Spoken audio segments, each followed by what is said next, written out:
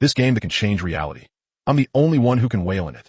Max out all the gift packs, yet all I seek is a single defeat. It's not that I'm too strong. It's that this game respects money too much. A lot of people think the human race is the race of destiny. The Chang'e tribe, the Chang'e tribe, the Tree tribe, and others once thought so too.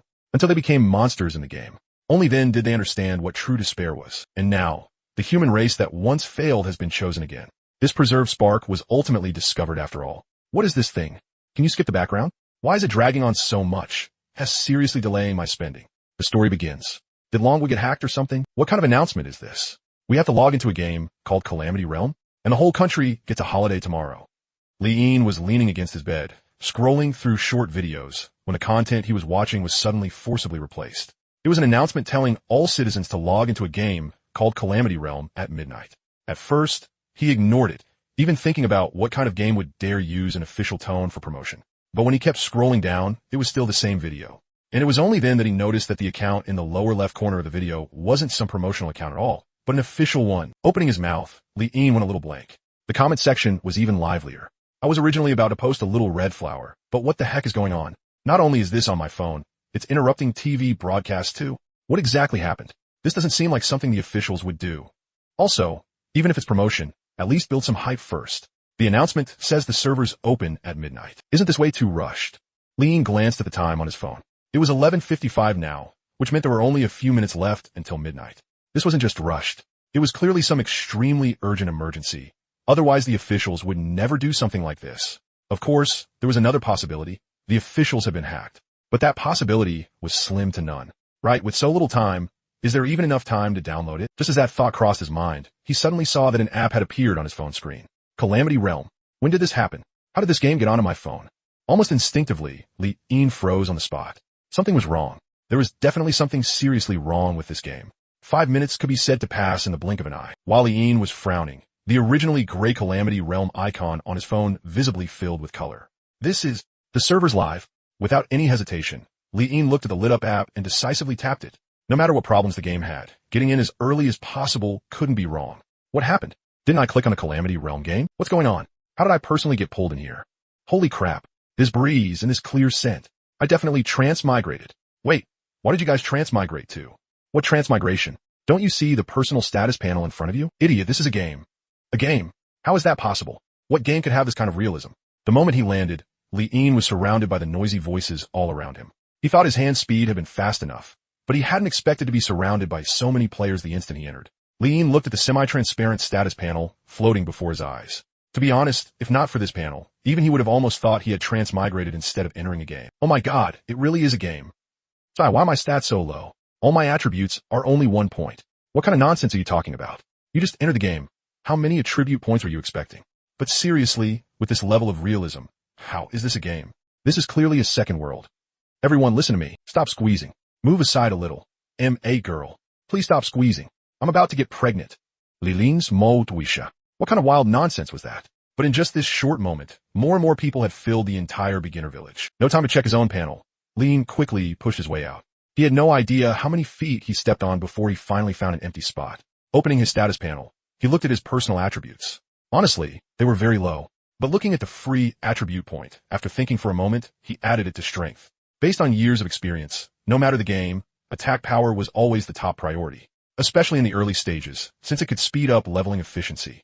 After assigning the point, Lee only felt a warm current sweep through his entire body. This isn't just assigning a point. My own strength is clearly increased by a whole level. That's not just the environment that's realistic. Even getting stronger feels this real too. The sensation shocked Lee a little. If he weren't still in the game right now, he would have almost thought he was truly getting stronger. But just as Lee was thinking this game was anything but ordinary, perhaps because he had just finished assigning his point, the game's own shameless nature kicked in. It directly caught Lee completely off guard. With a ding, a flashy, colorful window popped up before his eyes. Limited time special on a random free attribute point gift pack. Contains free attribute points, 1 to 999, drawn at random. 1 hour limited offer, buy it at a higher price. Original price, 8,888. Current price, 9,999. Only 9,999 to get ahead of everyone and claim the peak. Lee was completely dumbfounded as he stared at the gift pack that had popped up. Wait a second. What the hell is this? Special offer. And I have to pay more for it? His face twitched, and he nearly choked on air. No, wait, wasn't this art style a little off?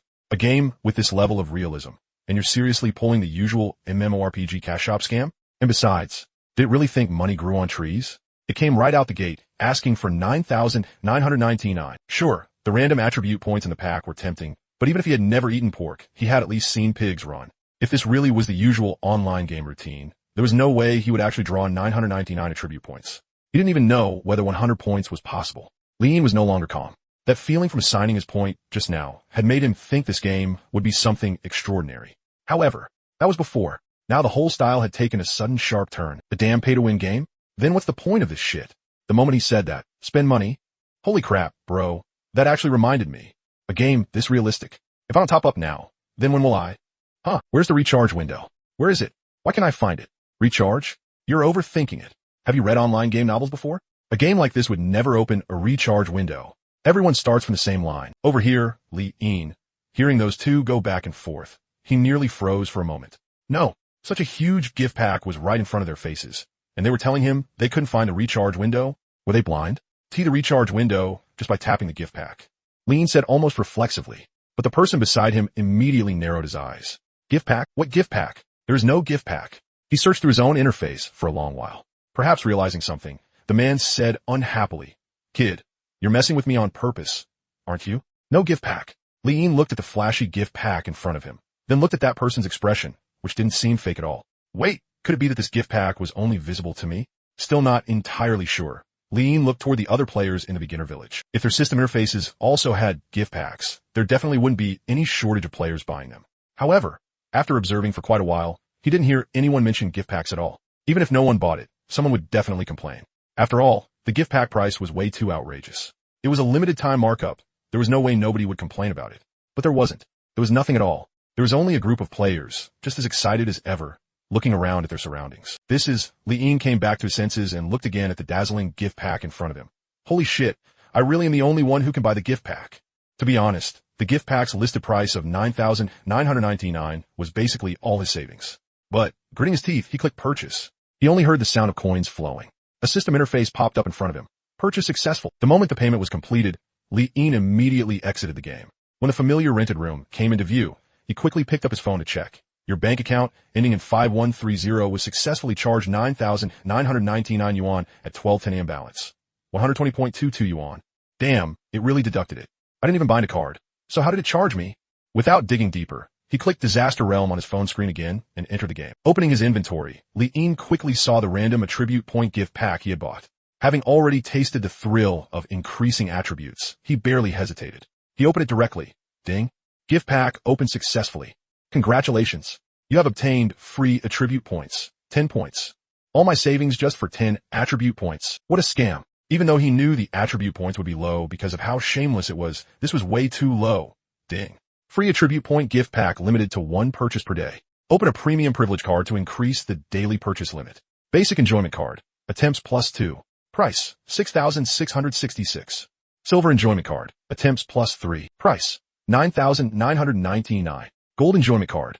Attempts plus 5. Special price, 19,999. Before he could complain much, Lean looked at the pop-up window in front of him and fell silent. What the hell was this? Damn it. Sure enough, there was no deepest pit, only an even deeper one. But all 3 privilege cards together gave a full 10 chances to buy the gift pack. Even if one gift pack only gave 10 points, that would still add up to 100 points. To be honest, Lean was tempted. Wait, how can I be thinking like this? Damn it, they split one privilege card into 3 separate sales. What a freaking scam. That was what he said, but looking at the 3 privilege cards, he really wanted to buy them all right away. But the problem now was that he had no money. There was only 120.22 yuan left in his account. Honestly, if he had no source of income, he would be eating dirt this month. At this time, after getting familiar with the environment, the players throughout the entire beginner village began forming teams on their own and heading out to fight monsters. The game was very realistic, but the leveling routine hadn't changed much. You still had to kill monsters. Of course, the monster's difficulty was not something ordinary people could handle. As quite a few people walked out from the respawn point, Lean slapped his forehead. Since they can't buy gift packs, then my current stats must be the strongest. In that case, kill monsters, get gear, make money. There was an auction house in the game. This might be an opportunity. His eyes lit up, and he immediately left the beginner village. After only a few steps, Lean saw a monster unique to this game. It was a huge rooster about half a man's height. Proud and aggressive, it remained full of vigor, even while facing the siege of more than a dozen players. With just a few pecks, it even sent one player back to the respawn point. As the players focused their attacks, damage numbers kept floating above the giant rooster's head. -1, -1, -1. The game came with an appraisal skill. With one cast, the rooster's status panel unfolded. Its defense is really low, so why are they only doing -1?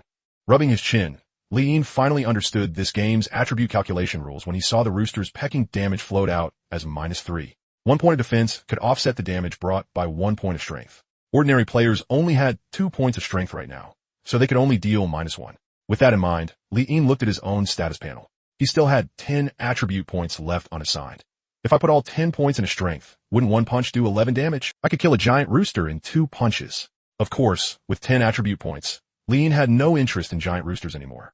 Leaving the rooster territory, Lean walked straight deeper in. This action immediately drew schadenfreude-filled looks from many players. Among so many players, there was no lack of bold ones. Just moments ago, quite a few players had also gone deeper, but in less than 2 seconds, they had been sent back to the respawn point. As he entered the dense forest, a prompt flashed before Li Yin's eyes. Level 5 Wild Wolf Forest. It jumped straight from giant roosters to wild wolves. In the next moment, Li Yin spotted a lone wild wolf. He threw an appraisal at it, and the wolf's status panel unfolded. Looking at the wolf's panel and comparing it with the giant rooster from before, Li Yin finally understood. Green wild monsters gained 2 attribute points every time they leveled up. No, seriously, are players even supposed to survive this? Unless he put everything into defense, one bite would send him straight back to the fountain.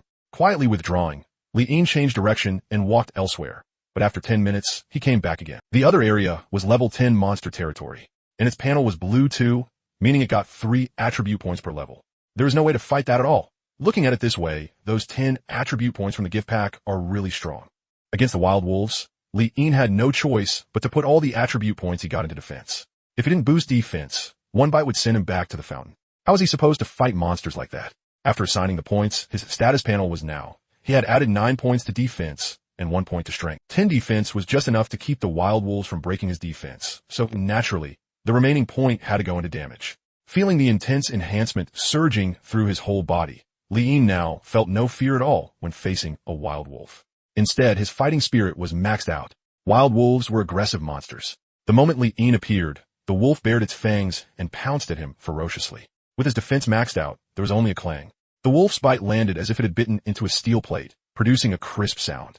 At the same time, damage floated out. -1. Seeing how fierce it was coming at him, Li Yin had instinctively crossed his arms to defend, but when he saw the damage, the corner of his mouth split into a grin. If it couldn't break his defense and only forced 1 point of damage, then why bother defending? He directly threw both fists forward and hammered the wolf hard. Li Yin struck back with both fists, landing solidly on the wolf's body. -2 a whoop. However, the wolf had seemed to be alone, but after its attack failed, it let out a howl. In the next second, 5 or 6 pairs of faintly glowing eyes appeared in the woods. Li Yin, in the dim forest, glowing eyes appeared from the darkness. The pressure from 6 wolves made the air itself fill with a chilling cold. Damn it, no martial honor at all. Li Yin could barely handle 1 wolf, but 6? Even if each wolf only took 1 bite, with his 10 points of defense, he would still lose 6 points of health. He only had 10 points of HP to begin with. That meant after 1 round, half his health would be gone. The wolf pack launched a sneak attack. Li Yin snapped back to his senses. He definitely couldn't fight them head on right now. Turning around, he quickly climbed up a tree. The 6 wolves, together with the first one, surrounded the tree tightly. One of them even scratched at the trunk with its claws, trying to climb up. But before it got far, a big footprint came flying straight into its face. -2. The damage wasn't high, but the force knocked the wolf back down. Seeing it work, Li Yin was delighted. Hey, this could work. If he used this tree, couldn't he farm monsters without taking any damage? Gore my ass. Li Yin snapped back angrily. The wolves started climbing again. This time it wasn't just 1, but 2 or 3 at once. -2. With 1 kick, he sent one flying down on the spot. Looking at another large wolf climbing up the tree, he didn't hesitate and kicked again. But this wolf reacted extremely fast and bit down on his foot. 2 damage numbers floated up. -2. -1. Damn it. Biting my shoe counts as damage too? Don't screw me over this hard. Although he lost 1 point of HP, it wasn't a big deal. Muttering curses, Li Yin decided that next time, he would aim right for their foreheads.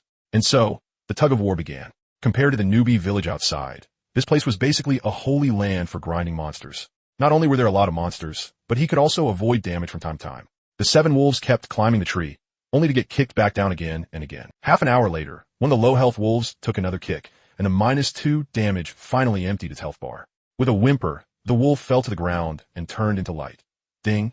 Defeating a wild wolf above your level grants a 10-fold experience bonus. That's it. A 10-fold experience bonus only gives 10 points? Doesn't that mean the players outside have to kill 100 wolves just to level up? What a scam. Ding. Permanent experience bonus buffs are now available. Human tier buff. Permanently gain a 10-fold experience bonus. Special price. 9,999. King tier buff. Permanently gain a 20-fold experience bonus. Special price. 19,999. God tier buff. Permanently gain a 30-fold experience bonus. Special price. 39,999. The familiar taste, the familiar feeling. Liin. Closing the pop-up, Liin looked at the 6 gray wolves below. Come on, keep going. I refuse to believe 6 wild wolves won't drop even one piece of equipment. Very soon, the second wild wolf also turned into light and disappeared. A system prompt appeared. Ding. Defeating a wild wolf above your level grants a 10-fold experience bonus. Damn, why is the drop rate so low? An hour later, 6 of the 7 wild wolves had already turned into light and vanished. Facing the last one, Liin didn't waste any time. He jumped straight down from the tree and fought it head-on. After 3 punches, the final low-health wild wolf also turned into light and disappeared. Since he had already seen what the previous 6 gave, he wasn't expecting anything from this one. But the moment it died, with a whoosh. What was that? Puzzled, Liin looked toward where the wolf had died, only to see a wooden sword lying on the ground. That was the sound of a drop. This is equipment dropped. Overjoyed, Liin quickly picked up the wooden sword. With one appraisal cast on it, the wooden sword's attributes unfolded. Although the wooden sword's grade wasn't high, its stats were very strong. If he equipped the wooden sword, his efficiency in farming wild wolves could double. In his excitement, Liin put the wooden sword into his backpack and immediately opened the marketplace. There was no top-up window in Calamity World. The only trading channel was this marketplace. What Liin lacked most right now wasn't equipment, but money. Damn it, there were still 3 privilege cards and 3 buffs waiting for him to unlock. After listing the wooden sword, a system prompt appeared before his eyes. Please select transaction currency. Copper coins. Cash. Without hesitation, Liin clicked cash. The drop rate from wild monsters is so low. I wonder if this is the first piece of equipment on the entire server. After choosing cash, Liin also selected the auction sale method. He casually set the starting price at 100. Hope it sells for a good price. Best case, 1 wave and I can grab all 3 cards and all 3 buffs. That was what he said, but thinking about those prices made him feel a little uncertain. Forget it, keep grinding. If 1 piece isn't enough, then 2.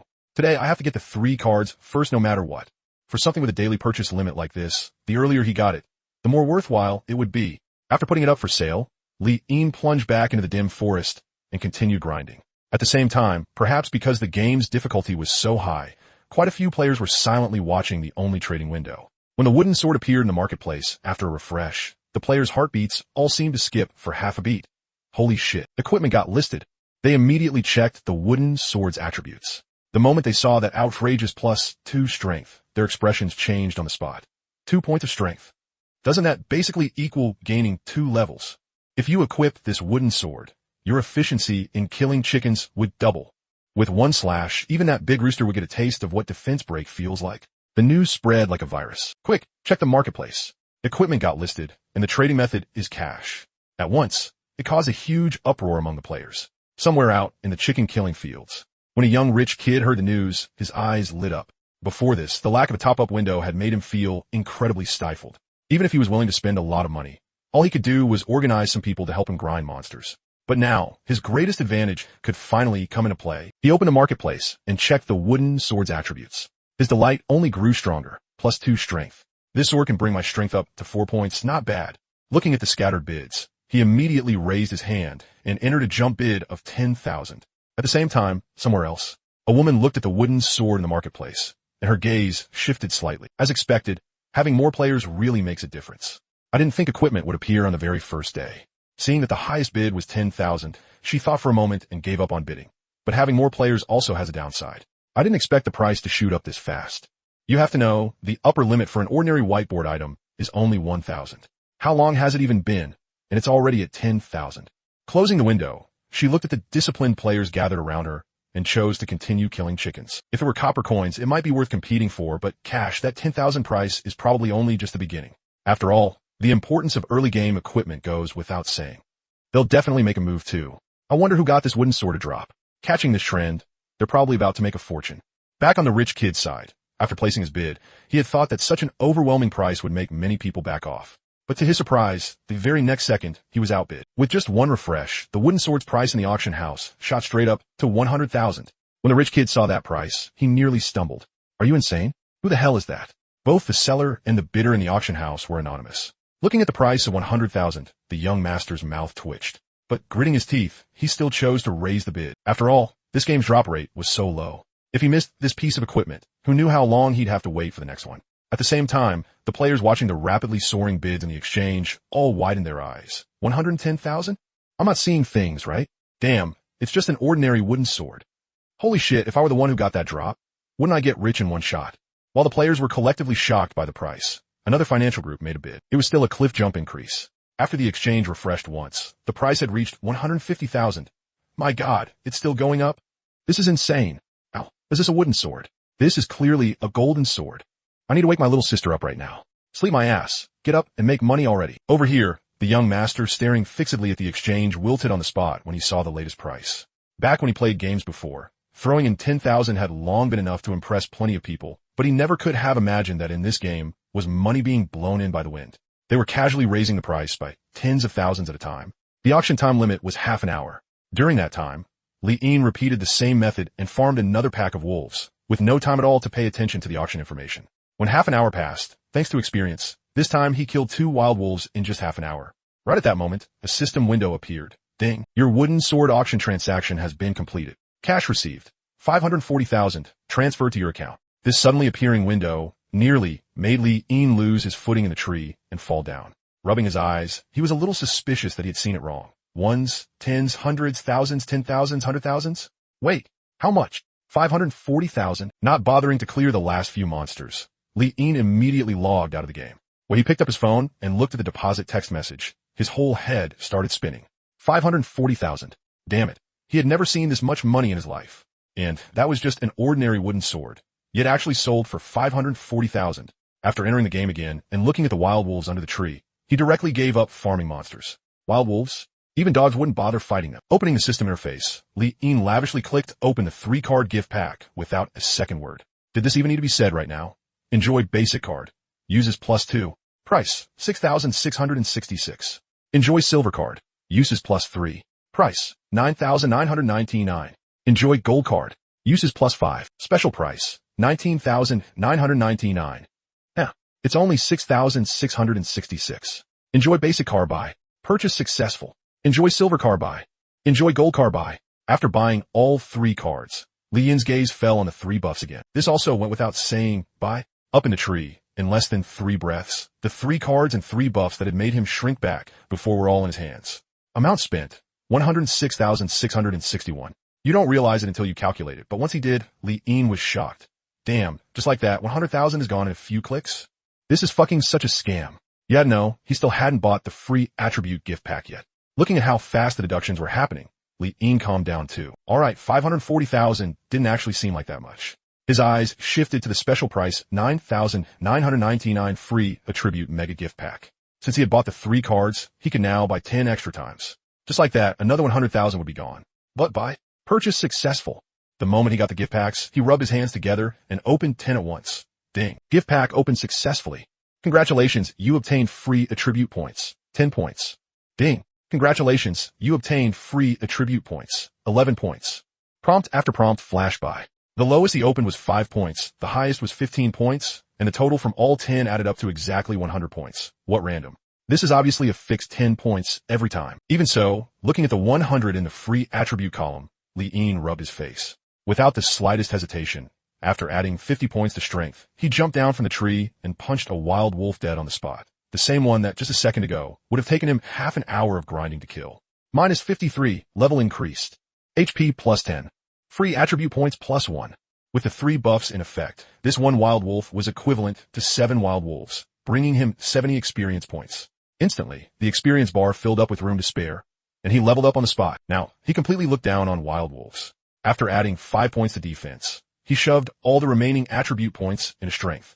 Same as before. Damage was the foundation of everything. Just look at that wild wolf from before and you'd know. In front of damage, it was nothing but a little brother. After finishing the stat allocation, Li Yin's attribute panel became Frowny Face Experience, 30 out of 200. Strength exceeding HP. What was abnormal? This was what truly counted as abnormal. Last time, Li Yin had gone to the level 10 monster area and been scared off by the monster's base attributes inside. But now the corners of his mouth curled up. However, just as light gradually began to shine in Li Yin's eyes, ding, a system window popped out and the 7-colored light that filled his vision nearly blinded him. Ultimate Divine Sword Gift Pack is now available. Contains 1 growth type Divine Sword. Available for a limited time of 24 hours. Special price, 400,000. By now, Li Yin had been pretty happy, but damn it, this was no different from having a bucket of cold water poured over him right to his face. 400,000. Right now, he only had 300,000 left in his card. He was still short by 100,000. What the hell? And that wasn't all. After the Ultimate Divine Sword Gift Pack flashed by, another Quality Direct Upgrade Pack popped up. Quality Direct Upgrade. Upgrade your quality and stay one step ahead from now on. Purchase to upgrade quality from white to green. At the same time, compensate the missing attribute points from previous levels. Special price, 100,000. Compared to the first gift pack, this one made Li Yin's eyes move. Quality upgrade? You mean that green mark behind me, right? If I upgrade to green, then from now on, wouldn't I get 2 attribute points every level? After only a brief moment of thought, he immediately bought this gift pack. After 100,000 was deducted, Li Yin's panel transformed on the spot. From its original white, it turned green. Quality Direct Upgrade Gift Pack 2. Purchase to upgrade quality from green to blue. At the same time, compensate the missing attribute points from previous levels. Special price, 200,000. Looking at Gift Pack 2, Li Yin. Right now, he happened to have exactly 200,000 left in his card. Since quality was something that affected growth, he gritted his teeth. Buy. His panel had just changed, and it immediately transformed again. It became a sapphire-like blue. Quality Direct Upgrade Gift Pack 3. Purchase to upgrade quality from blue to purple. At the same time, compensate the missing attribute points from previous levels. Special price, 500,000. When will it end? After the Direct Rank Up Gift Pack 3 came out.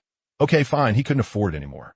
His bank balance was empty again. He had just gotten 540,000, and before he could even enjoy having it, it was gone. This damn game is way too pay to win. Damn it, I can't afford this. I seriously can't afford this at all. Cursing nonstop, Li Yin closed the pop-up window and left the gloomy forest. 10 minutes later, he looked at the tree monster ahead and tossed an appraisal at it. Such a terrifying status panel was exactly why he had taken one look earlier and immediately left. 25 points of strength. If it touched him once, he'd be sent straight back to town on the spot, and he'd even owe another 15 HP on top of that. But that was before. This is now. After ranking up twice, Li Yin opened his own status panel again to admire it. Rank upgrades could grant extra attribute points, but HP itself would not change. Still, when your level was low, the attribute points from rank upgrades didn't look like much. Once your level got high, though, it would become terrifying. Looking at his own absurd strength, then comparing it to the Tree Demon's panel, the corner of Li Yin's mouth curled up. I wonder if you can take this punch? When fighting wild wolves, he had to kite them. But right now, facing the Tree Demon, he threw a straight punch. The wind from his fist tore through the air, producing a sound like dragons roaring and tigers howling. When it landed solidly on the Tree Demon, a horrifying damage number floated up, -101. The Tree Demon's 100 HP was emptied on the spot. One punch. A level 15 monster turned into light and vanished, without even having time to struggle or scream. Ding. You received a 10-fold experience bonus for killing a Tree Demon above your level. Received Human Tier, King Tier, and God Tier buff bonuses. Experience gained, 140. The Tree Demon's base experience had increased. One of them could now give 2 points. After all those buffs stacked on top, those 2 points of experience transformed into 140 in his hands. This is what a gap looked like. This was a real gap. Good. I'll grind levels here. 1 punch, 1 kill. What do you mean by taking no damage? This is what true zero damage grinding looks like. At the same time, elsewhere, after the uproar at the trading house, all the players were now staring at wild monsters with glowing eyes. After all, in this society, 540,000 was basically equal to an ordinary person's lifetime savings. And now, all it took was one equipment drop to make that happen. No one could stay unmoved. At this moment, huge crowds in the beginner village were rushing straight toward the giant roosters. At the same time, quite a few players also set their sights on the wild wolves. Of course, facing the wolves' terrifying damage, not a single player could withstand it yet. However, there was never any shortage of rich players in a game. With a single order from them, swarms of players immediately threw their lives away to create chances for certain people to land the finishing blow. Because they were killing monsters above their level, those people also enjoyed the experience bonus and could gain 10 experience. At this rate, if this game has a level ranking, I doubt anyone can surpass me. Elsewhere, A group of well-trained players also advanced into the gloomy forest. Their efficiency was higher than that of some consortium-backed players, but they did not concentrate all the experience onto a single player. Instead, they harvested in batches and in sequence. Overall, that slowed their efficiency. But the entire team was getting stronger. Of course, since individual strength was also important, some beginner villages had groups similar to the consortiums focusing on raising individual players. One wolf gives 10 experience. Very good. Keep it up. Treefolk territory. After Li Yin blasted another tree monster to death with a single punch, his level rose to 3. A rustling sound came from the bushes nearby. Hearing it, Li Yin instinctively stopped what he was doing.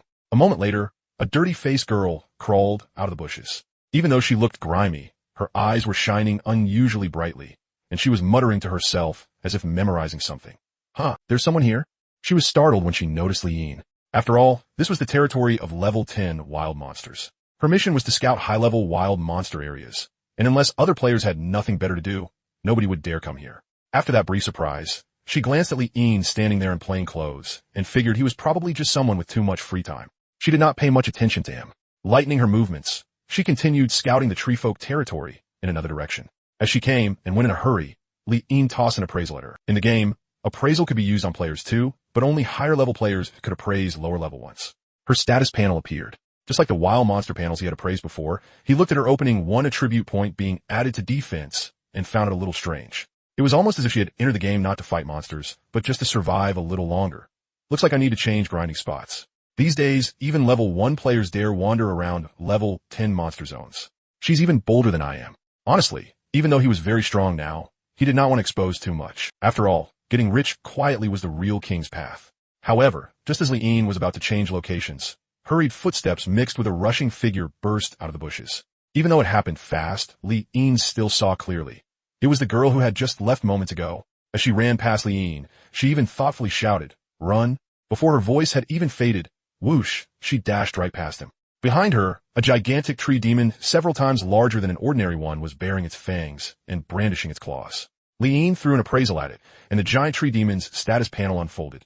Elite tree demon, purple, elite. After reading the panel, especially that ridiculously thick HP bar and the word elite, Li Yin, damn it, he'd been fighting here for ages without seeing a single elite monster. What the hell was with this girl? She just wandered through the woods and somehow dragged out an elite monster. Despicable human race. You dare offend me? The elite tree demon bared its fangs and brandished its claws while speaking in human language. Run that way. Even while fleeing, Xiao Jia did not forget to point out a path for Li Yin. This monster was a bit too much for him. His defense was nowhere near enough right now. If the elite tree demon hit him twice, he'd be sent back to the respawn point. Damn it, next time I add points, I really have to make up for my defense. One-shotting monsters feels great, but not being able to tank hits is honestly brutal too. Li Yin immediately took off running toward another direction, planning to avoid its edge for now. However, for some reason, maybe because aggro had shifted, the moment the elite tree demon saw Li Yin, it actually gave up chasing Xiao Jia. With several legs, it came to a sudden stop and charged straight at Li Yin with claws and fangs bared. Watching the elite treant smashing through mountains and splitting rocks as it charged straight at him, Li Yin could not stay calm. No, what the hell did this have to do with him? That guy was the one who offended you. So why the fuck are you chasing me? Behind him the treant died. You hateful human. Its voice was mixed with a spray of shattered rocks. Li Yin. He turned his head, and Xiao Jia was nowhere to be seen. Fuck, where'd he go? The boss locked onto me, and you vanished in the blink of an eye. Feeling the pressure closing in, Li Yin had no choice but to start sprinting again. He had still suffered from trying to instantly kill monsters. If his defense could be 20 right now, why the hell would he run? He'd just fight it head on. Even if the other side was an elite monster with a full 1500 HP, he could still grind it down. While fleeing, just as Li Yin was secretly making up his mind to definitely raise his defense next time, the system prompt appeared. Ding. Need detected. Attribute point reset. Special offer now available. Single use. 8,888. The prompt flashed by twice in a row. The second time it said frowny face permanent attribute reset privilege card now available. Only 99,999. Never worry about stat allocation again. Looking at the pop-up in front of him, Li Yin, the corner of his mouth twitched. But seeing the boss getting closer and closer, he gritted his teeth and bought a single-use attribute reset. There was no helping it. He only had 20,000 in his account right now. Damn it, this was way too pay to win. In his whole life, he would have to think for half a day before spending $6, and now it was casually 8,800. As his attribute points reset, Li Yin, who had been fleeing the whole way, suddenly stomped on the brakes. His whole body relaxed, and his hands unconsciously brushed back through his hair. Run? Haha. He revealed the back of a powerhouse, his slightly turned face full of savagery. A boss. Boom! The elite Trent's berserk body slammed into Li Yin. The scene of him being sent flying as expected did not happen. Instead, he stood completely still, rooted to the spot. Damage floated above his head. -1. Unable to break defense, it dealt forced damage. Human you. The rebound force made the trance stagger back several steps. Looking at Li Yin, who had turned into a war god in the dust, the Treant was shocked. Li Yin curled his lips. This 8,000 had been worth it. Looking at the stunned Treant, he did not waste a single word. One punch shot straight toward the Treant's face. Even though the Treant blocked with its branches, damage still appeared. -88. After putting points into defense, his damage had dropped a lot, but it was still ridiculous. After all, at this stage, if anyone could deal even 3 points of damage, it would already be enough to shock people. And him? One punch, 88. The elite Treant cried out in pain, and countless vines lashed toward Li Yin. -1, -1, -1. At level 3, Li Yin had 30 HP. Although it did not look like much, with defense maxed out, he could tank 30 hits. As for the Treant's 1500 HP, it was very thick, but with one punch dealing 88, it would only take 17 punches to kill it. After trading blows for a while, Li Yin quickly calculated in his heart and confirmed he could handle it. The savagery on his face grew even stronger. Avoid its edge? No such thing. If you're a man, then clash head on. Whip all you want. I'll break through with my fists. -88. -1. -1. -88. You hateful human. How can your power be this absurd? You're just an ordinary human. The elite Treant grew more and more alarmed as the fight continued. When its HP dropped below 1,000, unlike bosses in other games, the elite Treant actually turned and started running. Human, just you wait. I'll make you pay someday. As it spoke, the elite Treant turned and ran without the slightest hesitation. Li Yin, who had been fighting happily. No, what kind of boss runs away like this? Holy shit. With quick eyes and quicker hands, Li Yin grabbed one of its vines. This game did not have a speed stat. If he really had to chase it, he was afraid he would not even catch this Treant with its 7 or 8 legs. You hateful human, let go of me. How could he let the duck that had already reached his hands fly away? Li Yin held on tight, and from time to time, he also pounded the vine a few times. -88. -88. Now he was gradually starting to like this game's judgment rules. Even like this, hitting it here could still reduce its HP bar. In one word, beautiful, human, let go of me already. Li Yin sneered and kept punching. When the elite Trent's HP dropped to just over 500, it said, Human, I'm begging you. Can you let go? I promise I won't run. Seeing that Li Yin was still unmoved. Human, it wasn't easy for me to grow this far. Let go quickly. How about we make a deal? Li Yin watched his nose watched the vine, and the vine got punched. Elite Treant. You hateful human, you forced my hand. The Treant stopped moving and began to go mad. Its vines whipped about like demons running wild, and then, with clanging sounds, an iron sword and a shield collided and fell to the ground. Please accept this meeting gift. Li Yin had originally seen it go mad and secretly tightened his grip even more. But in the end, when he looked at the 2 pieces of equipment on the ground, he immediately threw an appraisal at them. Equipment name, brand new iron sword. Li Yin quickly stuffed both pieces of equipment into his backpack, then coughed. What were you just saying? What meeting gift? Hearing that, the elite Treant, its tree body trembled 3 times. Then there was once again the sound of metal falling to the ground. The moment this piece of equipment appeared, Li Yin's eyes lit up because this equipment actually had a faint white glow around it. He threw another appraisal at it. Equipment name, green snake sword. Additional skill, green snake coil. With just one glance, Li Yin hurriedly prepared to put it into his backpack. But at that moment, a vine moved even faster and wrapped up the glowing white sword. The Trent's eyes showed contempt. Still trying that again? Good lord. Worthy of being a Treant with 10 spirit. It actually knew how to learn from the first mistake. Human, how did you do it? Why are your damage and defense so high? Seeing the Treant ask this question, Li Yin froze in surprise for a moment. How did Treant even come up with this kind of question? Without explaining, Li Yin said, I agree to the deal. Give me that sword and I'll let go. No, my deal is don't kill me. I don't want to die. Li Yin narrowed his eyes. Good guy. It had actually seen through the second trap too. He had originally planned to agree to let go, then just keep punching it anyway. He had not expected this thing to be a little clever. But why did a boss have such a strong desire to survive? If a monster died, couldn't it just respawn? He looked at the sword wrapped up by its vines. Fine. I won't kill you. Give me the sword. The drop rate in this game was way too low. To be honest, he did not dare gamble on it. I have 10 spirit. If you break your promise, 10 points of spirit will also be deducted from you. Seeing Li Yin agree, the Treant relaxed and said that. As soon as the green snake sword was in hand, Li Yin immediately tossed it into his backpack. Then he looked at the Treant again. Such a huge boss could not be wasted. What if it could still drop something else? But hearing its words, Li Yin's brows twitched. Spirit will be deducted? Yes. The Treant replied. Listening to the tree demon's words, Li Yin frowned, but then flashed a big grin. His hand grabbed the vine again. Yeah, I promised not to kill you, but I never said I couldn't cripple you and let wild monsters finish you off. The tree demon's trunk trembled. T, I know what you want, but at most, I can only drop one piece of common grade equipment. T, kill me. I really have nothing left. If I die, my spirit will drop to 0. By the time my consciousness comes back next time, I'm afraid it won't be easy. I'm begging you. What will it take for you to spare me? Looking at the tree, demon, crying and pleading. Li Yin's eyes showed surprise. Right then, seeing that Li Yin had an opening, it suddenly yanked its vine back with force while he wasn't paying attention, then turned and bolted, kicking up dust all the way as it ran straight into the distance without even looking back. Looking at its retreating figure, Li Yin said, but thinking about it, this tree demon really was different from ordinary bosses. What kind of boss was this scared of dying? Looking at the 3 pieces of equipment in his backpack. All in all, this wave had been a huge profit. Giving up on chasing it, Li Yin opened the marketplace. After thinking for a moment, he listed the common vine shield. Equipment definitely had to be sold one piece at a time to maximize profit. The moment he listed it, a prompt popped up in front of him. Please stay away from dangerous areas. Midnight 2 o'clock to 9 o'clock in the morning is rest time. Players will be forcibly logged out of the game. When logging out, your character will remain where they are and can still take damage and die during that time. Please stay away from dangerous areas. No way, it's already 2. He glanced at the time in the upper right corner. It was currently 1:50 in the morning, which meant there were only 10 minutes left before the forced logout. That was just enough time for him to make it back to Novice Village. As the announcement went out, all the players in the entire Novice Village froze for a moment. Forced logout. Are you kidding me? Since when does a game force you offline? I haven't even gotten any equipment yet. Damn it. At least let me get one piece of gear first.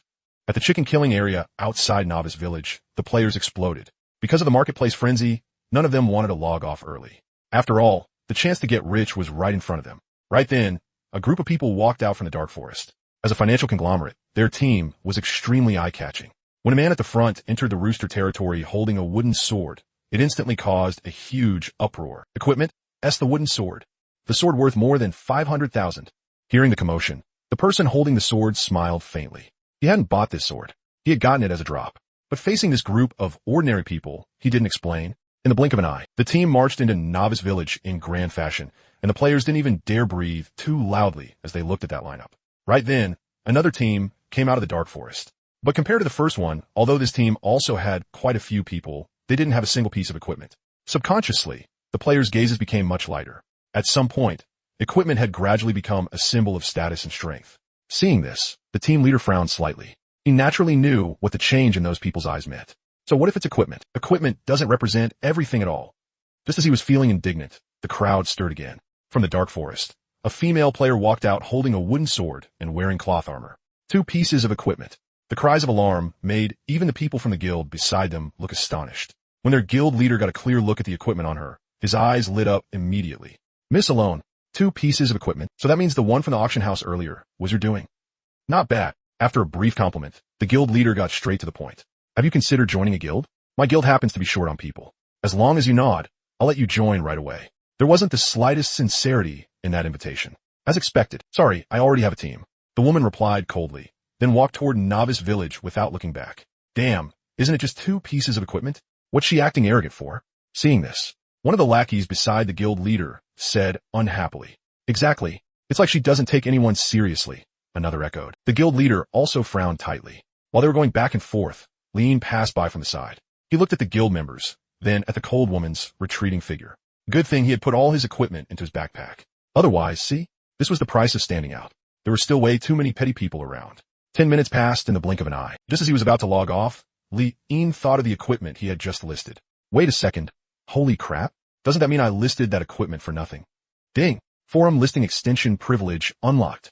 Limited time, special price. 7,777. Damn it. Looking at the pop-up in front of him, Li Yin's face was turning pale from holding it in. If he remembered right, he only had a little over 12,000 yuan in his bank card right now. Damn. They really weren't letting him off at all. They were straight up draining him dry. Even though he was furious, listing items was for future trading after all, so anger was anger. Gritting his teeth, he bought it directly. Ding. Forced logout. The moment he bought it, a prompt popped up before his eyes, and the next second he was kicked out of the game. Reality. Li Yin immediately picked up his phone. This time, after tapping Calamity World, what he entered was no longer the game, but the forum. Inside the forum, he saw an extremely obvious marketplace. Wait a second. That pack I bought just now feels kind of off, doesn't it? In the game, with forced logout right in front of him, he hadn't thought much while buying it. But now, he suddenly realized what was wrong. Holy crap. Listing extension privilege. What kind of bullshit privilege is that? So, even without buying the privilege, you could still list things on the forum?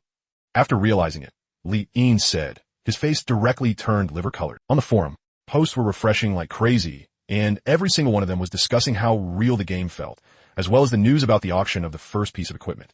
After refreshing once, a post had discovered the equipment in the marketplace. Stop discussing that already. There's a top-tier piece of equipment in the marketplace. Defense +4. The title was bolded, instantly attracting countless players to swarm in. On this side, Li exited the forum in anger and opened a short video app. The trending searches he saw right away were news about his wooden sword selling for more than 500,000. Shocking. A game where you can make money has arrived. One ordinary piece of equipment sold for 540,000. Seriously? This made it onto the trending list.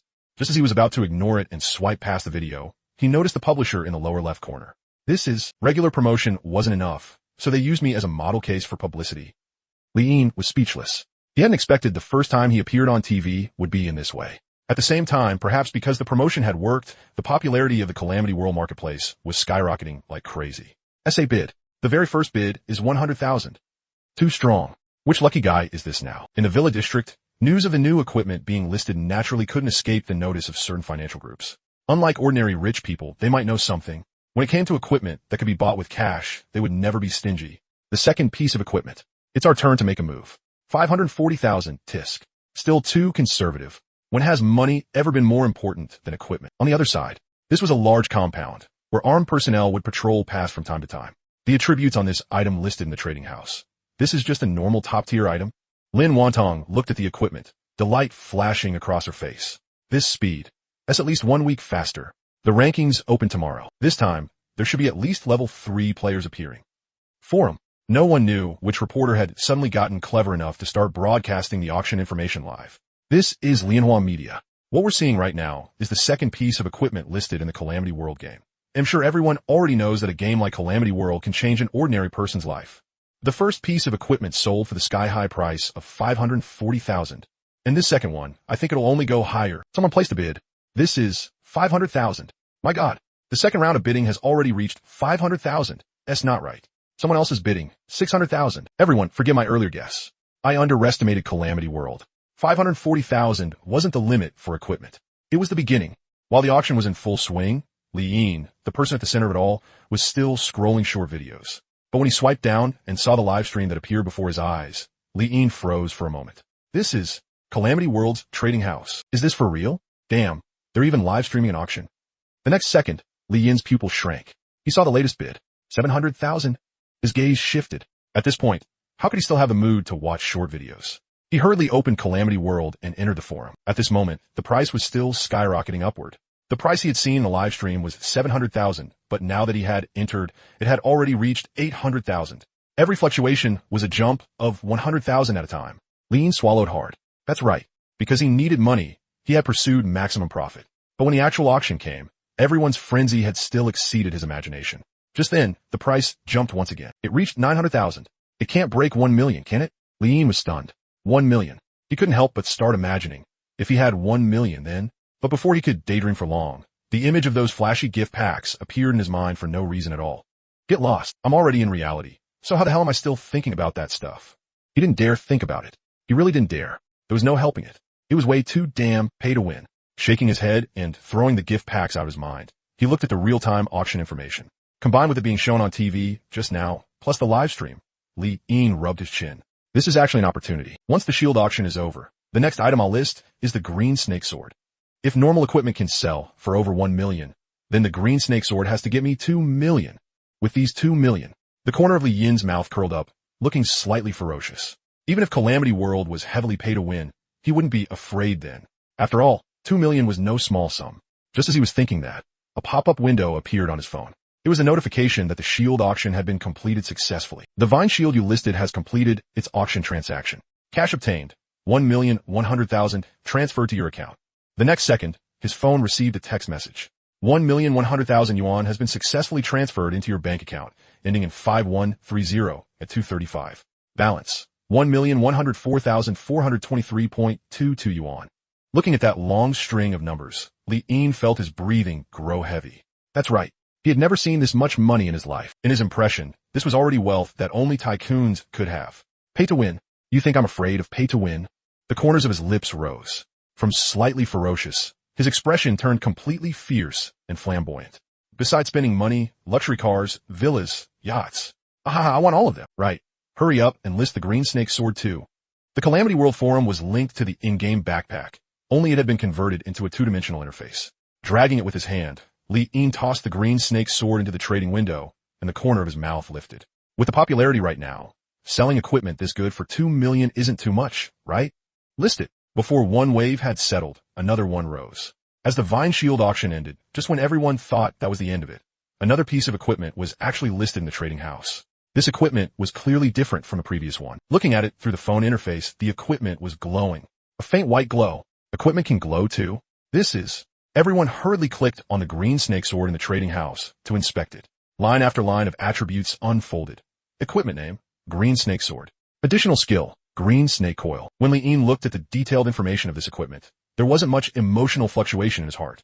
No other reason. His strength was already around 80 or 90, so he really didn't care much about a plus 10 bonus. But in the eyes of players whose strength was generally only 2, and who could only deal 1 point of damage when fighting monsters, 10 points of strength, it was no longer just equipment, but divine equipment. With this sword, it was divine equipment that could let someone solo the big rooster. And on top of that, the sword didn't just give 10 points of strength. It also came with an extra skill. What kind of concept was that? When players entered the game, they only had one appraisal skill. As for classes and skills, they had no clue whatsoever. Under those circumstances, the importance of a piece of equipment that came with a skill went without saying. At the same time, it wasn't just ordinary players. Even wealthy people, and some big shots in certain war zones, were all slightly stunned after clearly seeing the equipment's attributes. Hurry and contact Lin Wantong. Is there something wrong with the information she provided? They say equipment with attached skills was extremely rare. This is only the first day since the server opened. No, not the first day. It's only been 2 hours. How has one already appeared? Father, equipment with a skill has appeared. In different places, one piece of equipment was like a stone thrown into a calm lake. Equipment with a skill? Not joking with me, are you? A dignified voice came from inside the study. He was flipping through a stack of documents, and those documents happened to contain an introduction to skill equipment. One line and it was written like this. Regardless of grade, skill equipment is equipment that can be manifested. And not joking. It really appeared. It's hanging in the trading house right now. Seeing the serious look on his son's face, the middle-aged man finally put down the documents in his hand, reached out to pick up the phone beside him, and opened Calamity World with a solemn expression. A moment later, cries of shock rang out in the study. What? This? It really is skill equipment. At the same time, some major figures were also alarmed enough to open the Catastrophe World Forum. If ordinary equipment could stir up some young masters in the big consortiums, then equipment with attached skills could be called a true treasure. No other reason, mainly because of the trait someone had written out, ringed, in the courtyard residence. Lin Wantong had just pulled the blanket over herself. At this hour, she was already exhausted. At 9 in the morning, she still had to continue entering the game to fight, so she was getting ready to sleep early. As she closed her eyes, the Vine Shield unconsciously surfaced in her mind. A top-tier, ordinary piece of equipment. The appearance of this equipment also represented, in a certain sense, that everything was about to become different. Just as she was thinking, her phone suddenly kept ringing nonstop. She picked it up and looked. The note on the caller ID made her freeze in shock, and she quickly answered. Wantong, the equipment you said could change the world's balance has appeared. A deep voice mixed with the imposing authority of someone in power sounded from the receiver. After a moment of silence, the voice continued, this equipment appeared too quickly. You said that this kind of equipment is very, very hard for players to get as a drop. Even in the later stages, there are only a few dozen pieces. If the information you submitted is correct, someone in the discussion group is guessing whether there might be someone like you. That he used a lot of foreknowledge to obtain this equipment in advance. Impossible. Listening to the voice from the receiver, Lin Wantong denied it almost instinctively. Wait a second. Where is that equipment? Can I take a look first? It's in the auction house. It's being auctioned right now. Hearing that, Lin Wantong immediately opened Catastrophe World on her other phone. Moving with practiced familiarity, she directly tapped into the auction house. At first glance, she saw the green snake sword glowing with a faint white light. This equipment was very unfamiliar. She had never seen it before, but the name was not unfamiliar to her. Green Snake Series? Impossible. The race war hasn't even started yet. So how could Green Snake Series equipment appear? Wait, this grade. On the other end of the call, they did not interrupt Lin Wantong's shock. Only after a moment did the voice say, do you think there is someone like you? Impossible. And this equipment, although it's Green Snake Series, its stats are too low. The lowest Green Snake Series equipment starts at purple grade. At this grade, it can only be said that it was forced out as a drop. There is no other way. And besides, if the person who listed it really were like me, how could he sell it for cash? In the later stages of the game, currency is very important. Skills, equipment, and even potions all needed. Cash. What would he need that for? Hearing those words, the person on the other end paused. Something about the discussion progress in the group felt off to me. Now that you mention it, yes, that person can't be someone like you. These people, have they been so dazzled by the equipment that they could ignore such crucial information? So, your meaning is that this equipment was forcibly dropped? Lin Wantong nodded. There's no other possibility besides that. But with such a low drop rate, how did he get it to drop? She was also very puzzled by this point. I've already arranged for people to screen for him. This person is in serious need of money. The profile is very narrow. We'll probably identify him before long. If it was just luck, then he might be worth special attention. By the way, are you sure the human race has no talents at all? Could there be individual exceptions, like luck? There's no such talent, and the human race has no talents. Talents are tied to classes. The human race has no talents, so they can become all kinds of classes. The only drawback is the lack of talents, so class growth is very slow. After getting confirmation, all right, I won't disturb you anymore. Today's equipment really did appear out of nowhere. If it weren't for me, your phone would probably have been bombarded with calls. After the call ended, Lin Wantong lay on the bed, repeatedly looking through the green snake sword in the auction house. Even now, she still found it a little hard to believe. How is that possible? How could this kind of equipment with an attached skill appear on the very first day the server opened? Who exactly got it as a drop? Although just now on the phone, she had denied the idea of a luck talent. But as she examined this equipment again and again, if there was no luck talent, who could possibly make this kind of equipment drop? And on top of that, manifested equipment had appeared before manifestation had even begun. If it were put in any other game, it could be summed up in one word: ahead. Far too ahead. Auction house. When Li Yin listed this piece of equipment, he guessed at a number that would let him show off. 2 million. But when the equipment was actually listed and he looked at the first round of bids, Li Yin's reaction slowed by half a beat. How much? This was the first round of bidding. It came from a certain consortium, and because of the special nature of the equipment, they had even broken the agreement. With a raise of the hand, they directly entered 5 million. There was no helping it. Not only was this equipment special, but it was especially so in the early stage of the game. As a consortium, they absolutely could not tolerate this kind of equipment slipping away right under their nose. 5 million. It jumped straight to 500. At the same time, the ordinary players watching this equipment were instantly scared stupid. If the earlier equipment auction prices had already made people red-eyed, then the current price had gone beyond all understanding. Even with the officials promoting it, in the eyes of ordinary players, a game was still a game. Even if someone hyped up equipment in a game, at most it would only go up to 1 million. But now, just the first round bid on a single piece of equipment had reached 5 million. The auction house refreshed again, and this time someone bid 6 million. Actually, judging from the first round of bids, the second bid could have easily followed with another few million increase. However, for some reason, perhaps out of fear of causing too great a stir, the price increase was suddenly suppressed. Still, even with that suppression, after several refreshes, the price reached 7 million. As the price rose like mad, Li Yin himself went completely numb. 7 million. What kind of concept was that? Wealth an ordinary person could never possess in an entire lifetime. No, wealth they couldn't possess even in several lifetimes. But now, 7 million was about to be transferred into his bank card. This feeling, Li Yin looked almost ferocious. I'm rich. I'm rich. This time I'm really freaking rich. Ha ha ha. He had been a little sleepy before, but now, that feeling had completely vanished. He was almost too scared to even look at the later bids. There was no helping it. It was too exciting. He could barely take it. At the same time, the Catastrophe World Forum completely exploded. Everyone's gone crazy. Totally crazy. A single piece of game equipment actually hit 7 million. No, wait. What did you all do behind my back? Or has currency actually appreciated 100-fold? So it's not 7 million, just 700? Stop fooling yourself, guy above. Honestly, I really envy the person who got this equipment as a drop. One piece of equipment, and he's instantly financially free.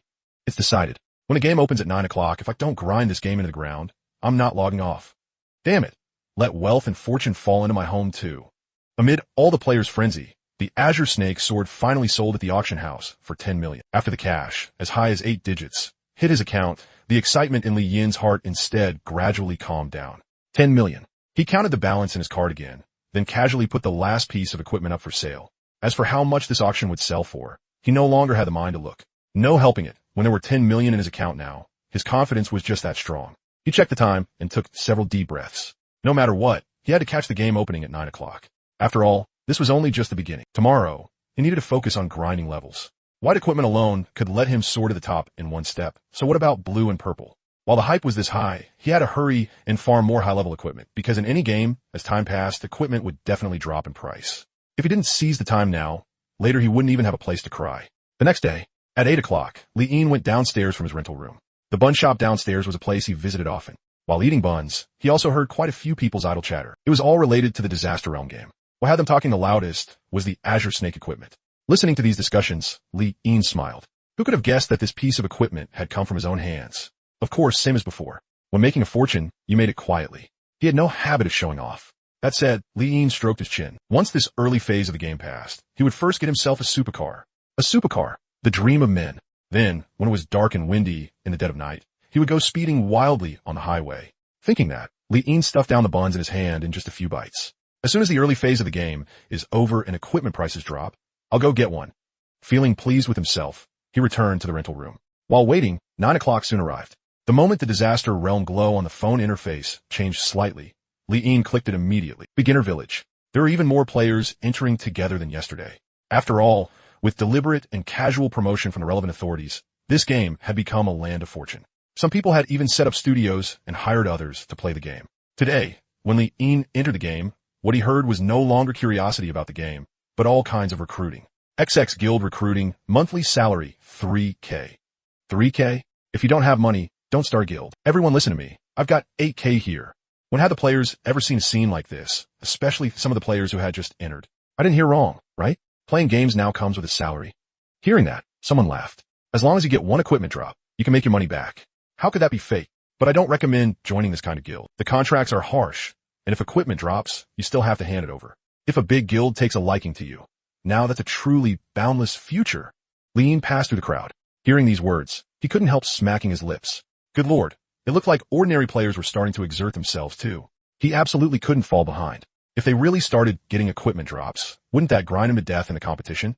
Prices would directly plummet. Leaving the beginner rooster area, Li Yin headed straight for the Treant territory, then continued deeper in. A prompt appeared before his eyes, level 20 roaring rock wall. Not in a hurry to fight monsters, Li Yin first called out the system panel. There was now 11,800,000 lying in his account. What should he do with it? Did that even need to be said? He found the Growth Divine Sword gift pack. Just in the early hours of the morning, the price of this gift pack had made him feel unsteady. But now, looking at the 500,000 buyout price, Tisk, who are you looking down on? Cheap, seriously cheap. Crash, the sound of coins flowing. Purchase successful. At once, an extra sword appeared in his backpack. With one appraisal cast on it, the Growth Divine Sword's stats unfolded. Exclusively bound player. Lean. Additional skill. Not yet comprehended. This supposed to be a divine sword? Why are all attributes only plus 10 points? And why the hell is there an experience bar too? Li Yin's face turned slightly green. 500,000. And this was what 500,000 got him. Damn it. He cursed under his breath and looked at the Grade Direct Upgrade gift pack. Grade Direct Upgrade gift pack 3. Purchase to upgrade grade from blue to purple. At the same time, compensate attribute points missing from previous levels. Special price. 500,000. This thing is way more worth it. Buy. After buying it, Li Yin's panel turned into a gorgeous purple. At the same time, he gained 3 extra attribute points. Without allocating points, Grade Direct Upgrade Gift Pack 4 appeared. Grade Direct Upgrade Gift Pack 4. Purchase to upgrade grade from purple to gold. At the same time, compensate attribute points missing from previous levels. Special price. 1,500,000. The corners of his mouth twitched slightly. Though he knew the price would be a bit expensive, he hadn't expected it to still make him suck in a cold breath. However, your grandpa here now has assets in the tens of millions. A mere 1 million? Buy. After buying it, Li Yin's panel completely transformed, shining with golden light, dazzling beyond compare. This is what an upgrade is. This is a real upgrade. Just look at these effects. Worth it. Grade Direct Upgrade Gift Pack 5. Purchase to upgrade grade from gold to dazzling. At the same time, compensate attribute points missing from previous levels. Why is there even a 5? But no big deal. Buy. Final Grade Direct Upgrade Gift Pack. Purchase to upgrade grade from dazzling to supreme worship. At the same time, compensate attribute points missing from previous levels. 5 million. Perhaps afraid Li Yin would feel the pain. Another prompt appeared before his eyes. Notice, final grade, worshipped by 10,000 gods and 10,000 immortals. Gain crushing improvement. Each level grants 30 free attribute points. 30 points. Li Yin was stunned. He had no. Dazzling only gave an extra plus 6 per level. This really was a crushing improvement. He swallowed and no longer hesitated. Buzz. This time, the panel did not just undergo a simple change. Instead, the system used a text-rendered pop-up. Heaven and earth lose their color. Can you give me some real effects? Why does this feel a little half-assed? A pillar of light shoots into the sky, shocking all races. Within the pillar of light, shadows of gods and demons can be seen worshipping the void. In the void, endless pressure erupts from your body. At the supreme grade, you should ignore all enemies in the world. Damn it, skip this for me. If you at least gave me some real effects, it'd be kind of interesting. Reading text is making me cringe. Hell. Opening the panel. At this moment, besides being dazzlingly colorful, the panel also had some faint worshipping phantoms circling around it, appearing and disappearing. He casually added the extra attribute points into strength, and at this moment, his panel was frowny face experience, 30/300. Strength, 122 plus 10. Looking at the panel, Lee was a little surprised.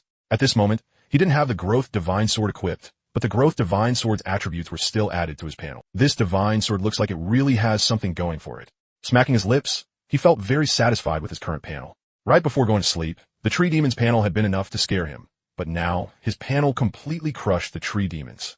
Right, better get the free attribute reset card too. This function is pretty nice. If I want burst, I can burst. If I want to tank, I can tank. For him now, 8,888 was basically pocket change. After buying it, the corner of Lee Yin's mouth lifted. My spending level is kinda low. TSK Tisk. Ding. Discounted Growth Divine Sword Quality Upgrade Gift Pack is here. Purchase it to upgrade the Divine Sword's grade from normal to white. The Divine Sword's attributes will be greatly increased. Before Lee could react, same old routine. Whenever gift packs showed up, there were always two at once. Ding. Discounted Elite Panel is here. Massively increased HP. From now on, dominate an entire era. Prerequisite 1. Top 10 on the level ranking. Not achieved. Prerequisite 2. Kill 10,000 wild monsters. Not achieved. Prerequisite 3. Human race reputation 10,000. Not achieved. Prerequisite 4. Clear 10 secret realms. Not achieved. Limited time, 24-hour purchase instantly fulfills all prerequisites. Once the gift packs finished popping up, then he looked at the prices. Growth Divine Sword Quality Upgrade Gift Pack, 660,000. Elite Panel Gift Pack, 3 million. Why the hell is my mouth so damn cheap? With my 10 million net worth, this should still be pocket change. Elite Panel, huh? Lee remembered the Elite Tree Demons panel. Its other attributes were pretty average, but its HP had been ridiculously thick. It had reached a full 1,500. Looking at it that way, the Elite panel was definitely an important panel. Thinking that, Lee didn't hesitate at all and directly bought the Elite panel. With a rustling sound, the sound of gold coins flowing. Purchase successful. With a thought, he quickly opened his current panel to check it. After Elite, his panel became Frowny Face Player. Lee Supreme, Elite. Strength, 122 plus 10. You wouldn't know without looking, but once you looked, it was a real shock. Even though the other attributes on the panel hadn't changed at all, his HP, holy shit, Lee cried out in shock. No joke. With this much HP, he had straight up become a boss. 300 HP. At this point, even if he lay there and let the Elite Tree Demon hit him, it would only feel like a massage. Ding. Discounted boss panel is here. Only 10 million. Massively increased HP. From now on, dominate an entire era. Prerequisite 1. Top 3 on the level ranking. Not achieved. Prerequisite 2. Kill 100,000 wild monsters. Not achieved. Prerequisite 3. Human race reputation 100,000. Not achieved. Prerequisite 4. Clear 100 secret realms. Not achieved. Limited time 3-day purchase instantly fulfills all prerequisites. He had barely had a few seconds to enjoy his panel before Elite Panel number 2 came charging in right after. When he saw that price, Lee no mistake, right? Are you fucking crazy for money? Unable to hold it back, Lee mouth twitched. At that price, he wilted. On the spot, he felt a little deflated. Only then did Lee belatedly come to his senses. Speaking of which, how much of his 10 million did he have left now? That was 10 million in assets. It couldn't have flowed away like water too, right? Thinking that, he casually bought the Divine Sword Grade Gift Pack, exited the game, and checked his balance. Reality. With a slap, Lee phone dropped to the floor. He saw his balance. It had clearly been over 10 million when he logged into the game, but now, there was only 2,290,000 left in the card. Right now, forget luxury cars and villas. He couldn't even afford the rental room he was currently living in. Fuck your mother. That's my money. I was middle class. Fuck, I hadn't even spent anything, just took one bite of steam bun, and middle class turned into poverty. He was not calm. He was very not calm. Damn it, this money's going way too fast. No, I need to save some and earn interest first. Thinking that, he immediately made up his mind. The next time he ran into a gift pack, he absolutely had to think it over again and again before deciding whether it was worth buying. He couldn't just buy everything like he had just now. No helping it. He was too poor. He couldn't take this kind of squeezing. Logging back into the game, even Lee Yin's stance had changed a little. It was the stance of someone thirsting to grind monsters, the kind that looked terrifyingly strong at a glance. I definitely can't let the boss panel go. If Elite turned my HP from 30 to 300, then what about the boss panel? Honestly, this was the most cost-effective gift pack Li Yin had ever seen. This wasn't just a small change. It was transformation, a real transformation. A sinister glint flashed through his eyes as Li Yin decisively stepped into the level 20 Roaring Cliff Wild Monster area. Right now was the early game. He had to hurry and farm equipment, or later on he really wouldn't be able to afford anything. Taking out the Growth Divine Sword from his backpack, Li Yin equipped it. Because the Growth Divine Sword had increased in grade once, its attributes were now. With that bonus, Li Yin's defense directly reached 40 points, and his strength reached 130. Very soon, in the Roaring Cliff area, Li Yin saw a level 20 monster. It was a gigantic black bear. It was wandering aimlessly through the rocky area. Even before appraising it, its terrifying muscles already carried a crushing sense of pressure straight at his face. He threw an appraisal at it, and the black bear's panel unfolded. The black bear looked frightening, but its attributes were pretty mediocre. After calculating in his head, he realized that even if he reset his points now, he still wouldn't be able to one-shot the black bear, so he made no changes at all and charged straight at it. As for only having 40 defense, the black bear could break his defense and even deal 10 points of damage. If his HP were only 30, he definitely would have added some defense. But now, he had 300 HP. What the hell was there to be afraid of? Forget 10 points of damage. Even if one hit took 20 HP off him, he still wouldn't care. How was this damage? It was obviously just a scratch. Sensing a living human approach, the aggressive black bear immediately let out a roar and charged violently at Li Yin on all fours. With every heavy step of its solid body, the ground gave a faint tremble. Compared to the black bear, Li Yin's tiny figure was like an ant. However, facing the black bear charging over in a frenzy, he showed not the slightest fear. He even took the initiative to meet it head-on. His fist slammed into the black bear's forehead. This black bear, something that could make ordinary players turn pale at the sight of it, had its charge stop cold by a single punch right now. Damage popped up. Minus 122. Damage popped up above Li Yin's head too. Minus 10. A large half of the black bear's flesh and blood was visibly gone, while he had only lost a bit of skin. A savage grin curled at his lips. A level 20 wild monster was now like a toy in front of him. He could kill it with just 2 punches. Before the black bear could launch a second attack, Li Yin followed up with a finishing blow, the Growth Divine Sword in his hand slashing across. Minus 122. Immediately, with 2 miserable howls, the black bear turned into light and disappeared. Ding. Defeating a black bear above your level grants a 10-fold EXP bonus. Obtained Human Tier, King Tier, and God Tier buff bonuses. Growth Divine Sword gained EXP, 105. Half the EXP was gone. To your sword, go level up by itself? Damn it, it's even eating my EXP. He cursed under his breath, but it was a growth-type weapon after all. After grumbling a couple of times, he looked at the black bear that hadn't dropped anything and continued on his monster-grinding path. A few minutes later, his level rose. After leveling up, he looked at the newly added 30 free attribute points, and his heart felt refreshed. This was the advantage of spending money. He had to admit, this game really respected whales. Other players only got 1 free attribute point per level, but him, 30.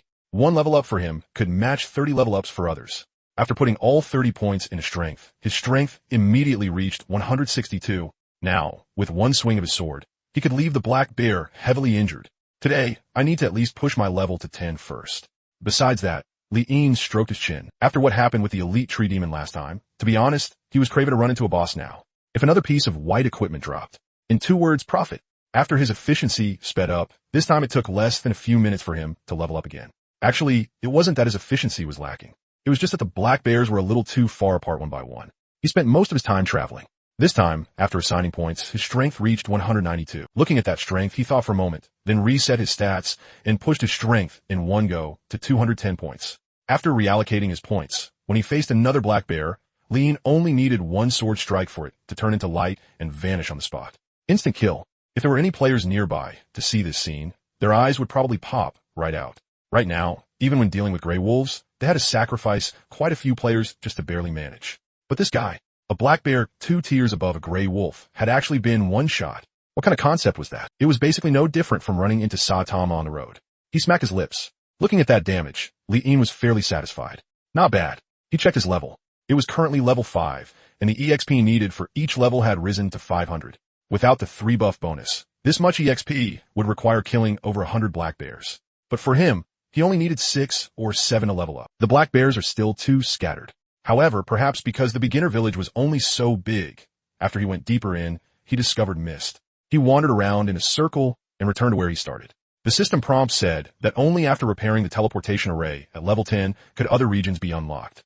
With no other choice, he could only go back and keep grinding black bears. Though the black bears were scattered, their EXP was high, a full 70 points more than the tree demons. 1 hour later, his level had reached level 8. Opening his status panel, he looked at his current attributes. Player, Liin, Supreme. Elite, EXP, 430/800. Strength, 341 plus 20. Defense, 21 plus 20. Spirit, 21 plus 20. Looking at his 3-digit strength, Liin grinned. With a growth divine sword, he could now go all in on strength without worries. With this attack power, even if the elite tree demon appeared again, he could chop it to death in minutes. Right, the divine sword should have leveled up a few times too, right?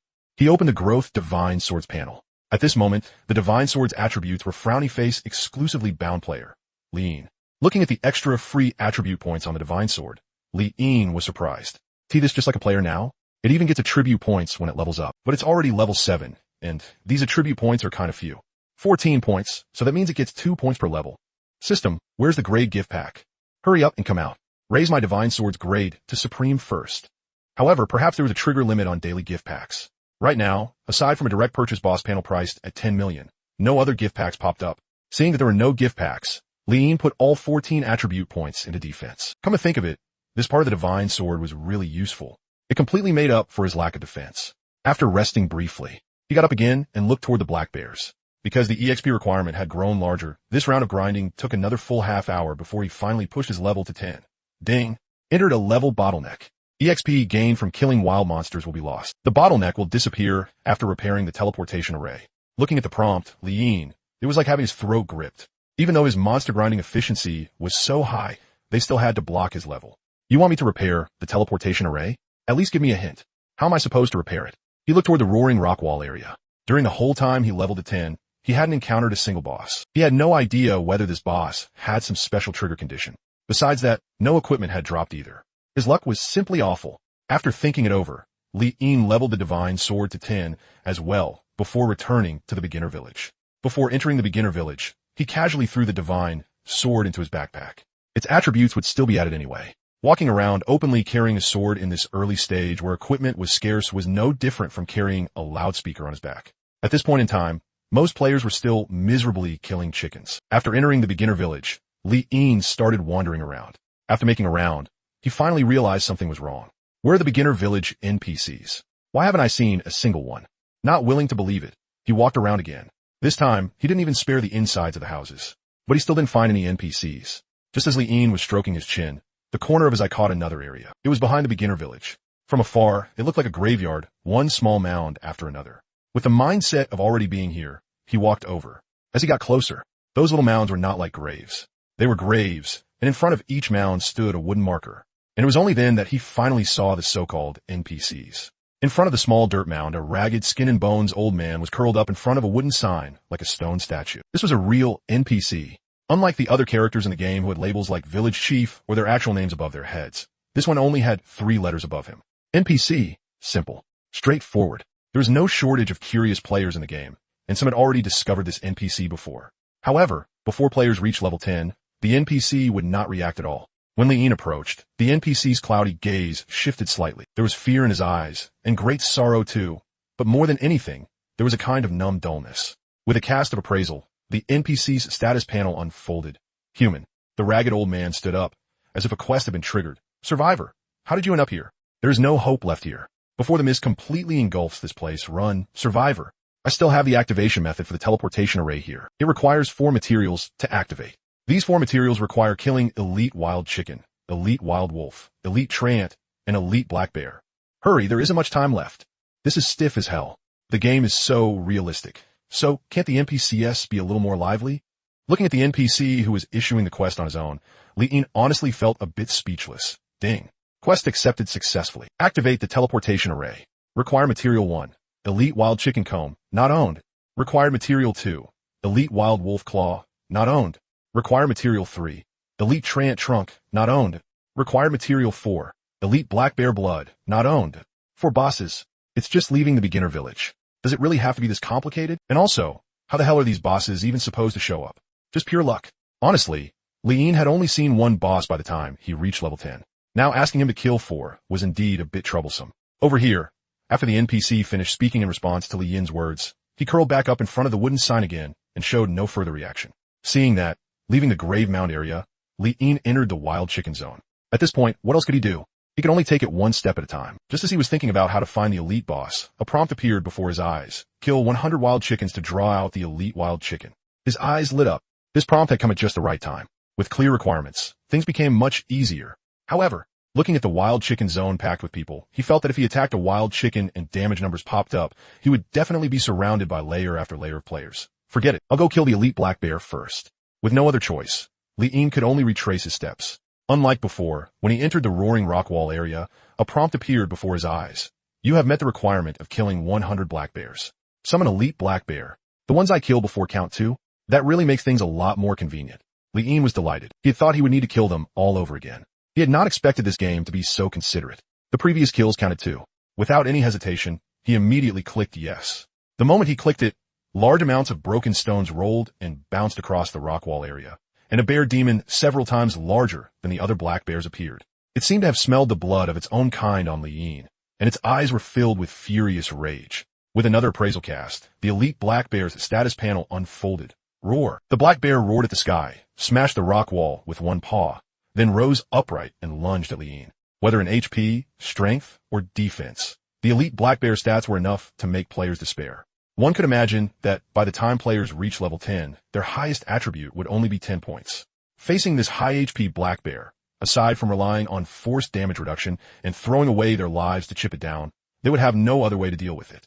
Of course, the defense is a little low. Li Yin smacked his lips and looked at his own status panel. Player, Li Yin Supreme. Elite, Strength, 341 plus 20. Defense, 35 plus 34. Spirit, 21 plus 20. With over 300 strength, Li Yin felt no pressure at all fighting this black bear.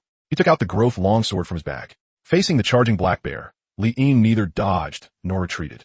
One word, head on, one slash. Damage numbers floated above the elite black bear's head. Minus 321. The terrifying damage made the black bear cry out in pain. From just that one hit, its HP dropped by a full quarter. If the black bear status panel were not right there, with damage like this, outsiders would probably think he was hitting some ordinary mob. Minus 45. Damage also floated above Li Yin's head. Looking at that damage, the corner of his mouth twisted slightly. This much, in front of his 1000 HP, it was completely insignificant. D. A moment later, right, why can't this black bear talk?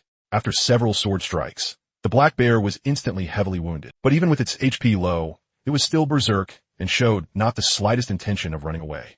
He found it a little strange. After all, he remembered the previous elite treant very clearly. Not only could that thing talk, it even knew how to run. Is it because of spirit or something else?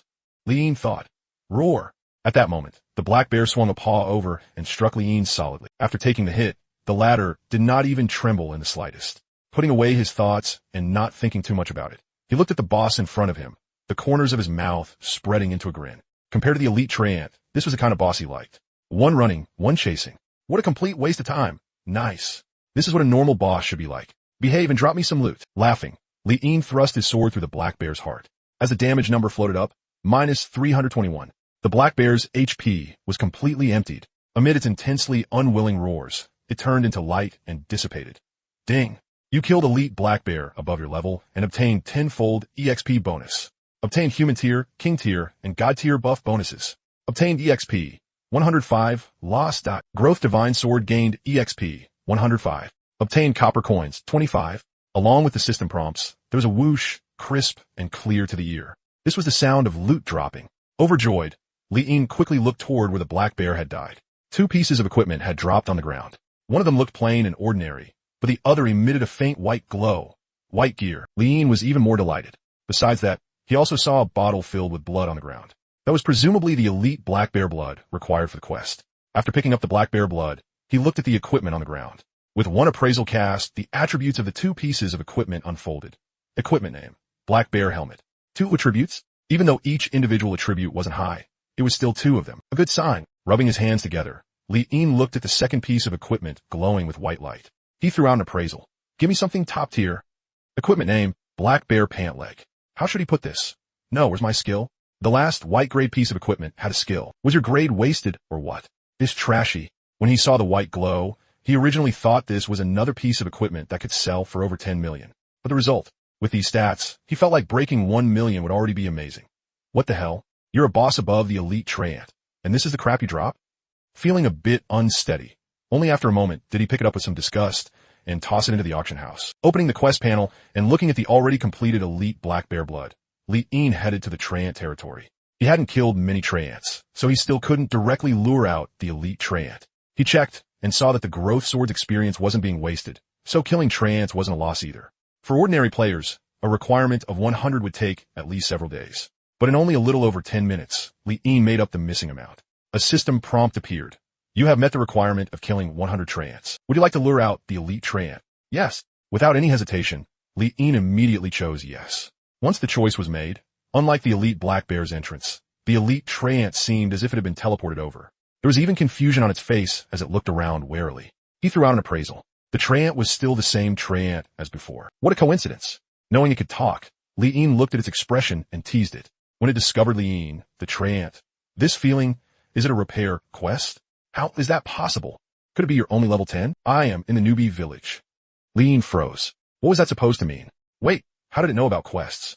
And how could a boss know about the newbie village? Just as he thought the elite Treant would do the same as before and beg for mercy after coming to its senses, the elite Treant's face turned pale. The Treant's vine pressed against its own head. From the look of it, it seemed to be going crazy. How could this be? How could I be in the newbie village? I'm already elite. Li Yin's mouth twitched. Damn it, this boss really was weird. The Treant looked at Li Yin. Unlike before, this time it could clearly see the blood of its own kind filling Li Yin's body. If it had not failed, this kind of aura would make it fight to the death. But after learning certain things, it knew this was a quest, a crucial part of a repair quest. After a moment, as if accepting it, it looked at Li Yin. I didn't expect you to be only level 10. With your defense and damage last time, I thought you were at least level 50. Don't you people have no talent? How do you have such high defense and damage? And quests, aren't only players supposed to be able to accept them? Didn't the human race already become a secret realm long ago, together with the Chang'e race?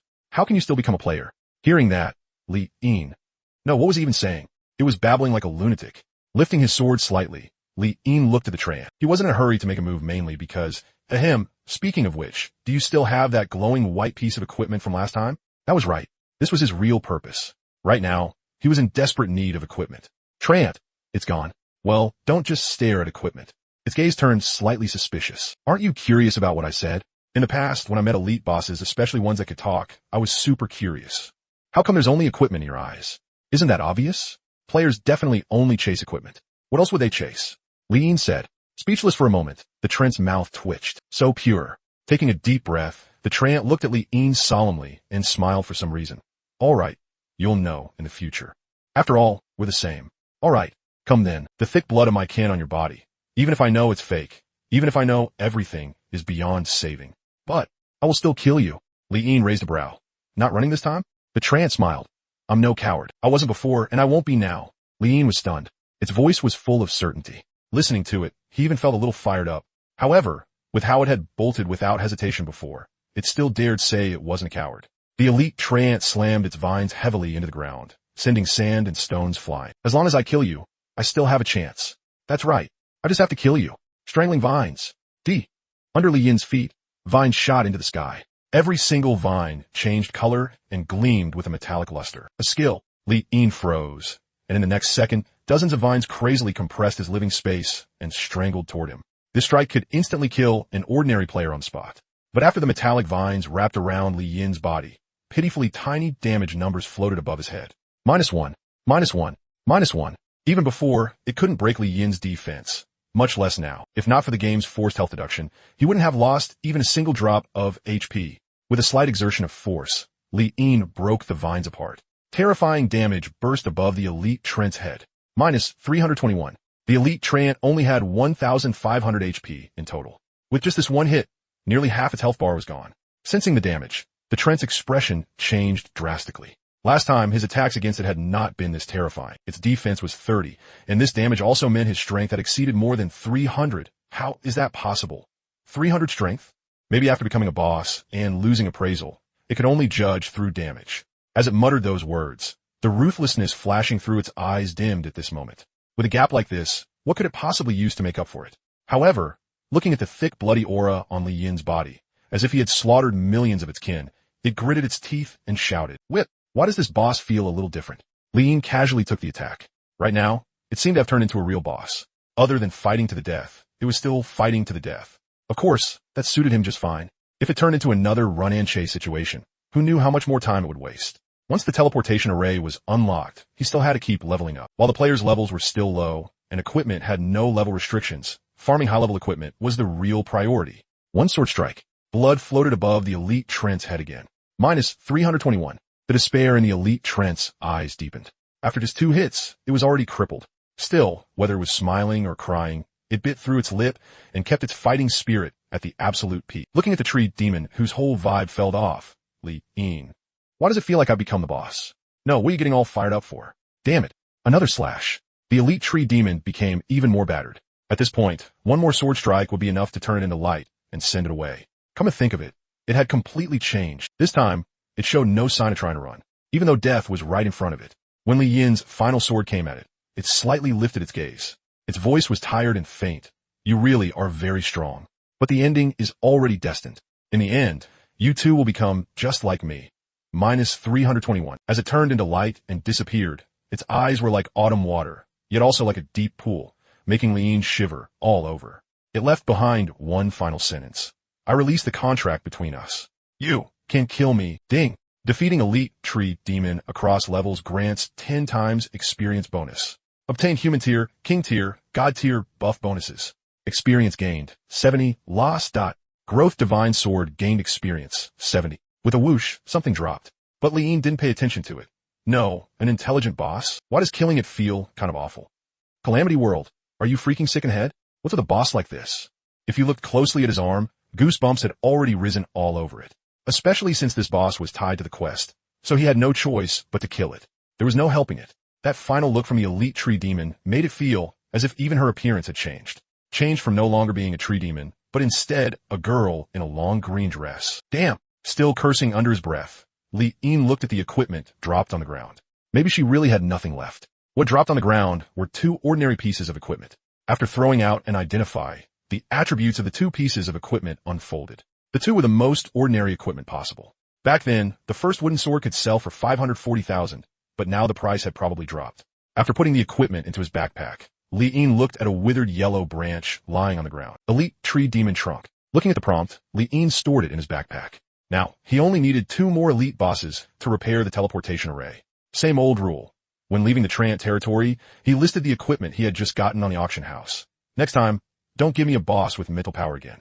Damn, this kind of thing really messes with people. Shaking his head, Li-In left the place. He didn't think too deeply about it, because the teleportation array was still waiting for him to unlock it. A moment later, dark gloom forest. From far away, he could already hear the sounds of players fighting. Finding a spot where he wouldn't be noticed, Li-In looked over and saw a group of players charging at Wild Wolves one after another like they didn't care about their lives. A string of damage numbers floated up above the Wild Wolves' heads. -1, -2, -1. Behind that group of players, someone was quietly watching. After several players turned into light and returned to town, and the Wild Wolf's HP was controlled down to 1 or 2 points, that person finally made a move. With just 1 strike, the Wild Wolf was killed. After watching for a few moments, Li-In left. It had to be said, ordinary players really were good at finding openings. They were actually pushing normal monsters like they were bosses.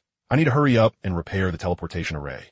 Their efficiency isn't low, either. Dark Loom Forest was huge. He found an empty place and started farming wolves, 1 sword strike for each one.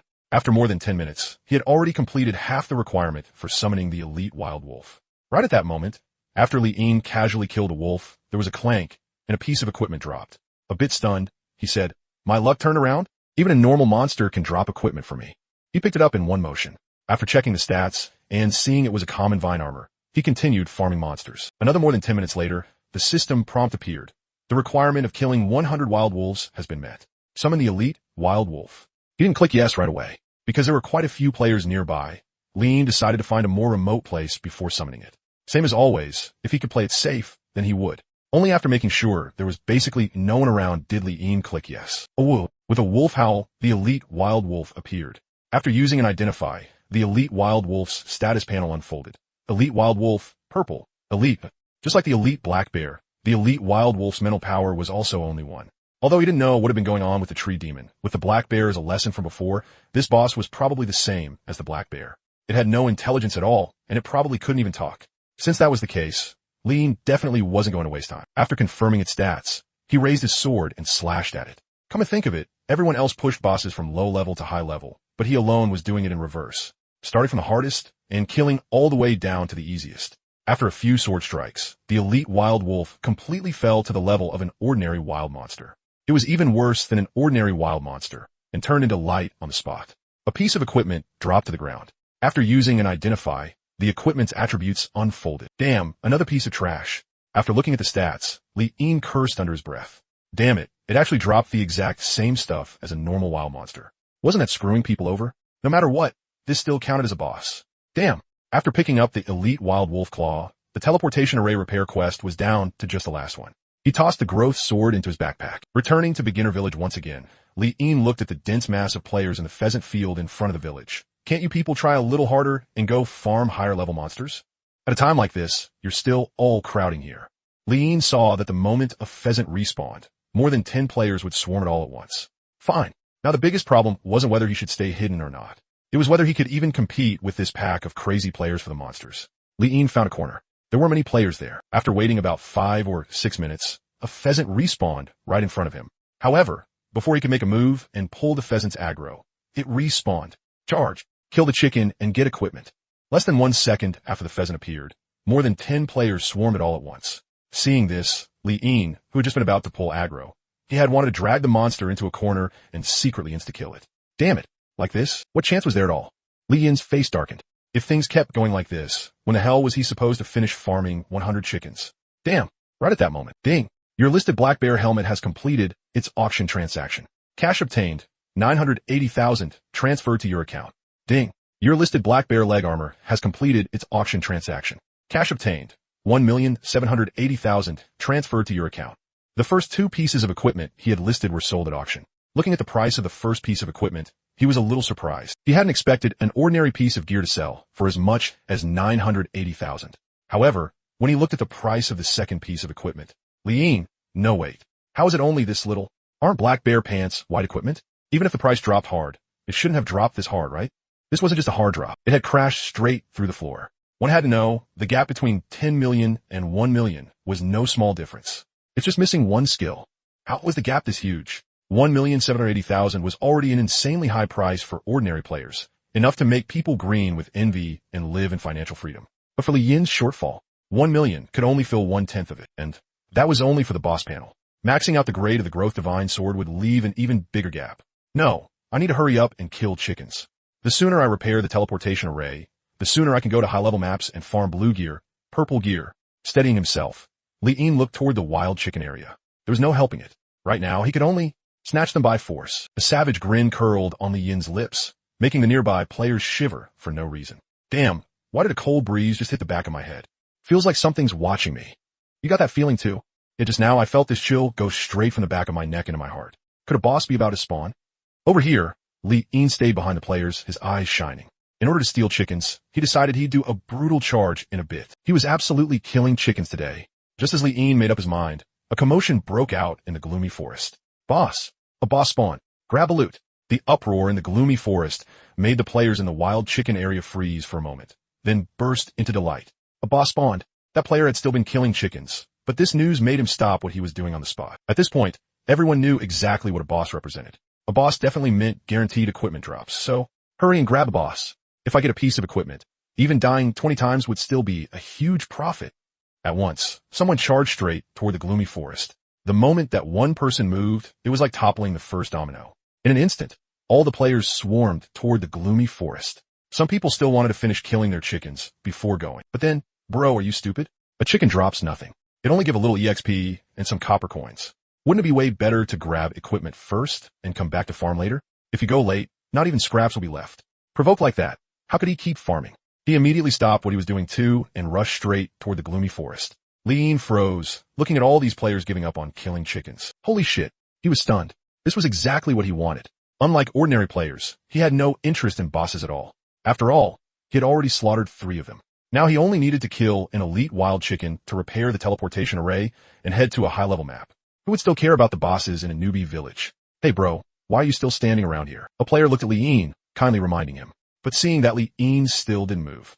Guy's gone crazy from killing chickens.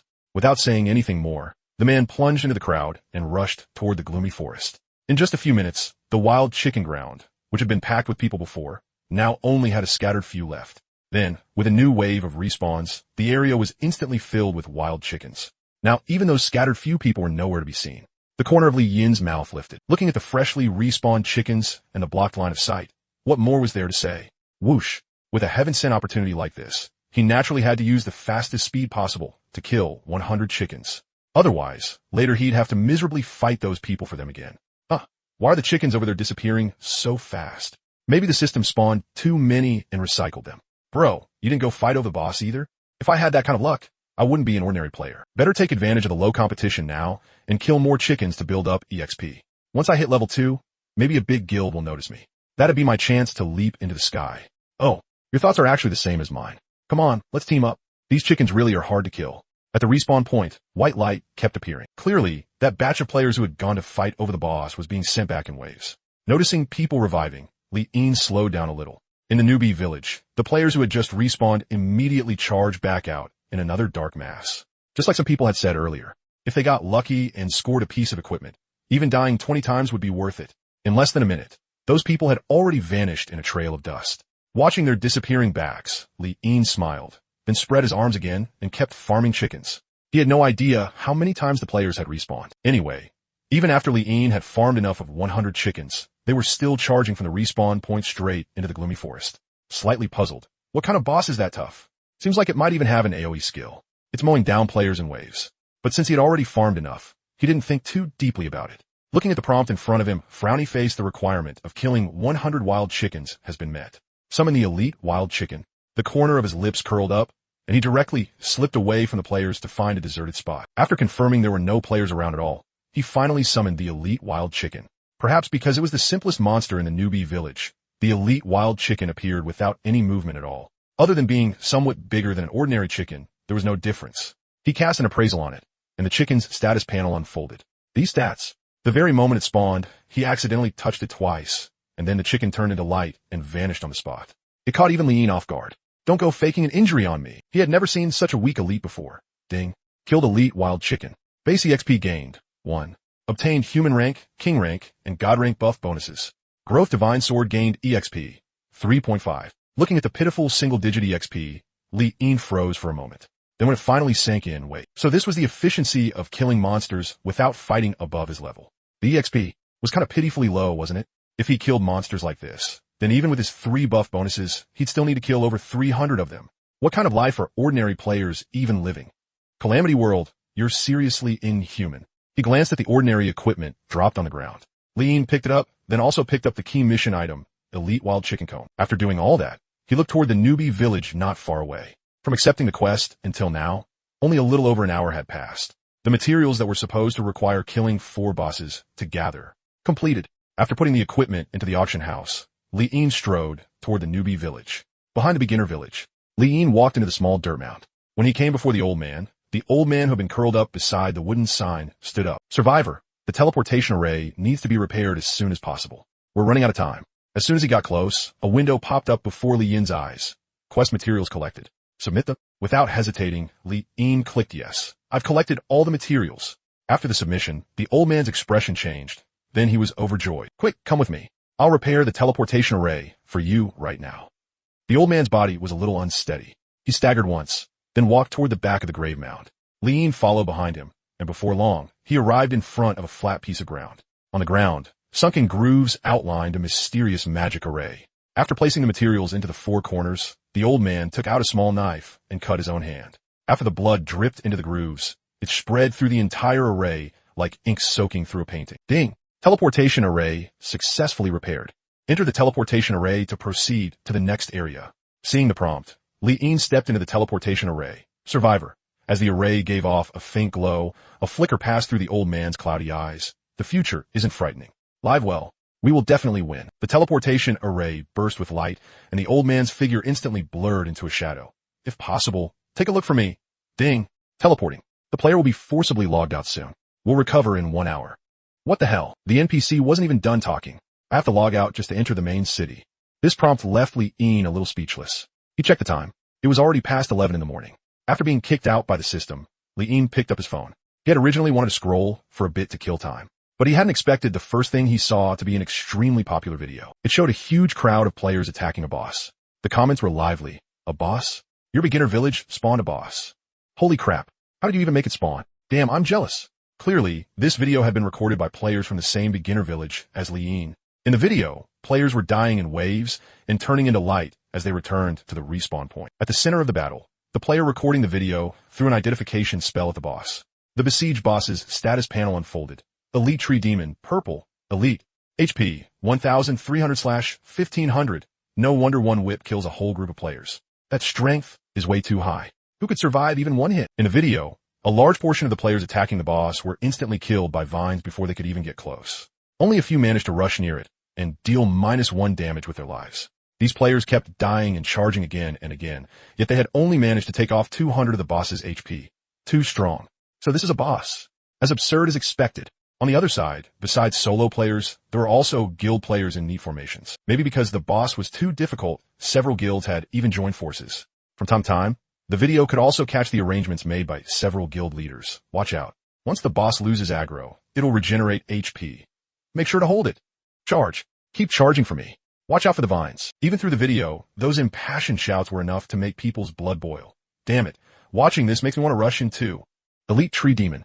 Liin froze for a moment. He noticed that the Elite Tree Demon in the video had no intelligence at all and couldn't speak either. She seemed to have completely turned into an ordinary boss. Damn it. Seeing the Elite Tree Demon made him feel inexplicably uncomfortable inside. Seriously, this Calamity world was clearly capable of making NPCs or bosses lively. Yet sometimes they were vivid and sometimes stiff. Are you messing around? After watching for a while, Liin closed the video.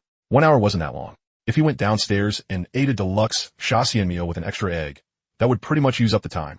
When he logged in again, Liin was no longer descending into the beginner village, but appeared in a place full of ruins. Level cap unlocked. He closed the prompt. Unlike the beginner village, the moment he arrived, Liin saw an NPC. Likewise, the 3 letters NPC were floating above her head. She was a girl wearing a battle-damaged long dress. As he approached, Liin triggered the NPC's dialogue. You're a newly arrived survivor? Welcome to base 121. This is a land of rebirth and also a land of counterattack. You must be very tired right now. You can go rest in the city for a few days first. Liin looked at the ruins behind her. Was there something wrong with this NPC? There was nothing but ruins behind her. Rest his ass. Over here, the NPC continued. Just like before the disaster, there are many entertainment venues in the city. You can enjoy yourself without worry. Liin, do you have any quests? After a moment of speechlessness, Liin spoke. Perhaps those words triggered something, because the NPC slightly raised her beautiful eyes. Survivor, have you already rested enough? Liin. Alright then, the NPCs in this game were simply a total mess. Recently, some people discovered unusual activity outside the northern city wall. Perhaps you could go investigate. There are medicine, weapons, and armor sold inside the base. I suggest you prepare well before setting out. Ding. Quest accepted successfully. Investigate outside the northern city wall 1. You need to go outside the northern city wall and investigate. After accepting it, the NPC stood where she was and stopped saying anything else. Medicine, weapons, armor. After leaving the NPC, Liin wandered around the ruins for a bit. A moment later, he returned the way he came. What medicine, weapons, and armor? My ass. There was nothing inside except ruins. There wasn't even a second NPC. Leaving the main city, Liin headed into the wilderness. Since the quest was in the north, he decided to start farming monsters and leveling there first. A few minutes later, a prompt appeared before his eyes. Level 20 Northern City Wall. Similar to the Roaring Rock Wall, this place was filled with large stretches of stone. Very soon, Liin spotted the monsters in this rocky area. They were snakes. With one identification spell, the giant snakes panel unfolded. Ignoring the giant snakes, Liin walked deeper inside. At only level 20, the giant snake's base EXP was probably also 3 points. He could farm these things very quickly, but since he had come to a high-level map, he definitely had to pick stronger monsters. It would be best to find one with a base EXP of 10 points. That way, with killing monsters above his level plus the 3 buffs, one monster could give 700 EXP. After walking for a few more minutes, another prompt appeared before his eyes. Level 30 Plainsland. Plainsland. The moment he looked ahead, the place was packed densely with monsters. One identification spell later, the monster's attributes unfolded. This place is pretty good. Lots of monsters, low defense. Liin took the growth sword out of his backpack. After equipping it, he swung at a giant bull with 1 slash. Damage popped up, minus 321. A level 30 monster, a giant bull with 300 HP, was instantly killed by that one sword strike and vanished into light. Ding. You killed a rampaging giant bull above your level and gained a 10-fold EXP bonus. Receive human tier, king tier, god tier, buff bonuses. Growth sword gained EXP, 140. The base EXP was a little higher now, a full 4 points. TCH, the EXP is still a bit low. After thinking about it, Li Yin continued going deeper in. The road was no longer as smooth as before, since rampaging wild bulls were aggressive monsters. Along the way, he had no choice but to clear them out as he went. After killing 9 of them, Li Yin leveled up. Same old rule, all in on strength. Opening his status panel, he looked at his level. Player. Li Yin, Supreme. Elite. EXP. 30/1100. Strength. 371 plus 20. Spirit. 21 plus 20. Before he knew it, his strength was already close to 400. Honestly, the Supreme grade was insanely good. He was only level 11 now, but his strength had already surpassed that of level 30 monsters. No, with these stats, he felt like he could probably even surpass level 40 monsters. Not bad. Li Yin closed the panel in satisfaction. After casually killing another 10 rampaging wild bulls, he leveled up again, reaching level 12. At this point, his strength had broken past 400. A few minutes later, a new map prompt finally appeared before Li Yin. Level 50 Black Forest. At the same time, the quest he had accepted started reacting. A progress bar was rising at a rate of 1% per second. So, if I stay here for 100 seconds, the quest will be completed? Nice. Pretty easy. As soon as he entered the forest, it was a bit dim inside. Before long, Li Yin saw the monsters here. Maybe because the level had jumped so much, what he saw this time were no longer animal-type monsters, but humanoid ones. It was a creature completely black, with enormous wings hanging naturally to the ground, wandering around aimlessly. He cast an identification on it. Its stats unfolded. Screech. While Li Yin was appraising it, one black feather noticed him and immediately let out a sharp screech as it pounced at him. Clang. Li Yin raised his sword. The black feather's claws were incredibly sharp, and when they collided with the blade, they actually gave off a crisp metallic sound. Damage popped up, minus 451, minus 65. Damn, it can tank a bit. One sword strike hadn't killed it, but it was close. He casually followed up with another slash, and the black feather turned into light and disappeared. Ding. You killed a black feather above your level and gained a 10-fold EXP bonus. Receive human tier, king tier, god tier, buff bonuses. Growth sword gained EXP, 240. Looking at the EXP black feather provided, Li Yin was delighted. This was what efficiency meant. This was real efficiency. Right now, he needed 1,300 EXP to level up. Killing just a few of these would do it. Alright, this is the place. Time to grind. I can level up while completing the quest. 2 birds with 1 stone. Screech. Farming them one by one wasn't satisfying enough. So Li Yin directly pulled the aggro of 7 or 8 black feathers and farmed them together. Each one only took 2 sword strikes to kill. At that speed, his EXP bar rose wildly at a pace visible to the naked eye. With a ding sound, his efficiency was maxed out, and even the pitifully low drop rate seemed to have finally produced equipment. Maybe because this was a high-level map, even normal monsters had dropped white gear. Li Yin's eyes lit up. He threw an identification on it, and the equipment stats appeared. Equipment name. Dual-wield shark claws. Holy crap, this is quality. Even though this white piece of equipment still didn't come with a skill, its stats were high. Li Yin was overjoyed and quickly picked it up and threw it into the auction house. Sure enough, high-level maps were the true holy land for farming money. If he got 10 pieces of equipment like this, he could directly take down the boss panel. Nice. Looking at the black feathers now, Li Yin's eyes shone as he charged straight into the flock. Even after the system gave a ding and notified him that the investigation mission was complete, he still had no intention of leaving.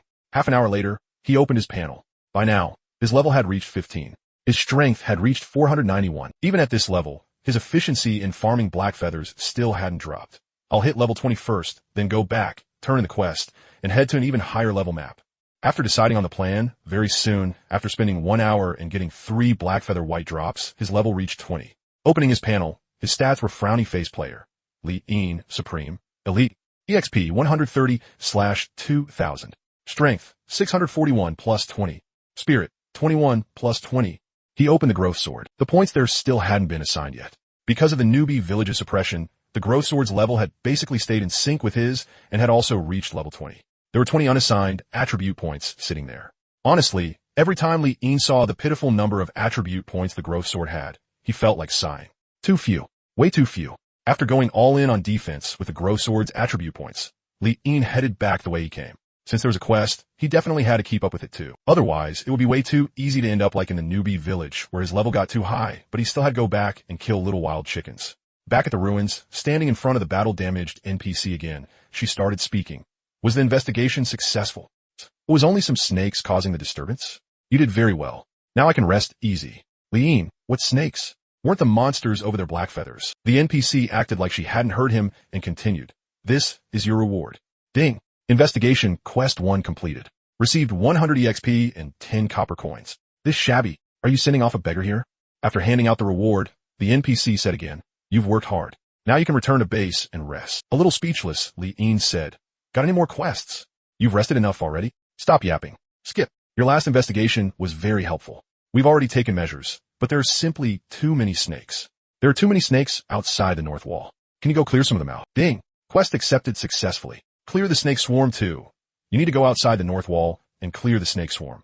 Giant snakes 0/100. Not completed. Clear out the giant snakes. Damn it, I knew I'd have to fight trash mobs. Looking at the quest posted by the battle-damaged NPC, Li-in cursed under his breath and could only go farm low-level monsters. Of course, it was a little better than farming wild chickens. At least now, he didn't need to fight others for kills. This was the advantage of being ahead on the map. One person getting all the resources on the entire map. After fantasizing a little, Li-in arrived at the ruins of the northern city wall and started grinding the quest. Looking at the giant snakes lying on the broken stones, he killed them one with one sword. At the same time, in a certain beginner village, after Lin Wanong killed a wild wolf, her experience bar finally filled up and her level increased. Looking at the extra 1 free attribute point, she chose to put it into strength. She opened her panel and looked at her current level, delighted. Level 3 already. I didn't expect that on the very first day after the server opened, I'd be able to reach level 3. This speed is simply unimaginable. Looks like my name can make it onto the rankings too. She smiled brightly. Around her, the well-trained players didn't stop after she killed the wild wolf and leveled up. They immediately pulled over another wild wolf and kept fighting non-stop. Before going to sleep, she had still been expecting that by tomorrow's ranking list, some player might be able to reach level 3. She never thought that now, the one reaching level 3 would actually be herself. This time, maybe repairing the teleportation array will only take 2 weeks. As someone who understood the background, she knew very well just how terrifying this speed was. The human race was weak. But at this speed, the human race would no longer be weak. At the very least, they could stand on equal footing with races that had ordinary talents. While Lin Wanong was pleasantly surprised by her own efficiency, quite a few players shared the same thought. Nice! Finally level 3. Sure enough, no matter what game it is, the advantage of spending money never falls behind. He was very satisfied with this efficiency, but the efficiency afterward would slow down. There was no helping it. The group of players he was paying wages to were too low level. Farming wild wolves was already their limit. If they went to higher level areas, they'd be a bit out of their depth, unless he could multiply the number of players by several more times. He rubbed his chin. A cold glint flashed through his eyes. Recruit more people. Keep recruiting. Honestly, if Li-in heard those words, he would probably be speechless. Did he really have to live that miserably? Just hearing it made Li-in feel a little sorry for him. Back at the base, Li-in was very efficient at farming giant snakes. After killing 100 of them and picking up the 2 pieces of equipment dropped on the ground, he returned to the NPC. He submitted the quest with 1 click. The battle-damaged NPC spoke, Survivor, well done.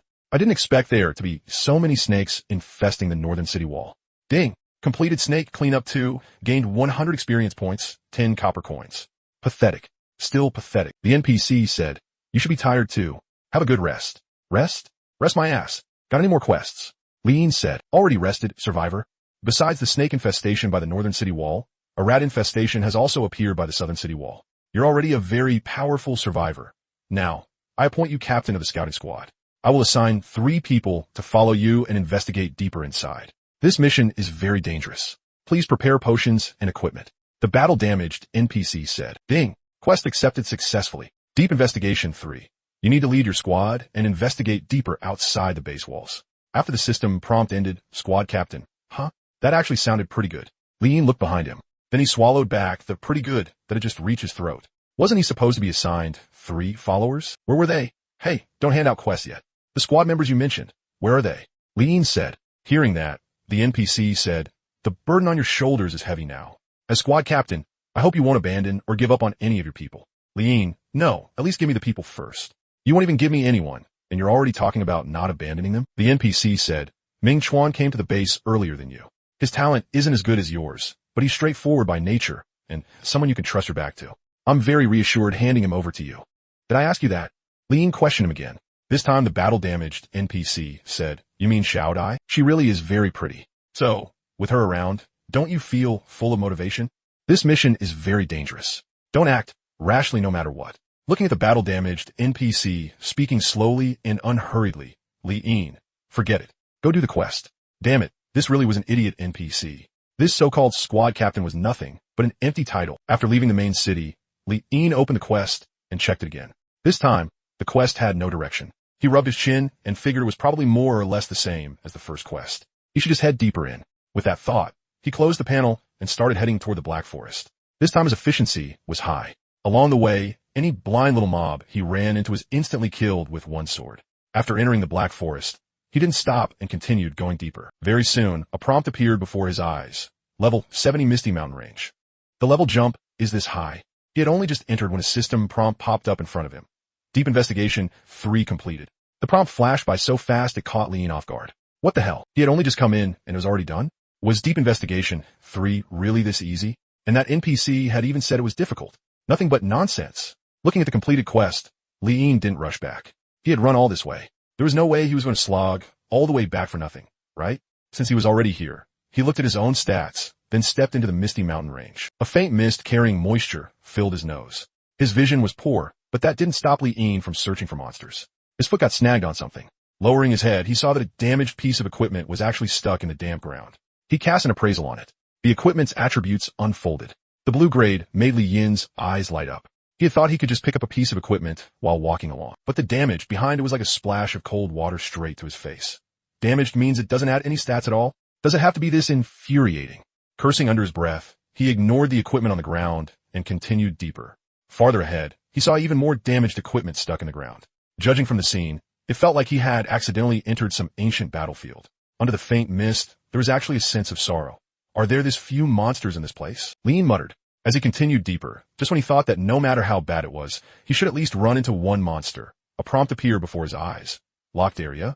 Unlocks after level 40. Looking at the prompt, Li-in, he froze for a moment. So, damn it, no wonder there are no monsters. This whole place isn't even unlocked, and I have to be level 40 before I can enter. Does it have to be this infuriating? No. What kind of normal game locks off a high-level map like this? He complained like crazy. When he saw a level 70 map earlier, he had actually looked forward to it for a moment. And this was the result. He kicked the equipment on the ground away. At this point, what else was there to say? If he wanted to level up, he could probably only go grind the highest level black feathers. Or maybe go take a look farther beyond the southern city wall. But judging from how this place worked, the southern city wall side was probably the same. Damn it, I can only go back and turn the quest. This is so damn infuriating. When he returned to the ruins, a system prompt popped up. The wooden sword you listed has completed its auction transaction. Cash received. 320,000 transferred to your account. The wooden plaque you listed has completed its auction transaction. Cash received. 220,000 transferred to your account. The scattered equipment he had listed in the beginner village had all finished auctioning. Li-in had thought these ordinary pieces of equipment would lose a lot of value, but unexpectedly, they had barely dropped at all. All the bits and pieces together had brought him an income of 1 million.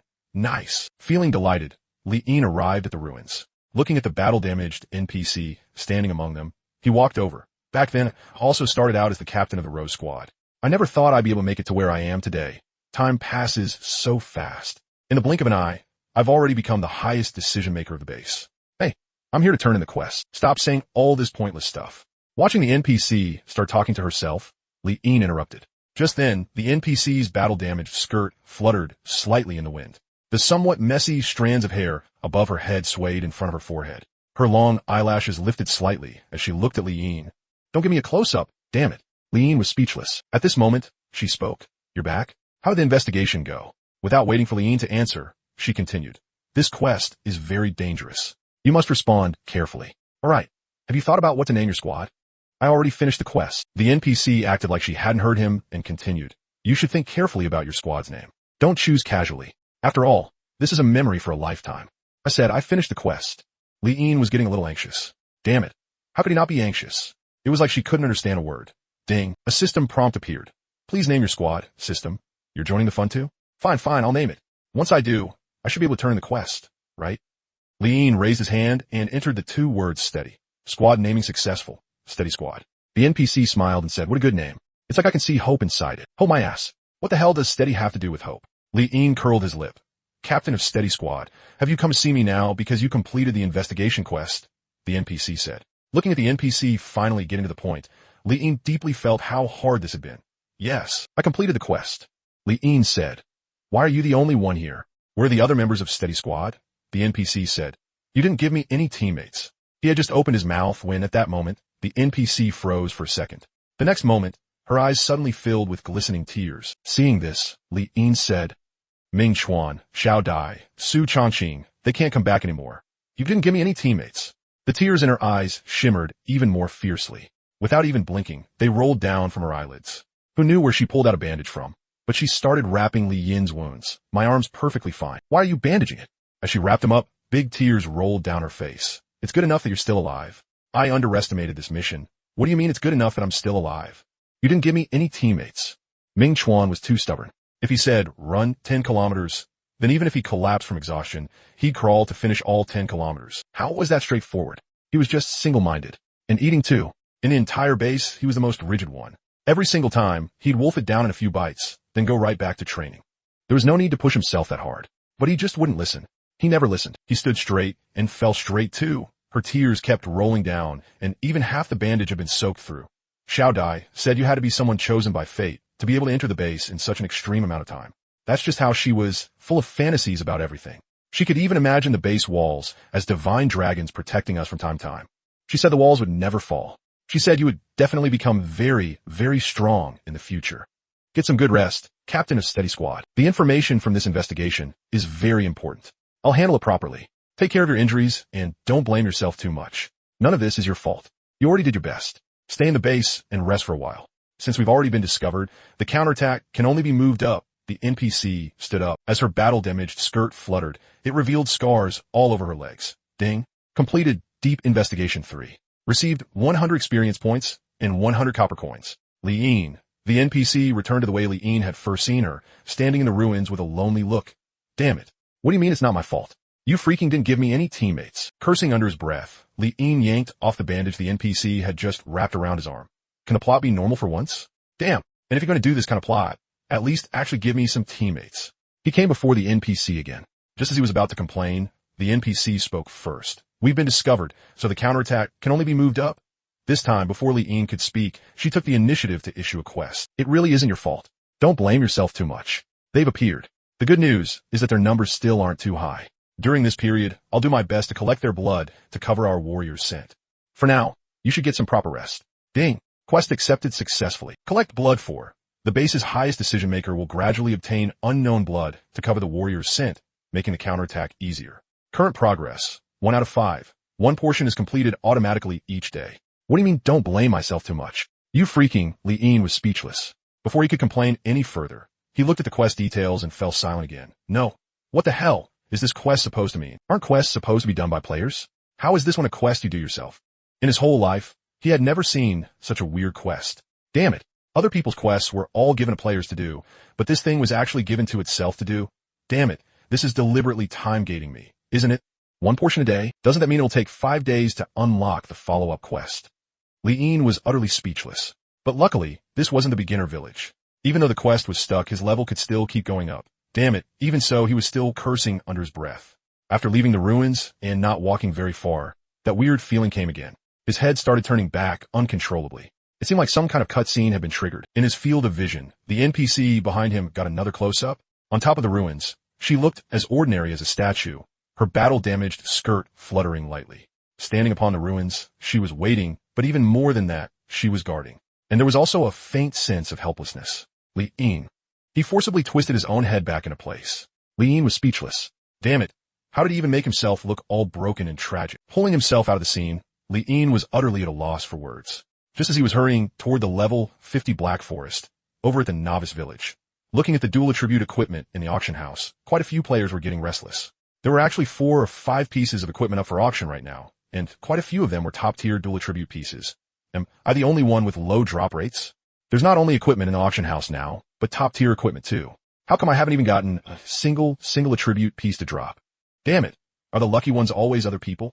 Because the auctions were anonymous, these players naturally assumed these pieces of equipment did not come from the same person. And they couldn't possibly have come from the same person. Otherwise, that would be insane. To be honest, Lin Wanong was also a little stumped by the non-stop stream of listed equipment, and the fact that the equipment quality was getting better and better. In her understanding, on the first day of server launch, having 1 or 2 pieces of equipment was already pretty good. But, by now, that number had long since been far exceeded. Not even mentioning that piece of equipment with a skill on it. Now, even dual attribute equipment was being listed frequently. Her beautiful eyes were full of confusion. Could it be that our human race really has a luck talent? She had no choice but to think that way. There was no helping it. Otherwise, how could so much equipment possibly appear? Other than that person who could get skill equipment to drop, are there really this many people whose luck is this heaven-defying too? As expected, having more people really does make a difference. Just like the other players, she also thought this equipment came from different players. She looked at the players fighting in an orderly way. If we work a little harder today, level 4 will be no problem at all. We might even be able to push for level 5. At that thought, her breathing quickened, and she became full of drive. The department only gave me 1 million in subsidies. If I'd known these players like cash, I would have asked for more cash back then. She had no interest in single attribute equipment. After all, that tiny bonus wasn't even as good as adding a few more people. But dual attribute equipment was different. It could directly raise her combat strength by an entire tier, and under her lead, they might even be able to farm tree spirits. One had to know, the tree spirits base EXP was higher than that of wild wolves. Although an increase of 1 point of base EXP didn't seem like much at first glance, under the efficiency of fighting monsters above your level, that was a full 10 EXP. If she had dual attribute equipment, she was certain that reaching level 5 today would be no problem at all. Unfortunately, for that very reason, dual attribute equipment was all priced above 1 million. Damn it. I miscalculated. I wonder if it's still in time to apply for cash now. Level 50 Black Forest. Ding! You gained a 10-fold EXP bonus for killing a wild wolf above your level. Receive human tier, king tier, and god tier buff bonuses.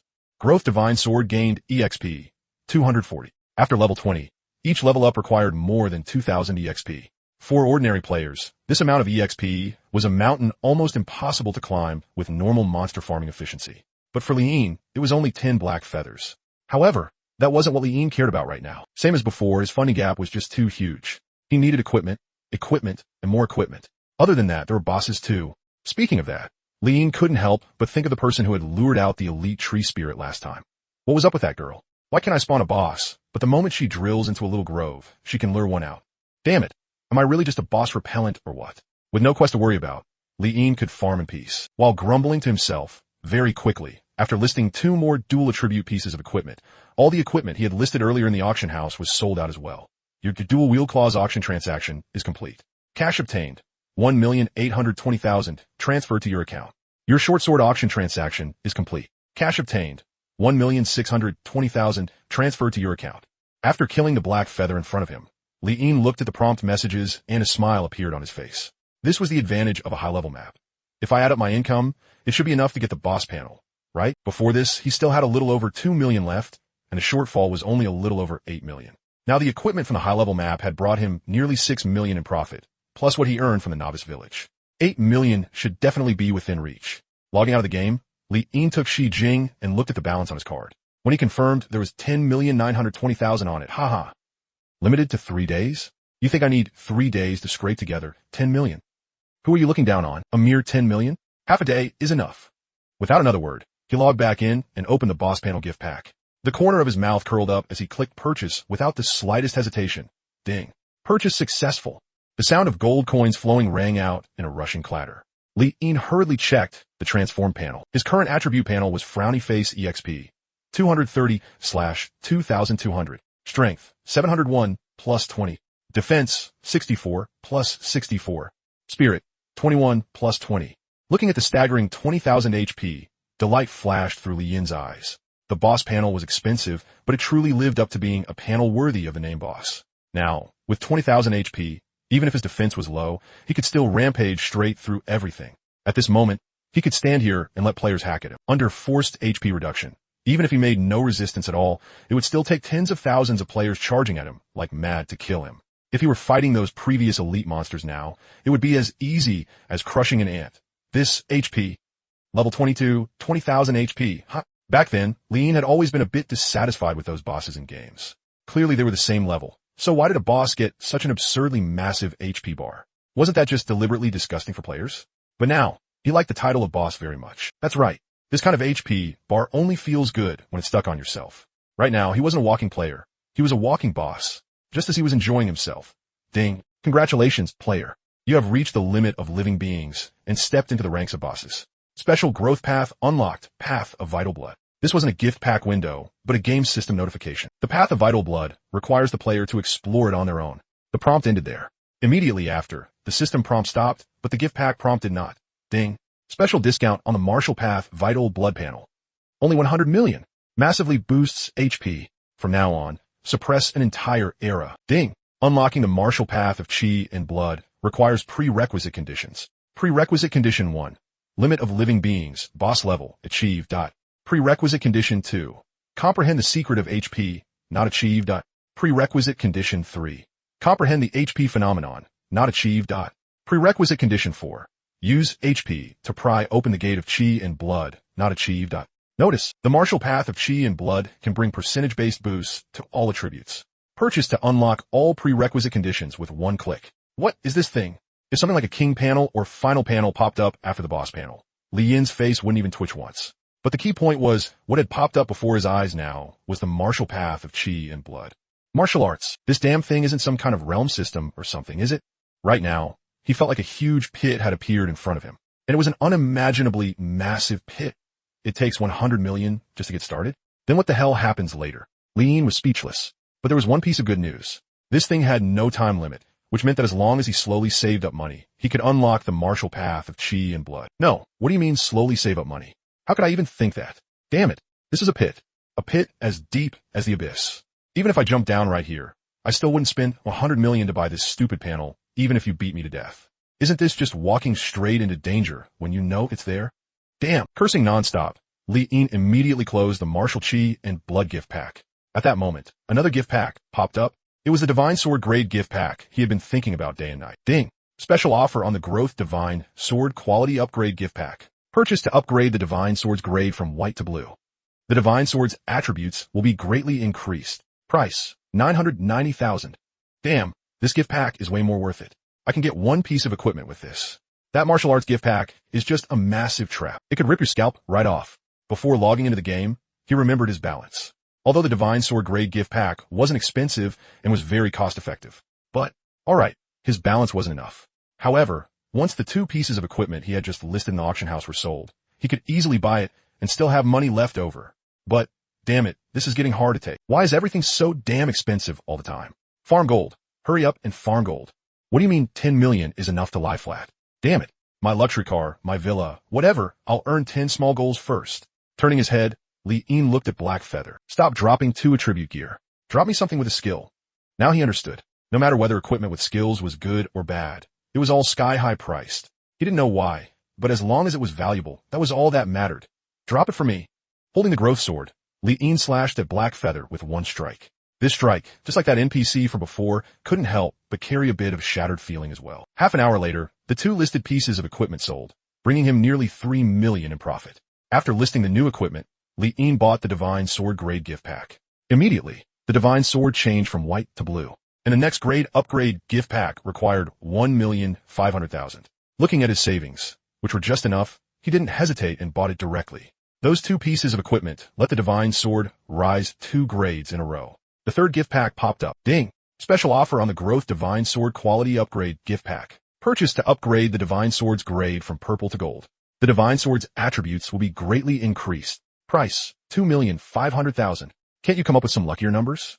Since the Divine Sword had upgraded to purple, its attribute panel now was Frowny Face Experience, 0/2300. Free attribute points, 92. The Respec privilege he had bought could also be used here. So looking at the transformed Growth Divine Sword, he immediately reset its points without hesitation.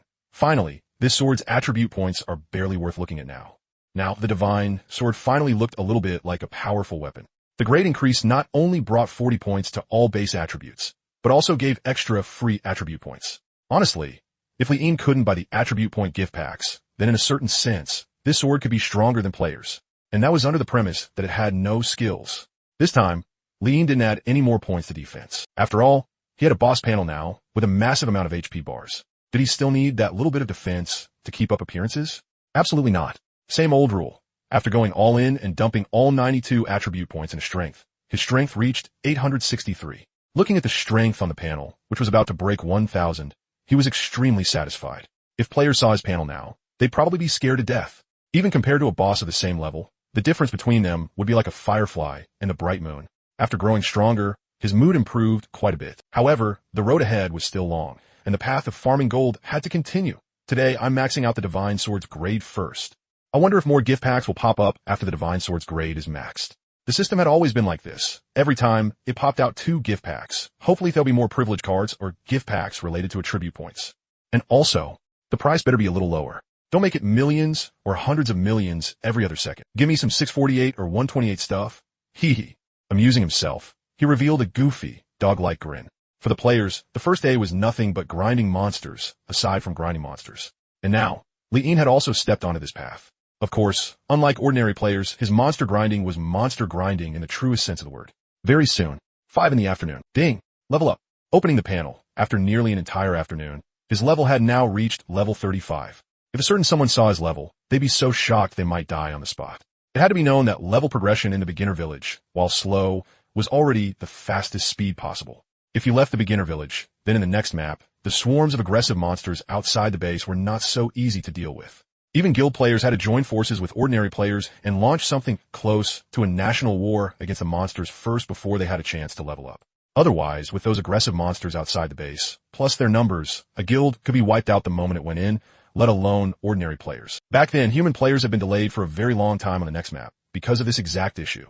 In the end, the players had no choice but to unite and work together with one heart before they managed to carve out a place where they could grind monsters. Otherwise, who knew how much longer they would have been delayed? Of course, Li'in was different. For him, this place was no different from a backyard garden. Not bad. Level 35 already. Another 5 levels, and I can go take a stroll through the level 70 Misty Mountain range. What black feather? Trash. Cursing as he went, Li'in continued grinding levels, pushing in one go all the way to level 40.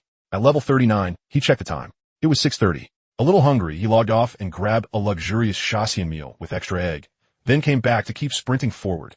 Along the way, other than casually picking up equipment and listing it on the market, he barely rested at all. Finally, after killing a black feather, ding!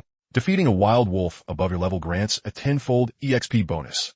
Receive human tier, king tier, and god tier buff bonuses. EXP gained, 240.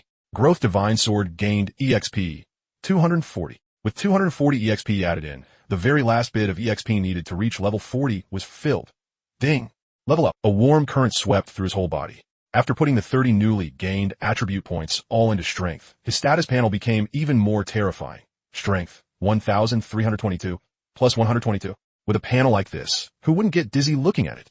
Strength, 1,322. One punch down, and even if it can't split a mountain, it can definitely crack stone. And this still wasn't the limit of his stats. Opening the Growth Divine Sword, he saw that the Divine Sword had also reached level 40. Looking closely at the panel, there were still 80 free attribute points left unassigned. After adding all 80 attribute points into strength, his strength reached exactly 1,402. Looking at that terrifying strength, the corner of his mouth lifted slightly. Level 40, I wonder what level ordinary players are at by now. Judging by how hard they were working, they're probably about to leave the beginner village too. Before they had left the beginner village, he had seen the attitude those players had toward grinding levels. Even if they're not level 10, they should at least be level 8 or 9. Smacking his lips, Li'in said. But speaking of that, he couldn't help thinking of the NPC on the ruins. The base mission is really damn shady. I actually have to wait 4 days before there are new missions. If there are still missions to kill low-level monsters by then, I'll damn well find a pit and toss that NPC into it. As he spoke, Li'in looked again at the 13 pieces of equipment he had listed on the trading house. And only then did he feel satisfied. Once this batch sold, his savings would be back in the 10 million range. At that point, he'd max out the Growth Divine Sword first. Thinking that, he left the level 50 Black Forest. He had farmed this place to the point of nausea. The equipment that dropped here might be top tier for ordinary players, but to him, it was all trash. Not a single skill equipment piece. The level 70 Misty Mountain range. With such a huge level jump, there's definitely good stuff there. Along the way, Li'in quickened his pace. More than 10 minutes later, he successfully saw the mountain range shrouded in faint mist once again. Crossing the battlefield-like area, he arrived at the place he hadn't been able to enter last time. This time, there was no prompt in front of him, and he successfully stepped inside. The surrounding fog grew even thicker. If he sniffed carefully, there was even a faint smell of blood. But he didn't pay attention to any of that. After entering, a sense of achievement welled up in his heart. Unlocked only after level 40? Trying to gate me? How naive. A mere level 40 only took most of half a day. Easy. Li'in's smile looked a little ferocious. In front of money spending, all restrictions were little brothers. This was the roar of money. As he entered deeper into the Misty Mountain range, the ground now held not only broken equipment, but also many white bones. Those bones gave off a chilling feeling, as if this place were some kind of death zone. As expected of a level 70 map, even the art style changed. Li Yin smacked his lips. He liked this kind of atmosphere. As the saying went, the scarier the environment, the more naturally the monsters you farm would be stronger too. With that thought, Li Yin looked forward to this map even more. In the faint mist, the exposed bones on the ground let out creaking sounds beneath his light steps. Some bones were hard, while some were brittle and turned to ash the moment they were touched. The deeper he went, the denser the bones became. He could no longer even see broken equipment. Aside from bones, the ground was still bones. When a faintly visible mountain of bones appeared ahead, he saw the monster on the level 70 map. There was only one. The monsters on this map seemed very scarce. A single appraisal later, the monster's attributes unfolded. Strength, 350. It was a monster half kneeling on a mountain of bones, around 1.8 meters tall, like a stone statue. The weapon it gripped tightly and had stabbed into the bones was a blade. On its body, he could still vaguely make out petrified armor, helmet, and pant legs. Elite? Looking at the attributes of the stone monster on this level 70 map, Li Yin was startled. No other reason, because this panel was a boss panel. His brows twitched. Li Yin couldn't help but think. Could it be that this map had no normal monsters, only bosses? All this way, he himself had never encountered a boss alone before. Even on a level 70 map, he didn't think he could possibly be the first exception. The only possibility was this map had no normal monsters at all. This boss only has 1 point of defense? All in on strength like me? Very stylish. I like it. If Li Yin didn't have a boss panel, then honestly, he might not necessarily have been able to do anything to the boss in front of him. No joke. If that blade came down, no one could withstand it. Of course, that was before having a boss panel. As for now, holding the Growth Divine Sword, Li Yin strode toward the Petrified Man. As a level 70 monster, the Petrified Man was also an aggressive type monster. When Li Yin approached, it seemed to sense an unfamiliar aura. The stone man, staying on a mountain of bones, moved. Though petrified, its movements were not slow at all. Like a ghost fire whipping its tail, its head snapped around in an instant.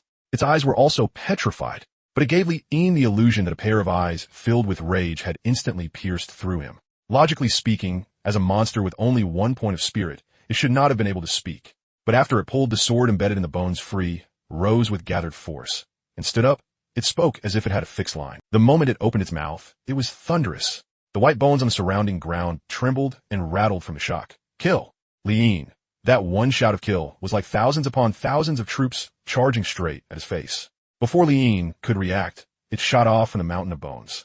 The force was so great that it even caused a small-scale collapse of the bone hill. Clang! Li Yin raised his sword horizontally to block. Even so, the highest damage he had ever taken still floated above his head. Minus 309.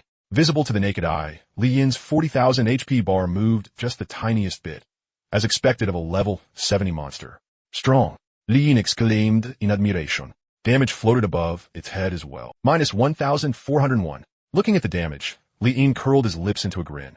The presence is fierce, but sadly, the defense is too low.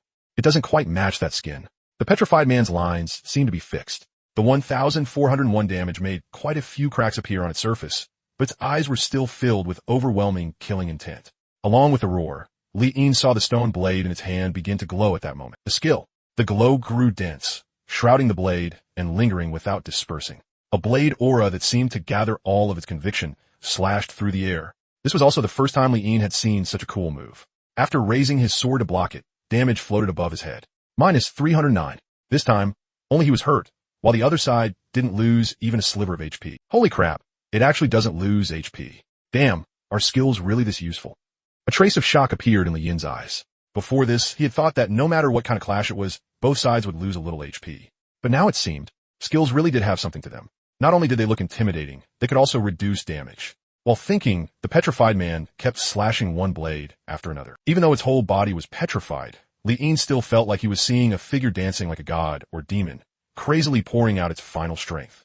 The blade aura was violet. Fortunately, Li Yin's HP bar was thick enough. Otherwise, he really wouldn't have been able to withstand such ferocious attacks. Skills are this awesome. Watching such a flashy opponent, Li Yin couldn't help feeling envious. But as for how to obtain skills in this game, he was still completely clueless.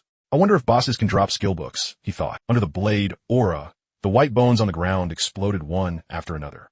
With such terrifying might, if there were players here, they would probably feel despair. If, back in the beginner village, many players still had a chance if they rushed the elite tree demon and its vine skill, then the dense blade aura before them now gave people absolutely no chance at all. The blade aura fell like rain. Even though the damage wasn't high, Li Yin's HP bar still began dropping at a visible speed. Enduring the blade aura, Li Yin kept closing the distance. Fortunately, this guy's spirit wasn't high. If it were a bit more agile, it really would have been hard to deal with. Once he got close, Li Yin grinned. It didn't know how to kite and let him get into melee range, so what else was there to say? Minus 1,401. Minus 1,401. 2 swords, and the petrified man was directly left heavily wounded. It still ignored everything else, with only offense in its eyes. It gave Li Yin the illusion that he had somehow become some kind of villain, and an utterly heinous one at that. Minus 1,401. Smacking his lips, Li Yin slashed out with his sword. The massive damage caused the chip to break out of the stone sword in its hand, and fine cracks also began spreading all over its body. Pressing the advantage, he struck with another sword. Minus 1,401. The gap in the stone sword in its hand widened.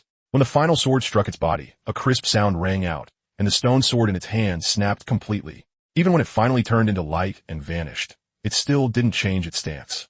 The moment the sword broke, with no arm left, it directly used its body to ram him. This boss is freaking insane. Ding! You killed the petrified man while fighting above your level and received a 10-fold experience bonus. Obtained human tier, king tier, god tier, buff bonuses. Experience gained, 280. Growth divine sword gained experience, 280. With a whoosh, this was the sound Li Yin liked hearing the most. Closing the panel, Li Yin looked toward the petrified man's corpse. The moment it entered his sight, his eyes lit up. Blue light. What was surprise? This damn well was a surprise. He hurriedly threw an appraisal at it, and the stats of the blue-grade equipment unfolded. Holy crap, it directly adds 30 strength? Looking at the equipment stats, Li Yin was stunned. As expected of blue-quality equipment, even though it had no skill, with just these stats, it was already unbeatable. He could imagine it. In a time when players generally only had 5 to 6 points of strength, the boost of 30 strength from one piece of equipment would absolutely drive the price of this item into the sky. If it had a skill, this piece of equipment might even surpass the green snake sword. Of course, even without one, Li Yin still felt this item could sell for at least 10 million. The petrified man dropped more than one piece of equipment. After appraising the most eye-catching one, he looked at the remaining 2 white pieces and 1 green piece. He already had no interest in the white equipment, so he tossed an appraisal onto the green one. Another very good piece of equipment. Sure enough, the level 70 Misty Mountain range was the true holy land for farming gold. If a few more pieces of equipment like this dropped, he might directly unlock the Martial Path Blood and She panel today. After packaging the equipment and listing on the auction house, Li Yin felt delighted. Compared to this place, the level 50 Black Forest was simply no place for a human to stay. Stepping over the white bones covering the ground, Li Yin, having tasted the benefits, continued to go deeper. As for keeping an eye on the equipment auction, he didn't have that kind of free time. The moment the blue equipment was listed with 1 refresh, quite a few players camping the trading house went silent as they looked at the cold light sword stats. 30 strength and 15 defense too. Li Yin had still underestimated just how shocked these players would be. No joke. Players only got 1 free attribute point per level. Under these circumstances, the bonus of 30 strength was enough to let them run wild in the beginner village. Damn, who is this guy? He actually managed to drop blue equipment. This is definitely the first blue equipment on the entire server. If I had this piece of equipment, forget killing chickens. Even the big wolves in the gloomy forest, I could solo them. At this stage, the gray wolves in the gloomy forest were exclusive mob farming territory for guilds. Yet even they could only rely on tactics, using players' lives to fill the gap. And now, 1 piece of equipment could let an ordinary player directly solo a gray wolf. Just how terrifying that kind of increase was could easily be imagined. A moment later, under the watch of the players, the major guilds and financial groups began to make their moves. It was easy to predict that tonight's news would definitely stir up another wave of frenzy because of this equipment. After all, this was yet another piece of equipment that could grant an ordinary person financial freedom. At the same time, Lin Wantong felt a little numb as she looked at the blue equipment in the trading house. She felt like there had already been enough surprises today, yet she never expected that it was only the beginning. A blue-grade piece of equipment actually dropped? Are you kidding me? She rubbed her eyes, a little suspicious that she might be seeing things. In the later stages of the game, equipment of this grade might be everywhere, but that was the later stages of the game. At the very least, it would have to be a year after the server opened. At that time, the change brought by 30 strength still existed, but it basically wouldn't be that big. But right now, it was the first day of the server opening. At present, the boost of 30 strength, in a sense, even surpassed equipment with skills. No other reason. With this equipment, whether it was killing monsters or grinding levels, the efficiency would absolutely reach a terrifying speed. If she had this equipment, then even though there were only 5 hours left before tomorrow, she could still break through level 5 within those 5 hours, and might even go a step further. Reaching level 6 wouldn't be impossible either. She might even make a push for level 7. Could it be that the human race really has a luck talent? The more people there are, the higher the luck. Lin Wantong was starting to doubt life a little. The appearance of this piece of equipment was no longer just a butterfly flapping its wings. It was a butterfly causing a tsunami, She had originally thought that at most, only white gear would drop today. Maybe that skill-bearing equipment was already the limit. But she hadn't expected this. That's not right. Why is their drop rate so insane? How come the people I brought only got one piece of white gear after the entire day? Is it just my own drop rate that sucks? Lin Wantong couldn't help but feel shaken. She was insanely jealous of this piece of equipment. But obviously, she couldn't even afford dual attribute equipment, let alone this one. No, I have to log off and go submit an application. And can everyone stop using cash for auctions already? Use some copper coins. That's the game's mainstream currency. While the trading house was in a frenzy of bidding, on Li Yin's side, he had successfully found the second petrified human.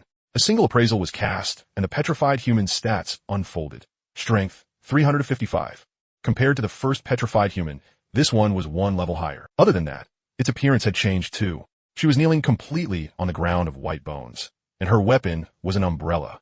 The opened umbrella looked like a fossil, half covering her as she knelt. It could be seen that she wore no armor, only a long dress. Of course, the dress had also been petrified. After Li Yin approached, a few scattered bits of stone rolled off the umbrella. The next second, just like the first petrified human, she raised her head slightly. When she looked at Li Yin, a terrifying conviction burst forth. However, she didn't really have any lines. After crushing the white bones under her feet, she threw the umbrella into the sky. It was clearly a stone umbrella, but in her hands it was unusually nimble, even giving off a light and airy feeling. No, she did have a line. Luo Ying, recover. Light flowed over the stone umbrella.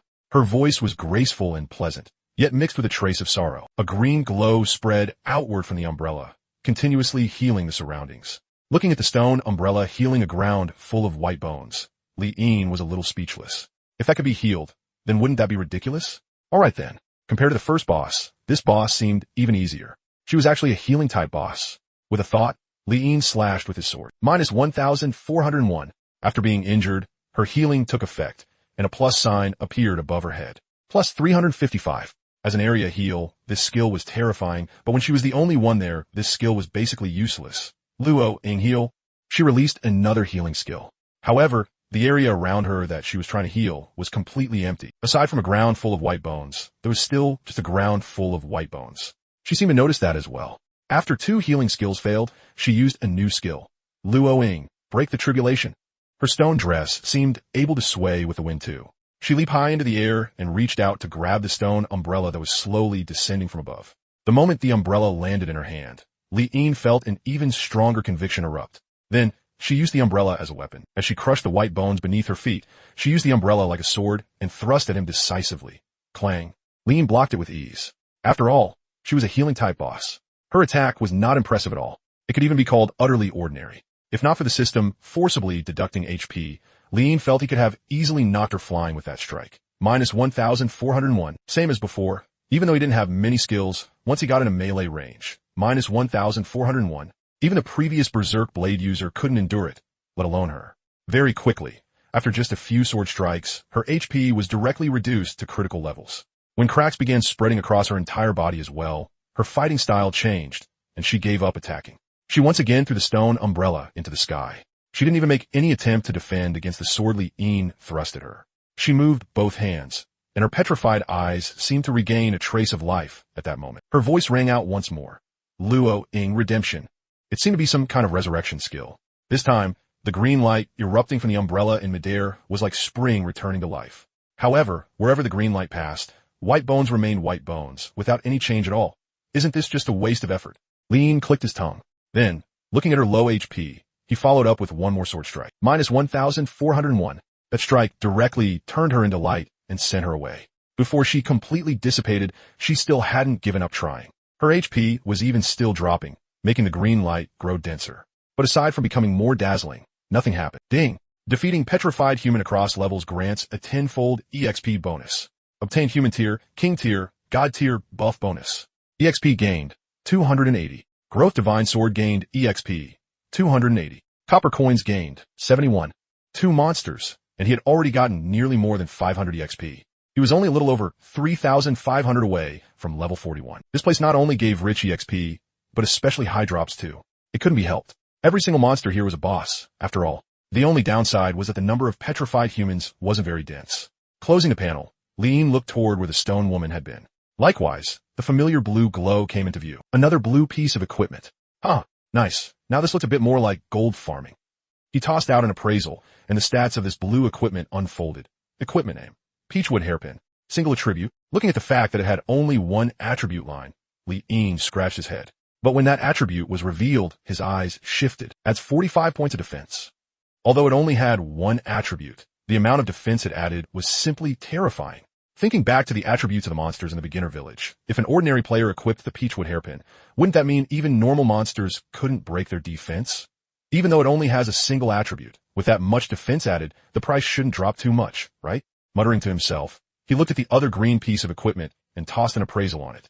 The green shoes were fairly standard. Not outstanding, but not too trash either. After picking up the 2 white pieces of gear, Li Yin bundled up the 4 freshly dropped items and tossed them into the trading house. Nice! Keep farming gold. This place is basically a holy land. Without looking at the fierce competition over the previous equipment in the trading house, Li Yin stepped over the ground full of white bones and kept searching for monsters. What a joke.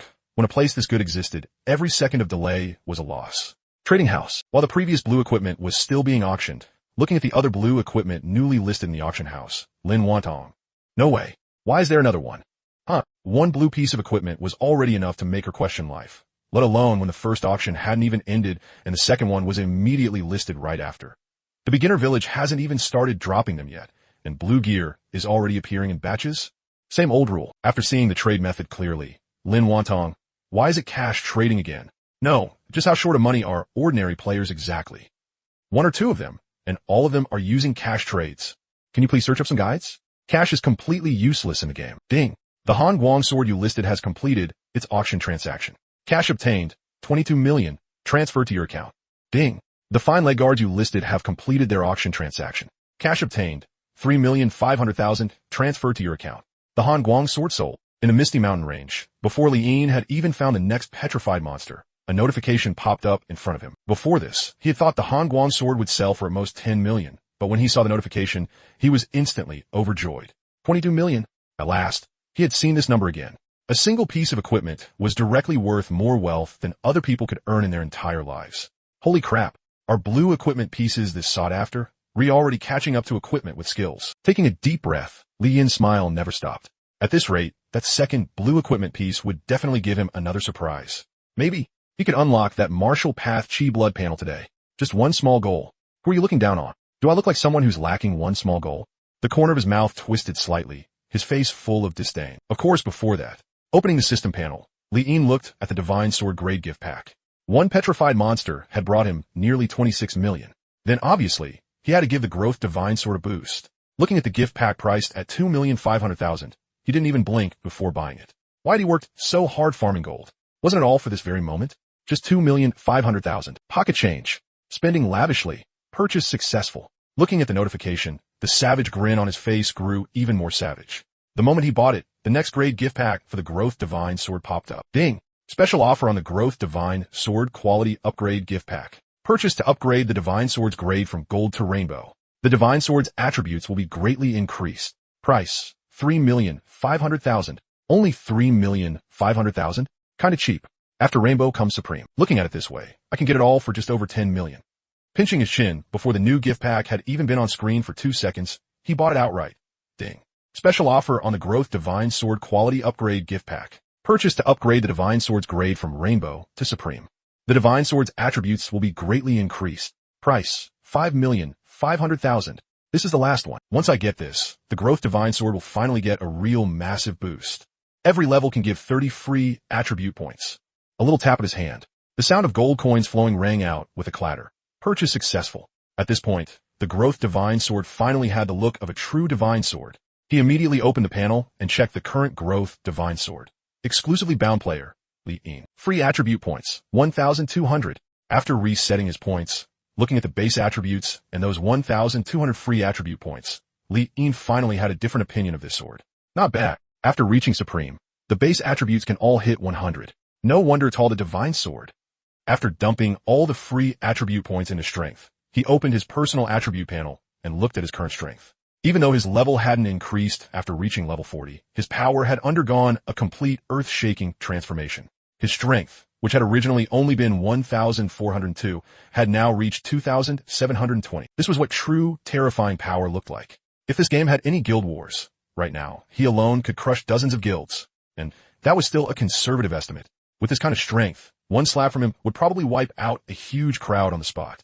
Closing the panel, he looked at the white bones scattered all over the ground ahead. What misty mountain range? From now on, change the name for me, Gold Farming Holy Land. Right, while the hype is still high, I need to hurry and farm a few more blue equipment pieces. As the saying goes, strike while the iron is hot. Today, I'll unlock the Martial Path Chi Blood panel no matter what. I really want to see what kind of deal a panel worth 100 million is. After the Han Guang sword transaction was completed, on the other side, the one who bought this sword was a hidden rich kid. With even financial conglomerates establishing guilds, this guy actually hadn't gone to create one. You could say he had some peculiar taste. Even when his dad tried to force people onto him, he still refused. A guild, if this game is really like what was officially announced, T-guilds all villains. Only lone wolves are the true kingly path. Because of this choice, when the servers opened in the early morning, his life was miserable. He was obviously rich, yet he ended up mixed in with ordinary players, unable to even compete for chickens. Just when he was starting to question life, it was just now, looking at the equipment he had bought, he immediately equipped it, opened the panel, and looked at his attributes. Strength, 33, plus 30. Originally, his strength was only 3, and his defense was only 1. But after equipping the Han Guang sword, he instantly underwent a qualitative transformation on the spot. His strength jumped to 33. His defense also reached 16. With such terrifying attributes, it felt like getting suddenly filthy rich. At this moment, his heart was pounding wildly. Worth it, totally worth it. He planted several fierce kisses on the sword, then turned to look at the wild chickens in front of the beginner village, his whole body swelling with confidence. Kill chickens. Not even a dog would do that. If you're a man, you solo the dark forest. Quite a lot of people were in pretty much the same situation after getting their hands on equipment. Of course, pretty much the same referred to their evaluation of the equipment. After all, as the heads of guilds, they wouldn't show too much excitement. The boost from equipment really is transformational. But why the hell can't my people get any drops at all? Forget colored equipment. Even ordinary colorless equipment won't drop. Did the people under me all skip washing their hands or something? Their luck is way too cursed. With the equipment supplied by the trading house, the leveling efficiency of guild players received a massive boost. Guild players who originally could only deal with monsters in the dark forest now had enough power to go grind in the Tran territory. Some of the stronger guilds had even pushed all the way to Roaring Cliff. Of course, after equipping their new gear, quite a few guild members started questioning life a little. Why was it that those poor independent players could get such top-tier equipment, while their own people couldn't get even a single damn thing? Just as a group of guild players were all starting to wonder if they were simply cursed with bad luck. Over here, deep within the misty mountain range, Li Yin saw petrified monsters again, and to his delight, this time it was no longer just one. There were 3. Why does this look like a small squad? Of the 3 petrified monsters, the most eye-catching one carried a massive shield. The shield was so huge, it was basically no different from carrying a door. It was planted heavily into the ground, and behind it, the other 2 petrified monsters were sheltered by the shield. One was lying flat atop a pile of white bones, while the other wasn't much different. It was as if those 2 petrified monsters had suffered some severe injuries, and the shield-bearing monster had rushed over at a critical moment to block some unknown strike. When Li Yin approached, the petrified monsters, which had looked like statues, began to stir. With one appraisal cast, the status panels of the 3 petrified monsters unfolded. Defense, 350. After looking over the monster stats, Li Yin, no wait, why are there normal petrified monsters too? Wasn't this place supposed to have only bosses? What the hell? Originally, seeing these 3 petrified monsters had made him incredibly excited. No joke, that was 3 bosses. But now, 2 of the bosses he thought he had in the bag had somehow flown away. Who the hell could accept that? Li Yin's expression twisted a little, looking at the petrified monsters atop the white bones. After waking up, they seemed to come alive. That petrified monster with the boss panel was just like before, erupting with intense conviction. Meanwhile, the other 2 climbed up from the ground as if confused. Buzz! A strange disturbance appeared. The next second, the phantom of a gigantic shield, like a towering mountain, appeared across the sky. Countless white bones on the ground were crushed into dust by the shield phantom, filling the air in the wind. Suppress the mountains. Press down the heavens. The deep, resonant voice made even the air tremble 3 times over. The petrified shield monster's muscles bulged all over its body. In the way it gave everything it had, it looked as if it could even block a meteor falling from outer space. Looking at the petrified monster going all out to guard against him, Li Yin was speechless. Turning his head, he looked at the 2 small monsters being protected behind the giant phantom shield. The little monsters had gone from confusion at the start to aimless wandering, pacing in place. It was the real deal. No, seriously, you 2. What right do you have to have this kind of skin? Damn it, the petrified skin drops in value on the spot, because of you 2. Then he looked again at the boss with the shield raised. You didn't protect the healer just now, but you're protecting these two things? Damn, take a strike from my heaven-slaying divine sword. The petrified monster had dumped all its points into defense. If the quality of Li Yin's growth longsword hadn't been maxed out already, the damage probably would have been pitifully low. But after the growth divine sword's quality had been maxed out, minus 2,370, not only did the damage not drop, it actually increased. Killing this full defense stone monster was even easier than the previous two. As for the two small monsters behind a shield, well, with that amount of HP, just a graze would insta-kill them. Ding. Defeating a higher level petrified man grants 10-fold EXP bonus. Obtained human tier, king tier, god tier buff bonuses. EXP gained 280. Growth divine sword gained EXP 280. In 3 sword strikes, Li Yin turned the full defense monster into light. After his transformation, fighting this kind of boss now was absurdly easy. Whether it put no points into defense or all points into defense made no difference to him anymore. They all went down in 3 strikes. After killing the boss monster, Li Yin didn't even swing his sword at the 2 small monsters. He just kicked them once, and they turned into light on the spot. The kill panel appeared. The 2 small monsters didn't drop any equipment at all, but the EXP wasn't any less. At least they're somewhat useful. If there are enough of them, they'd still be pretty good for grinding levels. Smacking his lips a little, Li Yin looked at the equipment dropped by the petrified shield monster. The familiar blue glow dispelled a bit of the gloom. After picking it up, he found that the drop was a shield. It only had 1 stat, full defense. It had 10 more defense than the previous Peachwood hairpin. This equipment's pretty good. Li Yin was surprised. Another high-priced piece of gear. Beaming, he appraised the rest of the dropped equipment and bundled it all up into the auction house. After finishing that, just as he was about to continue searching for monsters, he noticed that behind where the petrified monsters had been protecting wasn't flat ground, but rather a sunken area. Li Yin narrowed his eyes. That stretch of ground had no white bones at all. Instead, it was packed densely with petrified men standing there. His eyes moved. He had just started to feel delighted, but the next second he calmed down and tossed over an appraisal. I knew it. At a glance, there are at least 10,000 of them. No way bosses would spawn like that. As level 70 small monsters, they gave very generous EXP, but he had no desire at all to stay and farm them. Was he here to level up? Obviously not. He was here to make money. Ignoring the densely packed petrified small monsters in the sunken area, Li Yin changed locations and continued searching for bosses. Ding.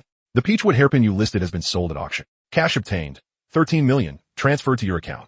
Ding. The fine quality shoes you listed have been sold at auction. Cash obtained. 5,500,000. Transferred to your account. The second batch of blue equipment he had listed finished auctioning, and another 10+ million hit his account. A comfortable expression appeared on Li Yin's face. He was one step closer to obtaining the Martial Path Chi blood panel. 1 blue item per monster. At this rate, after killing 6 more, I can unlock Martial Path Chi blood.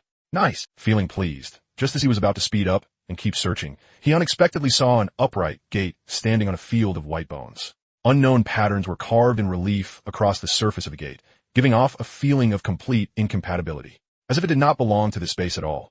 What is this? A little puzzled, Li Yin approached. When he touched the gate, a game prompt appeared before his eyes. Ding. Unknown secret realm discovered. Enter. The prompt was very brief, without even an introduction. A secret realm? Li narrowed his eyes. He recalled the requirements the system had prompted every time the elite panel and boss panel leveled up before. One of them had been the requirement to explore a certain number of secret realms. At the time, he had no idea what that even was. Looking at the gate standing atop the white bones, Li Yin stroked his chin. So, this is a secret realm? He didn't rashly push the door open and go in. After observing it for a moment, he memorized this place. Right now, farming equipment was obviously more important. As for something like a secret realm, he would wait until the Martial Path Chi blood panel was unlocked before deciding whether to go in and take a look. In a misty mountain range, after noting down the secret realm coordinates, Li Yin continued searching for monsters. The blue shield he had put up midway through successfully sold at auction. After all, its defense was insanely overpowered, and this piece of equipment actually brought him another 20 million in profit. Adding the blue item and several white pieces, the total profit from the last boss had reached more than 25 million.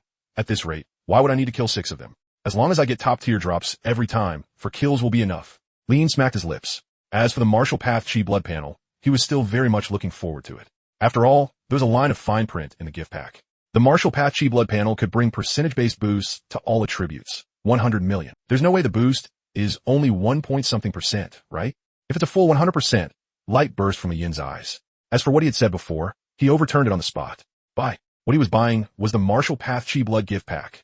Just the description alone sounded amazing. If he got it, wouldn't that be enough to leave anyone completely dazed with envy? Very soon, hard work paid off. He found another petrification boss, and this one was still a lone boss. Less than a minute after meeting it, Li Yin cut it down with just a few sword strikes, and it dissolved into light. Holy crap. Purple light. Just as he thought this boss would also drop blue equipment, a rich purple glow instantly made him freeze. He hurriedly cast an appraisal on it, and the equipment stats unfolded. Equipment name, Shattered J-Blade. Among the blue equipment he had seen, the highest stat had only been 45 points. After reading the stats, Li Yin's pupil shrank. The stats on purple gear were downright monstrous. It was as if once equipment reached purple grade, it underwent a complete transformation. Strength alone gave plus 80. These stats, for normal players, wouldn't this be a divine weapon? Damn, I struck it rich this time. This time, besides the purple gear, it also dropped one green item. As for white gear, there was not a single piece. However, Li Yin was thrilled. He did not care at all about those missing white items. What a joke. With a purple item in hand, who would even look at white ones? 80 strength. Wouldn't this auction for a sky-high price? At the very least, it should break 30 million. That was his guess. After all, the previous one with plus 30 strength had sold for 20 million, while this one had reached a full 80 strength. He would not believe it if it sold for less than 30 million, and that was already a low estimate. Overjoyed, he decisively picked up the equipment, opened the trading house, and sent it off for auction. Thinking about it, the ordinary players had already been shocked enough throughout the day. If purple equipment got listed, it was easy to imagine that they would probably start doubting their entire lives. No matter the game, purple equipment was considered relatively rare. On the first day of server launch, it absolutely should not appear. And yet, now the precedent had been broken. A lot of people would probably blurt out that he was a child of fortune. Of course, if Li Yin heard that, he would definitely sneer in disdain. Child of fortune my ass. He had farmed this out the hard and bitter way. Actually, if anyone had to say it, his luck really was not that great. One had to know, what he was farming right now were level 70 boss monsters. After farming for this long, and only now getting a purple item that could already be called rotten luck to the extreme. Of course, the gap in level was so huge that his so-called bad luck was already at a level ordinary players and even consortium-backed players could only shrink back from. After sending it to auction, Li Yin rubbed his hands together like a fly. This is definitely my luck turning around. Looking toward the misty mountain range, Li Yin plunged straight in. Since luck had arrived, he definitely could not waste time. He had to hurry and farm a few more bosses. Maybe, before midnight, not only could he get the Martial Path Chi blood panel, he might even have some money left over. Very soon, more than 20 minutes later, Li Yin found another petrification boss. After a hard clash, it dissolved into light. Purple light. Give me purple light. Filled with anticipation, a blue glow appeared. For no reason at all, he suddenly felt what it meant to go from soaring highs to crushing lows. After seeing purple light, the more he looked at this blue light, the worse it felt. One appraisal later, the blue equipment was quite good. It was a dual attribute piece. But Li Yin's evaluation of it now was, why is it blue? It's kind of lacking. With disgust on his face, he sent it off to auction with one click. Next, after farming another petrification boss, the purple gear finished auctioning and the profit notification appeared. Ding. The Shattered J-Blade you listed has been successfully sold at auction. Cash obtained, 73 million, transferred to your account. Ding. The fine shoes you listed have been successfully sold at auction. Cash obtained, 5,500,000, transferred to your account. He had just finished appraising the blue item dropped by the latest boss, but when Li Yin looked at the payment notification, he was stunned. 73 million? One purple item got me 0.7 of a small target. Before this, although he had guessed that a purple item could sell for more than 30 million, that price had been his conservative estimate. His actual prediction in his heart had been around 50 million. If it had a skill attached, he could have guessed even higher, but no matter what, this piece of equipment did not have a skill, so the price should not have been too outrageous. But he had never expected that he had still underestimated the impact of this item. 80 strength. What kind of concept was that? One had to know that when Li Yin first came out of the beginner village, he only had 100 strength. That made it obvious just how shocking this item was to normal players. This is insane. Even for purple gear, it shouldn't go for this kind of price. He had almost forgotten what he himself had been like back in the beginner village. In his shock, Li Yin quickly did the math in his head, and his heart jumped. Because with this 70+ million credited, he could now fully afford the Martial Path Chi blood panel. This was what real surprise looked like. This was the real damn surprise. He had originally thought it would take killing 6 bosses, then later that became 4. And now, one piece of equipment alone left him with extra. He hurriedly sent the newly dropped blue gear to auction. Then Li Yin closed the trading house without the slightest hesitation and looked toward the Martial Path Chi blood gift pack. To embark on the Martial Path Chi blood road, prerequisite conditions must be unlocked. Prerequisite 1. Life form limit boss rank completed. Prerequisite 2. Comprehend the secret of HP, not completed. Prerequisite 3. Comprehend the HP phenomenon, not completed. Prerequisite 4. Use HP to pry open the gate of Chi blood, not completed. Hint. The Martial Path Chi blood road can bring percentage-based boosts to all attributes. Purchase to unlock all prerequisite conditions with one click. With money in his account, he curled his lips in confidence. A mere small target. Did it really think I couldn't take it down? This is supposed to stump me? Just a drizzle. I want to see just what this martial path chi blood panel after the boss panel is all about. Without any hesitation, looking at the sky-high price of 100 million, Li Yin directly clicked purchase. A system notification appeared. Purchase successful. After completing the purchase, before Li Yin could even check his panel, a surge of power burst out from inside his body. At the same moment, a prompt appeared before his eyes. Ding. Congratulations, player, for unlocking the path of martial chi and blood. As the founder of martial arts, you have received an honor reward. 300 free attribute points. Li Yin froze for a moment, and in the next second, more prompts appeared. Ding. Congratulations, player, for reaching the first realm of martial arts. Mountain Cleaving Realm. As the first person to arrive at this realm, you have received an honor reward. 100 free attribute points. After the two prompts, Li Yin was instantly overjoyed. He had originally thought the biggest surprise of the martial arts panel would just be the percentage increase to all attributes, but he never expected there would also be free attribute point rewards. And the reward wasn't low at all. Added together, it was a full 400 points. The prompts were still continuing. Ding. Martial arts panel unlocked. Realm unlocked. All attributes plus 100%. HP has been converted into chi and blood. Damn, this 100 million was worth spending. Whale. This is what paying to win is all about. Opening the panel, Li Yin looked at his current stats. First martial realm, mountain cleaving. Strength, 4,104, plus 1,300. Defense, 182, plus 100. Spirit, 182, plus 100. Free attribute points, 400. The doubling brought by the first martial realm did not include the bonus from the Growth Divine Sword. But even so, his strength had reached a terrifying level. So the benefits of the first martial realm were far more than just a little. This time, it was a true and complete transformation. However, Li Yin turned to look at the chi and blood row. Back when he had the boss panel, the increase brought by HP had been extremely terrifying. It had directly added a 0 at the end. But now it had only doubled. The increase had clearly become smaller. Calling it watered down wouldn't be an exaggeration. TSK, what the hell is this? Shouldn't it be 800,000? Damn it. Why did it suddenly become so stingy? That said, he vaguely felt that chi and blood was not as simple as HP. Of course, that was something he would have to explore later. No matter what, overall, looking at his current panel, Li Yin was extremely satisfied. Oh, right, the first martial realm can increase all attributes by 100%. Then what about the second realm? Wouldn't it also increase them by 100%? If that's really the case, wouldn't this kind of improvement be like riding a rocket? Just as he was thinking, a system prompt appeared. Second martial realm. Sea filling. Advancement requirements.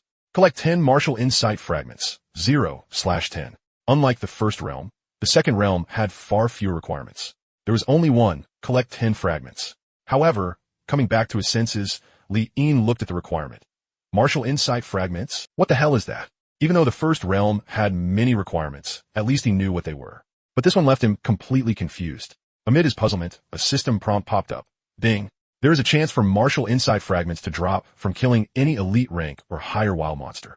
Li Yin understood a little, so they drop from killing monsters. Then, this is much simpler. Wait, just as he was thinking that, Li Yin suddenly realized something was off and immediately stared at the prompt. What do you mean, simple? How the hell could I think that? With how this game usually works, what if they just never drop no matter what? Wouldn't I be stuck here forever? Ding. Special discount Martial Insight Fragment gift pack is here. Contains Martial Insight Fragment X1. Alright, he had spoken too soon.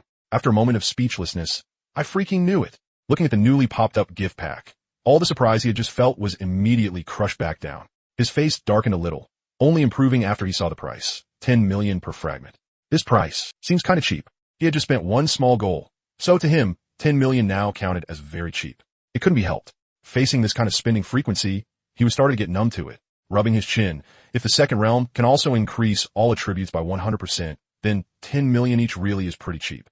That said, he kept saying it was cheap, but after weighing his wallet right, his card was empty again. Damn it, I'm too poor. Gold farming, I still have to farm gold. He checked the time.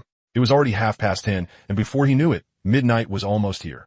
A petrification boss basically only shows up once every more than 20 minutes, and the martial arts panel has already been unlocked. Forget it, I'll go check out what this secret realm is about first. What if there were piles of bosses inside? Wouldn't that be way better than suffering outside, while searching for bosses one by one? With that thought, after adding the newly rewarded 400 attribute points, all in his strength, Li Yin went back the way he came. Before long, he once again arrived in front of the wooden door floating above the land of bones. I hope there really are piles of bosses inside. Otherwise, wouldn't a name as awesome as Secret Realm be a total waste? Thinking that, this time he didn't hesitate. Standing before the wooden door, he only applied a little force before pushing it open. A system prompt appeared. Ding! Entering unknown secret realm. Clear progress. 0/100%. Since the secret realm floated above the bones, Li Yin had secretly thought before entering that it might also be full of bones inside. But after entering, he found that wasn't the case. A dense cluster of buildings appeared ahead. It looked a bit like ancient houses. But on closer inspection, there were some differences. The roof tiles and the height of the wooden structures were both much larger, as if this were the residence of some giant. After taking only a couple of steps, Li Yin saw the monsters in the secret realm. They were 3 meters tall, aimlessly wandering through the building complex. He cast an appraisal, and the monster's attributes spread out. You never know until you look, but once he did, Li Yin's expression immediately turned blank. Are you kidding me? Your secret realm. What kind of trash tier monsters are these? Isn't this dragging down the secret realm style? The monster in front of him wasn't even as good as the wild chickens in the beginner village. It was simply the trashiest monster he had ever seen. Still unwilling to believe it, Li Yin looked at another wandering monster and cast another appraisal. Alright, he had confirmed it. This damn secret realm was not a good place at all. However, right at that moment, Li Yin spotted a different kind of monster among the wandering monsters. It was a female monster. The exposed parts of her skin were pale bluish-green. Wearing a long dress and facing the other wandering monsters, she was actually propping up her head and muttering away. He cast an appraisal, and her panel unfolded. Within the building complex, Man Chingching sat on a step, propping up her head as she kept talking to her clansmen, wandering around blankly. She eagerly waited for their response, but not a single one reacted. Looking at her panel, Li Yin rubbed his chin. Spirit 10. Man Chingching's other attributes were average across the board. Only this one especially caught Li Yin's attention. Then, looking at how she was acting, Li Yin's gaze shifted. Another sentient boss? Li Yin thought of the last sentient boss, the elite tree demon. For some reason, killing this kind of boss always felt a little weird to him. How should he put it? It was like he was doing something bad. He shook his head. No wonder the advancement requirements before kept asking for clearing however many secret realms. Looking at it now, a secret realm was just a tiny instance even worse than ordinary wild monsters. He looked toward the secret realm clear requirement progress. 0/100%. Does killing monsters raise the progress, or what? He glanced at the monsters wandering all over the ground. It was probably by killing monsters. His gaze fell once more on the somewhat cute Man, Chingching on the steps. Though she was sentient, like the tree demon, she still looked very different from a human. Especially that pale, bluish-green skin. One look, and it was obvious she wasn't human. Whatever, time to start farming. Demon, take my heaven-slaying sword. It was a boss, after all. He definitely couldn't let it go. Besides, even if the secret realm was trash, what if the rewards after clearing it were rich? With that thought, Li Yin's expression turned a little ferocious as he decisively drew his sword. The monsters roaming the massive building complex all froze for a moment. The instant Li Yin showed himself, they were like toys that had been activated. Their eyes instantly turned bloodthirsty as they surged toward Li Yin like mad. Li Yin had pulled aggro from plenty of wild monsters before, but this one still surprised him a little. The monsters in the secret realm seemed to have no aggro range at all, constantly pouring out from every direction. Even from behind some of the buildings, they kept appearing endlessly. Of course, among this pack of crazed monsters, there was one exception. That was the already unusual Man Chingching. She almost jerked her head up in shock. When she looked toward Li Yin, her eyes flickered, as if she was thinking about something. She tried to hold back the crazed companions around her, but no matter what, she couldn't stop them. She even got dragged down and fell. On this side, looking at the monsters surging toward him, normally against this kind of trash mob, he wouldn't even bother lifting his eyelids. However, these monsters had their momentum turned all the way up. Well, damn, their attributes may be low, but this charging spirit is pretty good. After giving a slight nod of approval, Li Yin started grinning fiercely. Demons, you came at the perfect time. All of you die for me. Back when his strength attribute was only 1,000 points, he had once thought that if the game had guild wars, he could fight dozens of guilds by himself. And now, facing a sea of monsters constantly charging at him, it suddenly gave him an illusion. It felt as if he were taking part in a guild war. The things in front of him weren't monsters, but one revivable player after another. Very soon, blood loss numbers started floating above Li Yin's head. Forced HP deduction by the system. -1, -1, -1. If I had an AoE skill right now, wouldn't I be having the time of my life? I need to find a way to get some skills. Li Yin charged into the crowd. Everywhere he passed, countless monsters turned into light and vanished. No one could stop him for even a moment, not even a single breath. His attribute panel let him put on a display here of true invincibility. As both sides clashed, Li Yin looked toward the secret realm clear requirement progress of 0/100% and saw it start rising slowly. 0.001/100%, 0.002, 100%, 0.003/100%. This slow? One monster only gives 0.001. Then wouldn't it take killing 1,000 monsters just to get 1%? He looked at the even more numerous monsters pouring in from all over the building complex. Damn, this secret realm may be trash, but it's kind of insane. Gathering his thoughts slightly, Li Yin continued crashing into the monster horde, and a stretch of white light appeared. No matter what, since he was already here, he definitely had to clear the secret realm. He refused to believe these small fry monsters could actually wear him to death.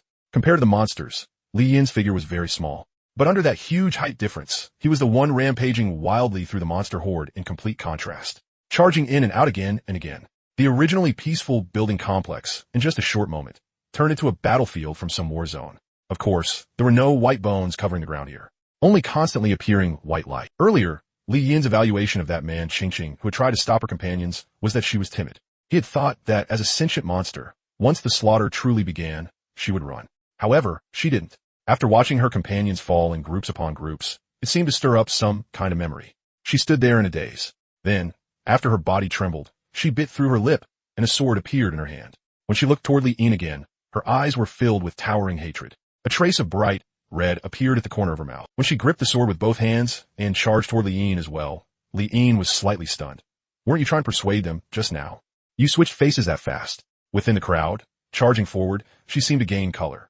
Li Yin didn't know if it was just an illusion, but it sounded to him as if countless shouting voices were rising behind her. Chang'e? With one sword strike, Li Yin instantly killed her. He rubbed his nose, as expected of a sentient boss. You almost got to turn on the soundtrack. This made the surrounding monsters go even crazier, so much so that Li Yin didn't even have time to check whether she had dropped anything good. Damn it. Don't go trampling my equipment. With one collision, dense white light appeared. But in the next second, it was filled back in by the crazed crowd. The sea of people was endless. The charge never stopped. This was the first time Li Yin had lost this much HP. This time, he had lost nearly 70,000 HP in total. When the clear progress bar reached 100%, he thought the monsters would stop. But unexpectedly, there was still more, and the progress bar kept rising too. It went all the way from 100% to 200%, 300%, 400%, 500%. Only when it reached 1,000% did he finally clear out all the monsters. That was also when he felt a little lingering fear. His HP bar had been only 10,000 away from being gone. Damn, I almost stumbled hard there. Even fighting a boss wasn't this exhausting. Panting heavily, Li Yin rested where he stood. Ever since entering the game, this was the first time he had felt tired. At this moment, the original building complex had completely turned into ruins. On top of the ruins, a portal appeared, exactly the same as the portal when he came in. The portal had appeared when the clear progress bar reached 100%. Originally, when only half his HP was left, he had wanted to leave. But he literally couldn't squeeze past this pack of crazed monsters. Looking at the place that had completely turned into ruins, Li Yin rested for a moment, then got up and came to the spot where Man Chang'e had turned into light. He looked at the equipment she had dropped. Go gold light? Wouldn't know if he didn't look, but the moment he did, Li Yin's pupils shrank. However, after seeing the item emitting the golden light clearly, Li Yin went speechless. Martial Dao Comprehension Fragment. That was right, this was the gold light item. No, seriously, why the hell is a fragment glowing gold? I thought it was equipment. Aside from the gold light, the other lights were very plain. One blue, two white. With one appraisal skill cast, the blue equipment stats unfolded. Not bad. Even though Man Chang'e's level was pretty low, what she dropped was comparable to the petrified monsters. Happily packaging up the 3 pieces of equipment and tossing them into the auction house, then adding his newly obtained attribute points, Li Yin walked toward the wooden door in the ruins. With a light push, the wooden door opened, and he entered. System prompts appeared. Ding! Congratulations to the player for clearing the Scalefolk's secret realm for the first time and receiving an honor reward. 100 free attribute points. Ding! The Scalefolk's secret realm has been recorded. The Scalefolk's secret realm entrance is now open at the base. Ding! This clear progress, 1000%. Dungeon reward bonus, 100%. Congratulations, you have obtained Attribute Pill X10. Although Li Yin had said before that the dungeon rewards might be pretty good, that had all been self-comfort. In reality, he hadn't had much hope for this kind of dungeon that only had quantity and no quality. But he hadn't expected this. 100 free attribute points and 10 attribute pills. Coming out from the wooden door, Li Yin returned once again to the land covered in white bones. Opening his backpack, he quickly looked at the dungeon rewards. 10 attribute pills quietly occupied one slot. After clicking use, a prompt appeared before his eyes. Consumed attribute pill X10, obtained free attribute points, 100. One pill gave 10 points. 10 pills was exactly 100 points. There was no experience from killing monsters in the dungeon, but the rewards were dozens of times richer than experience. Looking at the 200 tribute points he had just received, Li Yin was satisfied. A single dungeon had directly increased his strength by 200. With this efficiency, if he farmed 100 or so secret realms, wouldn't he take off? After Li Yin came out, the wooden door above the white bones disappeared. To be honest, this dungeon had delayed him quite a bit. But overall, it wasn't a loss at all. After all, attribute points were real, tangible power growth. Looking at the time, it was already past 11, and there were only dozens of minutes left until midnight. I wonder if the attribute pills in the dungeon can be farmed repeatedly. Thinking that, Li Yin rubbed his chin and decided to go back and check. If attribute pills could really be farmed repeatedly, then secret realms would definitely have to be prioritized. After spending more than 10 minutes, Li Yin returned to the base. With just one glance, he saw the wooden door floating above the ruined base. Looking at the NPC standing there like a wooden dummy, Li Yin ignored him and came to the wooden door. Just as he was about to push it open, a prompt appeared before his eyes. The Scalefolk's secret realm has already been cleared. No settlement rewards can be obtained upon this entry. Enter again. Fine. He knew there was absolutely no such good thing as farming attributes. Damn it, this secret realm thing could actually only be farmed once. If you couldn't get 1000%, wouldn't it be really easy to waste your chance? His brows furrowed. Looks like if I discover a secret realm in the future, I can't just rush in. I need to make full preparations. Having experienced it once, the thing he definitely needed to prepare first was potions. But looking at the base, which was just a sea of ruins, you can be run down, but can't you at least give me somewhere that sells potions? Or at least give me a hint. How am I supposed to get potions? Now, he was gradually starting to feel the downside of the system's forced HP deduction. Forced HP deduction was supposed to make bosses suffer. Now, it was giving him a bit of a headache instead. Shaking his head, Li Yin left the base and returned to the Misty Mountain range. He had no idea how long it took for the bosses inside to respawn. If possible, he wanted to get that healer's skill drop, or the one from the Berserk Tyrant Blade guy. In the secret realm, facing the kind of massive horde of monsters, honestly, not having skills was a bit deadly. A moment later, Li Yin arrived at the Misty Mountain range. And, right at that moment, the time happened to enter 12 o'clock at midnight. In a flash, the healer boss he had fought before suddenly spawned in front of Li Yin. Respawns at 12. Li Yin had originally just been passing by, but when he saw the boss appear, he was stunned. Before he could get ready to push the boss, however, a system prompt appeared. Ding. Level rankings unlocked. Rankings. I knew it. With how games work, there was no way there wouldn't be rankings. As he spoke, Li Yin's gaze shifted, and he looked at his current level, level 40. If ordinary players are only around level 10 right now, I wonder if seeing my level would scare them to death. He thought mischievously. Oh right, if the gap is too big, would they report me for cheating? After all, this level really is a bit outrageous. Just as he was thinking, after the prompt, another pop-up appeared before his eyes. Congratulations, player, for reaching first place on the level rankings. High name, hide level. You can actually hide your name in level 2. Nice. I like this feature. He had been worrying that his level might be a little too conspicuous. This feature was practically tailor-made for him. Without the slightest hesitation, he said, hide. Daily ranking benefits issued. Congratulations, you have obtained free attribute points, 20. Obtained human race reputation, 10. The next prompt surprised Li Yin a little. As the number 1 on the rankings, he actually got daily benefits too. Opening the level rankings, he saw that the rankings were divided into 3 lists. One was the heaven list, one was the earth list, and one was the human list. Each list only displayed 10 players. Simply put, the rankings only displayed 30 players in total, split into categories of 10. Li Yin's name and level were hidden, hanging firmly at first place on the heaven list. Heaven list first, hidden. Level, hidden. Heaven list second, hidden. Level, 7. Heaven list third, Tian Tian. Level, 7. Heaven list fourth, Yuan Xingwang. Level, 6. Heaven list fifth, Deng Bao. Level, 6. Heaven list sixth, Lin Wantong. Level, 6. Heaven list seventh, Che Zhenghua. Level, 5. Level 7. Looking at the rankings, Li Yin frowned. How should he put this level? Low. Way too low. No. When they left the beginner village, weren't they at peak efficiency? Especially the guilds. They even had lots of players helping them kill monsters, and this was the result. What the hell was going on? The second place was only level 7? Are you kidding me? And also at this level, what the hell are you hiding your name for? Li Yin was speechless. Is there something wrong with this ranking? The levels are way too low. Damn. Good thing you can hide your level. If my level 40 got exposed, I'd definitely get reported until my account was banned. Turning his head, he looked at first place on the earth list. Earth list first, hidden. Level 4. Alright, even worse. Level 4 could already get first place on the earth list. He had no idea what kind of miserable life ordinary players were living. At the same time, as the rankings were announced, quite a few players stared at the list in a daze. Heaven list second place is already level 7. There's more than one level 7 player. Third place is level 7 too. Damn, I farmed all day today, and I'm only level 2. As expected of the heaven list, the quality is seriously high. Lin Wanong looked at her ranking, pleasantly surprised all over. This time, she really had made the list, and she was even 6th on the heaven ranking. Just like the shock many players felt, the heaven ranking carried an extremely high level of prestige. The people who had once been on the list were all existences she could only look up to from afar. Yet now, she had reached the top tier of the heaven ranking. When the daily ranking rewards were distributed, she received 6 free attribute points. Looking at the attribute points that had just arrived, her delight deepened even more. So, this is the advantage of the heaven ranking. The earth ranking and human ranking below the heaven ranking also had daily rewards, but their rewards were not attribute points. They were potions and copper coins instead. That alone made them completely incomparable to the heaven ranking. It could be said that only after entering the heaven ranking could one truly be considered a future star of the human race. After adding the daily reward attribute points into strength, Lin Wanong looked at the rankings. 2nd place, level 7. When the server opened, because of the promotion above, she had guessed that this time the level ranking would definitely surpass the previous one.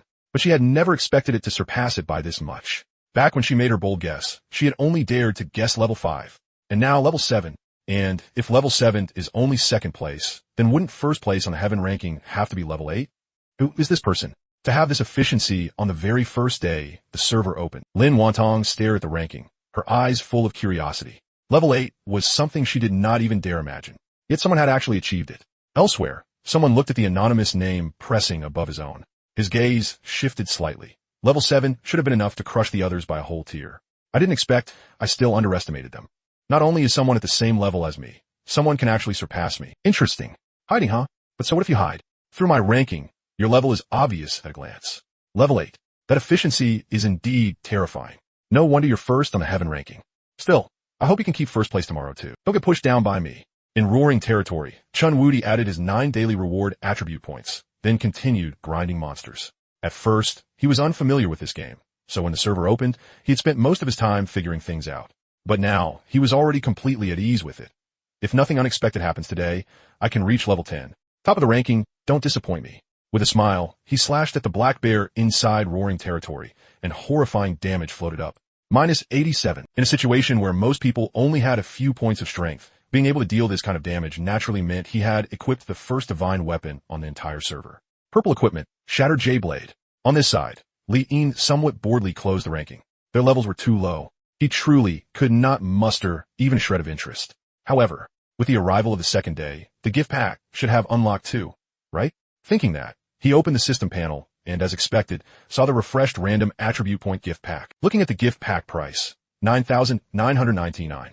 Only then did he truly understand how valuable this gift pack was, cheap and cost-effective. This is what a gift pack should look like. Facing the gift pack price of 9,999, he did not hesitate at all. He directly maxed out today's purchase limit and bought it 11 times on the spot. In an instant, 110 attribute points were credited. After buying them, just as he thought there would be no attribute point gift packs today, a surprise arrived. A new gift pack popped out. Ding. Special sale on the attribute pill gift pack. Limited to 1 purchase per day. Price, 99,999. 10 attribute pills. Lean rubbed his chin. 1 attribute pill could add 10 free attribute points. So wouldn't 10 of them add 100 free attribute points? Then he looked at the price. System, that's pretty thoughtful of you. Not bad. This is a normal price. Throwing around prices in the millions or tens of millions all the time is basically not giving people a way to live. He used to call 10,000 a scam, but now he actually felt that 100,000 was very worth it. No way around it. Same old saying. He'd spent so ruthlessly that he was numb to it by now. With one tap of his little hand, he decisively bought the attribute pill gift pack. He had just been about to take the pills and assign the points. Then the usual trick showed up, and the 3 cards appeared. Ding. Privilege cards have arrived. Buying them can increase the daily purchase limit of the attribute pill gift pack. Enjoy human card. Plus 2 purchases. Price, 66,666. Enjoy earth card. Plus 3 purchases. Price, 99,999. Enjoy heaven card. Plus 5 purchases. Special price, 199,999. Speechless for a moment, but after carefully doing the math, worth it. His eyes focused as he looked at the gift packs. Enjoy human car buy. Enjoy earth car buy. Enjoy heaven car buy. Whoosh, the sound of gold coins flowing rang out again and again. Then, 10 rapid chimes appeared. Since he had bought all 3 heaven, earth, and human cards, then naturally, he directly bought 10 copies of the attribute pill gift pack too. Opening his backpack, he saw that the 110 attribute pills inside were radiating dazzling 7-colored light, almost blinding him on the spot. One-click consume. A system prompt appeared. Consumed attribute pills, x 110. Gain free attribute points, 1,100. You would not know until you took them. The moment he did, even Li Ying got a scare. 1,100 free attribute points. Damn, instant liftoff. Right now, ever since after midnight, he had not killed a single monster. Yet his free attribute points had increased by 1,230. This boost was simply terrifying beyond belief. One had to know that even by level 40, he had only obtained a little over 1,000 attribute points in total. But now, just from click, click, click, he had gotten 1,230 attribute points. Spend. What I'm spending is money. Not bad. Very respectful to whales. This is what spending money should look like. After opening his personal panel and going all in with all his attribute points, the strength line instantly began to rise like crazy. Martial Path First Realm. Mountain Splitter. Strength, 6,034, plus 1,300. Defense, 102, plus 100. Spirit, 102, plus 100. Looking at the strength stat that had reached over 6,000, even Li Ying was slightly suffocated at this moment. Before he knew it, damn it, he was practically becoming a monster. With 6,034 points of strength, if he got just a little over 2,000 more strength, he could one-punch kill even a level 70 elite boss. This was something that even players from some games returning in the late game to fight newbie village bosses still could not do. But now he could do it. What I'm lacking now is skills. If I had skills, I'd even dare charge in and out a level 100 zone 7 times. Of course, when it came to skills, he felt a little speechless. This stupid-ass game did not give even a single hint on how to obtain skills. It was a complete scam. Right? And potions too. There were so many monsters in the secret realm, so at least give some clue about where potions come from. If he ran into a secret realm again, he did not want to be slowly ground to death by those trash mobs again. He glanced at the panel again. Even though there were plenty of things to complain about, overall, he was very satisfied with it. Closing the panel, his gaze fell on the petrified healer that had just respawned in the bone ground. He had just been about to pin the healer down and test the waters. Ding! Ultimate Divine Armor Gift Pack, now available. Contains a growable Divine Armor. Limited time availability, 24 hours. Special price, 500,000. Buy now. Divine Armor? No need to look. This thing definitely had the same trait as the growable Divine Sword. 500,000 was only the beginning. There would definitely be rank up gift packs afterward too. You motherf. One growable Divine Artifact a day, huh? What? Tomorrow are you going to roll out some Divine Leggings, Divine Shoes, Divine Ring too? He cursed under his breath. That was what he said, but purchase successful. Nice. Really nice. Li Ying had originally thought this piece of clothing would look like some kind of armor, but after getting it, he realized it was actually a white ancient-style robe. He put it on. Even without looking in a mirror, he could feel that right now, he absolutely looked like an immortal descended to the mortal world. Not bad. With this level of style, this outfit is worth it all by itself. He had just finished feeling satisfied when he immediately noticed something was wrong. Wait a second. One growable Divine Sword already takes half my EXP. Now if I had a piece of clothing too, how the hell am I supposed to level up? He had just frozen win at that moment. Ding. Collected Divine Sword and Divine Robe. Special set attribute activated. 2-piece effect activated.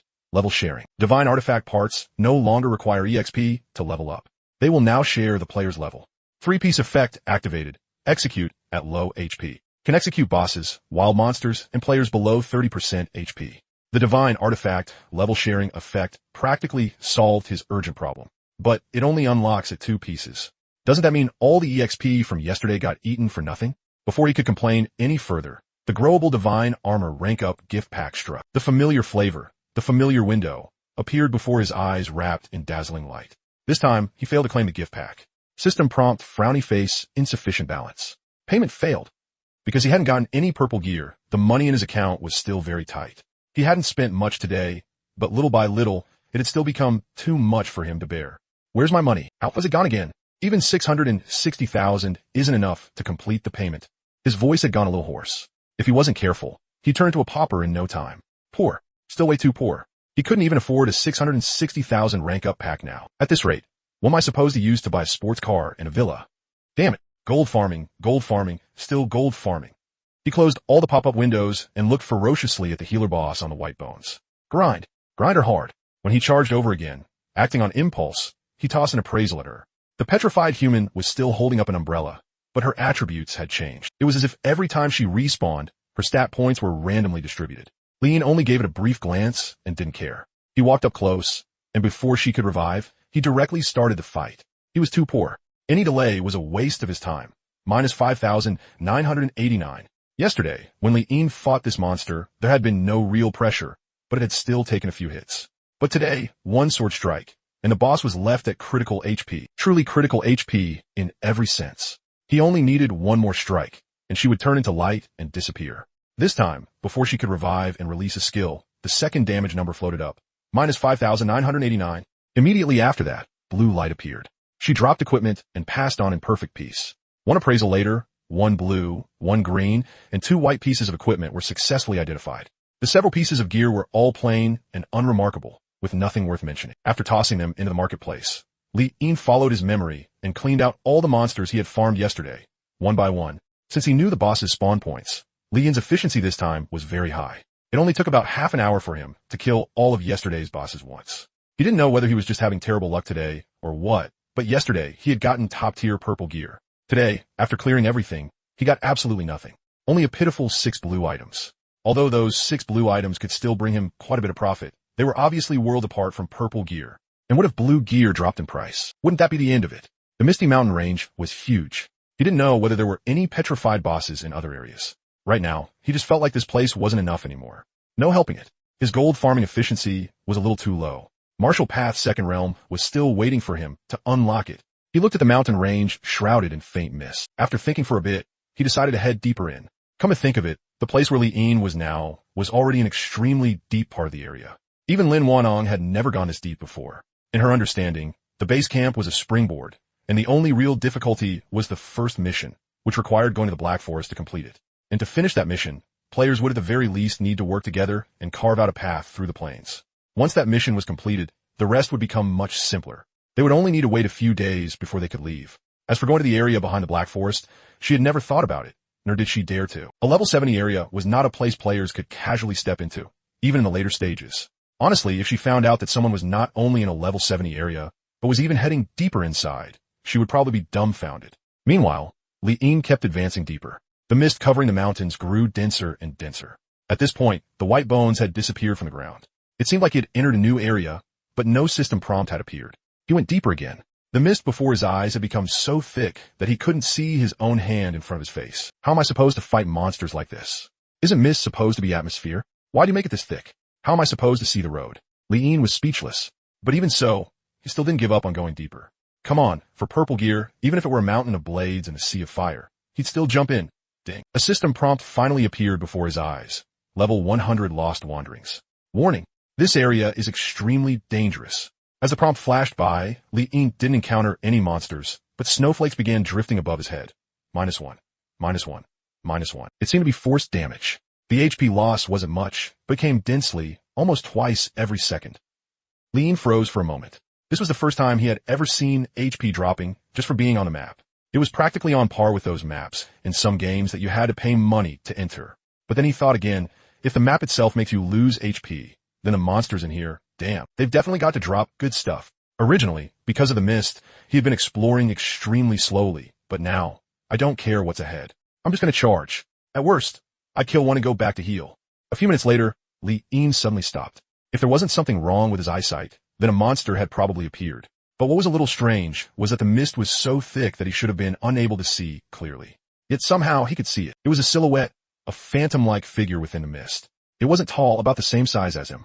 It also seemed to be exploring through the mist, wildly swinging its arms. Of course, its movement looked like running, but in reality, it was very, very slow. Looking at the monster moving slowly in the mist, he cast an identification skill, and the monster's status panel unfolded. HP, 99,999 maxed up. When the panel appeared, Li Yin froze for a moment. This was the first time he had ever seen a boss-level panel. A real boss. After confirming it, his whole body lit up with excitement. Coming to Lost Wandering really had been the right choice. Right off the bat, he had run into a boss level he had never seen before. Just from the panel alone, this thing was definitely not something an elite monster could even compare to. Without another word, Li Yin decisively moved closer. Logically speaking, the boss on this map should also be an aggressive monster, but when Li Yin approached, the monster just kept swinging its arms and running, with no other reaction at all. Though he was a little puzzled, he didn't pay it much attention. This thing will definitely drop good loot. Li Yin drew his sword. Only after he attacked did the monster finally show a different reaction. The monster's weapon was also a sword. A clang rang out. The boss, which had been running, suddenly raised its sword horizontally to block. In the mist, the two swords collided and burst out bright sparks. Two damage numbers floated up. -6,073. minus 398. To be honest, this was the strongest monster Li Yin had ever seen. With close to 100,000 HP, even he would need to spend quite a bit of effort to wear it down. Right at that moment, another damage number floated up above Li Yin's head. Minus 398. The golden boss's weapon wasn't a one-handed sword, but a pair of swords. This strike landed solidly on Li Yin's body. If not for the game's settings, he definitely would have lost far more than this little bit of HP. You're even pulling a sneak attack. After one hit, the boss pulled back to create distance. Looking at the boss taking up a stance, Li Yin narrowed his eyes. So you don't play fair? Huh? Then don't blame me. He was getting ready to end this fast because the HP drain on this map was seriously annoying. In the mist, the boss's twin swords glimmered with a cold sheen. Faintly, he could see the blades giving off a slight glow. When Li Yin slashed over again, the twin swords in the boss's hands instantly turned into afterimages, dazzling to the eye. Minus 398, minus 398, minus 6,073. Damn it, why does everyone and everything have flashy skills except me?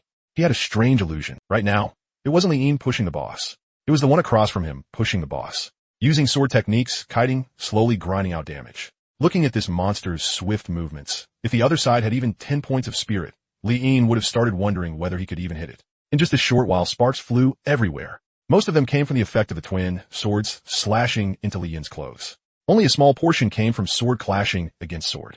He was practically turning into a wooden training dummy. Twin swords turned to rain, cold pool, vanishing shadow. The boss's elegant voice rang out, and immediately after, the afterimages of the twin swords grew even denser, like a violent storm descending in an instant. That wasn't even a skill just now. Damn you. At that moment, a scene began to play out in the mist. It was a peerlessly graceful figure with beautiful sword techniques. Not a single strike missed. As the figure weaved and shifted, everything was for the sake of killing a monster with abnormally thick HP. In this scene, he really had become the boss. And not even a boss with flashy skills at that. Just a rather stiff one. Reset stats. Add 400 defense. Looking at that flashy person, a savage grin twisted onto Li Yin's face. Trying to grind him to death, huh? Then grind away. After redistributing his stats, the floating damage numbers changed. From the previous several hundred points, they instantly became minus 1, minus 1, minus 1. Looking at that damage, the savage curl of Li Yin's mouth started turning sinister. Go ahead and keep slashing. Damn it, come on, if you've got the skill, turn those swords into a tornado. As he spoke, he slashed out with one sword. Minus 5,637. Although after resetting his stats, his damage had dropped a little, but at this moment he stood in an invincible position. After all, there was no way that guy on the other side could really turn his swords into rain, right? Soaring clouds riding the wind.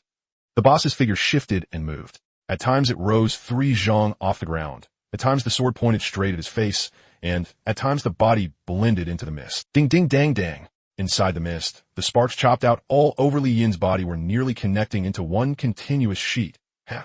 You think you're the only flashy one. Damn it, take my heavy strike. Minus 5,637. After taking dozens of sword hits, Li Yin added one strike of his own. So what if I let you slash for more than 10 seconds first? Take my heavy strike. Minus 5,637. After taking dozens more sword hits, he added another strike.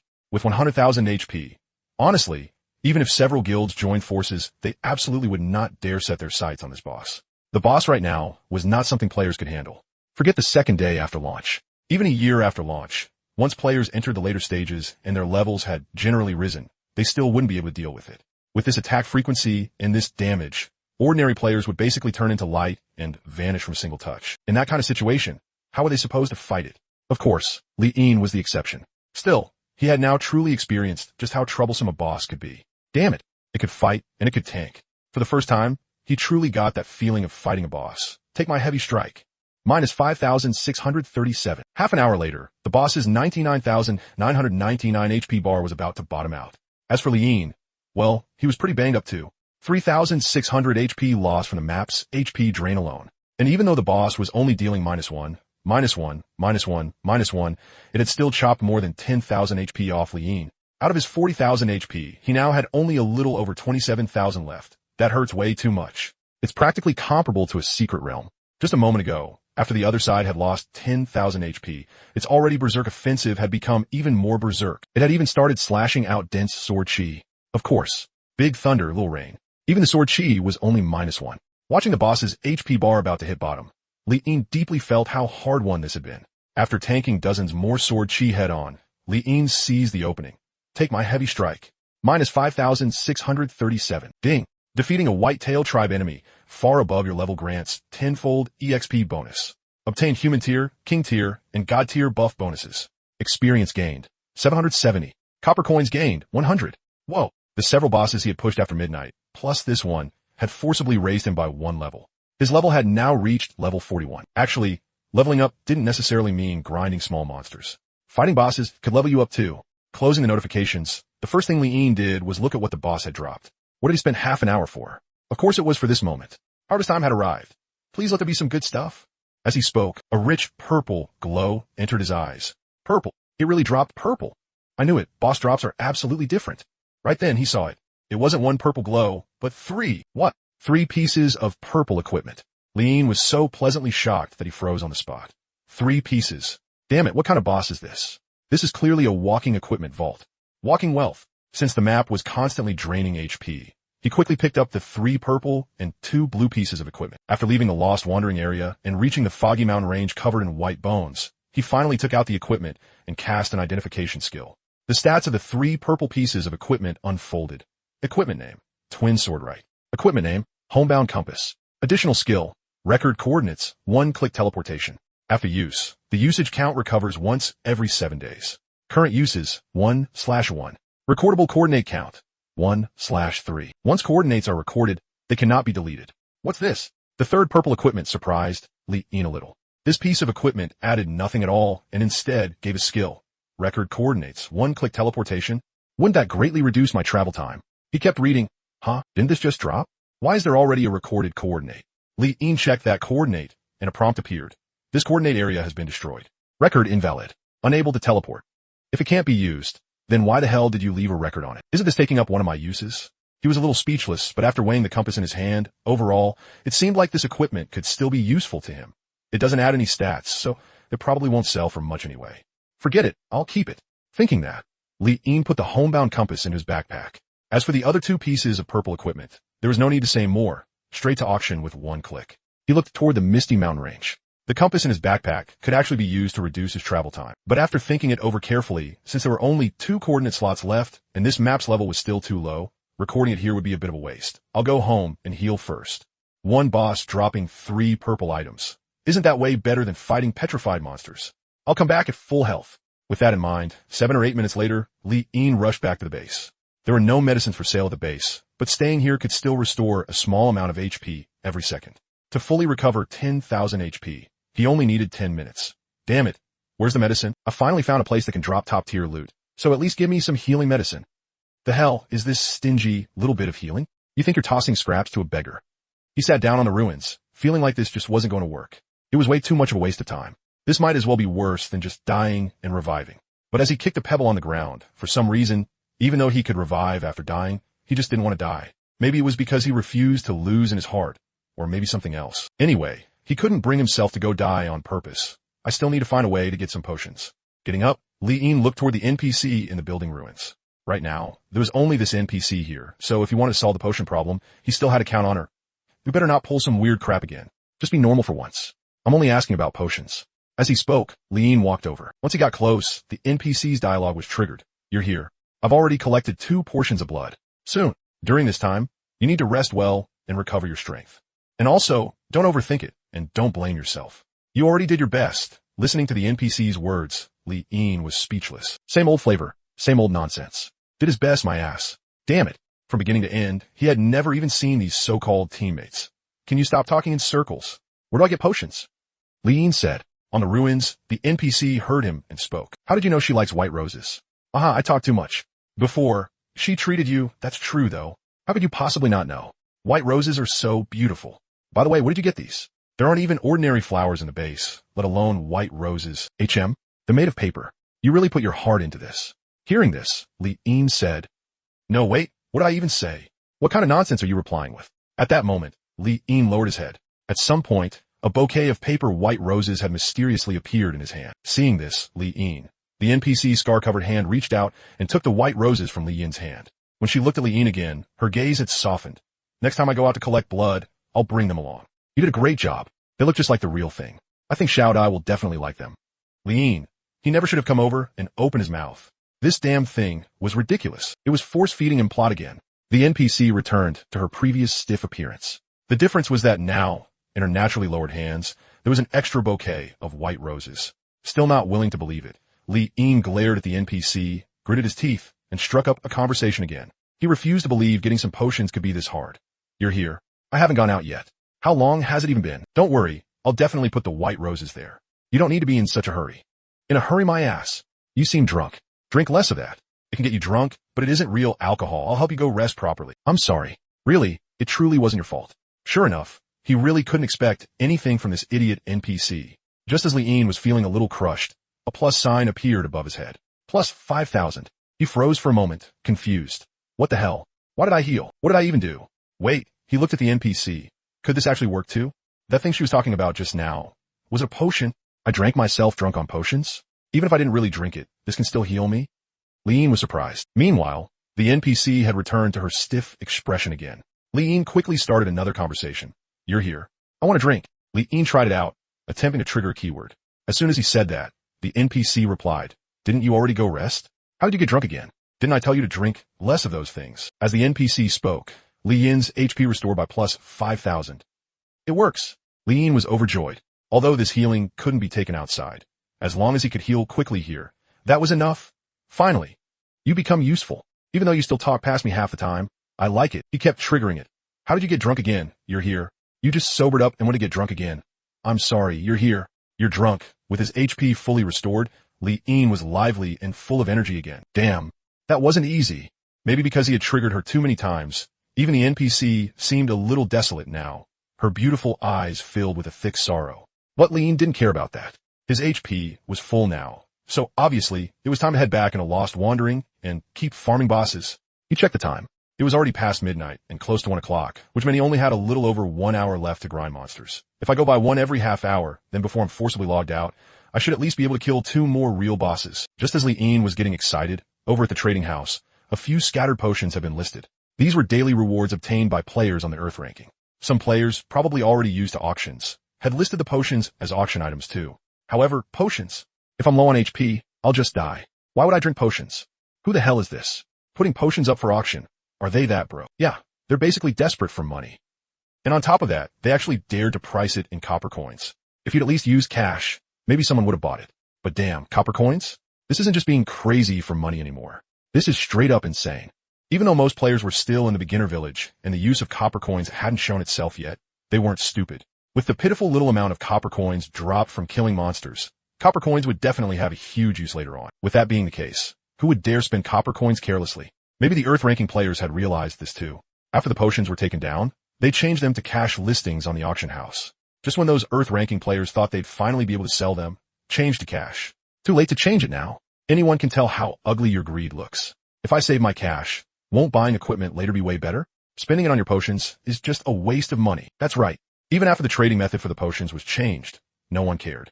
At some point, because of Li Yin, ordinary players now felt that if they saved up a bit, they might actually have a shot at getting equipment. Asking them to spend money on useless potions right now was absolutely impossible. Actually, potions would still be very useful later on. For example, in secret realms, potions were needed to sustain you inside. Of course, they had no use for them right now, so they could only end up cheap for a certain someone. At the same time, over here, with the first experience under his belt this time, when Li Yin looked at the pitch-black fog where he couldn't even see his hand in front of his face, he didn't hesitate at all and charged right in. Before coming, he had figured that at the very least, he could farm 2 monsters before logging off. However, half an hour later, even after the information about the auction sale of his equipment popped up, he still hadn't run into a single one. The monsters in this map were great, but the number of them was way too low. Ding. The auction trade for your listed twin sword left has been completed. Cash obtained, 113 million, transferred into your account. Ding. The auction trade for your listed twin sword right has been completed. Cash obtained, 95,500,000, transferred into your account. In the fog, Li Yin, who was searching for monsters, suddenly stopped. Looking at the prompt that had popped up in front of him, even his pupils shrank. How much? 110 million and another 95 million? On top of that, adding in some scattered blue equipment, this time his total haul was close to 220 million. I've struck it rich. I've seriously struck it rich. What was called getting rich in one wave. This was what getting rich in one wave looked like. Originally, he had planned to keep searching for monsters, but looking at this massive amount of wealth pouring in, search for monsters my ass. As for grinding monsters, that could wait until after 9 in the morning. Right now, He was going back to base, first to whale. Whale hard. Whale until the gift packs broke. With 220 million hitting his account, if you still expected him to hold back, that would be inhuman. He practically slammed on the brakes. Liin, who had been searching for monsters just moments ago, drifted on the spot and decisively headed back to base. Looking pretty good, NPC. Liin was in a great mood and even took the initiative to tease the NPC. You're here. Before the other party could finish speaking, Liin moved away, found a patch of broken stone, and plopped down on it. Before preparing to wail, he gave the wandering lost area the title of true holy land for farming money. What did it mean to have a boss with real value? The bosses in Wandering Lost explained it perfectly. Even though they were hard to kill, the rewards were richer than ever before. Looking at the Martial Dao Second Realm gift pack, he hesitated for a while, then decided to max out the grade of the Growth Divine armor first. The Martial Dao Second Realm required 10 comprehension fragments. He had gotten 1 drop in the Secret Realm, so he was still short by 9. To be honest, although he could afford it now, why does it feel a little painful? 9 of them cost 90 million. That's comparable to 1 purple piece of equipment. That point made him hesitate immediately. But when it came to the Growth Divine armor grade gift pack, he didn't hesitate at all. A mere 100-something thousand. Who are you looking down on? Buy it. Purchase successful. The sound of coins flowing rang out with a clatter. The moment he bought it, the advancement gift pack popped up. Ding. Limited time discount on the Growth Divine armor quality upgrade gift pack. Purchase to upgrade divine armor quality from green to blue. Divine armor attributes will be greatly increased. Price, 660,000. Looking at the price, Li Yin's mouth twisted ferociously. Aren't you looking down on me a little? Buy it. Purchase successful. Just like that, sitting on the broken stones, Li Yin felt a level of satisfaction he had never experienced before. Once upon a time, when buying the Growth Divine Sword gift packs, he had to buy them in batches. But now, there was no need to buy in batches. The moment a gift pack popped up, he could buy it immediately. That kind of satisfaction, it was unbelievably satisfying. No wonder there were so many rich players wailing back when I used to play games. So wailing is this satisfying. Ding. Limited time discount on the Growth Divine Armor Quality Upgrade gift pack. Purchase to upgrade Divine Armor Quality from Rainbow to Supreme. Divine Armor attributes will be greatly increased. Price, 5,500,000. After only sitting there for a short while, the Divine Armor gift pack had already reached Supreme. TSK tisk. The ferocious curve of his lips rose slightly. It's already Supreme this fast. I'd only just started getting serious, and it's already over. So weak. Smacking his lips, facing the price of 5,500,000, he tapped it with one finger. Clatter, coins flowed. Purchase successful. Opening the Growth Divine Armor panel, Li Yin looked at the current Divine Armor attributes. Free attribute points, 1,230. Just like the Divine Sword, the Divine Armor's attributes were no different, bringing him another 1,200 plus attribute points. Looking at the Divine Armor's base, all attributes plus 100, Li Yin was extremely satisfied. If he got 2 more pieces of equipment like this, the next time he ran into a golden boss in the Wandering Lost area, he wouldn't need to respec anymore. Relying solely on the base defense brought by equipment, he could make it so the other side couldn't even break his defense. Looking at the line for strength, same old rule. He dumped all of the Divine Armor's free attribute points into strength. At this point, his strength surged greatly again, reaching 7,364. Looking at his current status panel, Li Yin stroked his chin. The second day after the server opened, his strength was about to break 10,000. Sigh, sometimes wailing too hard is kind of troublesome too. I can't blend in with ordinary players anymore. Pinching his chin, Li Yin felt a bit smug. System, if there are any other strong gift packs, show them all to me. I'm not short on money right now. Li Yin looked at his balance. Right now, even after maxing out the Growth Divine Armor, he still had 210 million left. Of course, even with that balance, when he looked at the Realm gift pack, the corner of his mouth still twitched. 10 million for one. You might as well just rob me. Looking at the only gift pack, Li Yin thought of the fragment that had dropped in the Secret Realm. That golden boss actually didn't drop a fragment. Could it be? Even though the system prompt said fragments have a chance to drop from elite tier bosses and above, but in reality, only bosses inside Secret Realms can drop them? He thought. At the base, atop the rubble and broken stones, Li Yin pondered for a moment before finally making a move on the gift pack. There was no helping it. So far, he had only come across one Secret Realm. Who knew when he'd run into the next one? If he could get stronger right now, then there was no reason to delay. That was the true kingly path. I need to change this mindset of mine. As the saying goes, if money can solve it, then it's not really a problem. Damn it, how could I be thinking about trying to get it as a drop? As a top-up whale, the only thing I need to do is spend. Pursing his lips, Li Yin faced the Martial Dao Comprehension Fragment gift pack, gritted his teeth fiercely, and bought it on the spot. Purchase successful. Still short 8 fragments. Buy. Purchase successful. Only 7 left. Damn it. Can you stop making that gold coin transaction sound already? It hurts to listen to. My sports car, my villa. He bit down even harder. Buy. Purchase successful. Very soon, after 9 purchases in a row, unlike the refreshing thrill from his earlier spending spree, this time he felt drained all over from spending. Even his cheeks seemed to sink in a little. Why does this round of spending feel so awful? Damn, it's still because I haven't made enough money. If I had a few hundred little goals in my bank account right now, then a mere 10 million would be pocket change, wouldn't it? Though the process was painful, once the Marshall Dow comprehension fragments were fully gathered, excitement started welling up. Ding! Marshall Dow comprehension fragments have been fully collected. Use them. Faced with the prompt, Li-En decisively clicked yes. Ding. Detected no learned skills / moves / cultivation methods / spells, etc. Skills / move / cultivation method / spell advancement count retained. Current retained count, 1. Ding. Congratulations, player, for reaching the second realm of Marshall Dow, Sea Filling Realm. As the first to reach this realm, you have obtained an honorary reward. 100 free attribute points. All attributes times 2. Chi and blood times 2. Obtain special entry, realm suppression. Sea filling suppression reduces all attributes of wild monsters below the sea filling realm by 50%. What? Originally, Li-En had thought the second realm of Marshall Dow would be about the same as the first realm, but he hadn't expected the boost to double instead. Chi and blood times 2. All attributes times 2. On top of that, there was also 1 skill advancement count. Even stronger than that, there was also a realm suppression effect. Doesn't that mean from now on, as long as a monster's realm is lower than mine, all its attributes get cut by 50% on the spot? Damn worth it. So damn worth it. What did 50% mean?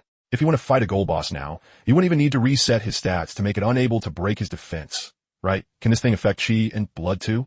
If it can, Li-En's eyes lit up. If it could, then wouldn't that be the same as the enemy losing half its HP before he even attacked? Is raising your realm this satisfying? This is freakishly broken. Opening his personal status panel, Li-En impatiently looked at his current stats. Second realm of Marshall Dow, Sea Filling. Experience, 10/4100. Chi and blood, 160,000. Strength, 12,268 plus 2,660. Defense, 204 plus 200. Spirit, 204 plus 200. Just 1 second ago, he had still been thrilled that his strength was about to break 10,000. Now, with the rise in realm, his strength had smashed past 10,000 on the spot. And with plenty to spare, it had reached 12,268. Besides that, his chi and blood had also started showing a different kind of trait.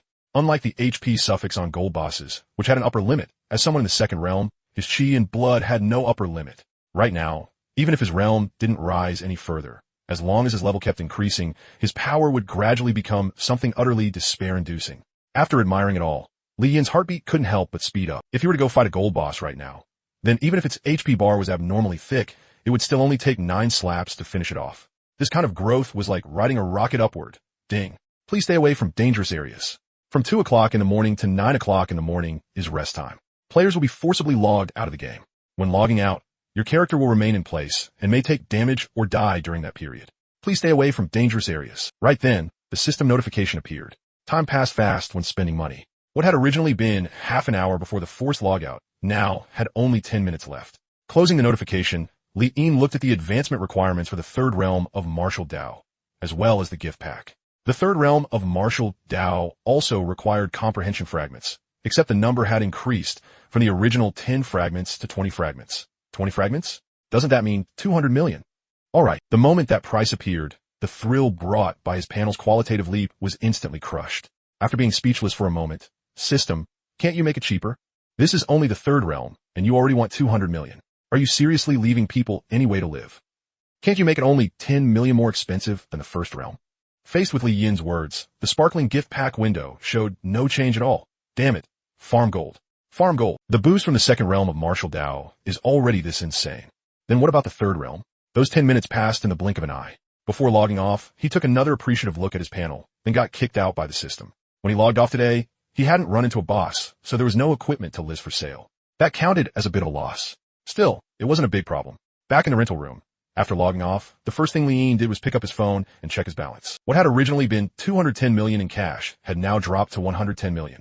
That amount looked like a rich man's fortune, but damn it, I'm still short 100 million from the third realm of Marshall Dow. The night passed in a rush. The next day, same old routine. Li-En went downstairs at 8 o'clock. As usual, he got himself a luxurious bowl of Shaxian with an extra egg. Compared to yesterday, passersby were paying even more attention to the game today. He saw some people talking about purple equipment with glory on their faces, as if they themselves had been the ones to get the drop. After finishing one bowl of Shaxian, Li Ying got himself another one before returning to the rental room. He glanced at the time. It was only a little over half an hour until 9 o'clock. He had just taken out his phone and opened the Calamity World forum when, at that moment, his green bubble received a group chat invitation. He had originally wanted to reject it, but when he saw the note saying classmate, he thought about it and chose to accept. The moment he entered, a message tagging everyone popped up. At everyone, War Dragon Guild is recruiting. For the sake of being classmates, if you sign an agreement now, you can join the guild directly. Monthly salary, 3,000. If you get a drop, there's also a 500 subsidy. 3,000. You can actually ask for that much? Also, delivering goods only gets a 500 subsidy. The corner of Li Yin's mouth twitched. After muting the group chat messages, Li Yin ignored them. He wasn't going to quit the group directly, since that would be way too conspicuous. As soon as 9 o'clock arrived, Li Yin logged in. A flash of light passed through the base ruins, and Li Yin's figure appeared in a pile of rubble. Even though it was already the second day since the server opened, there were still no other players to be seen in the base. After logging in, Li Yin had a clear goal and headed straight for the Lost Wandering area. As he passed by the NPC suddenly spoke. You're here. I've already collected 2 portions of blood. Soon. There's something you can help me with, can you? Hearing that, Li Yin paused. Was this a quest? Stopping in place, Li Yin looked at the NPC. The NPC continued. In the base, only you can handle this matter. Get to the point. Tell me the quest. Li Yin said urgently. You've seen it too. Recently, people's hearts are in turmoil. The unease in their hearts is growing. For this kind of situation to appear in the base, it's very abnormal. The spread of this amplified unease is far too efficient. Someone must be up to something. Can you skip this? Our warriors have all been affected. Their morale has become low. On top of the difficulty of obtaining blood every time, they've already started showing dissatisfaction. Just say the quest already. Stop dragging it out. Li Yin was getting fed up and had a headache. Okay. It seemed like he had heard wrong for a moment. Li Yin actually heard her give a normal response once. Feeling something was off, Li Yin looked at her. Even though he really did find her annoying, that had just been him mouthing off. This NPC can actually answer with okay. Was I hearing things? Li Yin looked at the NPC in astonishment. The NPC looked into the distance, then turned back to look at the ruins behind her. Can you buy me some time? As long as I collect 3 more bottles, our chances of winning can increase a bit. It can go from 100% to 99%. This is critical. Li Yin was a little dumbfounded. What did she mean by going from 100% up to 99%? How is that an increase in reverse? Ding. Quest accepted successfully. Root out the Traitors 5. A group with ulterior motives has appeared in the base. They're spreading rumors and creating panic. Please stabilize the hearts of the people in the base and root them out. Quantity, 0/100. With the quest in hand, Li Yin's brows relaxed. No matter what, at least he had gotten the quest. Opening the quest list, Li Yin looked carefully at it. Root them out. Who are they, and how am I supposed to root them out? Isn't there just a pile of ruins behind that? Where am I supposed to pull people out from? Just as he was thinking that, ding. Root out the Traitors 5, quest complete. Li Yin, you did very well. I'll leave these people to you for imprisonment. I'll go calm the remaining panic. Thank you for your hard work. You did even better than I expected. Thank you. This is your reward. Completed root out the Traitors 5. Received 100 experience points, 100 copper coins. The NPC returned to her stiff appearance. A moment later, Li Yin came back to his senses. Damn, why does it feel like I got played? No, you really did great. Right at that moment, the NPC who had returned to being stiff suddenly spoke. She answered me again. This time Li Yin heard it very clearly. That's right. The NPC in front of him was answering him. Casting an appraisal, Li Yin looked at the NPC's panel. 2 points of spirit? What is this? Working sometimes and not others. After reading the panel, Li Yin looked at the NPC. Hey, where do I get medicine? You're here. What you did before was very good. If it weren't for you, who knows how things would have developed. Chang'e, where do I get medicine? NPC. Maybe it was because he called her by name. This time, the NPC gave no reply at all. She didn't even have her usual lines anymore and just stood there woodenly. Chang'e. NPC. Damn it, forget it. This is just wasting my time. After Li Yin left, on top of the ruins, the NPC's dull gaze remained just as dull. She stood in the ruins, looking at the rubble covering the ground, the torn hem of her dress swaying slightly in the wind. Lost Wandering Area. At 10 o'clock, Li Yin discovered the boss monster again. After casting an appraisal, the boss monster's attributes unfolded. HP. 99,999 maximum. What appeared in the mist was a female boss, about a head shorter than Li Yin, with a ponytail. What made her look a bit cute was that her ears were actually fluffy. She was kind of like a feminized catgirl. After looking at the boss panel, even Li Yin couldn't help but curse under his breath. The monsters in this place were really damn hard to find. Looking at the race column, fluffier tribe. In this map, aren't the monsters all supposed to be the same race? This was different from the other maps, but Li Yin only felt a slight bit of confusion and didn't pay it much mind. Right now that a boss had appeared, naturally, it was time to farm. As soon as the Growth Divine Sword came out, Li Yin launched straight into battle. Don't be fooled just because the boss was a feminized boss. In reality, her movements were even faster than yesterday's boss. If it weren't because bosses couldn't run away, then if she had dived into the mist, Li Yin really wouldn't have been able to catch her back. Of course, a boss was still a boss. Under Li Yin's 12,268 strength, along with Realm Suppression, after taking 3 sword strikes, she turned into light and disappeared. That part surprised Li Yin. Realm Suppression really was suppression in every aspect. It could even suppress HP. Ding. Defeating a higher-level fluffier tribe, target grants 10-fold experience bonus. Received human tier, king tier, and god tier buff bonuses. Experience gained, 770. Copper coins gained, 100. It's the exciting moment again. Closing the kill notification, Li Yin immediately looked toward where the boss's corpse had been. Maybe his luck had arrived, but when he saw the glow erupting from the mist, Li Yin was delighted. Golden light. Li Yin hurried over at once, but when he picked it up, the delight on his face vanished. Martial Dao Fragment? Damn it, I got happy for nothing.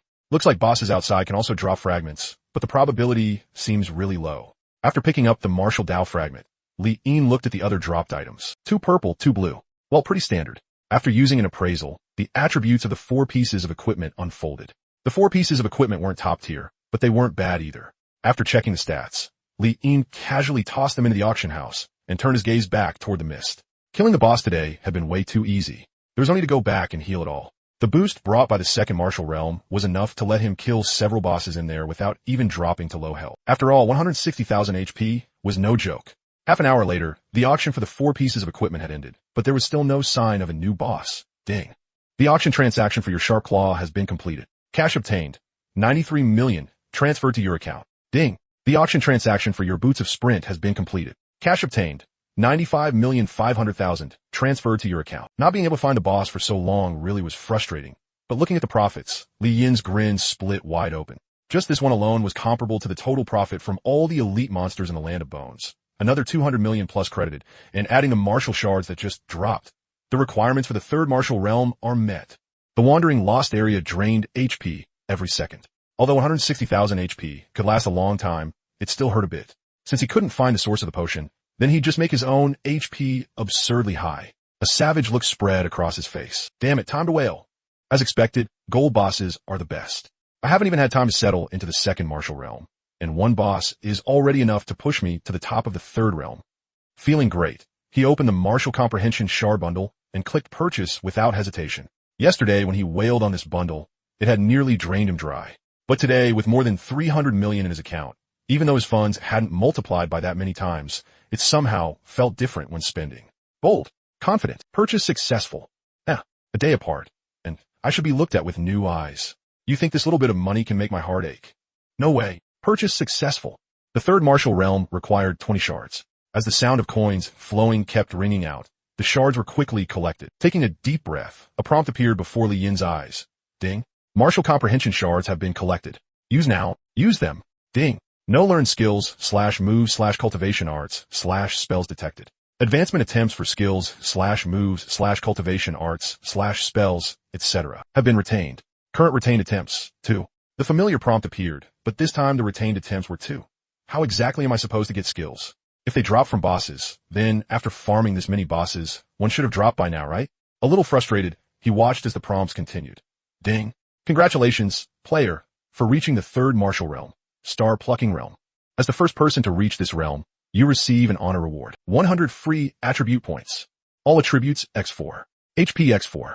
Reduce all attributes of wild monsters below the Star Plucking Realm by 60%. Reduce movement speed of wild monsters below the Star Plucking Realm by 50%. The 3rd realm, Star Plucking. Achieved. Compared to the 2nd realm, the boost to stats and HP was even more violent. From X2, it had become X4.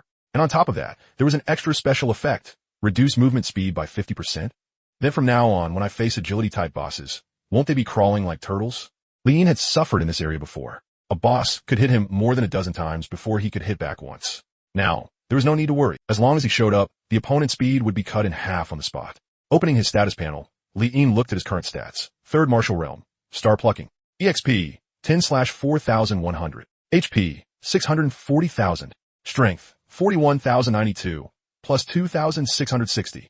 Defense, 216, plus 200. Spirit, 216, plus 200. If he hadn't looked, he wouldn't have known.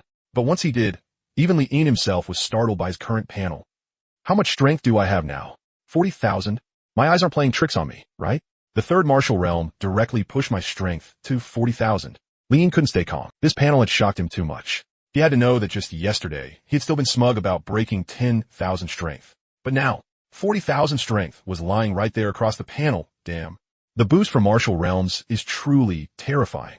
This is what real transformation looks like. Ding. Fourth martial realm, moon grasping. Advancement requirements.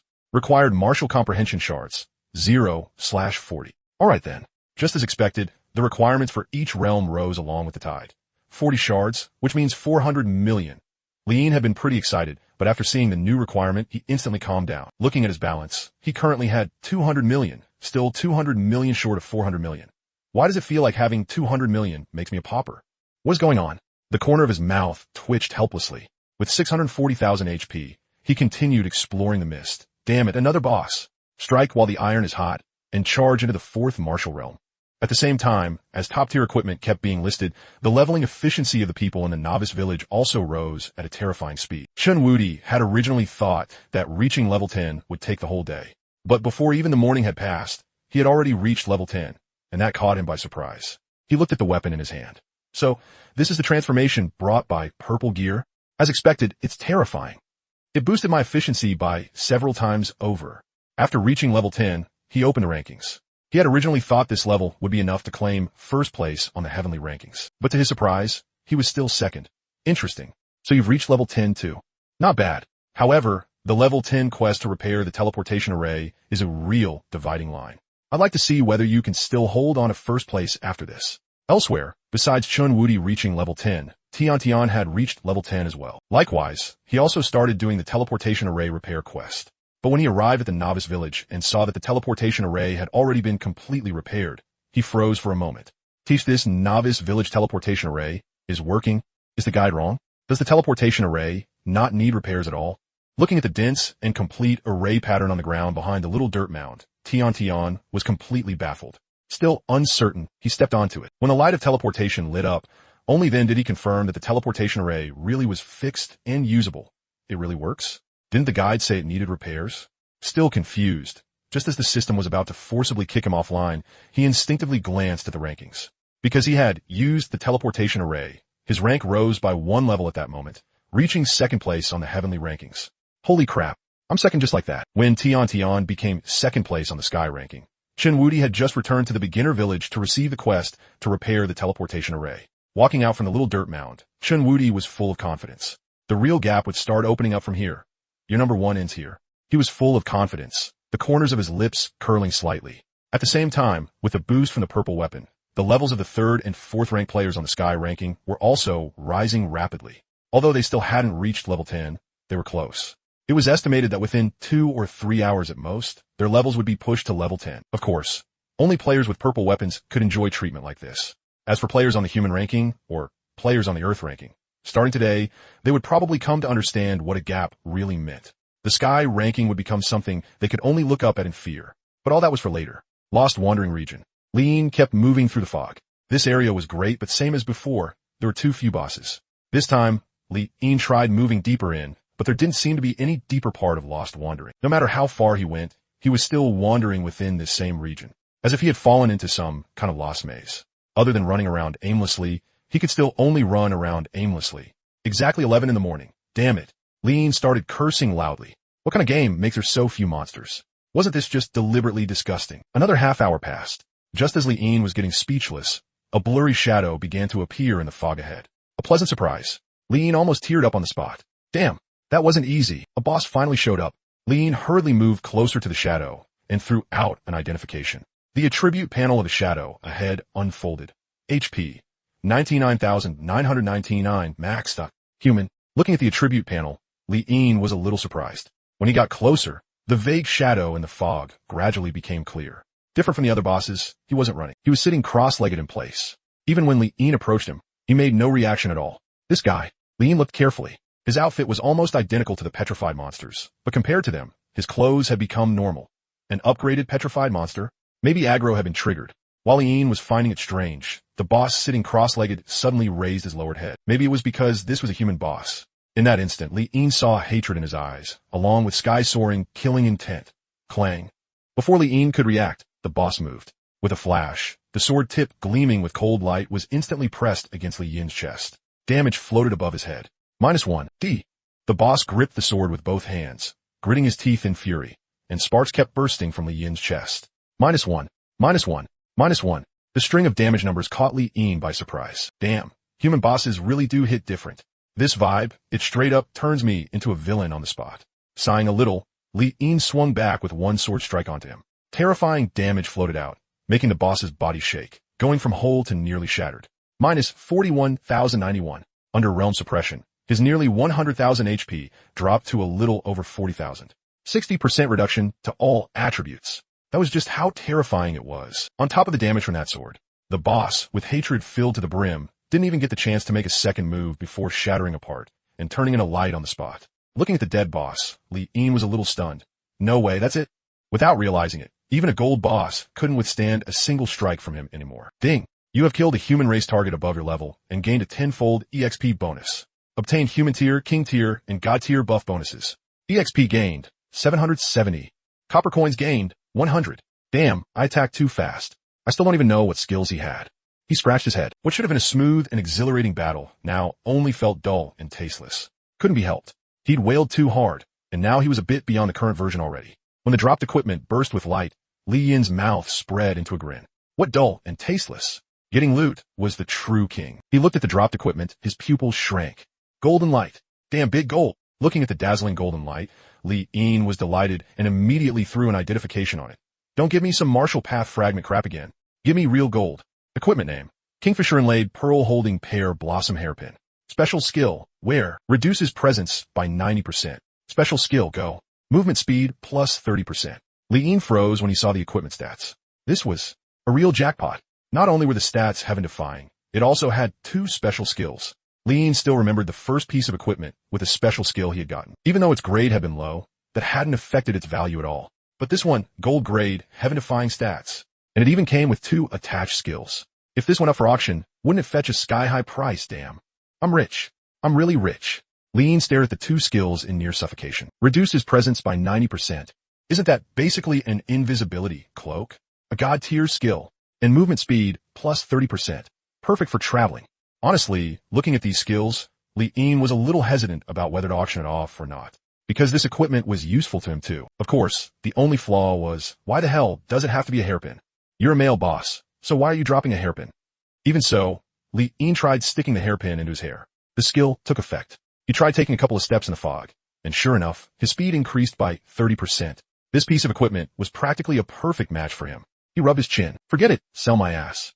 Anyway, it's got a presence reduction skill, so other people can't even see it. What the hell am I scared of? It's settled. After putting it on, Li Yin didn't take it off again, and instead looked at the rest of the dropped equipment. Even though one gold item had dropped, there was still purple light. With one identification, the stats of one purple and two blue pieces of equipment unfolded. Compared to the hairpin, the stats on those three pieces looked kinda trashy. After identifying them, he sent them straight to auction without a second thought. With this hairpin, my efficiency in finding bosses can go up by 30%. Not bad. Smacking his lips, he was very satisfied with this piece of equipment. As for the sense of mismatch from wearing a hairpin, he could ignore it a little. Even if when he ran, the pearls on the hairpin swayed on his head, all shiny and sparkly. Just ignore it. Damn, how could I think like that? No, this equipment is only temporary. Once I get a replacement later, I'm switching. Damn, you think a single hairpin can make me all sparkly? No way. Damn it. But speaking of which, this equipment really is strong as hell. So this is what gold gear is like. As expected, ridiculously overpowered. I like it. With the hairpin, Li Yin really was moving faster through the mist. Feeling the mist rushing against his face, his satisfaction with the hairpin rose another level. Half an hour later, the equipment had all finished selling at auction. The Qing foam sword you listed has been sold in an auction transaction. Cash received. 90,100,000 transferred to your account. The fine shoes you listed have been sold in an auction transaction. Cash received. 3,900,000 transferred to your account. The fine bracers you listed have been sold in an auction transaction. Cash received. For 1,100,000 transferred to your account. Even though he had kept one piece of equipment from the last boss for himself, the profit still hadn't dropped by much. A full one small target had landed in his account, just one more 100 million to go, and I'll reach the fourth realm of martial arts. In the mist, Li Ying closed the pop-up window, a gleam flashing in his eyes. Right now, he could already instantly kill a golden boss. If he reached the fourth realm of martial arts, then that level of strength, he didn't even dare imagine it. Another dozen or so minutes passed, and Li Ying looked into the mist. Maybe this map is already the limit of this place. If there's a higher level map, I'm afraid I'll have to go to the next area. He thought to himself. After all, with his current efficiency, if there were still higher level maps here, he definitely would have reached them by now. And the fact that he was still here could only mean that the level 100 Lost Wander area was the highest level map at present. Early yesterday morning, the petrified bosses all refreshed at once. I imagine the golden bosses here are the same. If I still can't find any monsters in the map after 2 hours, then I'll go grind levels in the petrified monster area. There was no helping it. If he still couldn't find the next golden boss after 2 hours, staying here would just be a waste of time. He might as well go level up instead. Very soon, as time passed, in the beginner village, Chen Wudi looked at the activated teleportation array and curled his lips up confidently. With my efficiency, who could possibly catch up? By now, I've probably already taken first place. He stepped into the teleportation array and confidently opened the rankings. At this moment, the rankings were Frowny Face Heaven ranking first, hidden, level hidden. Heaven ranking second, Tian, level 10. Heaven ranking third, hidden, level 10. Heaven ranking fourth, Yuan Xingwang, level 10. Heaven ranking fifth, Dingbao, level 9. Heaven ranking sixth, Lin Wantong, level 9. Chun Wudi had hidden his own name, and when he saw the hidden entry in first place on the heaven ranking, he thought to himself that it was just as expected. But when he saw that even the level was hidden, he froze for a moment. I didn't hide my level, did I? Puzzled, he looked further down, and the words for the hidden name in third place entered his sight. Inside the teleportation array, he was completely stunned. No, this is third. That can't be right. My efficiency in repairing the teleportation array was this fast, and my ranking actually dropped instead of rising. Are you kidding me? How is that possible? The ranking positions left him dumbfounded from top to bottom. And right at that moment, the system began forcibly kicking people offline. His vision went black, and he logged out in a daze. When some people were confused, others were delighted. At the base, once the forced logout ended, Tian logged back into the game at the first moment. With a flash of light, he appeared in a stretch of ruins. In the ruins, he didn't go look for an NPC to trigger a quest. Instead, he opened the rankings immediately. Looking at the rankings, his gaze lifted slightly. I didn't expect the one in second place to fall behind. As for this first place guy who managed to surpass me, he's probably already reached level 11. He looked toward the base. According to the guide, the monsters here have absurdly high attack power. They can basically one-shot people. And under those circumstances, he still managed to hit level 11. Looks like this guy really does have some ability. He opened his panel and looked at his own stats. The weapon he had equipped was the Suiyu blade. This one piece of equipment alone had given him 80 points of strength and 20 points of defense. Without that equipment, his stats would have been pitifully low. According to the guide, the quest in the base requires pushing through 3 densely packed wild monster areas to complete. If there aren't enough people, there's basically no hope for the quest. But leaving the base, he looked at the densely packed giant snakes circling atop the northern city wall ruins. With one identification spell, the giant snake stats were displayed. According to the guide, the giant snakes are the first major obstacle. But now I deal 80 with 1 slash. 3 slashes, and I can instantly kill one. Against a single snake with his panel, he could grind solo. Still, after hyping himself up a little, Tian turned serious again. The problem now wasn't whether he could solo or not.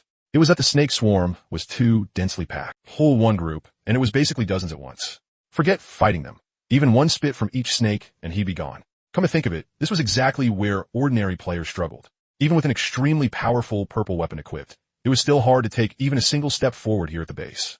Without a purple weapon from the trading house, it was easy to foresee that ordinary players and even guild players would get completely stuck here in terms of leveling. He weighed the purple weapon in his hand. Right now, he had 2 choices. First, trade the weapon to the people below him so they could quickly reach level 10, and once there were enough people, use the old method, human wave tactics. The second was to jump into the snake swarm and die on purpose. At first there might be a lot of snakes, but as long as he died dozens of times and kept pulling monsters outward, he could reduce their numbers. And at that point, he'd be able to farm them alone. That guy in first place managed to reach level 11, so he's probably using this method too. Looking at the giant snakes, he gritted his teeth. I'm already in second place. Then I absolutely have to make a push. Let's do it. He made his choice on the spot, and, without the slightest hesitation, jumped into the level 20 northern city wall monster area. The moment he jumped in, more than 20 giant snakes attacked on their own. Before he could even kite a single step, dense damage numbers floated above his head. -30, -30, -30, He turned into light on the spot. After coming out of the base resurrection point, he said, "Good thing death doesn't deduct experience. It just costs a bit of copper. Otherwise, I really wouldn't be able to take it." He jumped into the snake swarm again and turned into light again. After 2 deaths, a small portion of the snakes had been pulled a tiny bit farther away. The effect was minimal, but his eyes lit up. Minimal was still effective. Keep pulling. With a look of determination, he didn't hesitate in the slightest and continued jumping in. If Li'in were here, then seeing what he was doing, he would probably be able to smell the bitterness in the air. It was just a level 20 small monster. Did it really have to be this miserable? Just watching it was enough to make your heart ache. Lost Wonder area. Unlike the determination over there, Li'in's side felt a little boring. Just when he was starting to wonder whether all the golden bosses had already been killed, a pleasant surprise appeared ahead in the mist as a phantom emerged once more. It's finally here. His eyes lit up. Without hesitation, he changed direction and rushed straight toward the phantom. No matter what this monster dropped for him, the 4th realm of martial arts was guaranteed. In the mist, Li'in quickly closed in on the shadow. When he was only about a dozen steps away, he cast an identification skill, and the shadow's status panel unfolded. HP. 99,999, maxed. Chang'e Clan. Li'in had identified it on instinct, but looking at that race, he felt a little puzzled. Isn't Chang'e someone from mythology? Since when did it become a race? Damn, this is just messing around. Not paying it much mind, he saw that in the mist, the Chang'e Clan boss was also in a running posture. Likewise, although she was running, her speed was still slow. The previous human boss had been able to react quickly after Li'in got close, using a sword to block his chest. But when Li'in approached this female boss, her petite body trembled. At the same time, the identified panel began to change. HP, 39,999. Suppressed. Strength, 200. Suppressed. All her stats had been cut in half, and behind them was a bright red suppressed label. This was the insurmountable gulf created by a difference in realm. 1 suppression, and she was crippled on the spot. Sure enough, raising your realm is the true path. Li'in smacked his lips, then looked at the frightened Chang'e, who was slowly taking an attacking stance, and the corner of his mouth curled up. The human boss was way more solid. With your reaction speed, you're comparable to a snail. The ribbons on Chang'e's body flowed around her. Her movements were beautiful. Her white, jade-like hand controlled the ribbons and struck at Li'in, but before the ribbon could even leave her hand, Li'in brought his sword down over her head. Damage floated up. Minus 41,091. With 1 sword strike, the gold boss from the Chang'e Clan turned into light on the spot. When the equipment dropped, Li'in's brow twitched. Gold. Holy crap, 2 gold drops in a row. Did my luck finally turn around? He quickly threw another identification skill at it. Martial, Dao Comprehension Fragment. Looking at the identification result, Li'in fell silent. Damn it. He knew good things couldn't happen twice. What the hell? Can I get 2 big gold items in a row? You're a level 100 gold boss. Can you stop being so trash? Looking at the remaining purple glow, Li'in identified them one by one. The remaining 4 pieces of equipment were 2 purple and 2 blue. After using an identification skill, Li'in froze. Equipment name, Moonlight Silk Gauze Dress. Special skill, Moonlight Glow. Generates a shield, 3,000 HP. A purple item with a skill. Looking at the Moonlight Silk Gauze Dress, Li'in snapped back to his senses and was instantly overjoyed. The previous big gold item with a skill was useful to him, but this one could go straight to auction. Ordinary purple gear can already sell for around 100 million. So this piece of equipment, damn, I've hit it big. A purple item with a skill should fetch at least 200 million, right? With just this one piece of equipment, not only can I make up that 100 million gap for the 4th martial Dao realm, I'll even have 100 million left over. Li'in was excited. Right, there's still 1 purple and 2 blue items left. With pleasant surprise, Li'in identified the remaining equipment. Maybe his luck had run out because the other 3 pieces were very ordinary. That's weak. Feeling a little smug, Li'in picked up the equipment on the ground and opened the trading house. Without hesitation, he sent all 4 pieces of equipment to auction.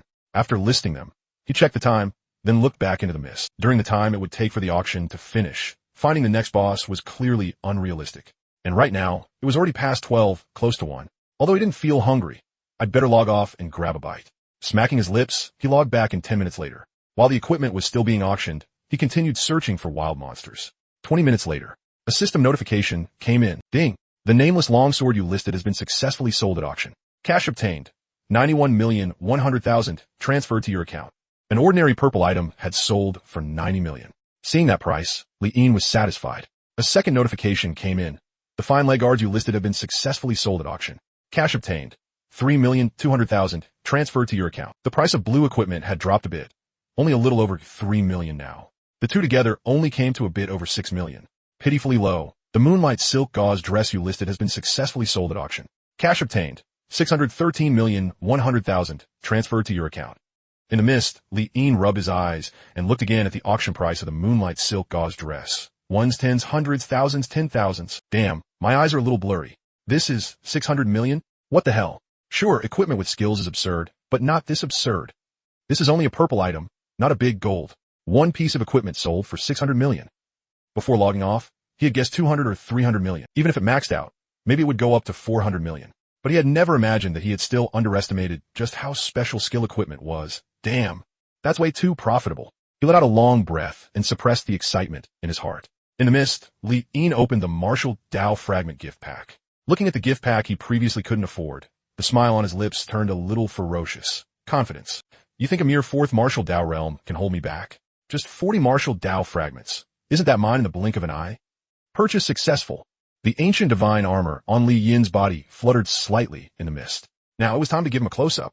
His hand twitched wildly as he clicked like crazy 39 times within 1 second. A system notification appeared. Ding. Martial Dao comprehension fragments have been fully collected. Use them. Yes. Ding. Detected no learned skills /move /cultivation methods /spells, etc. Advancement attempts for skills /moves /cultivation methods /spells, etc. have been reserved. Current reserved attempts. 3. Closing the reservation notice. An achievement popped up. Congratulations, player, for reaching the 4th Martial Dao realm, Moon Grasping Realm. As the first to reach this realm, you have received an honor reward. 100 free attribute points. All attributes X4. HP X4. Reduces all attributes of wild monsters below Star Plucking Realm by 70%. Reduces movement speed of wild monsters below Star Plucking Realm by 60%. Although no new effects were added, his base attributes had received an enormous boost. It was still all attributes and HP times 4. Opening his panel within a single day, his panel had once again undergone a transformation. At this moment, his panel was 4th Martial Dao Realm. Moon Grasping. Experience. 10/4100. HP. 2,560,000. Strength. 153,000 plus 2,660. Defense. 216 plus 200. Spirit. 216 plus 200. Looking at the strength line, Li Yin paused. Wait a second. The 4th realm is terrifying? What the hell? Doesn't that mean I can one-shot every boss I see? Holy crap. Although he knew the transformation brought by the 4th stage of Martial Path would be absurdly intense, when the transformation actually happened, he still couldn't stay calm. 153,000 strength. He could no longer even imagine something this terrifying. It was only a single realm increase, yet now, even without relying on realm suppression, he could instantly solo a golden boss. This is F** King insane.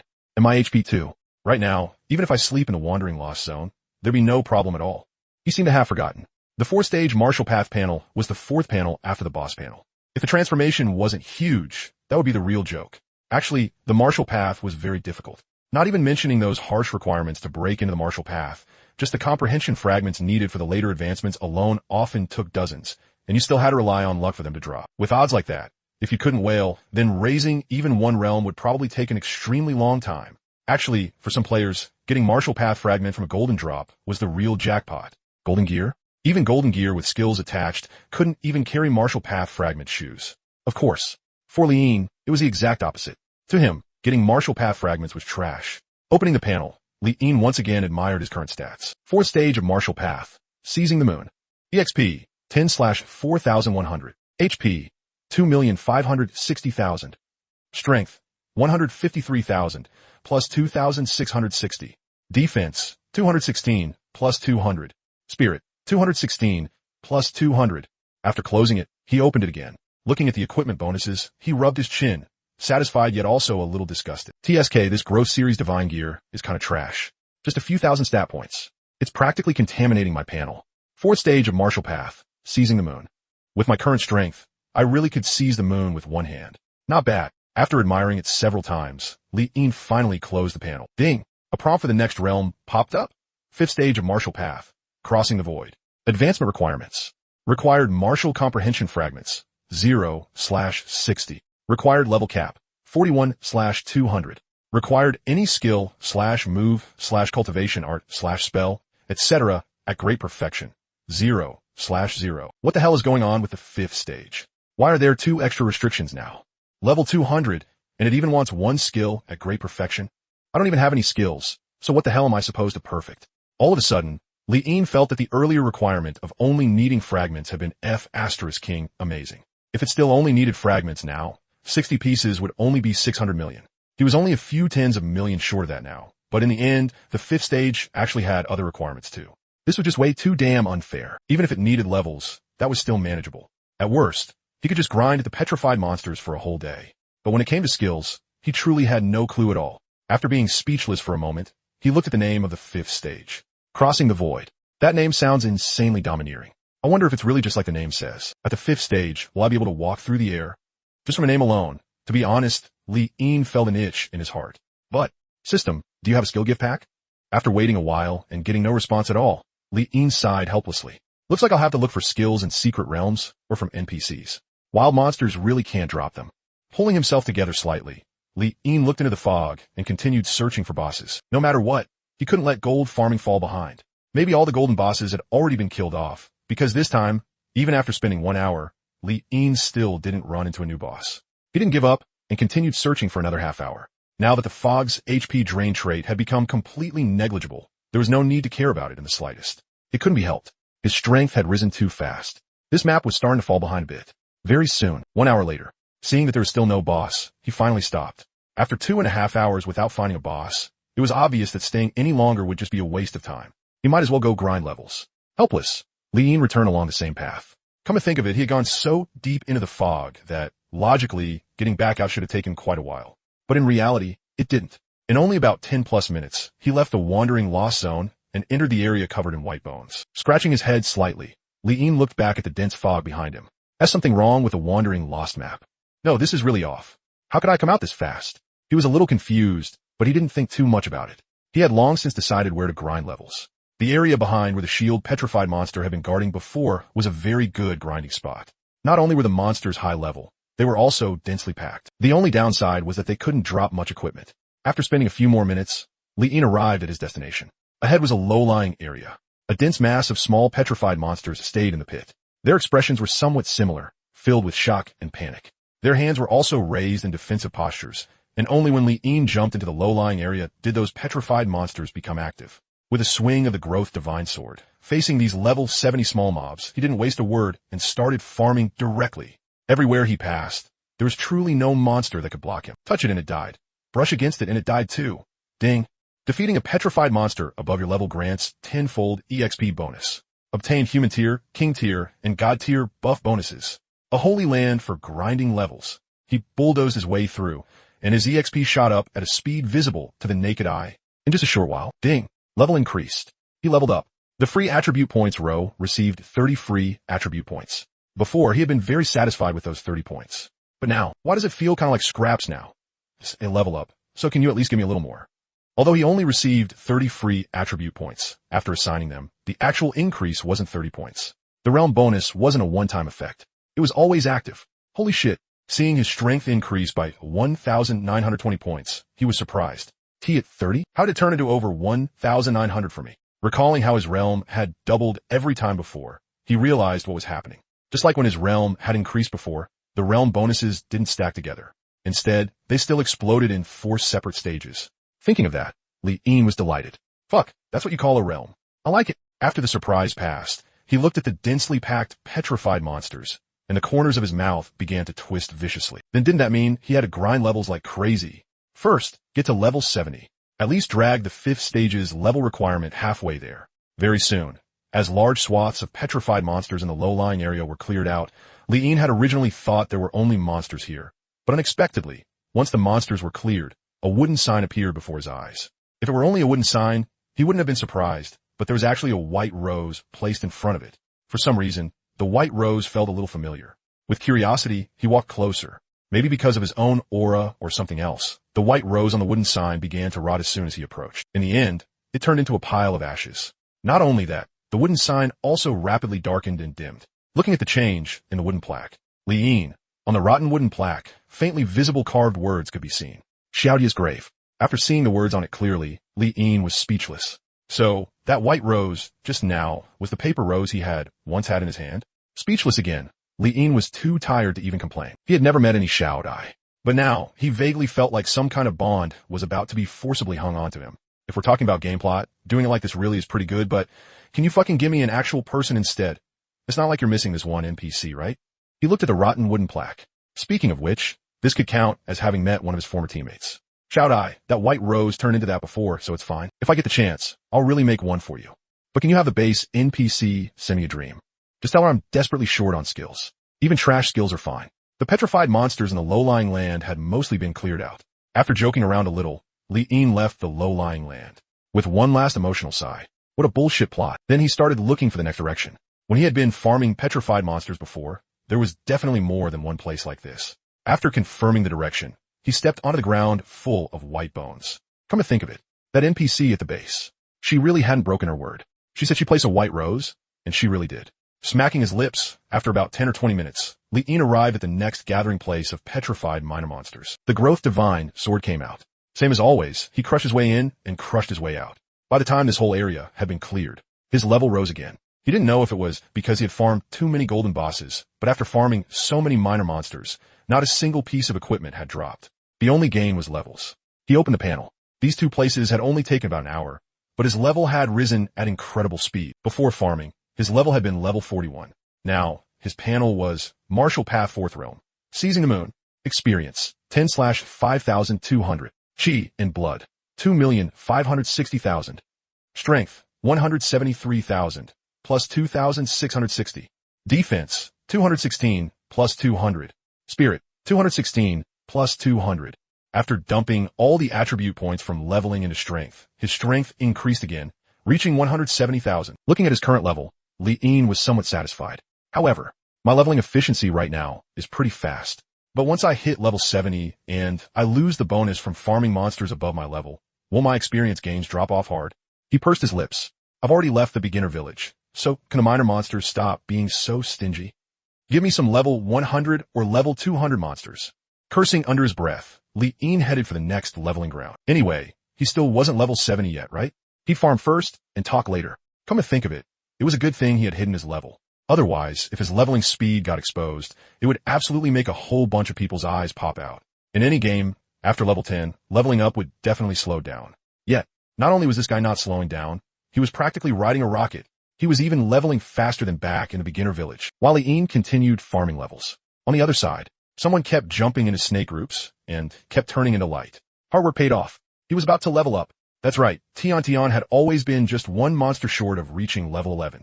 He had thought it would take a whole day, but he hadn't expected to underestimate his own strength. After only a few hours, he was already able to level up. Coming out of the resurrection point and looking at the lone giant snake, he didn't hesitate at all and charged up to fight again.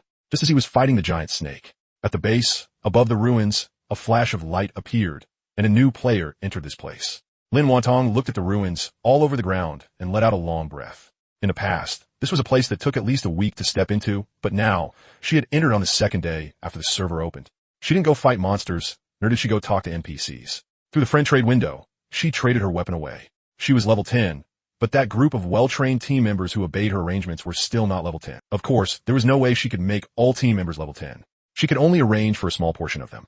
Right now, she was one of the heavenly rankings. If she delayed too long and dropped off it, that would be a huge loss. After the trade was completed, Lin Wanong was about to log off, since staying here wouldn't let her do anything anyway. However, when she turned her head, she saw Tian fighting the giant snake. Someone's here. Startled, she quickly stopped logging off. Just like the beginner village, this still wasn't one unified map. She hadn't expected to run into another player here. Her beautiful eyes shifted as she looked at Tian. Anyone who could fight in a place like this could only be one of the top 5 on the heavenly rankings. One giant snake? Could it be he didn't just get here? He actually pulled a single snake out. Lin Wantong was surprised by this point. Within the base map, all monsters swarmed together. Pulling out a single snake alone was impossible without 1 or 2 hours at minimum. At least top 3 on the heavenly rankings. Her gaze flickered as she made that judgment. Over here, soloing the giant snake didn't take Tian much time at all. As the final blow fell, the giant snake turned into light.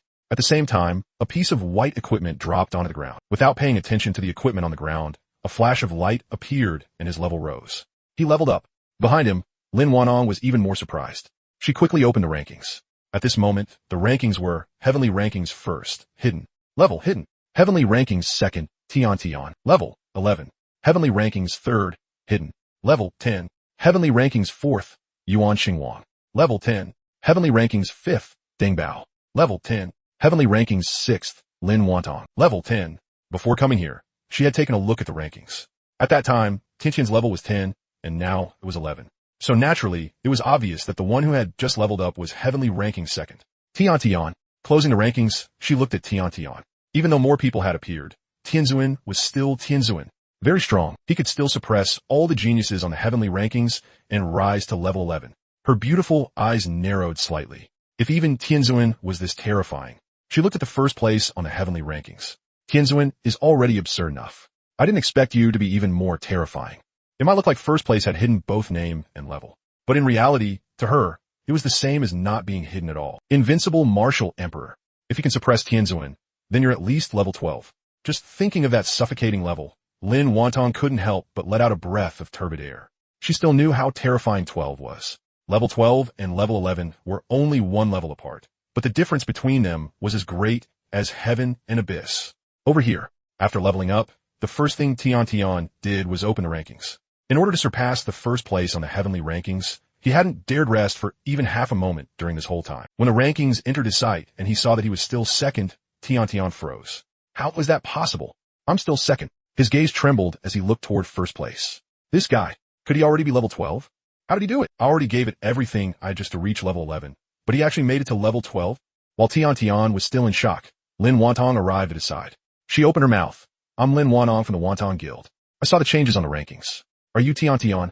Hearing the voice by his ear, Tiantian's shoulders subconsciously shook. It couldn't be helped. In order to reach level 11, he had been bitten by snakes until he was traumatized.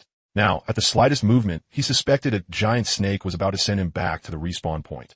After realizing it was a person, Tiantian let out a sigh of relief. Then Lin Wantong. He wasn't unfamiliar with that name. After all, the guides he had read were signed with that name. His gaze shifted. He had heard of her, but never actually seen her before. Lin Wantong, in a dark black dress, caught him a little off guard.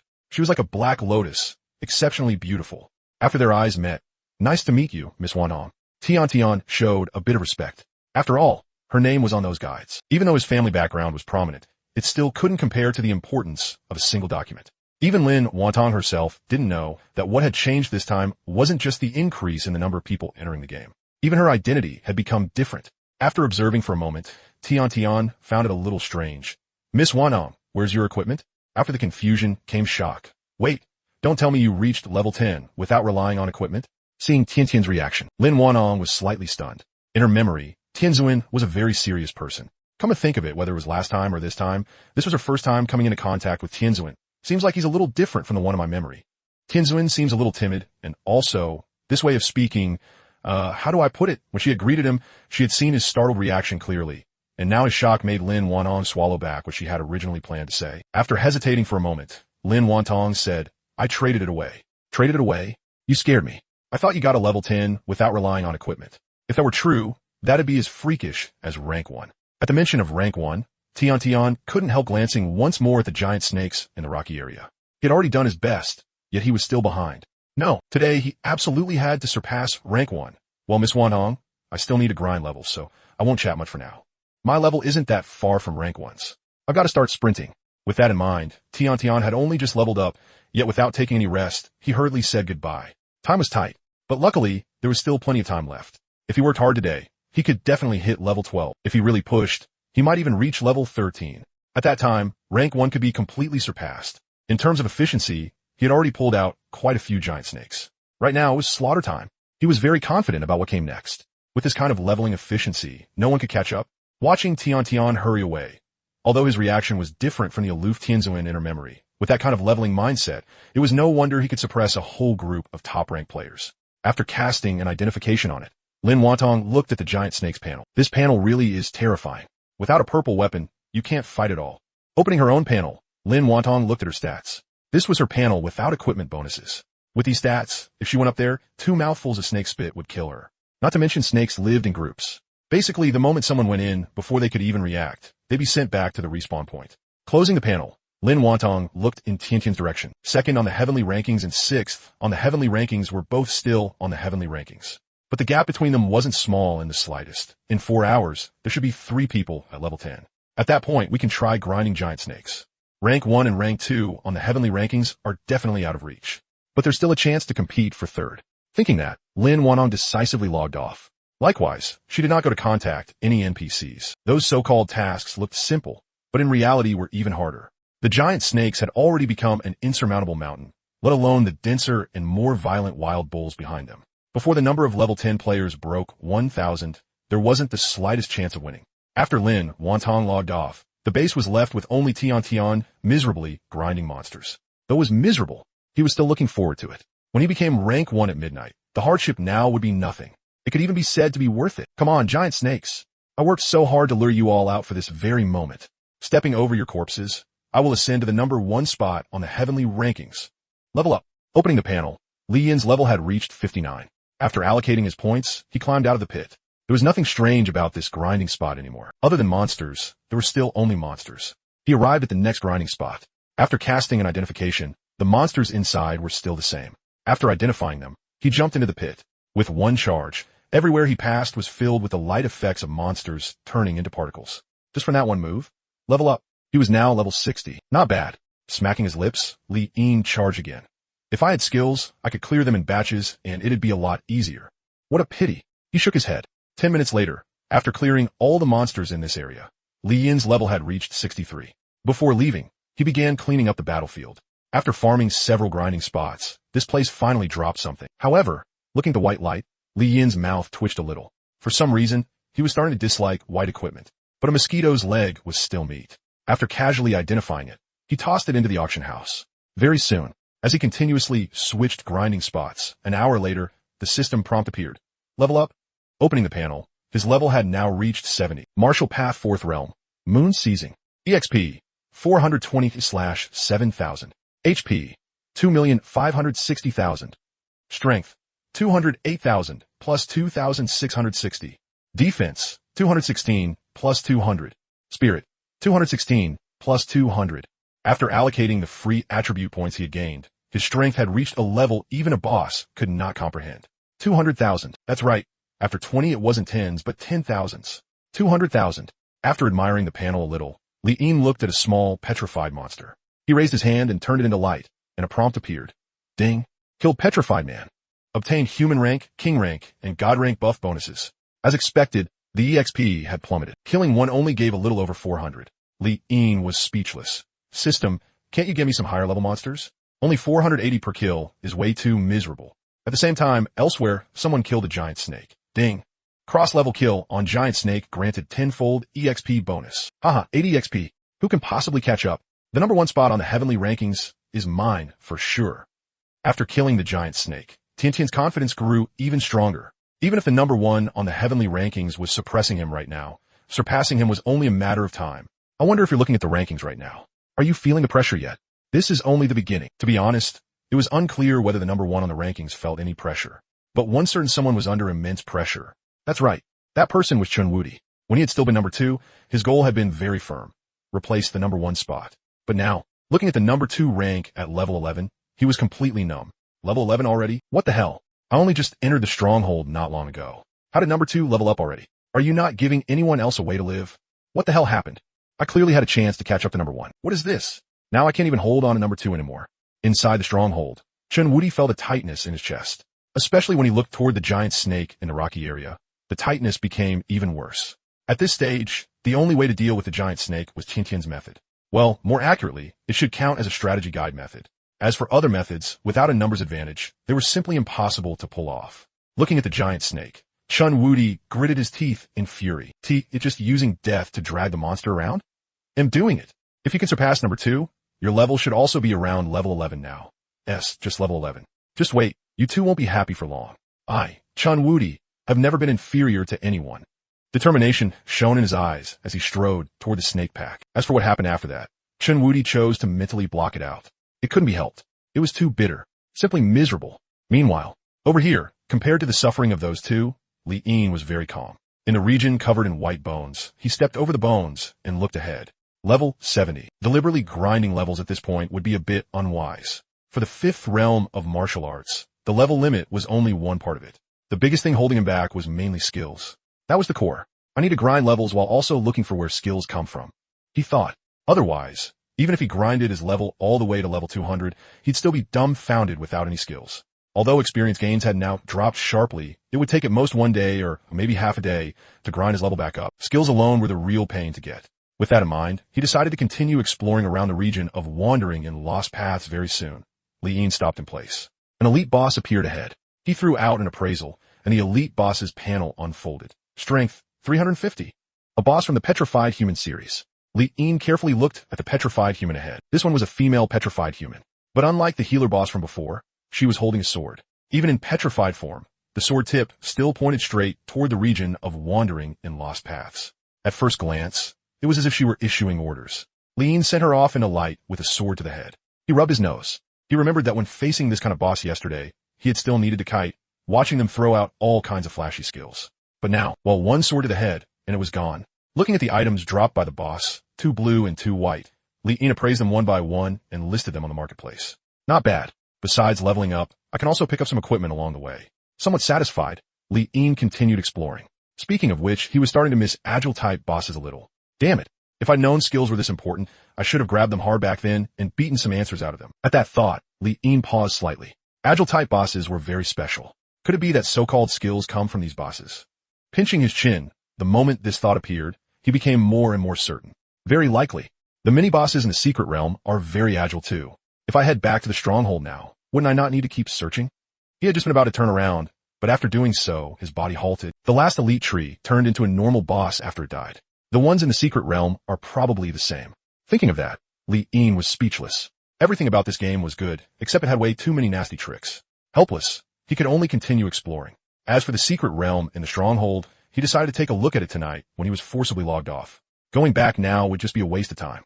Very soon, another petrified boss appeared ahead. He casually used an appraisal, and the boss panel unfolded. Strength, 349. He had appraised it casually, but when this panel appeared, the sword Li Yin had been about to swing down slammed on the brakes, and he quickly pulled it back. Spirit 2 points. Does that mean this boss counts as half an agile boss? Hard work pays off. Even though it isn't an agile boss, I can still test it out. Li Yin moved closer, but something he hadn't expected happened. Because of realm suppression, after he got within close range, the petrified monster boss's panel changed. At the same time, cracks appeared all over the petrified human surface. HP, 2100. Suppressed.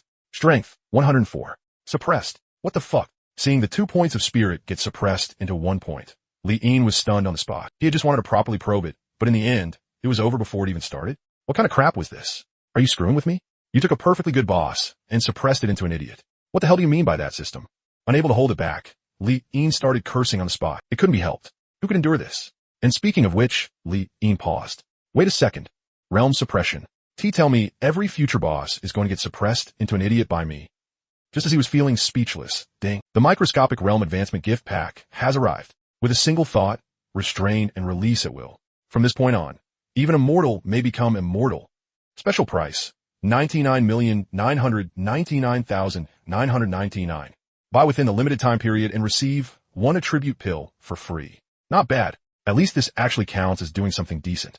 The advancement to microscopic realm gift pack. Totally worth it. Looking at the contents of the gift pack, Li Yin was instantly overjoyed. But when he saw the bonus at the end, buy within the limited time period and receive 1 attribute pill for free. Those few lines made Li Yin's face turn a little green. It would have been better if it gave nothing at all. If it was for advancing to the microscopic realm, then selling it for 99 million was definitely worth it. You can already tell from a boss just now that at the very least, bosses wouldn't turn into idiots in the future. However, that extra free 1 attribute pill was a bit disgusting. Damn it. In order to avoid suppressing bosses into idiots, he took a deep breath and pretended he didn't see it. Purchase successful. Congratulations on obtaining the limited time special bonus. 1 attribute pill. That much thing is provoking me. Looking at the prompt, the corner of Li Yin's mouth twitched. But feeling the changes inside his body, he was slightly stunned. He had thought this function was some kind of button-type thing, but he hadn't expected it to really change with a mere thought. He tried it out. When he withdrew the suppression of his realm and then released it again, it was as if an invisible force exploded outward from him in a terrifying wave. Where he stood, the white bones on the ground were almost instantly crushed into powder. It really is worth it. Doesn't this basically count as a skill? Looking at the effect, with its style maxed out, Li Yin was satisfied. But just as he smacked his lips, he belatedly came to his senses a bit. Wait, how can I think like that? Worth of my ass. That was over 90 million for 1 small goal. Damn. No, farming gold can't be neglected. While grinding levels and looking for agile bosses, I need to spare half an hour to wander around Lost Wandering. This money really does flow away like water. I can't take it.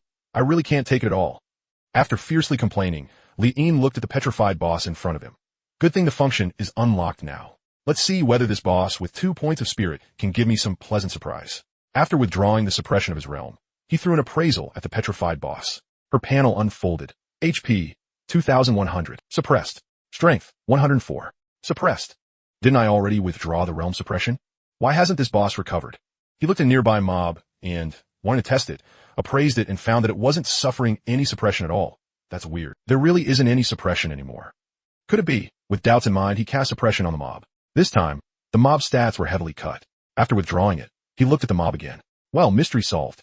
The mob was still heavily weakened and did not recover just because he had withdrawn it.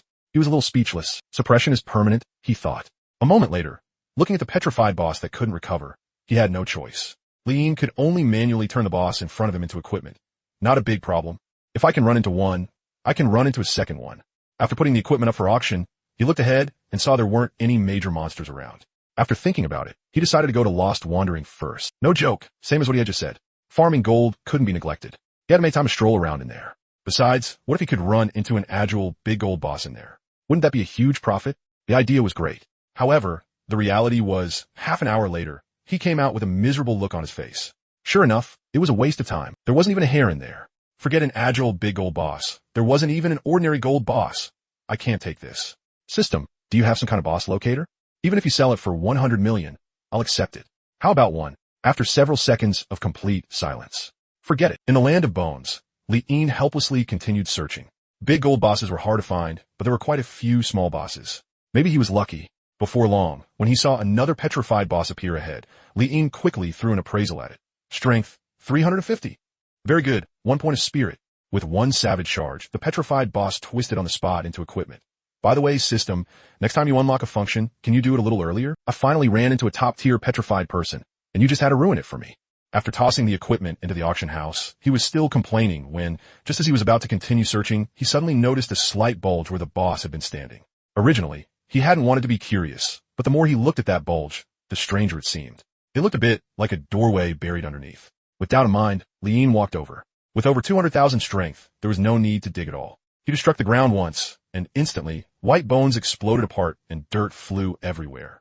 When a doorway was blasted out and floated above the white bones, Li Yin, this door, he knew it well. Wasn't this a secret realm door? But the problem was, aren't secret realm doors only supposed to float? They can also be in the ground. No, Calamity World, are you okay? Li Yin was a little shaken. For a secret realm, why make it so hidden? You're actually hiding it away like this. Before this, he had thought secret realm doors were all extremely conspicuous, visible from far away. And now it was telling him that secret realm doors actually weren't conspicuous. If this door hadn't happened to stick out a little, wouldn't he have missed it again? All right then. He really was a little too tired to complain. The doorway before him was still a wooden door, but the patterns on its surface had changed. Compared to the last secret realm door, the patterns on this one were much simpler. A secret realm door only gave one chance to clear it, and the difficulty of clearing it was extremely high. Back at the stronghold, his plan for the next secret realm door had been to be cautious. It would be best to get some potions or something and make full preparations before entering. However, after glancing at his current panel, a slightly savage grin appeared at the corner of Li Yin's mouth. With stats like these, what full preparations did he still need? He himself was the greatest full preparation. Without the slightest hesitation, and with the atmosphere already built up to this point, he directly kicked the wooden door open. That familiar sensation struck again, as if he were entering another map. The scenery around him rapidly changed. Although a secret realm was another map, the map itself didn't seem very large. This time, entering was similar to the last time. With just one glance, he saw the core area of the secret realm. It was likewise a prosperous cluster of buildings. Compared to the last set of buildings, the buildings here looked much more normal. Ding! Entered unknown secret realm.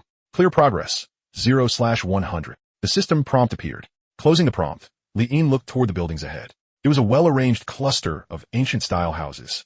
After he drew closer, the monsters in the secret realm revealed themselves. He cast an appraisal, and the monster's attribute panel unfolded. Wait, tree folk. The monsters ahead looked no different from humans. The only difference was that their skin was greenish-white, and most of them were female. Besides that, there was also this. On all of their heads, there was a little blade of grass resembling a cowlick. Li Yin wasn't very familiar with tree folk, but if he remembered right, that elite tree demon seemed to be tree folk too, didn't it? It was just that. Don't tree folk look like big trees? Touching his chin, He looked at the tree folk, wandering aimlessly among the buildings. Why did they even look kind of cute? The tree folk weren't tall. The tallest were only about 5'5", while the rest were around 5'3". He searched through the wandering group of monsters, and very quickly Li-Yin found a tree folk inside who was different from the others. One appraisal later, her panel unfolded. In the cluster of buildings, Green Yaya, with her little ahog-like sprout on her head, was watering the little flowers one by one among her wandering kin. Such unique behavior. Sure enough, an intelligent boss. Looking at her status panel, Li Yin's gaze shifted, and he was just about to go closer when he remembered something and paused. The small monsters in the secret realm might be trash, but they were especially crazy. As long as you drew even a little aggro, every single monster would fight to the death. Rubbing his chin, just as Li Yin was thinking about what to do to get that silly ahog sprout's attention, Green Yaya, holding a watering can, turned her head and looked over in Li Yin's direction. That movement of hers was very strange. It seemed like a habit had formed, an unconscious glance over, followed by an unconscious turn back. However, this time, her gaze couldn't turn away anymore when she saw Li Yin. Just like that scale tribe boss back in the secret realm, her delicate body trembled, and with a smack, the watering can in her hand fell to the ground. Hearing the sound, Li Yin looked up, and his eyes met the silly ahog sprouts, as expected of an intelligent boss. I hadn't even made any noise yet, and you already noticed me? Rubbing his chin, Li Yin waved at the silly ahog sprout. The meaning was obvious. However, the ahog sprout just stood there blankly, not knowing what she was thinking, simply dazed. Li Yin was stunned for a moment. I've got realm suppression turned off, haven't I? He threw an appraisal at her. Her spirit is still there. What's wrong with this little ahog sprout? Why is she standing there dumbfounded? Li Yin didn't understand. He glanced at the wandering kin around her. Getting closer was out of the question. Once activated, they'd go into that kind of frenzy, and then all he could do would be to start slashing wildly.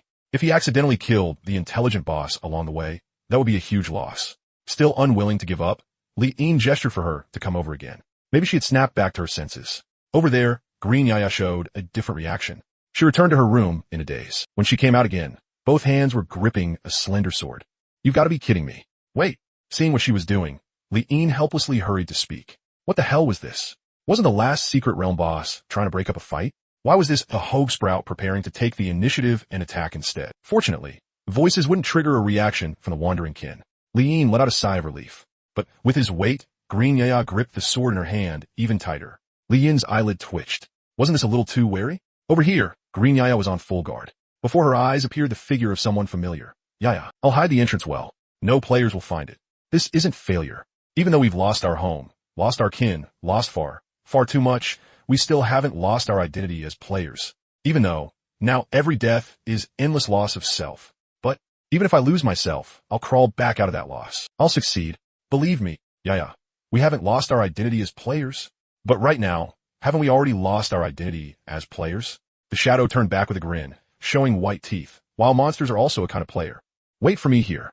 We still have a chance. Yaya gripped the sword in her hand even more tightly, as if she might command those wandering kin to attack at any moment. Seeing that, the growth divine sword appeared in Li Yin's hand. No choice. Since she refused to behave, the only option was to force her to behave. Luckily, the realm subtlety he had just obtained was extremely useful. It was especially great for scaring people. If he didn't have this skill, he probably would have had no choice but to clash head-on like in the last secret realm. Holding the sword in one hand, after confirming that at this distance he wouldn't actually suppress her, his mind stirred. Li Yin directly released the suppression. Originally, he just wanted to give the other side a small scare and make her behave. But the secret realm seemed different from the maps in the game. Out of nowhere, there was actually a crackling thunder sound effect. What was going on? Since when did realm subtlety have a sound effect? Li Yin was astonished. At the same time, a tangible shockwave centered on him and continuously surged outward in all directions. The grass beneath his feet was violently torn apart into countless fragments. Even the trees snapped and collapsed. Not only are there sound effects, why do the visual effects look like they're fully turned on too? Li Yin froze. Over here, the intimidation effect worked very well. Yaya, who had been prepared to fight to the death, was directly stunned by the sight before her. In her eyes, the place where Li Yin stood had turned into a black hole, endlessly devouring everything around it. And beyond that, inside the black hole was a pair of eyes, incomparably ferocious and terrifying beyond measure. Green Yaya's face turned pale. That suffocating feeling was like an abyss rushing toward her. Clatter. In extreme fear, the sword in her hand fell. She could feel that if she looked 1 second longer, her mind would lose another fraction of itself. Wasn't this reaction a bit too much? Was it really that terrifying? Li Yin scratched his head. And no, don't kill me. Can you let us go? I can give you anything you want. I still want to wait for her to come back. As long as you let us go, I'll give you anything. Even if you want me, that's fine too. Li'in had originally found the effect of realm suppression a little strange, but hearing that, he was instantly speechless. No, what kind of outrageous line was that? Just a second ago, she was tough as hell. How had she gotten this cowardly now? And besides, even herself was on the table too. So wild. After a moment of speechlessness, Li'in gestured for her to come over. This time, she became very obedient. She was wearing a green long dress. As she walked over, more and more of her green-white shoulders became exposed. Stop, you idiot. Li'in had thought she was joking. He hadn't expected her to be serious. It gave him a bit of a headache. Seriously, that last elite tree demon had only gone crazy trying to run for its life. What was wrong with this one? Why did she have to pull something like this? Very soon, after closing the distance, Green Yaya and Li'in stared at each other with wide eyes. So this still isn't enough. Then what would it take for you to let us go? Green Yaya asked fearfully. Let her go. To be honest, that didn't seem very possible. After all, one secret realm could bring a profit of 10 attribute pills, and besides that, there were achievement rewards too. Not responding to her words, Li'in simply acted like he hadn't heard them. Do you know any skills? Li'in said. That was his real goal. I do. Green Yaya froze for a moment. Although she didn't understand the question, she still answered honestly. Seeing her nod, Li'in was satisfied. Sure enough, skills were related to intelligent bosses. How did you learn your skills? Li'in asked bluntly. Hearing Li Yin's words, Lu Yaya froze again. If at first she didn't understand because someone this terrifying had asked whether she knew any skills, which was obviously unrelated. And now, how are skills learned? Lu Yaya was so stunned her head tilted to the side. How skills were learned? Did that even need to be asked? As a player, of course you learn them by following the quests. Why was he asking this to? Looking at Li Yin, Lu Yaya had just been about to voice the doubt in her heart. But the moment she thought of how terrifying he had looked just now, she immediately forced the question back down. Skills are learned through growth and cultivation quests, Lu Yaya said honestly. Growth and cultivation? Yes. Growth increases the number of attribute points you get when you level up. Cultivation massively boosts HP, and skills are also obtained through cultivation. At first, Li Yin didn't understand what growth and cultivation meant, but he was very familiar with the description that came after. Wasn't this just the blue and gold grade, as well as elite and boss panels? If it was growth, he had already maxed it out. As for cultivation, he had already broken through the boss limit, stepped into the path of martial arts, and even reached the 4th realm. This doesn't seem to have much to do with skills, Li Yin said. For him, it really didn't seem to have anything to do with skills because up to now, he still hadn't developed any skills. Hearing that, Lu Yaya was completely baffled. How could it have nothing to do with them? Even just from the name, cultivation was clearly linked to skills. If skills didn't come from cultivation, where else could they come from? Lu Yaya scratched her head. Over here, Li Yin looked at Lu Yaya. At first she had been speechless, but that gaze directly turned her speechlessness into an explanation. Letting out a breath, she was starting to suspect he had come just to mess with her. Cultivation requires comprehending the particles of heaven and earth, also called the chi of heaven and earth. HP is the upper limit of what you can comprehend. With 100 HP, if your talent is a bit better, you can reach the limit in 100 days. Once chi reaches 10 points, you can apply it to a weapon. That's the most basic way to use skills. However, every time the weapon is used, it consumes the chi attached to it. Unlike when comprehending it, once it's chi you've already understood and controlled, even though it's consumed, it recovers very quickly. 10 points can recover in about 7 or 8 minutes. If more chi is consumed, then the recovery time will naturally be longer. What? Li Yin froze. Cultivation. From the sound of it, this cultivation thing seemed like it really had to be cultivated. You actually had to comprehend it. Wait a second. If cultivation was required, then what exactly was his current situation? He had reached the 4th realm of martial arts without cultivating at all. Did that count as just having strong force? After being speechless for a moment, Li Yin looked at Lu Yaya. Whatever. No need to think about that much. Since he could still cultivate now, it was fine. For cultivation, how exactly do you cultivate? At those words, Lu Yaya looked at Li Yin strangely. The previous questions had been bizarre, but they could still be categorized as him deliberately teasing her. But this one, he very obviously didn't understand cultivation at all. Wait, no. How could a player who doesn't know cultivation have had that terrifying aura just now? Ugh. I don't know how to cultivate? Suppressing the shock in her heart, Lu Yaya looked at Li Yin and asked. Li Yin nodded. There was nothing to hide. Besides, he still needed her to teach him. You really don't know how to cultivate? After getting his answer, Lu Yaya wasn't enlightened at all. Instead, she was even more shocked.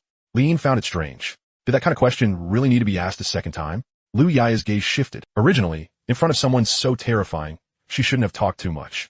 But now she couldn't hold it in anymore. Can I ask what level you are right now? Li Yin was suspicious. Why was a wild monster curious about levels? He rubbed his chin, but seeing that Lu Yaya's thirst for knowledge was overflowing, he didn't kill the mood. He opened his panel, glanced at it, and said, level 70. Li Yin spoke calmly. Hearing that, Lu Yaya. The next second, she cried out in shock. you're already level 70 and you don't know cultivation? Growth and cultivation quests could basically be accessed 7 or 8 days after entering the game. Not to mention level 70. At level 70, do I definitely have to know it?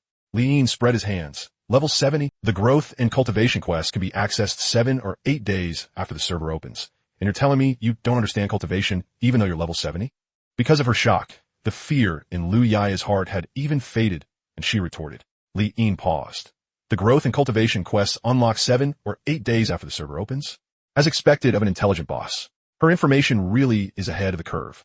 Liin silently took note, then argued back. What if there are people who still haven't come into contact with it? Lu Yaya, how is that possible? That's a main quest. Unless, as if thinking of something, Lu Yaya's expression changed. Wait, could it be that you were already level 70 before this quest even opened? Lu Yaya had guessed right, but it wasn't that the quest hadn't opened. Rather, it was only the second day after the server opened. It was still far too early for the quest to appear. Looking at Lu Yaya's gradually widening eyes, Liin rubbed his nose. The way this intelligent boss was looking at him was making even him feel a little uncomfortable. Subconsciously, Liin concealed it. You're joking, right? I'm already level 70. At the very least, I farmed monsters for half a year. Hearing that, Lu Yaya narrowed her beautiful eyes. If it's already been half a year, then how could you, ahem, that's not the important part. The important part is, how exactly do you cultivate again? Liin interrupted and asked. Lu Yaya narrowed her beautiful eyes even more. A moment later, Lu Yaya rubbed her temples and muttered to herself. Could it be? The game changed? Liin didn't hear her clearly. What changed? In nothing. Lu Yaya looked at Liin. If you don't understand cultivation, then let me teach you. It's just, can you let me go? This time, Liin agreed to her request. After all, 10 attribute pills was basically nothing. Didn't she know that once Midnight Refresh came, he could immediately raise that to 100? Compared to that, skills were what really mattered. Giving up on farming this secret realm for the sake of skills was worth it. Seeing Liin nod, Lu Yaya was delighted. Then sit properly.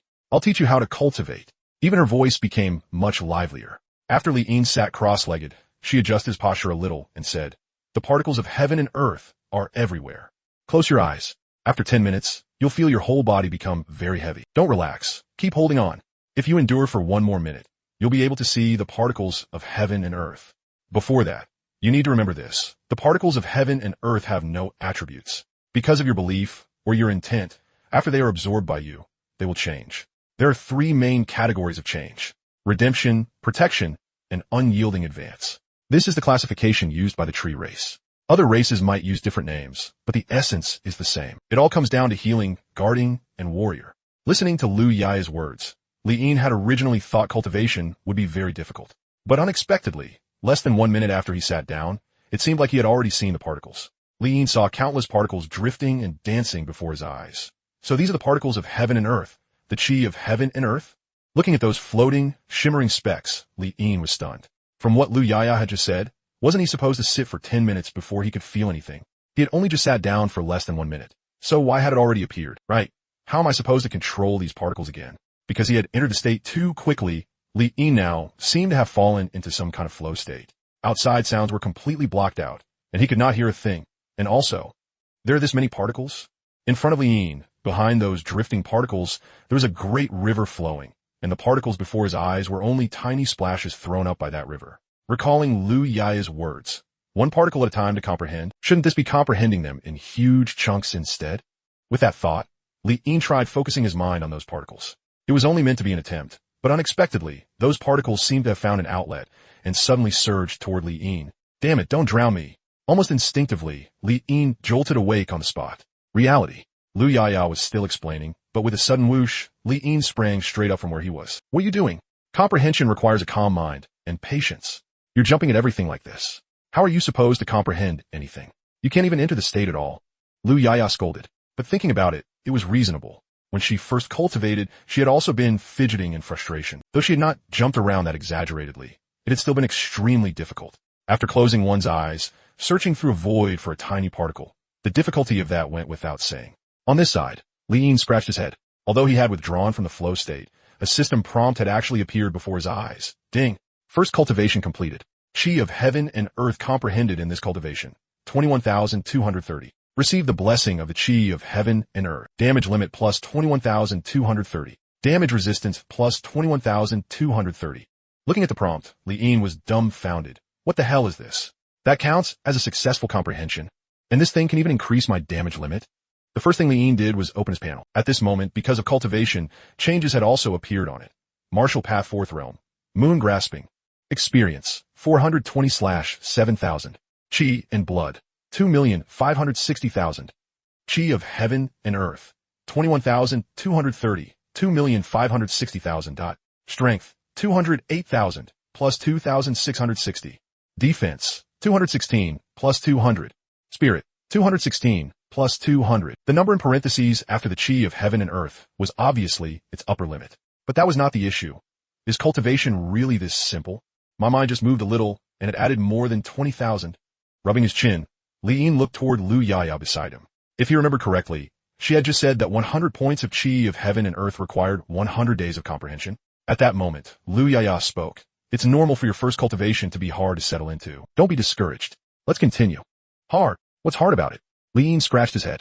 Right? Even though he had comprehended the Chi of Heaven and Earth, it seemed he still had not learned any skills. With confusion, Li Yin asked, the Chi of Heaven and Earth doesn't seem to have anything to do with skills. As soon as he said that, Lu Yaya looked over in astonishment. You haven't even comprehended it, and you're already talking nonsense. The Chi of Heaven and Earth is the foundation of skills. If you haven't comprehended it, don't talk nonsense. I think I did comprehend it, Li Yin said. Comprehend my ass. With how jumpy you were. If you could comprehend anything, that'd be a miracle. I really did comprehend it, Li Yin said helplessly. Then tell me what the particles looked like, Lu Yaya said suspiciously. In patches, I guess. That's your comprehension? Forget it. Let's not talk nonsense anymore. Let's continue entering meditation. The moment those words came out, Lu Yaya stopped pressing the matter. There was no helping it. It sounded way too fake. How could the Chi of Heaven and Earth possibly come in patches? It was supposed to be one tiny particle within a boundless void. Seeing that she still did not believe him, Li Yin was speechless.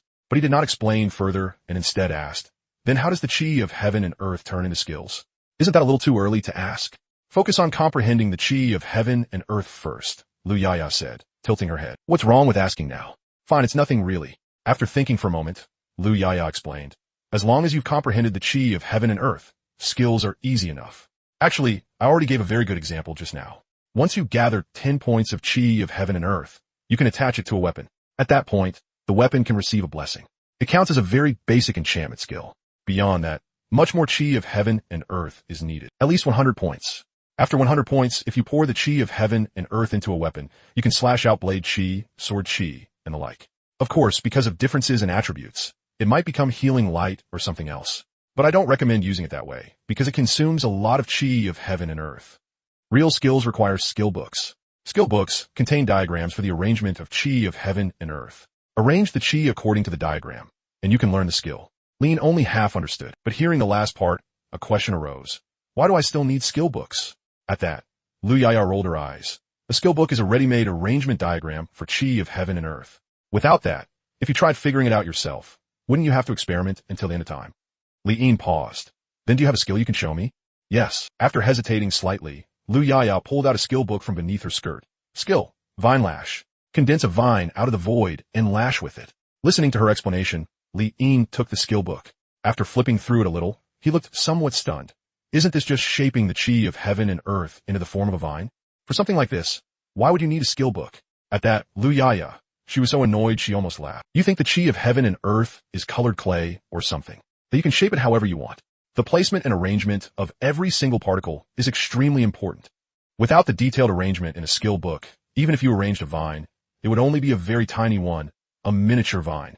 It might be fine to look at, but for combat, Lu Yaya let out a cold scoff. There was no helping it. What he said was just too speechless-inducing. Wait a moment. Li Yin did not argue and instead sat down once more. If skill books were something he needed to study, then maybe it would be difficult for him. But shaping it? Wasn't that easy? Seeing Li Yin sit down, Lu Yaya let out a light, fragrant breath. That's more like it. He hadn't even comprehended the Chi of Heaven and Earth, yet he had so many questions. Once he really comprehended the Chi of Heaven and Earth, then he would know just how outrageous what he had said earlier was. Every single particle of the Chi of Heaven and Earth was incomparably precious, and he wanted to shape it? Naive? In the flow state space, Li Yin quickly entered the zone. Unlike last time, Li Yin looked at the particles splashing out from the great river ahead, then looked at the more lively particles at close range, feeling a bit confused. The number of more lively particles wasn't much. Compared to the great river, it was just a small cluster. However, Li Yin could feel that he could use these particles like arms. These are the particles after I absorb them, Li Yin thought. With a shift of his mind, large waves of particles from the distant Great River surged over again. Visible to the naked eye, the particles he could directly use increased massively once more. With experience now, when the particles surged over this time, he remained calm. Before long, looking at the large patch of particles before him, with a thought, he pinched them into the shape of sword chi. Now that's more like it. With this, why would I need any skill book? Li-in only tried it once, and immediately got the hang of it. This was simple. Although what Greensprout said was a little right, doing this really did consume quite a lot of particles. Just shaping one strand of sword chi cost over 1,000 points. But the skill was formed, wasn't it? And 1,000 points. He looked at the still massive amount of particles he could use. 1,000 points was basically nothing. In the flow state space, after thinking for a moment, Li-in dispersed the sword chi again.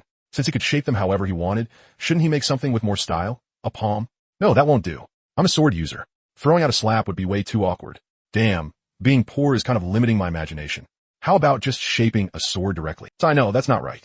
Not one sword, but a faint light appeared in Li-in's eyes. This had way more style than a palm print.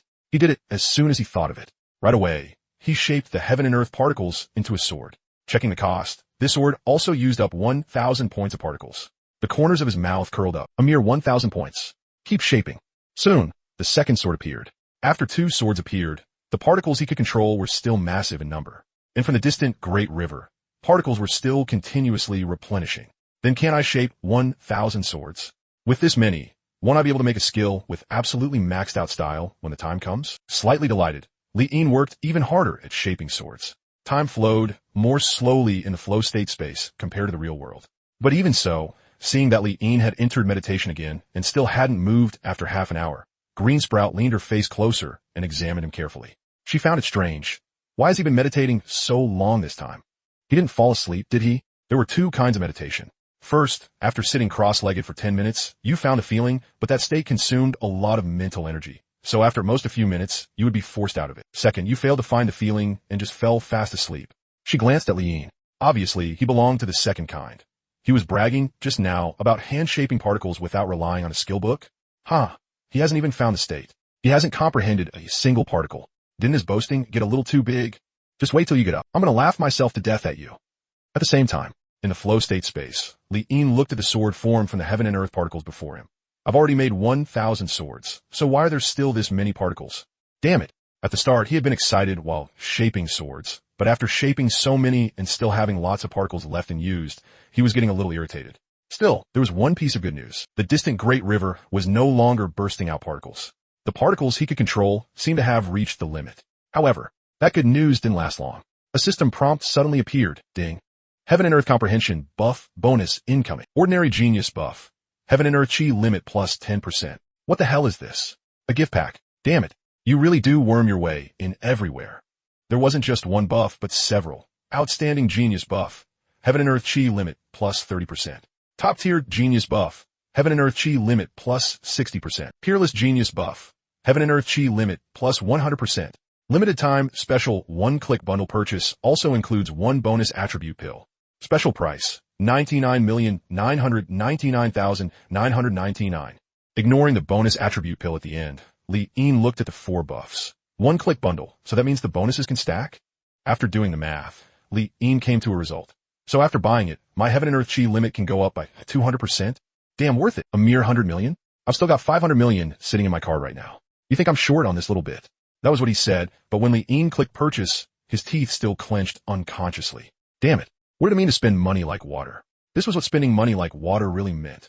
Purchase successful. Right after paying, Li-in immediately sensed that something was off. The limit plus 200%. Then, as he subconsciously looked toward the Great River in the distance inside the flow state space, sure enough, the Great River, which had originally stopped splashing out particles, suddenly opened a branch this time and rushed straight at his face. His whole body jolted in shock. This time, the particles came even more violently, even scattering the 1,000 swords he had shaped into complete disarray. Holy shit. With a jolt, Li-in was so frightened that he directly withdrew from the flow state. Ding. This training session is complete. Heaven and Earth Chi comprehended in this session. 3 million.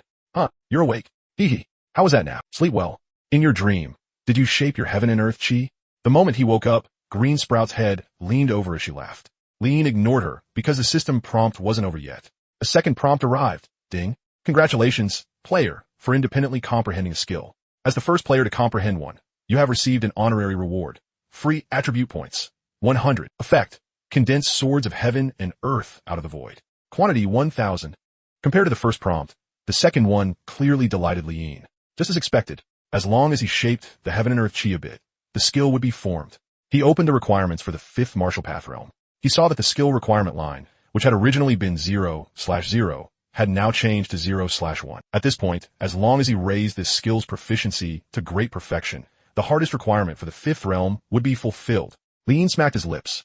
Right now, he was in a pretty good mood. He looked at Green Sprout beside him. What were you saying just now? Forget it. Don't be discouraged just because you didn't comprehend heaven and earth chi. Cultivation is like that. You need to take it slowly, step by step. Hearing Green Sprout's words, Liin, this still needs to be taken slowly. He rubbed his chin. I've already learned a skill. Right? What are the classifications for skill proficiency, and how do I raise proficiency? You're aiming too high again, aren't you? You haven't even comprehended heaven and earth chi yet, and now you're talking to me about skill proficiency. If you don't know how to cultivate, can't you at least be a little grounded? Hearing Lu Yaya's words, Liin froze. He was very grounded, okay? He really had gotten the skill. Now he just didn't know how to raise its proficiency. I learned a skill, Liin said. You learned my ass. You didn't even sense the chi of heaven and earth in the more than half an hour you were sleeping, and you still want to say you learned a skill. Lu Yaya loudly shot back. If that could count as learning a skill, she could go find a cliff and jump off it right now. That was simply impossible. Hearing that, Liin, he looked at Lu Yaya. This lively boss, did she have some kind of contrarian personality? No matter what he said, she wouldn't believe it. Forget it. Just tell me what the skill proficiency ranks are, and how to improve proficiency. Lu Yaya was a little speechless. But after getting hit once, she had become much more honest. Skill proficiency is divided into beginner, small success, great success, perfection, and grand perfection. Generally, no one tries to improve it, because it's very hard. But it sounds simple. Because as long as you reduce a skill's heaven and earth chi consumption by 10%, you can raise its proficiency once. Hearing that, wait a second, you're saying the first step of a skill is beginner? Yeah. Once you've mastered a skill, that's beginner, Lu Yaya said. My skill is already a beginner. As for raising proficiency, you can forget about it. The arrangement in the skill book is already optimal. Reducing consumption by 10%? How could that possibly be done? Liin scratched his head. Wait, the first step was beginner. Then what the hell was his crude rank supposed to be? Extra force? Speechless for a moment, he recalled the requirement for the 5th realm. One skill had to reach grand perfection. Originally, he had thought skill proficiency would be easy to raise, but now, reduce consumption? He didn't have the slightest clue. How was he supposed to reduce it? Damn it, how come I just climbed over one huge mountain, and now another one shows up? Although the early martial realms had given him forced upgrade chances, there were only 3 in total. And to push a skill all the way to grand perfection, he would need at least 5. Just as he was feeling speechless, ding, a gift pack had arrived. Skill Advancement Gift Pack. Contains Skill Proficiency Upgrade Card X1. Special price, 100,000. Hearing the prompt, Liin paused for a moment. Then his whole body lit up with joy. Damn, this was the good stuff. This was the proper way to open a gift pack. What were gift packs for? Obviously, they were for solving whale problems. For a whale, was there such a thing as an insurmountable mountain? No, there was only one thing. Not spending enough. He instantly felt much better. But Liin didn't buy it immediately. Instead, he looked toward Lu Yaya. Now that he had the skill, and he also had a lead on improving proficiency, then of course, it was time to fulfill what he had promised her earlier. Lu Yaya. Liin called her name. Lu Yaya lifted her beautiful eyes. Are you going to keep cultivating? She asked. No, it's time for me to leave. By the way, where do I get out again? Liin said. In this secret realm, the only way he knew to leave was by farming monsters. Other than that, he had no idea. I still haven't taught you how to cultivate. Is it really okay for this to end like this? Lu Yaya was a little stunned. As soon as the words left her mouth, Lu Yaya seemed to realize something. What was she even saying? If this great god wanted to leave, that was a good thing. How could she run her mouth like that? Wait here. Lu Yaya's voice carried a hint of joy, and then she quickly walked toward her own people. There were only 2 ways to leave the secret realm. Complete enough kills to activate the gate, or the player dies. Of course, there was no way she could kill Liin, so only the first path remained. Don't come too close, and don't make a move. I'll activate the gate. Once a player made a move, the secret realm would be completely exposed. But if she made a move, it was different. The secret realm would still remain in its original place. As long as no other players discovered it, this piece could continue for a long time. Liin stayed where he was. After Lu Yaya entered the building complex, she picked up a long sword that had dropped on the ground. Then she walked toward one of her own people and gave her a quick death. White blade in, red blade out. What the hell? So this is how you get out? Her killing her own people did not cause any disturbance among the wandering monsters. They still roamed aimlessly, as if nothing had happened. One monster gave 0.001% progress. The minimum requirement to open the gate was 100%. For Lu Yaya, this was a painful process, but it was worth it. As long as the secret realm was not exposed, they would respawn again. But once it was exposed, then the tree race would never have a chance to rise again, and they would never be able to wait for her return either, because the stat points rewarded for clearing the secret realm would be stripped away from the tree race. Inside the building complex, Lu Yaya sent one clansman after another into light with her sword. Isn't this way too slow? If it's just farming monsters, it'd be better to let me do it. Li Yin smacked his lips. Want it help? Li Yin asked, but as soon as he said it, he got an anxious reply. Don't come over. You're already level 70, and you don't even know this? You can't make a move. The moment you do, our secret realm will become one of your instances. If you think it's too slow, I'll try to be faster. Why does that tone make me sound like the villain? But thinking back to the last secret realm, it was true. After clearing it, the secret realm would become a permanent instance. But that didn't seem like a big deal, since a secret realm was basically an instance to begin with.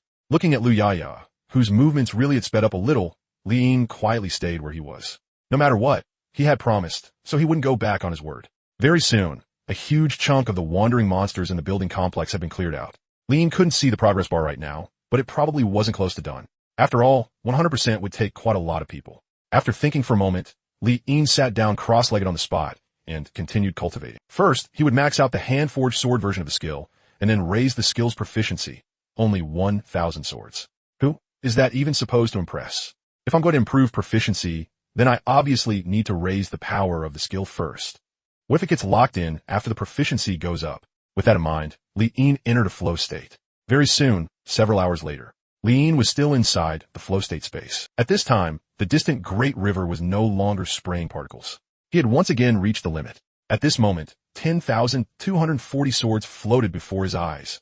That's right, more than 10,000. He had hand-forged every particle he could control into phantom swords. With a skill like this, if I throw it out, won't heaven and earth lose their color? Looking at the result of his work, Li Yin was extremely satisfied. Even he hardly dared imagine the shocking scene of 10,000 swords launching all at once. Hey, did you fall asleep again? The gate is out. You can leave now.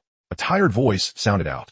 Normally, in a flow state, he shouldn't have been able to sense what was happening outside, but maybe because he had mastered enough heaven and earth chi, Li Yin heard it. With a thought, he withdrew. He looked toward the building complex. There were no monsters left there anymore. Only the gate from when he came in, floating there in silence. Before leaving, Li Yin checked his status panel. At this moment, his panel was Frowny Face Martial Path 4th Realm. Seizing the Moon. Experience, 420/7,000. Chi and Blood, 2,560,000.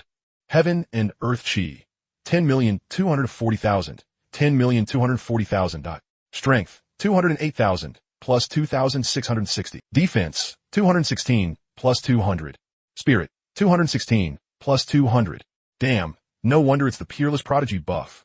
It took my Heaven and Earth Chi cap of 2,560,000 and boosted it all the way to 10,240,000. Big shot. After you get out, can I ask you to do me a favor? Just as he was about to walk toward the portal, Lu Yaya called out from behind. As she said that, Li Yin saw that she had actually taken out some blue equipment, and the most eye-catching piece was even glowing purple, accepted with a smile. What is it? Say it. In one motion, Li Yin packed all the equipment into his backpack.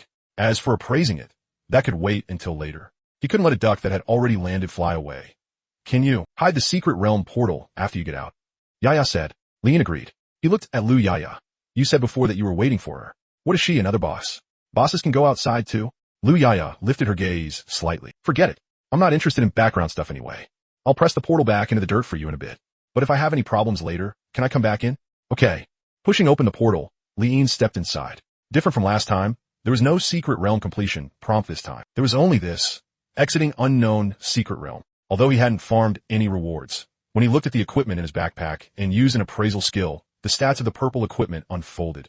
I thought even agile bosses could drop skill gear. What the hell is this? Seriously, the equipment Lu Yaya gave him was kinda not that great. Pursing his lips, he looked at the portal floating above the land of bones. Raising a hand, Li Yin pressed it back into the ground. First, let me test out this fresh new skill, then raise its proficiency.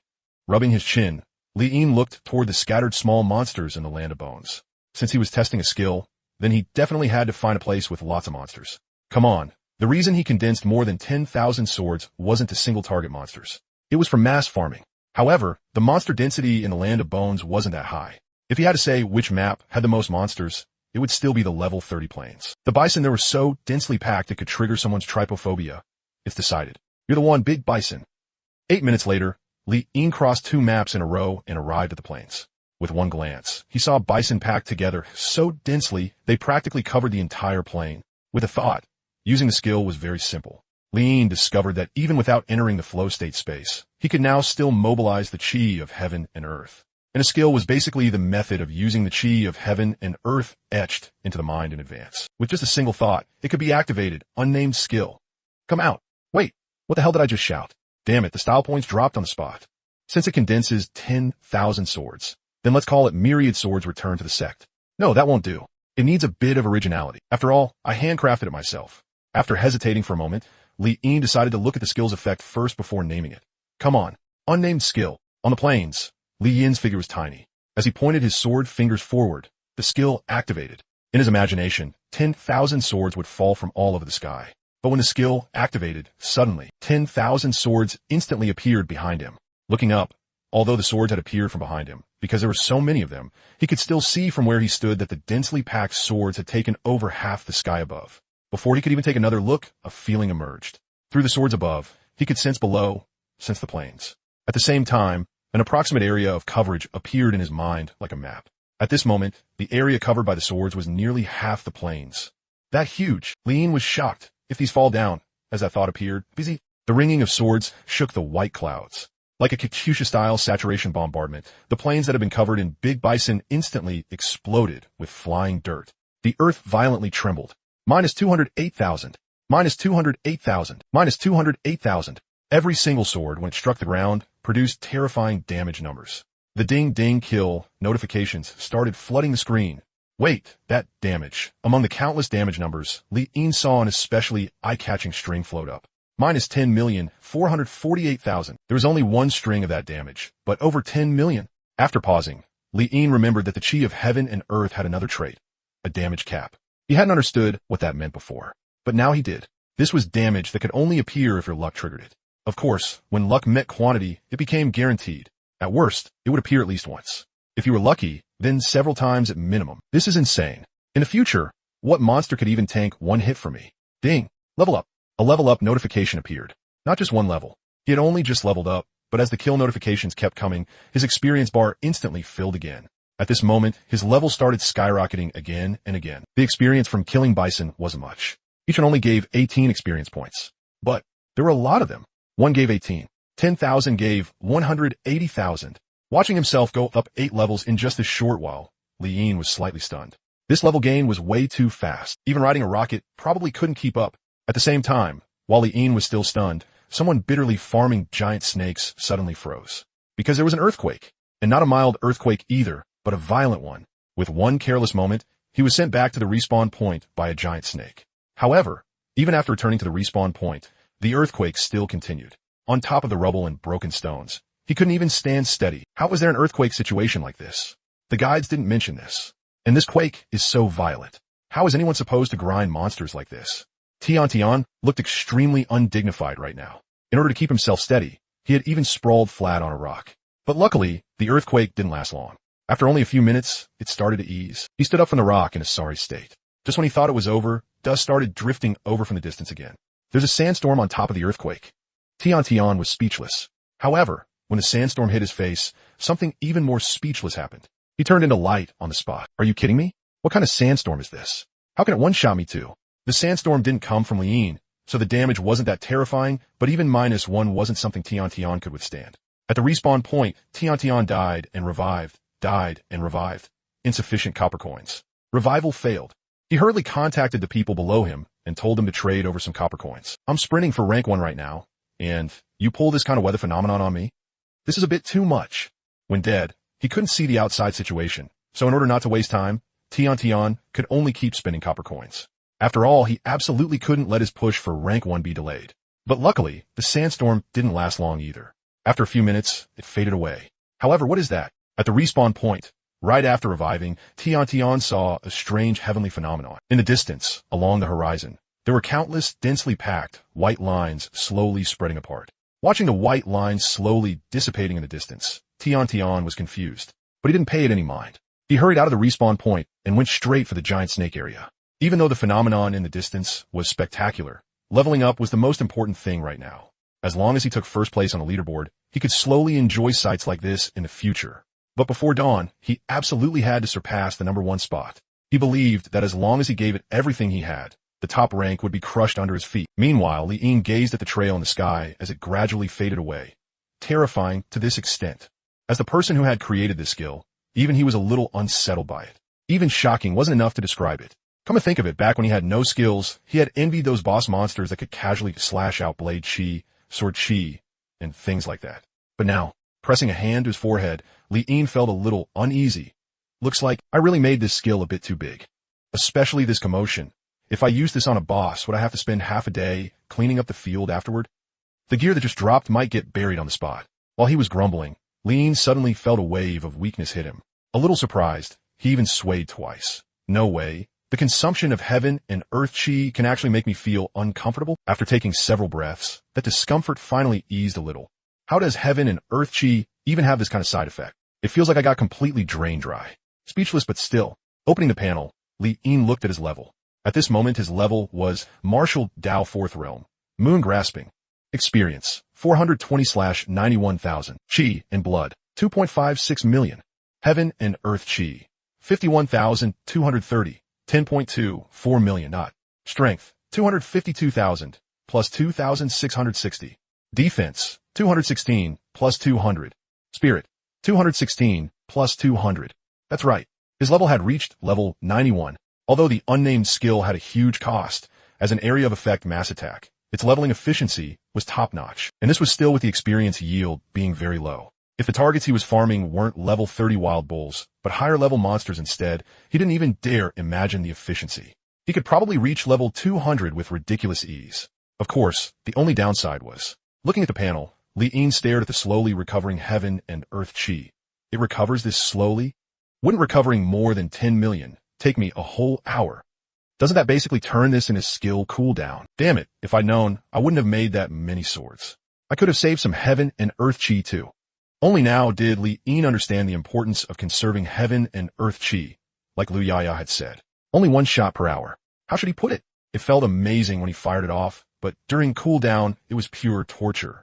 Especially that weak feeling, like his whole body had gone useless. Damn. Cursing under his breath, Li opened the skill proficiency gift pack. His current skill proficiency was crude, with plenty of room for optimization.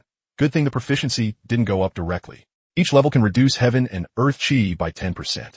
If it goes up 5 times, that's 50%. Looking at the gift pack, Li grinned.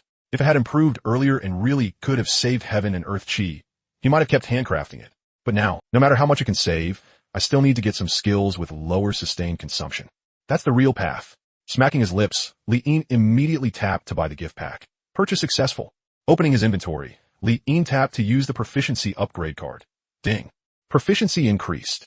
As the upgrade took effect, Li had originally thought that each sword would go from costing 1,000 points to 900 points. But unexpectedly, after the skill improved, it wasn't that heaven and earth chi was being saved. Instead, the original number of 10,000 swords had increased by 10%. No, wait, I wanted a heaven and earth chi refund. Why are you increasing the number of swords? 10,000 swords was already enough for me. Li was dumbfounded. However, the system gave no response at all. Only the second gift pack popped out. Skill Advancement Gift Pack. Contains Skill Proficiency Upgrade Card X1. Special price, 300,000.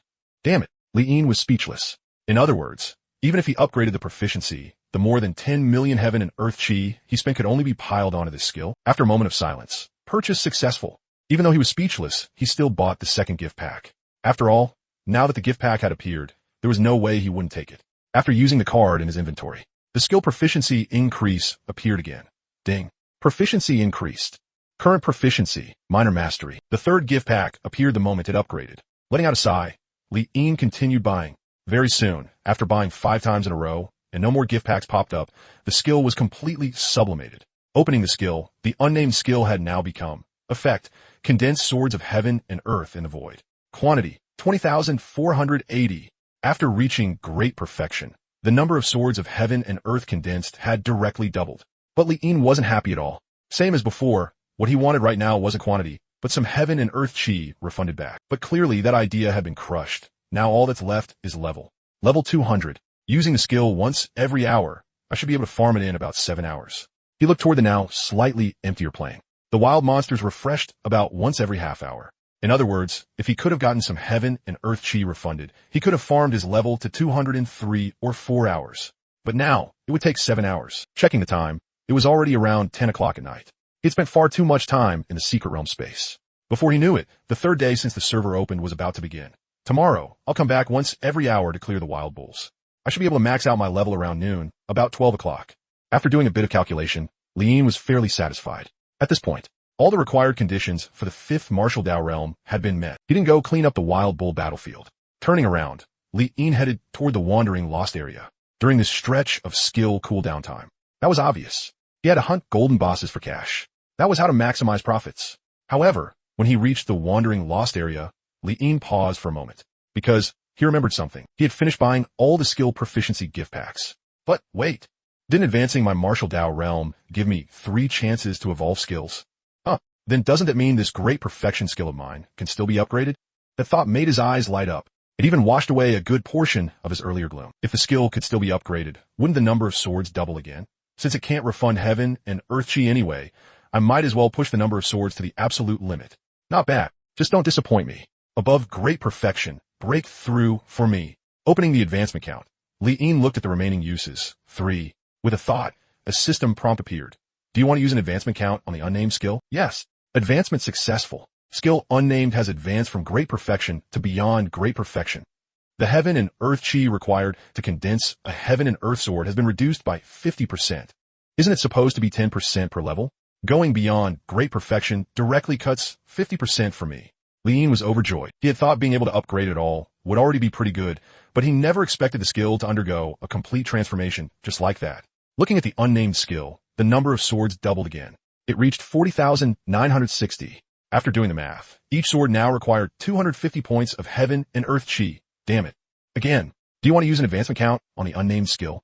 Yes, the skill that had just transformed upgraded once more. Advancement successful. Skill unnamed has advanced from beyond great perfection to limit break. The heaven and earth chi required to condense a heaven and earth sword has been reduced by 50%. Limit break. Looking at those 2 words overflowing with style, Lian quickly checked the skill description. The requirement for each sword dropped from 250 points to 125 points. The number of swords for the unnamed skill doubled once again. It reached 81,920. Very strong. More than 80,000 swords now. Damn, wouldn't that mean I could cover the entire plains land now?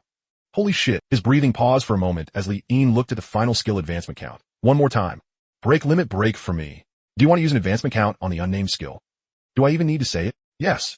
Advancement successful. Skill unnamed has advanced from beyond great perfection to beyond limit break. The heaven and earth chi required to condense a heaven and earth sword has been reduced by 50%.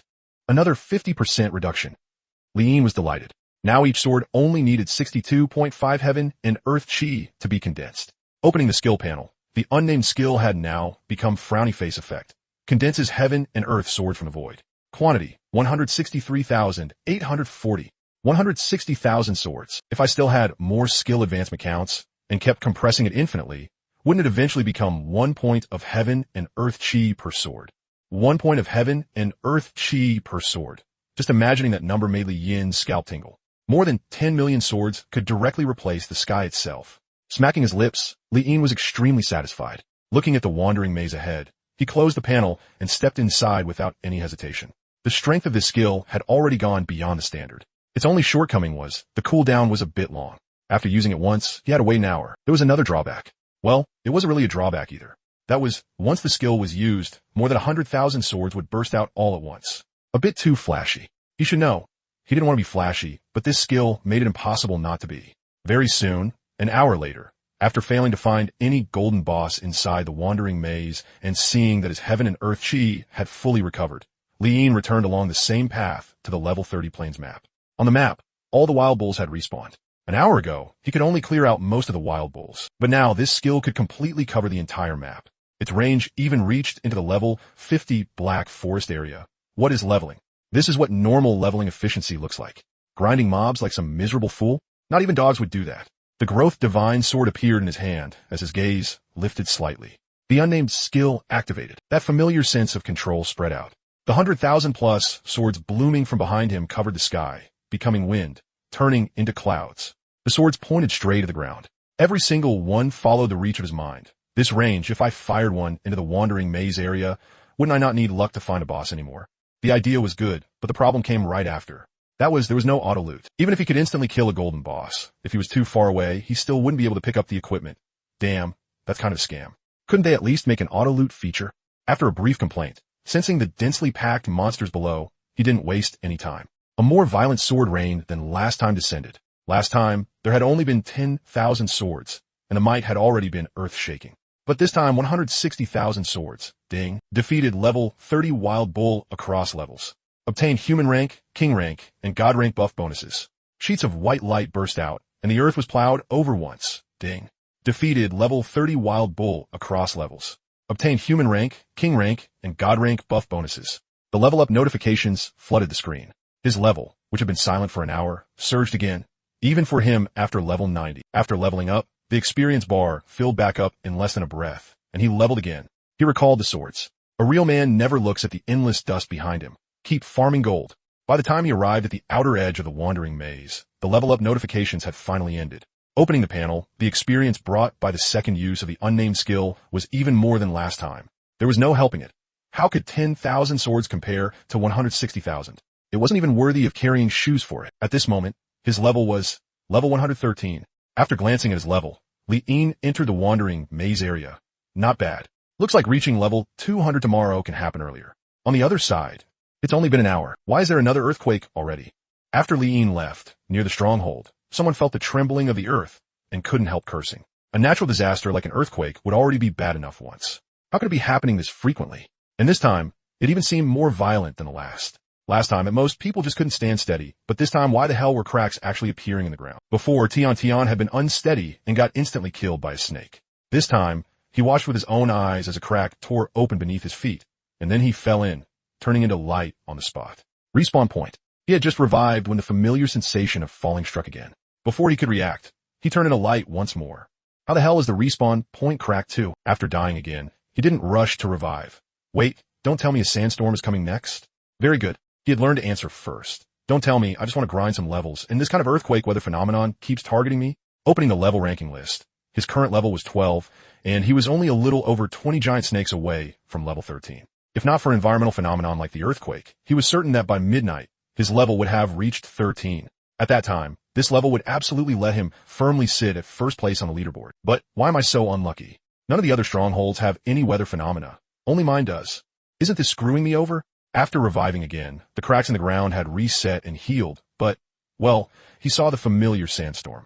Just as Tian was speechless at the sandstorm sweeping in from the distance, at that same moment, other players started appearing at the base. Finally level 10. I've caught up to the main group. Oh, what's that? The players who had finally grinded their way to level 10 hadn't even had time to take a good look at the base before they noticed the sandstorm in the distance. Tian looked at the players appearing at the base, and for some reason, he suddenly felt a bit secretly pleased. Very good.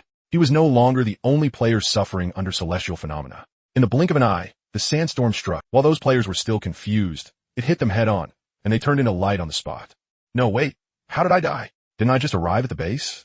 What the hell is up with this map above the newbie village? How did I die? For no reason. The players who had just landed cried out miserably, having no idea what had happened at all. Seeing this, Tian felt an inexplicable sense of comfort. What kind of situation is this? Obviously just bad luck. Right then, a familiar figure appeared at the base. Lin Wantong. Her level was still level 10, but now, her grinding time had arrived. However, just like those players who had just entered, the moment she landed, she also turned into light on the spot. Her beautiful eyes flicked aside. This caught her completely off guard. Wasn't I at the base? She spent copper coins to revive. This time, she saw it clearly. It was the violent sandstorm that had turned her into light. Fortunately, the sandstorm did not last long. After the sandstorm died down, more than a dozen players immediately appeared at the respawn point. Tian looked at Lin Wantong in her black dress and spread his hands. Miss Wantong, what's going on with this celestial phenomenon? All right. Even Lin Wantong, who knew quite a lot of information, was confused right now and had no idea what had just happened. She looked at the others at the respawn point, thought for a moment, and said, some maps will make you lose HP, and extreme celestial phenomena can too. We were probably just unlucky and ran into an extreme celestial phenomenon. Hearing that, what if it's a second time? Lin Wantong frowned. How could this kind of extreme celestial phenomenon happen a second time? There won't be a second time, she said. We were already unlucky enough to run into it once. How could we possibly run into it a second time?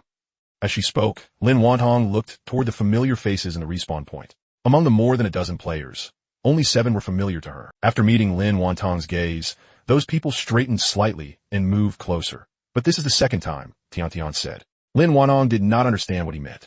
After glancing at him, she did not dig deeper. She immediately led the 7 players toward the giant rat area. After being delayed for so long, it was time for her to start making her move. With the advantage in numbers, she could level up once every hour. She checked the rankings. At this moment, she had already fallen off the heavenly ranking. However, as long as she reached level 11, she could return to the heavenly ranking once again. Watching Lin Wantong lead people off to fight monsters without stopping for a moment, Tian Tian rubbed his nose. Bad luck, huh? I hope that was the last time. Don't let it happen again. Damn it. Without wasting any time, Tian Tian also hurried toward the giant snake area and began grinding levels. Same old line. As long as he reached level 13, he could kick the first place on the heavenly ranking down and sit firmly at the top himself. In the blink of an eye, another hour passed. In the lost wandering area, Li Yin still had not found the golden boss. Just as he was helplessly preparing to use the same method as before and go back to grind levels, his gaze shifted. A phantom appeared not far ahead of him. It was a boss. Li Yin was delighted. Even though his skills had already finished cooling down between grinding and fighting a boss, fighting the boss was obviously more important. After all, that meant a whole shower of gold coins. He quickly changed direction, and with one appraisal, the boss panel unfolded. While Li Yin was appraising it, back at the base, a certain someone got a little jumpy. Seeing that an hour had passed, he became alert. However, after waiting cautiously for a while and confirming there were no signs of an earthquake at all, he finally relaxed a little. It's gone. So that means it really was just my bad luck? Once there were more people, the earthquake stopped. The more he thought about it, the more he wanted to curse. Damn it. What kind of crap is this? It delayed me twice. Though speechless, he let out a long breath. Over here, the boss panel unfolded. HP, 99,999 maxed. Li Yin looked at the Chang'e Clan member running ahead of him. In Lost Wandering, this was the second time he had seen the Chang'e Clan. Although he had not looked deeply into the background, based on what he'd seen along the way, the fact that 2 Chang'e Clan members could appear in Lost Wandering indirectly showed that this was a very powerful race. I wonder if there's a Chang'e Clan secret realm. After Li Yin got closer, since he did not activate realm suppression, the Chang'e Clan reacted very quickly this time and immediately launched an attack on him. -1, -1, -0. Several damage numbers floated up. One of them was even -0. With his experience of damage crits, Li Yin understood this damage at a glance. It came from the damage negation effect of the chi of heaven and earth. Likewise, this also triggered based on luck. If luck was on his side, then even if a monster could deal 1,000,000 damage to him, he could still completely negate it. No helping it. His damage negation was over 10 million. What a pity. If this didn't depend on luck to trigger, wouldn't that make me invincible? Smacking his lips, Li Yin thought. -1, -1, -1. 2 ribbons attacked Li Yin from left and right. As the damage remained too low, the ribbons began to fill with radiance. Before mastering the chi of heaven and earth, Li Yin would not have understood this scene. But now he did. The other party was infusing the ribbons with the chi of heaven and earth. So little chi of heaven and earth? You're level 100, and you're only using it to enchant your weapon? After the enchantment, the damage did not change much. It was still -1, -1, -1. Li Yin raised his hand and grabbed the ribbon. With a slight pull, he yanked the boss over. The moment she crashed into Li Yin's body, terrifying damage floated up. -294,000. With just that one hit, the boss turned into light on the spot. There was no need for realm suppression. His strength alone was enough to crush her head on. In fact, she still owed over 200,000 HP. For pieces of equipment dropped onto the ground. His luck was a bit bad. A golden boss had only dropped 2 purple and 2 blue items. After picking them all up with one click, Li Yin packaged them and tossed them into the auction house. Alright, time to go back and level up. He returned once again to the level 30 plains. No build-up, no showing off. Once the distance felt about right, Li Yin directly activated the unnamed skill. Then he turned around and headed back. All that remained behind him were the swords of heaven and earth covering the sky, violently crashing into the ground. Ding. Level increased. System notifications began flooding the screen. On his personal panel, the level row started jumping rapidly. 113, 114, 115, 116. At the same moment, as the earth began to shake. Not good. Damn it. Wasn't it supposed to be over? Why is it here again? Holy shit. Just as Tian Tian was having another clever thought. On the other side, an earthquake? It was Lin Wantong's first time experiencing an earthquake, and she was slightly surprised. But when she saw cracks appear in the earth, her surprise turned into shock. How is that possible? How could a base have a celestial phenomenon of this level? She had seen celestial phenomena on the level of earthquakes before, but that was something that only happened on the battlefield of the 10,000 races. Besides the earth splitting apart, there were also things like thunder, hurricanes, or seas of fire burning across the sky. Celestial phenomena feared by all races. But, in a base, let alone seeing it before, she had never even heard that a celestial phenomenon like earth splitting could appear. That's right, the earthquake before her was not a simple earthquake. It was an earth rift, as Lin Wantong and her members fell into the crack and turned into light.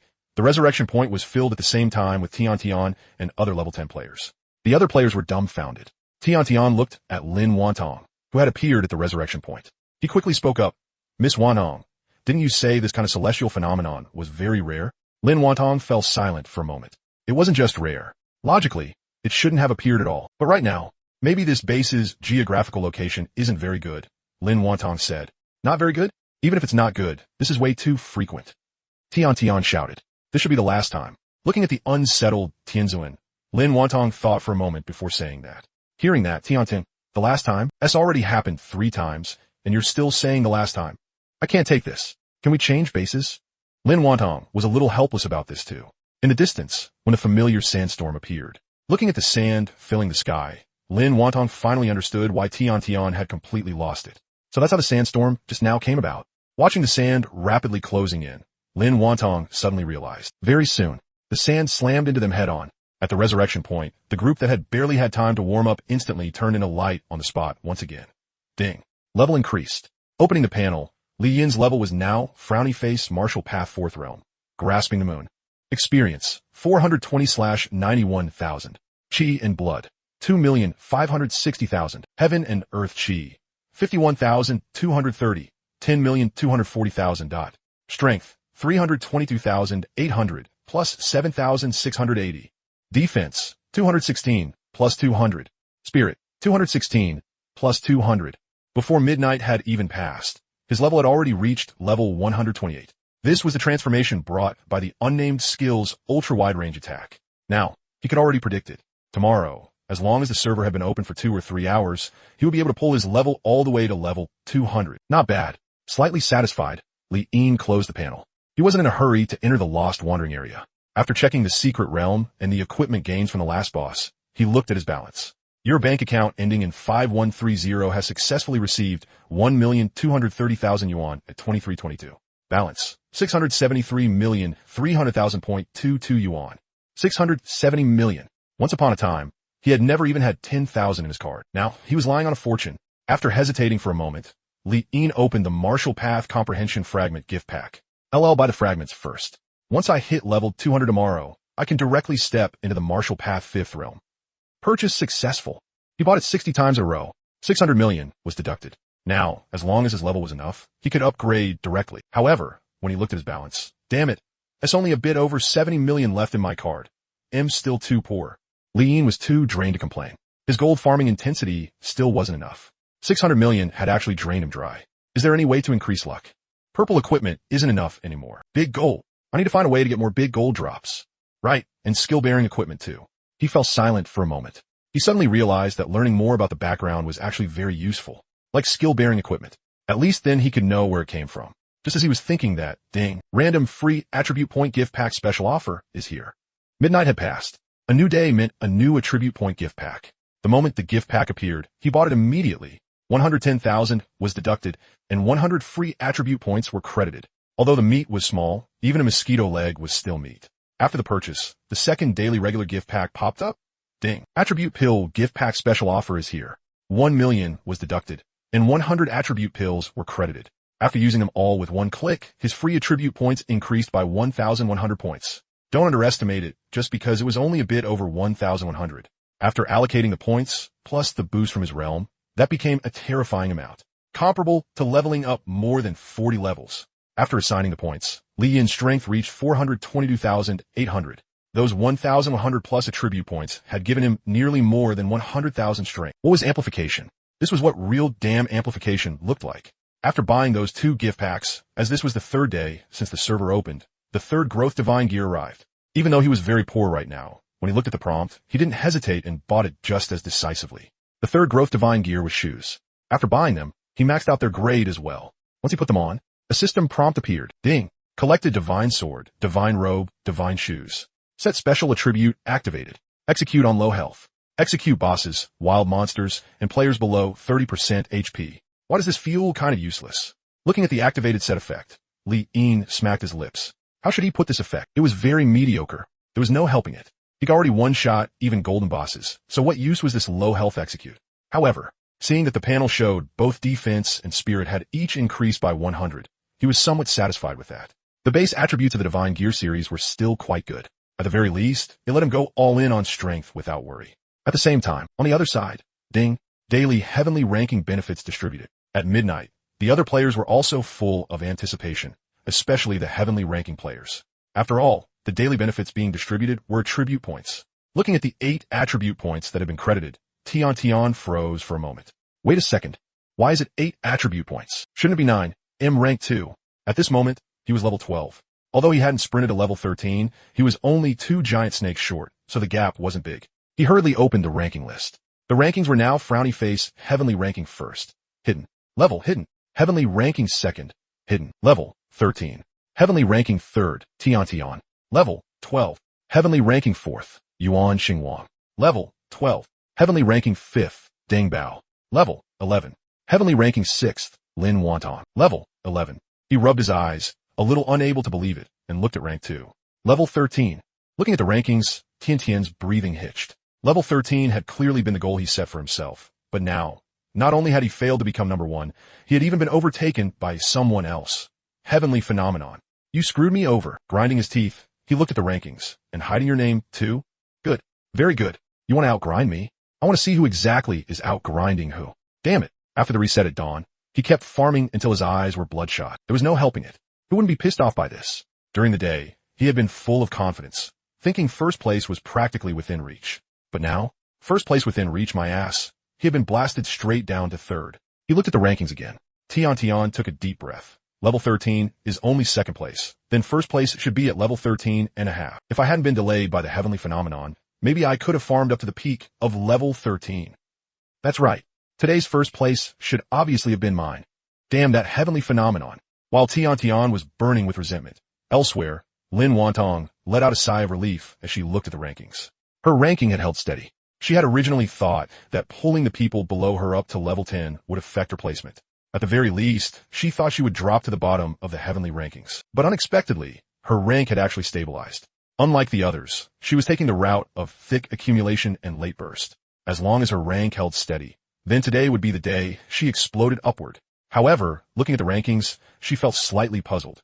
Woody really is worthy of being a martial emperor, still sitting firmly in first place. But this hidden name second place actually managed to suppress Tianzuan. That's something. Lin Wantong was quite surprised. Although Tianzuan had been delayed by the heavenly phenomenon incident to still pull his level up to 13 on the second day, that alone was enough to prove that second place was anything but ordinary, and fourth place too. They actually reached level 12 as well. Even though I'm taking the thick accumulation route, with these great gods pressing down on me, surpassing them is still a bit difficult. That was what she said, but the light in Lin Wantong's eyes didn't dim. Instead, it grew even brighter. She looked toward the 7 people waiting quietly nearby. Now that she had all of their support, if she didn't make a push, wouldn't that be betraying their sacrifice? Her beautiful eyes shifted, and Lin Wantong closed the ranking list. Woody, I won't fight you for first place, but second place is mine. Even if she got a second chance, her respect for the martial emperor still remained. In her understanding, even if she had a chance to take first place, she still wouldn't do it. Because only someone like that was worthy of the 4 words. First on the heavenly rankings. With so many people checking the rankings, of course Li Yin was no exception. But after seeing the level 13 of second place, he curled his lips slightly. Damn it, that level was way too low. It wasn't even enough to count as a fraction of his. Smacking his lips, Li Yin closed the ranking list and looked in a direction. He didn't continue going to the lost wandering area to farm bosses. Instead, he returned to the base. The dawn reset had happened, and he wanted to see whether the NPC on the broken rocks had any new tasks. Although that NPC was a little off, her spirit was still at 2 points. Maybe there would be some unexpected gains. Very soon, Li Yin entered the giant snake area. Looking at Tian kiting the giant snakes around, Li Yin finally understood why ordinary players had such low levels. With that kind of fighting style, it would be weird if their levels were high. Because of the jadeite set pearl, pear, blossom hairpin, Li Yin's presence had been reduced to a very low level. Even when he passed through the snake swarm and brushed past Tian, the other party didn't notice him at all.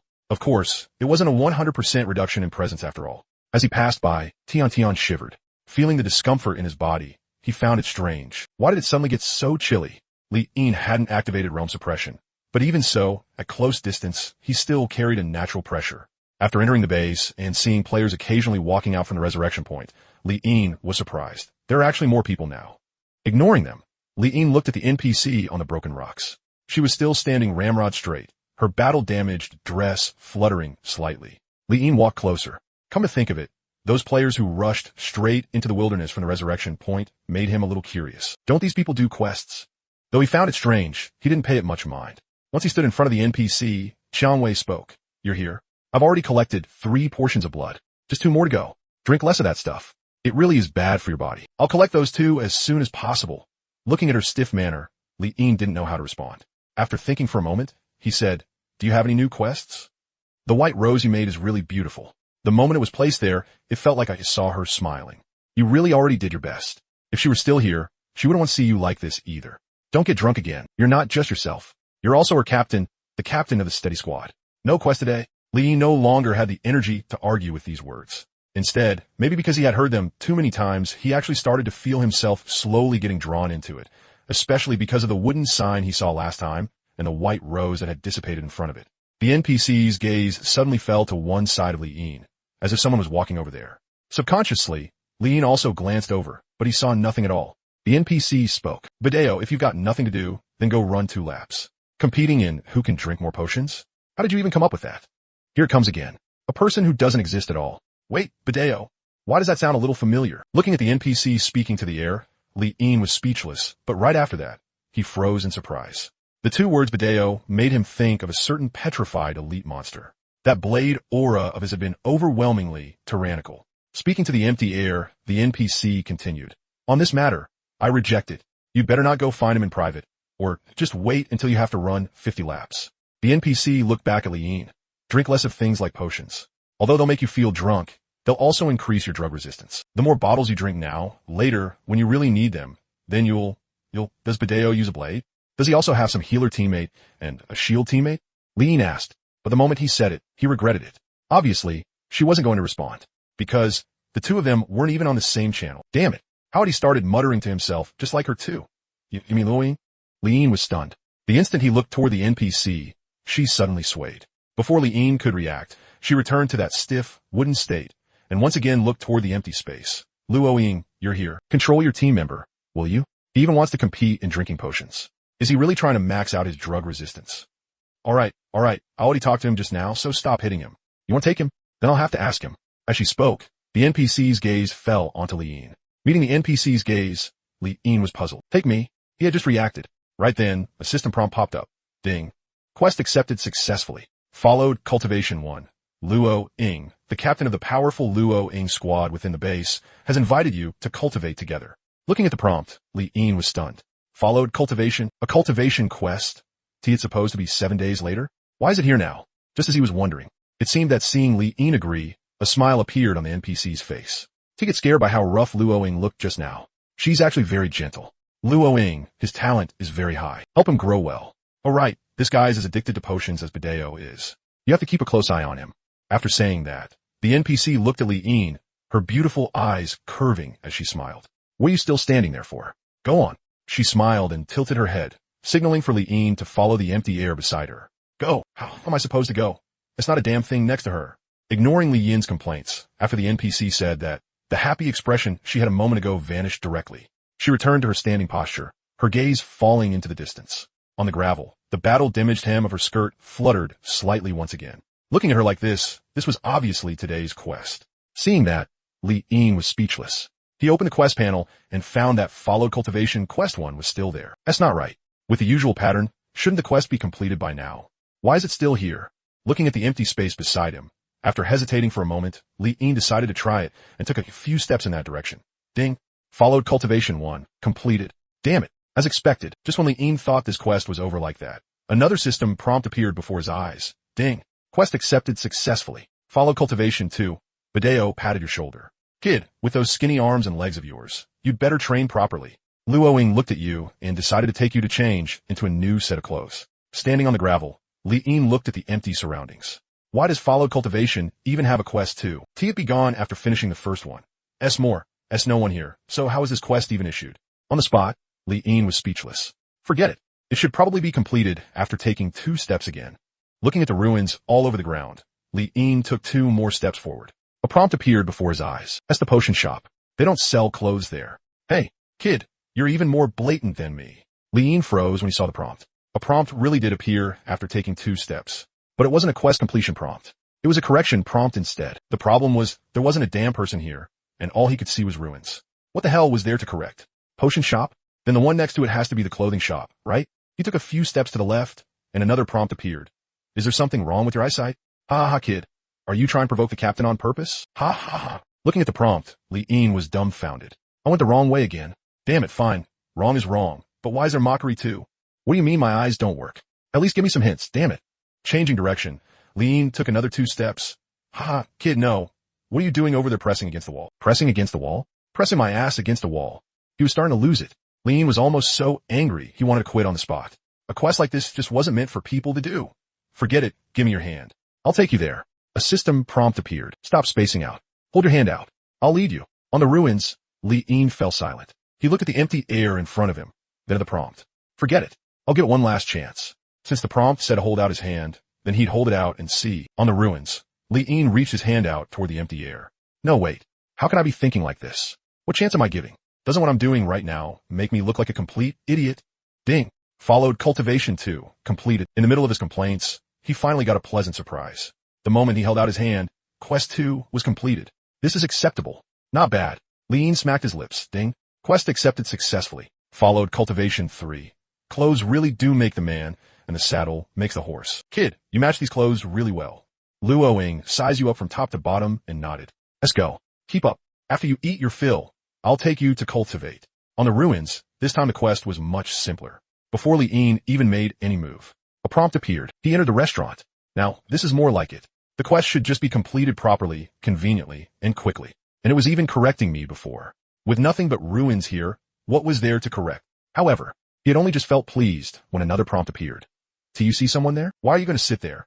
Instinctively, Li Yin took 2 steps back. Li Yin was dumbfounded. Luoing helped you sit down in the correct seat. Is there something wrong with your eyes? Yeah, kid, this really doesn't look like you're faking it. After reacting, Li Yin was surprised. It can actually correct me, ignoring the prompts in the dialogue box. Since it could correct him, why think so much about it? No need to care about the prompts, and no need to care whether it was right or wrong. He could just do it directly. I just used the chi of heaven and earth to heal your eyes a little. There's nothing wrong with them. But why does it seem like you can't see other people? Forget it. Eat first. You should be able to see the dishes, right? Li Yin looked at the gravel all over the ground in front of him. With the experience from just now, who cared whether he could see them or not? He just had to reach out. Anyway, the system could correct him. Raising his hand, Li Yin made a picking motion toward the gravel. So what? I'm reaching again. Kid, keep your hand closer. It's gone all the way into the captain's skirt. Bideo, I think your skin is itching again, isn't it? Ding. Followed cultivation 3, completed. Damn it. Looking at the prompt, Li Yin was dumbstruck. What the hell? What was this about reaching into her skirt? Ding. Quest accepted successfully. Followed cultivation 4. Your talent is good, but your physique hasn't kept up. Eat more. In a bit, I'll take you to cultivate. Do my ass. Damn it, if this keeps going. My reputation will be completely ruined. Anger surged up in Li Yin, and he stood up directly from the gravel. Yet right at that moment, maybe it wasn't just his imagination, but in a daze he seemed to actually see a person, someone serving food to him. The person serving him had slightly red cheeks, and beside her sat a man with a scar on his face, smiling nonstop. A dazed blur flashed by. Li Yin looked at the ruins in front of him and froze for a moment in shock. What the hell was that? Did my eyes glitch? What he had just seen had felt very real, but all that remained before him now were ruins. Damn it. Don't tell me these missions brainwash me so hard I'm hallucinating now.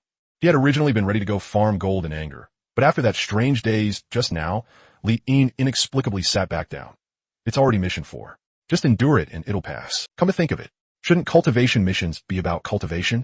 How did this get so messed up? Very soon, a prompt appeared before Li Yin again. Done eating? Let's run one lap around the base first. There was clearly nothing in front of him, but maybe because of that hallucination just now, looking at this prompt, it really did feel as if someone were speaking to him like that, just as he was thinking about it. Wait, you go run by yourself first. After your warm-up, you can come find me beneath the north wall. For the next few days, I'll be stationed there the whole time. Captain, what happened? Why are you in such a hurry? Ding. Follow cultivation 4, complete. Li Yin blanked out for a moment. Right after that, another prompt appeared. Mission accepted successfully. Follow cultivation 5. You can find Luoying beneath the north wall. Fine. Then I'll go to the northern wall. Anyway, I've got enough time now. I'll grind out your mission before logging off. Leaving the ruins, the northern wall was not far away. It was just the giant snake area outside the base. A moment later, Li Yin arrived. Just when he thought he could complete Follow Cultivation Mission 5 by simply walking around a bit. Even after going through the entire giant snake area, no prompt appeared at all. Where's the mission completion prompt? Somewhat confused, Li Yin walked around the area again. Still, no prompt appeared. Could it be the range isn't enough? Li Yin expanded his search area. He not only finished walking through the giant snake area, but even reached the wild bull area. Yet still, no prompt appeared. What the hell is this? There's no follow-up. Opening the mission panel, Li Yin looked at Follow Cultivation Mission 5. The mission is still there. What's going on? I already checked the whole place. Even if I went the wrong way, where's the correction? Why'd all the prompts just disappear? Standing there, Li Yin looked at the giant snakes wandering through the ruins. The location was correct. The mission had also been accepted. The follow-up was gone. More than 10 minutes later, after confirming that the cultivation mission had just ended like that for no reason, Li Yin left the base. Because it was already past midnight, when he entered the land of white bones, some of the petrified bosses had respawned. Although he hadn't seen Luo Ying beneath the northern wall, here, he saw the respawned petrified boss. Just like the first time he had seen her, she knelt upon the white bone ground. The opened umbrella looked like a fossil, half covering her kneeling form. Remembering this boss's lines, Li Yin shifted slightly. Luo Ying, he threw an appraisal at her, and the petrified person's panel opened. Strength, 355. Just like before, there was no change at all in her panel. As he approached, the petrified person activated. Small stone fragments shook loose from her body, and the stone umbrella spun as it flew into the sky. Luo Ying, recover. Green world energy scattered over the white bones on the ground, its sheen sinking 3 parts deep into the bone. But obviously, the bones on the ground would turn to dust with a touch. How could they possibly still be healed? The petrified person leaped up and grabbed the stone umbrella in the sky. Just like the first time he had seen her, the healing was ineffective, and she began attacking with the umbrella. Her movements were beautiful. Even the stone skirt seemed to be dancing. Li Yin felt as if he could see a pair of fearless, unflinching eyes rushing straight at him. Her lips parted. Brilliance burst from the stone umbrella. Break the tribulation. Her voice was ethereal and sorrowful. -1. Li Yin didn't instantly kill her. He opened the mission panel, looked at Follow Cultivation Mission 5, then looked at the petrified person before him. Alright, I guess this counts as meeting. Too bad. I can't tell what color your stone skirt is at all. And also, the system was the one messing with me. My arms really aren't that long. After one strike, her movements became swift, and her attacks came one after another. -1, -1, -1, -0. Damage numbers constantly floated above Li Yin's head.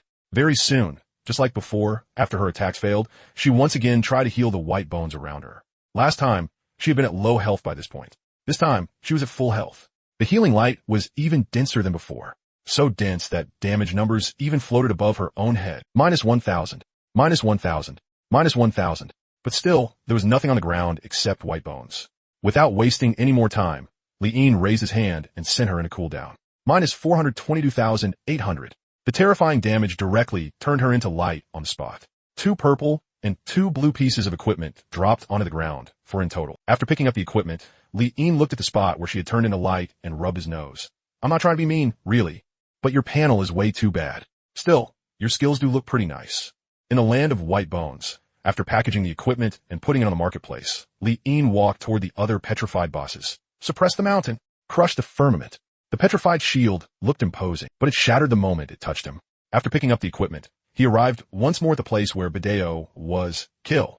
Rampaging blade, chi flowed endlessly, erupting sparks wildly when it struck Li Yin. Looking at the petrified person who still had scars on his cheeks even after petrification, Li Yin sent him into light. With one tap, he picked up the equipment, then walked toward the Lost Wander area. Although there were still petrified bosses, those were too far away. Spending time on them wasn't worth it. If the petrified bosses had respawned, then naturally, the gold bosses had respawned too. Li Yin thought of one swordsman among them, a boss who had still been able to attack him even under his realm suppression. Unlike the petrified person, that boss's race field clearly stated human race.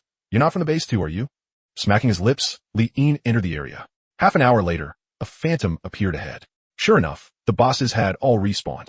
Otherwise, he wouldn't have run into one this quickly. Looking at the phantom, Li Yin casually threw out an appraisal, and the phantom's panel opened. HP, 99,999 maxed. Strength, 499. Using appraisal was just a habit for Li Yin. Looking at Yuru's panel, he was slightly stunned. This was only the first boss, yet had already turned out to be a top-tier one. Her spirit actually became 2? Doesn't that mean I can communicate with her? Inside the fog, Yuru was sprinting forward. After Li Yin approached, she took on a guarded stance. Li Yin had seen her in two states before. One was a swift counterattack, and the other was fear under realm suppression. But right now, perhaps because of her spirit within the fog, her beautiful eyes were filled with vigilance, her guard raised to the extreme. A moment later, she moved. Two ribbons as thin as cicada wings struck from two directions. -1, -1. Li Yin neither retreated nor dodged. He looked at the boss launching the attack and said, "Can you talk?" -1, -1. The boss showed no reaction at all, and the attacks continued without pause. Looking at the completely unresponsive boss, Li Yin stroked his chin. It was also at this moment that he noticed this boss was different from the previous ones. Her eyes had a slight bit of liveliness, but not that much. A monster with 2 points of spirit only has a tiny bit of liveliness? Li Yin thought. Just then, the boss's ribbons began to fill with fluorescent light. Li Yin's gaze shifted. This guy's power of heaven and earth was exceptionally abundant. When she used it, the surrounding mist seemed to turn into a sky full of stars, moonlight. In the mist, star-like fluorescent light sparkled, gradually condensing behind her into a crescent moon. Damn, she's posing that hard. Hell, the energy of heaven and earth can be used like this too. Watching the originally plain and unremarkable boss suddenly become like a celestial fairy descending to the world, even Li Yin was stunned. This wasn't ordinary posing. This was next-level posing, slay the enemy. As her voice fell, the damage numbers floating above Li Yin's head became even denser. -1, -1, -1. With this kind of usage, doesn't that mean I could use the power of heaven and earth to make some divine halo behind my head too? It might not have much killing power, but it'd be great for bluffing people. Damn. In the end, he had still underestimated the word plasticity. He hadn't expected the energy of heaven and earth could be used like this too. Of course, he didn't have that kind of bad taste for showing off. Looking at the boss, the moonlight behind her grew denser and denser, the crescent moon gradually becoming a full moon. Looks like I didn't lose out much last time either. A boss with 2 points of spirit is still just an ordinary boss. At most, her eyes look a little prettier. After confirming that a boss with only 2 points of spirit had only these traits, Li Yin didn't waste any more time. He raised a hand and sent the peerlessly beautiful dancing woman into light with a single slap. Several pieces of equipment dropped to the ground. One of them burst out with dazzling golden light, big gold. This counted as the first surprise after midnight. Right now, he only had a few tens of millions as bank card.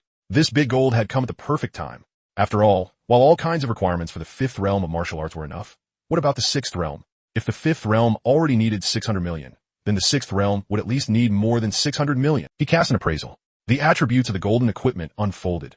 Equipment name: Tiangong Glazed Rosy Cape. Special skill: Moonlight slays the enemy. Condense a waning moon. Moonlight slays the enemy.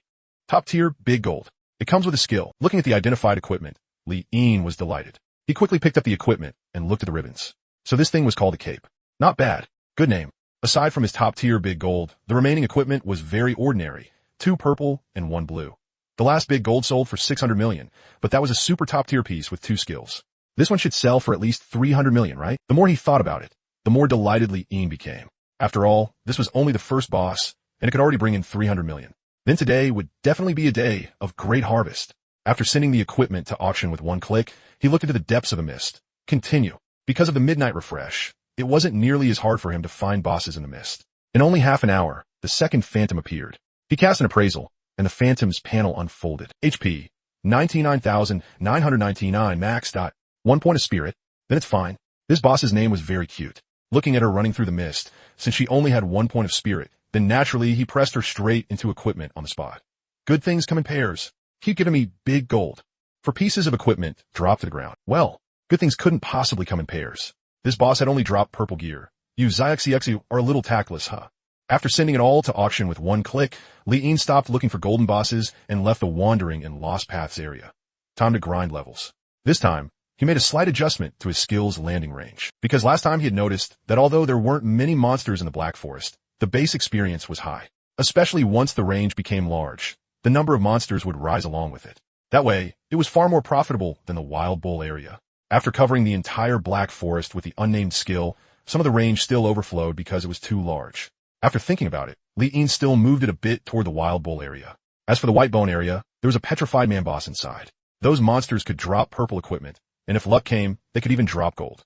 If you just insta-killed them over such a large area, that would obviously be a huge loss. After setting the skill range, Li Yin activated the skill on the spot, then returned to the wandering in Lost Paths area. This time, he had only just entered when he ran into a phantom. That fast. Li Yin was surprised and cast an appraisal. The phantom's panel unfolded. HP: 99,999 max. This is a new golden boss? Li Yin had not encountered this boss yesterday. When he looked at her race, Li Yin paused. Tree tribe?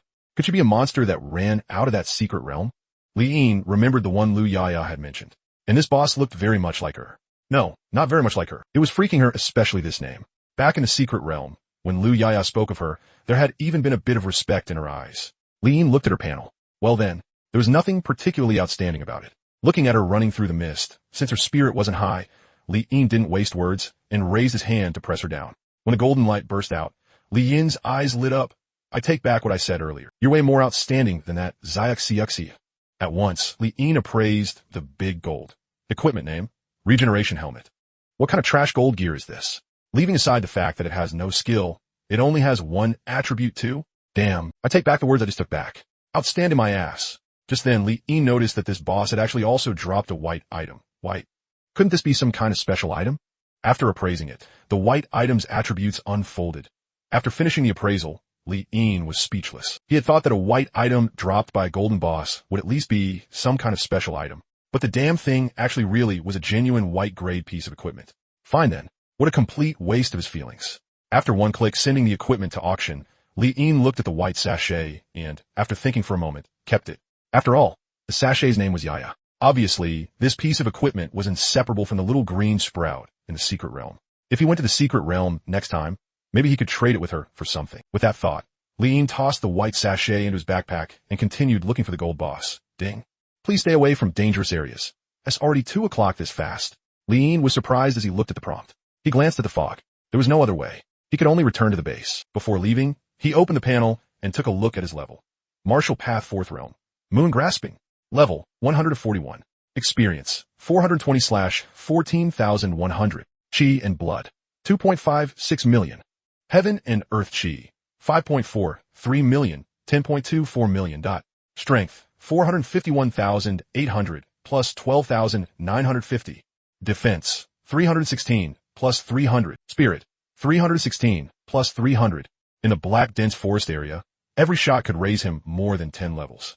Doing the math, as long as he came tomorrow and fired 5 to 6 more times, his level could reach level 200. Not bad. Nodding in satisfaction. After returning to the base, Li Yin discovered that quite a few players inside the base were crying bitterly. I can't take this anymore. What kind of map is this? It keeps throwing earthquakes at us out of nowhere. The one yelling the hardest was Tian. Already dropped to 3rd place. Do you still want me to keep dropping? Hearing that, Li Yin, earthquake. What earthquake? He did not pay too much attention to it. Looking around at the number of people in the base, there are now about 5 or 6 more people here. Looks like the main force will be coming up soon too. Li Yin thought. Good thing. In another 2 days, I should be able to leave this map. Judging by the usual pattern, the task stuck at the NPC for so long should be the quest to leave the map. Speaking of quests, Li Yin opened the panel and looked toward Cultivation Quest 5. What exactly is going on with this quest of yours? It starts but doesn't finish. Do I have to wait until you gain intelligence after being petrified before it can continue? As he was thinking that, Tian, who had been complaining non-stop just now, suddenly changed expression. Haha, so what if there are celestial phenomena and natural disasters? Subconsciously, Li Yin looked over. He saw Tian throw aside the purple weapon in his hand and equip the flashy Heavenly Palace glazed rosy cape. The other players in the base were shocked. Logically, the way he looked should have been embarrassing, but the looks around him were full of envy instead. Equipment name. Heavenly Palace glazed rosy cape. Special skill, Moonlight/foe. Condense a crescent moon and slash the enemy with moonlight. At the same time, Li Yin received a prompt from the trading house. The Heavenly Palace glazed rosy cape you listed has completed its auction transaction. Cash obtained, 651 million, transferred to your account. The regeneration helmet you listed has completed its auction transaction. Cash obtained, 451 million, transferred to your account. How is that possible? Not only did the price not drop, it actually rose, 650 million, and that trash gold sold for 450 million too. Looking at the prompt, Li Yin was dumbfounded. At the same time inside the base, Lin Wantong looked at Tian. She had seen the equipment stats, so she naturally knew the boost that Rosy Cape brought was transformative. But, Heavenly Venerable, can you stop laughing so arrogantly? This really doesn't feel like you at all. She looked at the purple equipment in her hand. For this piece of equipment, she had submitted several applications, thinking it would last her for a long time. But now, the change brought by this number of people a little too huge. How are gold equipments already starting to appear so frequently? No, I need to keep filing applications. Otherwise, I'm afraid my level won't go up today. And also, as for gold equipment, Lin Wantong's gaze shifted. Although the number of people at the base was still not enough right now, with gold equipment, maybe when day broke they could organize a team and go do the quest. The quest would hardlock them for 4 days. If they could do it 1 day earlier, that meant they could leave this transition map 1 day earlier and enter the true main city. Compared to the main city, this place was not really a leveling spot. The main city had experienced dungeons, cultivation skills, grades, and other important ways to improve. Not to mention anything else, just cultivation alone. If they could unlock it a little earlier, then during the race war, their odds of winning would be greater. Not far away, Tian was still laughing. With this piece of equipment, although he had dropped to 3rd place yesterday because of the celestial phenomena, but even if the earthquakes continued today, so what? He was still confident he could take back 2nd place, and maybe even seize 1st place. Hearing his laughter, Li Yin snapped out of his shock and could not help glancing at him a few more times. If there were a table in front of him, he would have wanted to smack it. 650 million. What a good man. Just wait. Tomorrow I'll farm another top-tier big gold for you. What he lacked was exactly this kind of good person supporting him.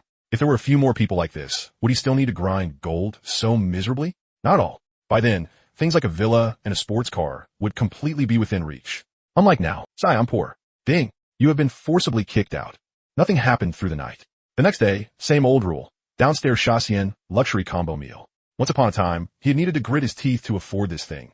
But now, he could have one every single day. While stuffing himself with Shaxian, the passers-by who had been talking about game equipment yesterday had now switched to another topic, guilds. Maybe equipment was too far out of reach for them, so now they could only brag about guilds to show off. Why aren't they bragging about equipment anymore?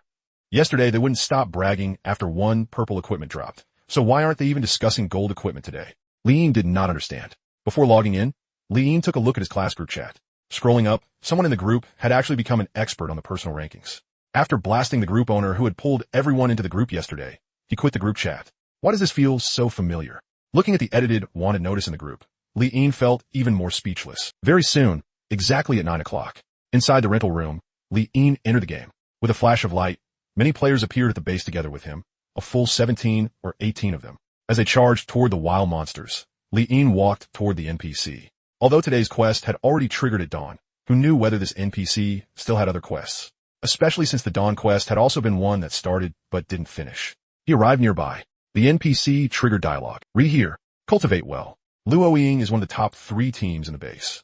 Li Yin paused as he watched the NPC speak a different line. Maybe he could ask her about cultivation quest 5. I didn't find Luo Ying under the northern city wall. Do you know where I can find her? VE become much stronger. S truly comforting. If only you could have come to the base a little earlier. Did your 2 points of spirit run out? Answer my question normally. You've been feeling a little stifled inside lately. Just 2 more bottles, and it should go smoothly. Li Yin froze for a moment. If you start talking to yourself like that, then I'm getting a bad feeling about this. What do you mean it should probably go smoothly? Fuck. After saying that the NPC returned to its stiff wooden state, Li Yin tried to trigger it again. You're here. You've gotten a lot stronger. After saying that one line, she went stiff again. That's it. He cast an appraisal, and the NPC panel opened up. Fuck, you still have 2 points of spirit? You could still reply to me every now and then before. So why are you acting like a complete dumbass today? You're here. How has your cultivation been going? Li Yin opened the quest list and looked at follow cultivation quest 5. Forget it. This damn quest was probably to end unresolved. Not bothering with the NPC anymore, Li Yin left the base and headed straight for the lost wandering region. After crossing the plains and passing through the Black Forest into the Land of Bones, Li Yin began controlling the skill's selected coverage area. Same as before, the entire Black Forest was covered, and the extra range was shifted a bit toward the plains. After confirming the range was correct, he used the unnamed skill, and Li Yin continued deeper into the Land of Bones. Oh right. Whether it's the main quest or the side quest, neither of them seems to be the current quest. It's obviously a pile of ruins. Obviously there isn't a single person there, yet it keeps insisting there are people stepping on white bones. Li Yin thought of the trance secret realm in this place. Maybe he could go in and ask her about these questions. Of course, grinding levels and farming gold came first right now. Once he had time, he could go in and investigate. He went deeper all the way, and soon, Li Yin once again saw the wall like fog ahead. Without hesitation, he plunged straight into it. Come to think of it, he was still a little puzzled by the sale prices of the 2 big drops from yesterday. Logically, equipment prices should be getting lower and lower. But right now, they were actually getting higher and higher. Fuck. If that's the case, then if that top-tier double-skill big drop from before had been auctioned today, wouldn't it have sold for even more? Damn it. Feeling a little indignant, Li Yin kept going deeper into the fog. With the market this good today, then naturally, he had to hurry and farm bosses. If he missed a market this good, Wouldn't that be a massive loss? The fog was dense. As he kept going deeper, Li Yin was soon delighted. A phantom appeared ahead. He cast an appraisal, and the phantom's panel opened up. HP, 99,999 max. The phantom was sprinting wildly through the fog. Speaking of this boss, Li Yin had some impression of it. After all, it had dropped a special item before, the homeward compass. Even though it wasn't very useful, it was still a boss that could drop top-tier loot. Looking at the panel displayed by the phantom, Li Yin was even more pleasantly surprised. 5 points of spirit. He withdrew the hand that had been ready to smack it into equipment, and in a flash, Li Yin appeared right in front of where it was running. Come to think of it, Li Yin himself hadn't even realized it. Inside the fog, compared to the boss phantom, his own phantom was even more horrifying, especially since there was a powerful sense of pressure faintly hidden beneath the surface. As Li Yin appeared in front of the boss suddenly halted, its body stopping in place. At the same time, visible fear appeared in it. With 10 points of spirit, they can speak intelligently. With 5, it should be possible too, right? Looking at the stop boss, Li Yin rubbed his chin. Sure enough, Li Yin saw that after the boss stopped, it opened its mouth. Break out. It looked extremely terrified, but its voice was incredibly firm. Hearing its words, Li Yin was stunned. What the hell is it saying? Why is it like the NPC too, saying stuff that doesn't match up at all? Before Li Yin could think more, the stopped boss quickly changed direction and started sprinting again, as if preparing to flee. Of course, because of Lost Wandering special property, although it looked like it was sprinting wildly, it was actually moving very, very slowly. It was practically crawling like a turtle. With another flash, Li Yin appeared in front of it again. Stop running. There are some things I want to ask you, Li Yin said. In the fog, the boss stopped again, even more terrified. You have to break out. Its whole body tensed as it changed direction again and ran wildly at an even faster speed. What the hell is this? It has 5 points of spirit, so why is it still a dumbass? There shouldn't be that much difference between 5 and 10 points, right? Once again, Li Yin blocked its path. This time, Li Yin said, "Are you afraid of death?" Smart bosses being afraid of death was a common trait Li Yin had figured out. Just as Li Yin thought those words might have some effect, the boss stayed the same. In fact, run. Run. I still have to break out. Run. Its hoarse voice carried a trace of madness. It was as if it had seen some horrifying terror. Looking closely at it, its whole body was tense, its teeth clenched tight, its lips bright red. Why does this make me look like the monster? Damn. Li Yin was speechless. Utterly speechless. No. Is this all 5 points of spirit amounts to? What a total waste of 5 points of spirit. And another thing, not only is it repeating weird lines like the NPC, why is it scared into this pathetic state too? He tested it again, and after fully confirming that this boss was just like this, Li Yin lost patience. With one slap, he smacked the sprinting boss into equipment. Whoosh. Although 5 points of spirit couldn't communicate, the drop rate seemed higher instead. In the fog, seeing brilliant golden light burst forth, Li Yin was slightly delighted. No, 5 points of spirit are still a little useful. Damn it, it dropped gold. He cast an appraisal. The equipment stats unfolded. Equipment name, Return Journey Sword. What difference is there between adding this defense and not adding it at all? 1 point. Looking at the equipment stats, Li Yin was speechless. Still, even though the added defense was basically the same as nothing, it was at least a gold piece of equipment with 2 attributes, so at least it looked nice. Slightly comforted, Li Yin picked up the other equipment and sent it all to auction with 1 click. Is 10 points of spirit some kind of dividing line? As long as it hasn't reached 10, intelligent communication isn't possible. Looking at the place where Shu Anon had turned into light, Li Yin thought. No helping it. Based on what he had seen so far, with 2 points, the eyes were slightly more lively. With 5 points, it could say fixed lines. If this progression held, then even 9 points of spirit probably still wouldn't be enough to talk. And if it was really annoying about it, then at 9 points, maybe it would just have more lines. Very soon, after the skills cooldown finished, Li Yin walked out of Lost Wandering. Grinding levels now really didn't take much of his time at all. It was basically just come out, set the skill range, and then he could go back. After today's 2 rounds of grinding, Li Yin glanced at his level. At this moment, his level was Martial Dao 4th Realm. Seizing the Moon. Not bad. Wait another 2 hours, and level 200 will be reached. Closing the level panel, Li Yin plunged back into the Lost Wandering Zone. At the same time, at the base, as the earthquake hit, the players once again returned to the respawn point. This is seriously so damn annoying. Damn it, again. Even occasional earthquakes were already unbearable, let alone this happening every single day. And for the other players, it was even worse. Especially now, with more players gathered here, the complaints at the respawn point came one after another. Lin Wanong walked out of the respawn point. This was giving her a headache too, but she clearly remembered that celestial phenomena weren't supposed to happen this frequently. And yet now, it was happening almost once every hour. Just then, a party invitation was sent to her. Player, Tian Tian invites you to join the party. Accept. Tian Tian. Lin Wantong froze slightly in surprise, then turned and saw Tiantian walking over from the respawn point. Miss Wanong, these celestial phenomena are happening way too often. People can't even farm monsters properly. That sounded a little fake. The celestial phenomena might have a huge impact on other people, but for him, with gold-grade equipment, it basically didn't affect him much at all. Slightly puzzled, Lin Wanong looked at Tiantian. Sensing her gaze, Tiantian also felt that excuse was a bit fake. Alright Miss Wanong, here's the thing. My efficiency at killing snakes is way too low, so I want to go to the plains. But you've seen it too. There are so many snakes that even with my gold gear, if I charge through, I'll basically be half dead. I won't be able to farm monsters at all. I was thinking, since we haven't done the mission yet anyway, why don't you organize everyone and do the mission ahead of time? Since he was making a request, he obviously wasn't going to do it empty-handed. As he spoke, a trade window appeared in front of Lin Wantong, and inside lay a purple weapon. Lin Wantong had considered doing the mission before, but what she had in mind was organizing it sometime before dawn.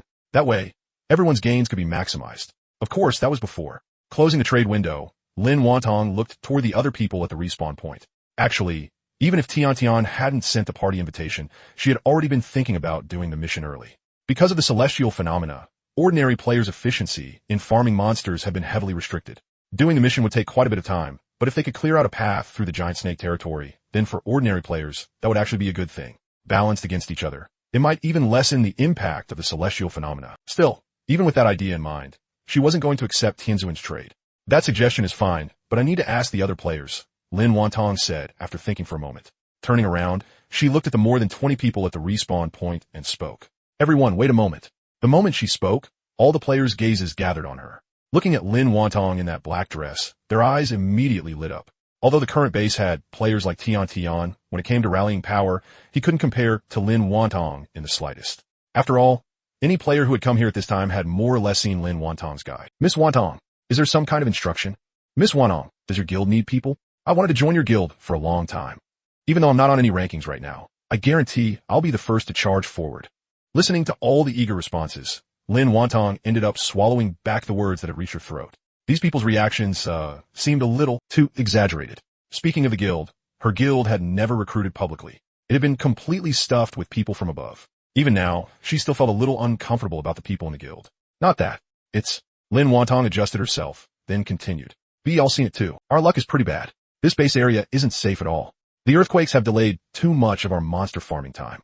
If it had only happened once or twice, that would be one thing. But it's happening too often, almost once every hour.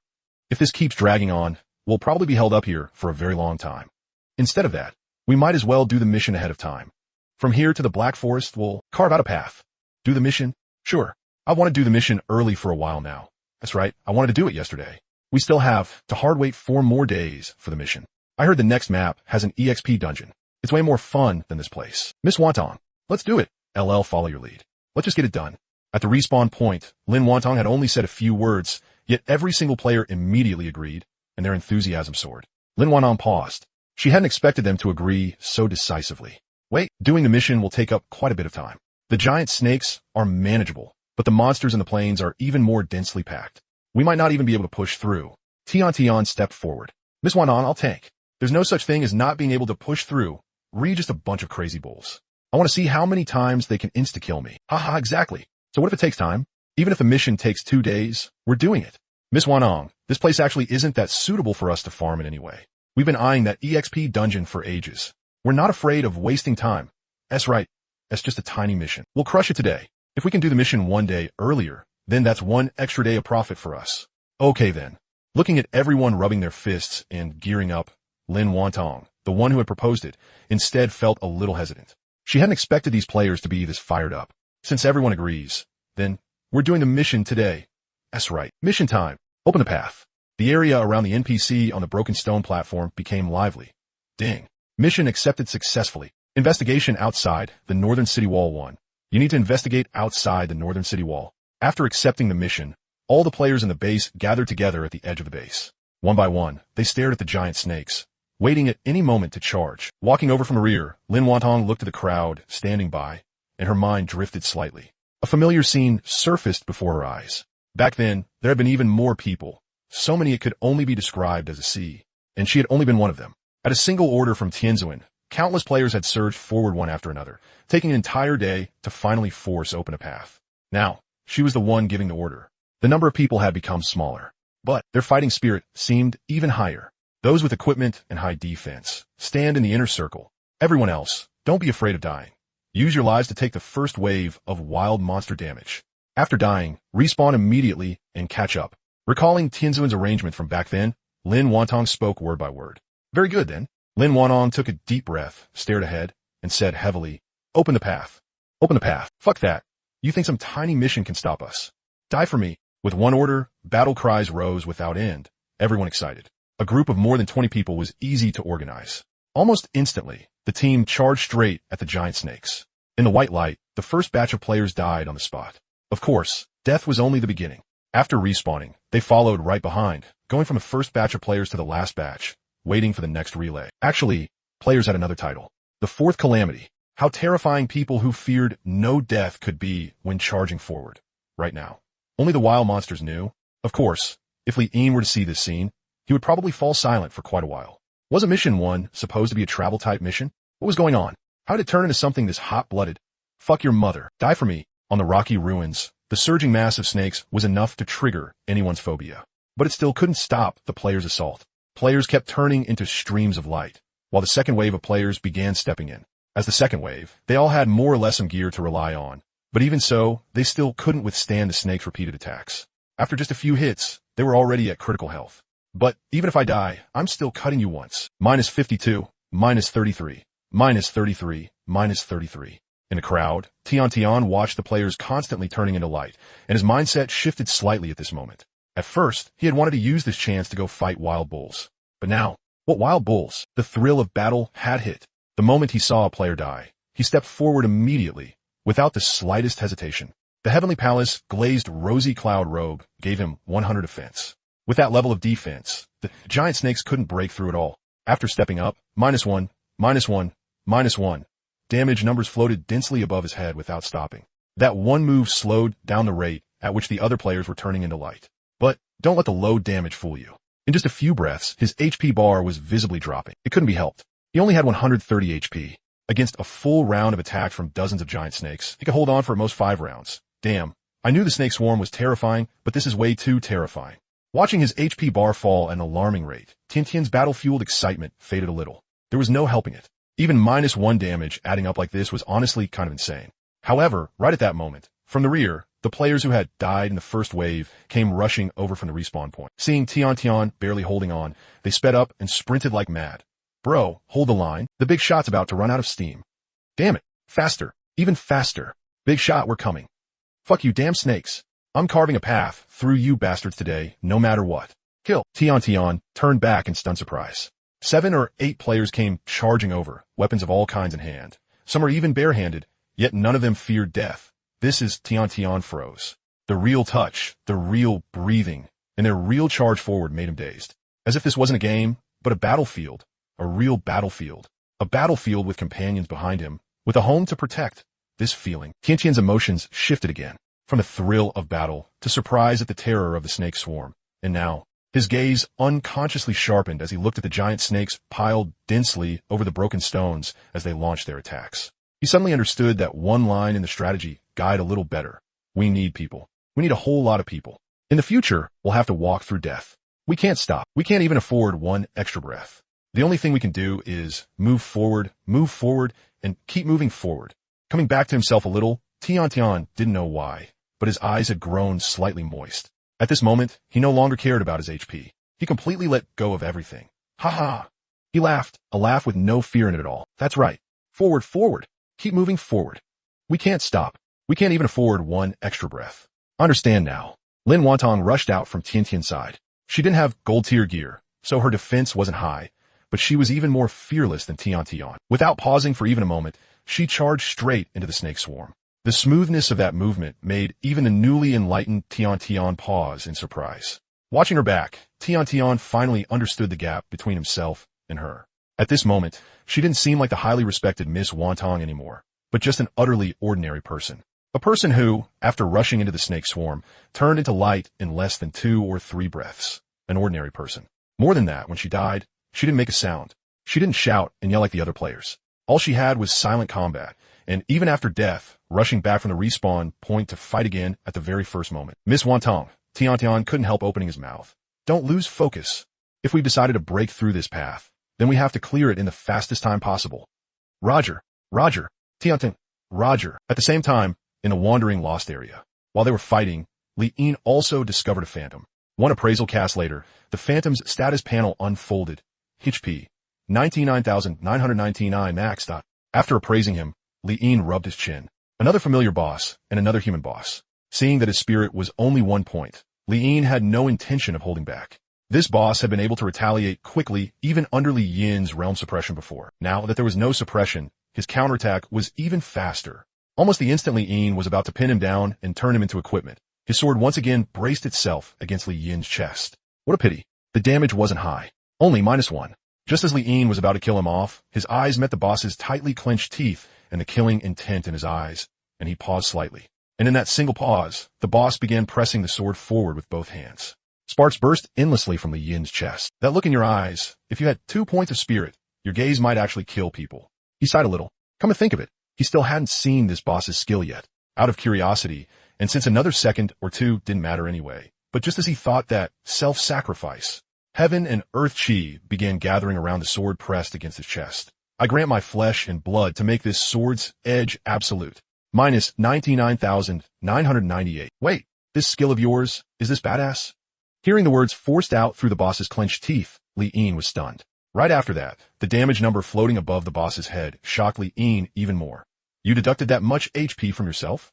A skill that can only be used once. In his surprise, the sword pressed against his chest began erupting with a brilliant red color. The red light was exceptionally striking in the mist, almost blinding. Minus 99,998. Li Yin lost HP above his head. That's right. It was exactly the amount of HP the boss had deducted from himself. That damage actually ignored defense. Li Yin was stunned. Since reaching the 4th realm of martial arts, this was the hardest single hit he had taken. And it was caused by a single boss. I didn't expect that after killing so many bosses, you'd still manage to surprise me. As expected of a human boss. That skill of yours. I can't even judge it. As he spoke in admiration, the boss's figure swayed as if his strength had run dry.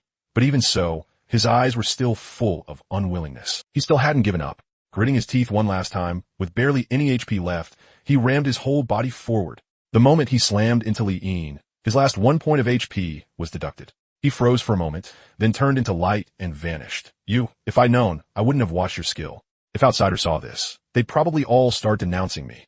The meaning behind this human boss was far too intense. So intense that even Li Yin felt a little unsettled. He looked at the 4 pieces of equipment dropped on the ground. 2 purple, 2 blue. Self-sacrifice. I grant my flesh and blood to make this sword's edge absolute. Even though the boss was dead, those 2 lines still echoed in Li Yin's mind. I wonder if you can roll 10 points of spirit. Picking up the equipment on the ground, Li Yin smacked his lips. At the same time, at the base, I've been saving copper coins from launch until now for this very moment. Damn it, I'm gonna smash right through you. Strictly speaking, 20-some players was not a large number. But at this moment, they forcibly punched a gap through the snake swarm. Looking at the even denser swarm of snakes behind the gap, the players felt no fear.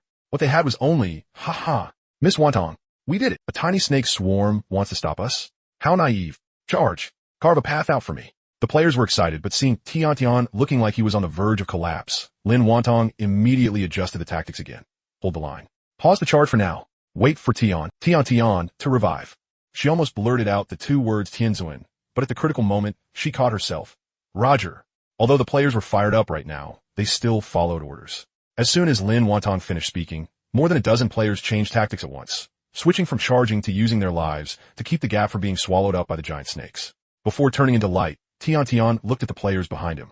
His lips moved slightly. Seeing them fight so desperately made the feelings in his heart deepen by another layer. You have died. Do you want to spend 10 copper coins to revive immediately? Revive. As he revived, white light began appearing from time to time atop the ruins. These were new players whose levels had reached level 10, allowing them to step into this place. Tian's figure swept quickly past them, and the wind he stirred made their bodies sway a little.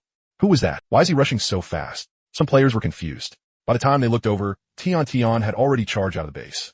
Just as they thought some player had gone crazy from grinding levels, they looked at the surging snake swarm on the outer perimeter and the bitter resistance of dozens of players, and they were slightly stunned. At the revival point, players revived again. Like Tian, the players who had just revived did not hesitate at all and ran straight to the battlefield. Wait, what are you? The newly arrived players were a little confused. You new here? This person paused slightly, then looked a little delighted. Perfect timing. Have you read the guide? Don't just stand there. Charge with me. Clear the path.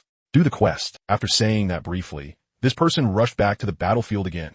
Clear the path and do the quest? With just those few words, the newly arrived players immediately understood. According to the guide, after entering the base, the most important thing was to complete the main quest. One person reacted extremely quickly and immediately followed. The main quest was not something a single guild could complete, nor was it something an individual could complete. It required all the players in the entire base to work together with one heart. The other players paused for a moment, but after realizing what was happening, they followed, right behind. The newly joined players were not high level and did not have any good equipment. Even if they rushed to the battlefield, the effect they could have would be minimal. But there was one sentence in the guide that said this: only a spark can start a prairie fire. Head count is the most important measuring standard. One more person means one more bit of a chance to win. Lin Wantong revived at the revival point. Unlike before, this time after reviving, she did not charge forward. Instead, she stayed at the revival point to force a path through this road. What they needed was to constantly fill it with players' lives. So they needed someone who could keep the amount of copper coins on them enough for revivals. She had only just stood there like an NPC when 2 or 3 players appeared at the revival point. Anyone with fewer than 10 revives left, come to me and get copper coins. Miss Wantong, don't talk. Accept the trade. Looking at the person who had stopped, Lin Wantong immediately sent him a trade window with 100 copper coins inside. This player paused, then continued charging toward the battlefield. Miss Wantong, I'm from the Bailiang Guild. The guild leader knows I'm doing the quest here and told me to send you 2,000 copper coins. A trade window appeared in front of Lin Wantong, with 2,000 copper coins inside. Unlike when she traded with Tian before, this time she said nothing and accepted it without hesitation.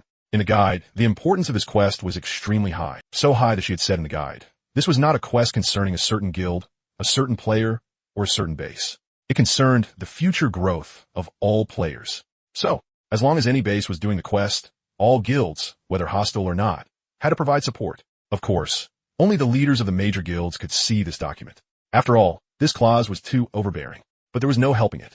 Only this way would the majority of players avoid being trapped around the base for too long. This place, in the end, was only a transition map. Miss Wantong, the guild leader, told me to send you 2,000 copper coins. Good. Go. Watching people continue appearing at the revival point, Lin Wantong went on acting like an NPC. Anyone with fewer than 10 revives left, come to me and get copper coins. Tian walked out from the revival point and stood in front of Lin Wantong.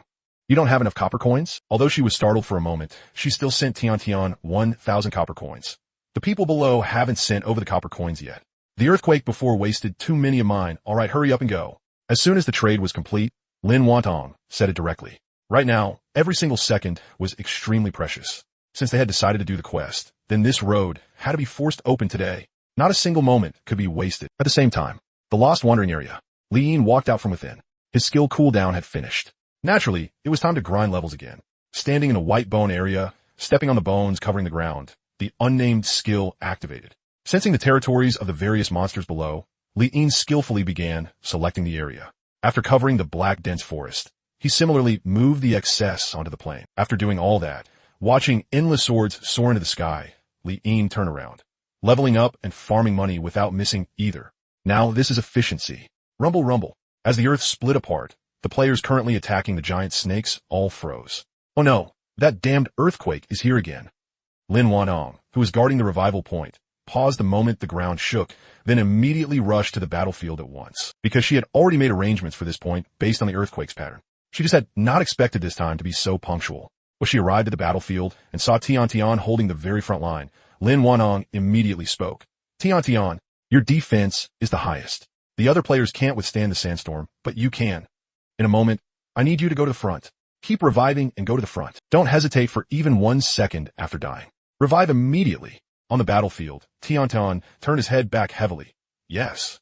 Looking at the other players, Lin Wantong continued giving orders. After dying, all other players should silently count 1 in your hearts, then revive. After reviving, if you see Tian, use him as a shield and hide behind him. If you don't see him after reviving, then don't revive again. Players hiding behind Tian, remember this. You must maintain a straight 1-line formation. The team cannot fall into disorder. Remember, when Tian dies, hold the line in order. You absolutely must not let the people behind the team get caught up in it. The other players, yes. After making the arrangements, a vast gray mass came rolling in from the distant horizon. Looking at this terrifying heavenly phenomenon, even though Lin Wantong had arranged things well, her heart still tightened. Everyone, pay attention. The sandstorm is coming. Very soon, the sandstorm arrived right on schedule. When the impact hit, the players who had originally been holding the line began turning into light and disappearing one after another. At the respawn point, Tian revived at the very first moment. At this time, the dense wind and sand were so thick that even he couldn't open his eyes. Blood kept floating above his head. -1, -1, -1, -1. Damn it. He gritted his teeth. Just then, a hand braced his back. Feeling the touch from behind, even with the wind and sand blinding his eyes, for some reason, Tian's heart suddenly settled. Combining that with Lin Wantong's arrangements just now, he knew the other players had caught up. As the player carrying the front line, he couldn't panic now. Stay close to me. With a low shout, he immediately endured the wind and sand and stepped forward bit by bit. Respawn point. Holy shit, I can't see anything. I'm done for. I'm gonna die. Hearing the commotion behind him, one of the players who had caught up with the team immediately shouted, "The team is here." At the 7 o'clock direction. Everyone listen up. We're at the 7 o'clock direction. If you really can't find us, don't waste your respawn count. In the wind and sand, Tian's health bar was visibly dropping like crazy, right? Health potions.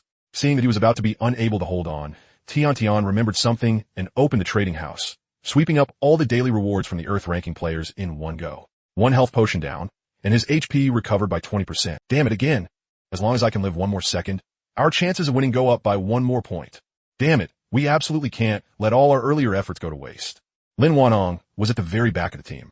She didn't know how many people were ahead, but as time passed, with every second that went by, her heart became a little steadier. I can't hold on anymore.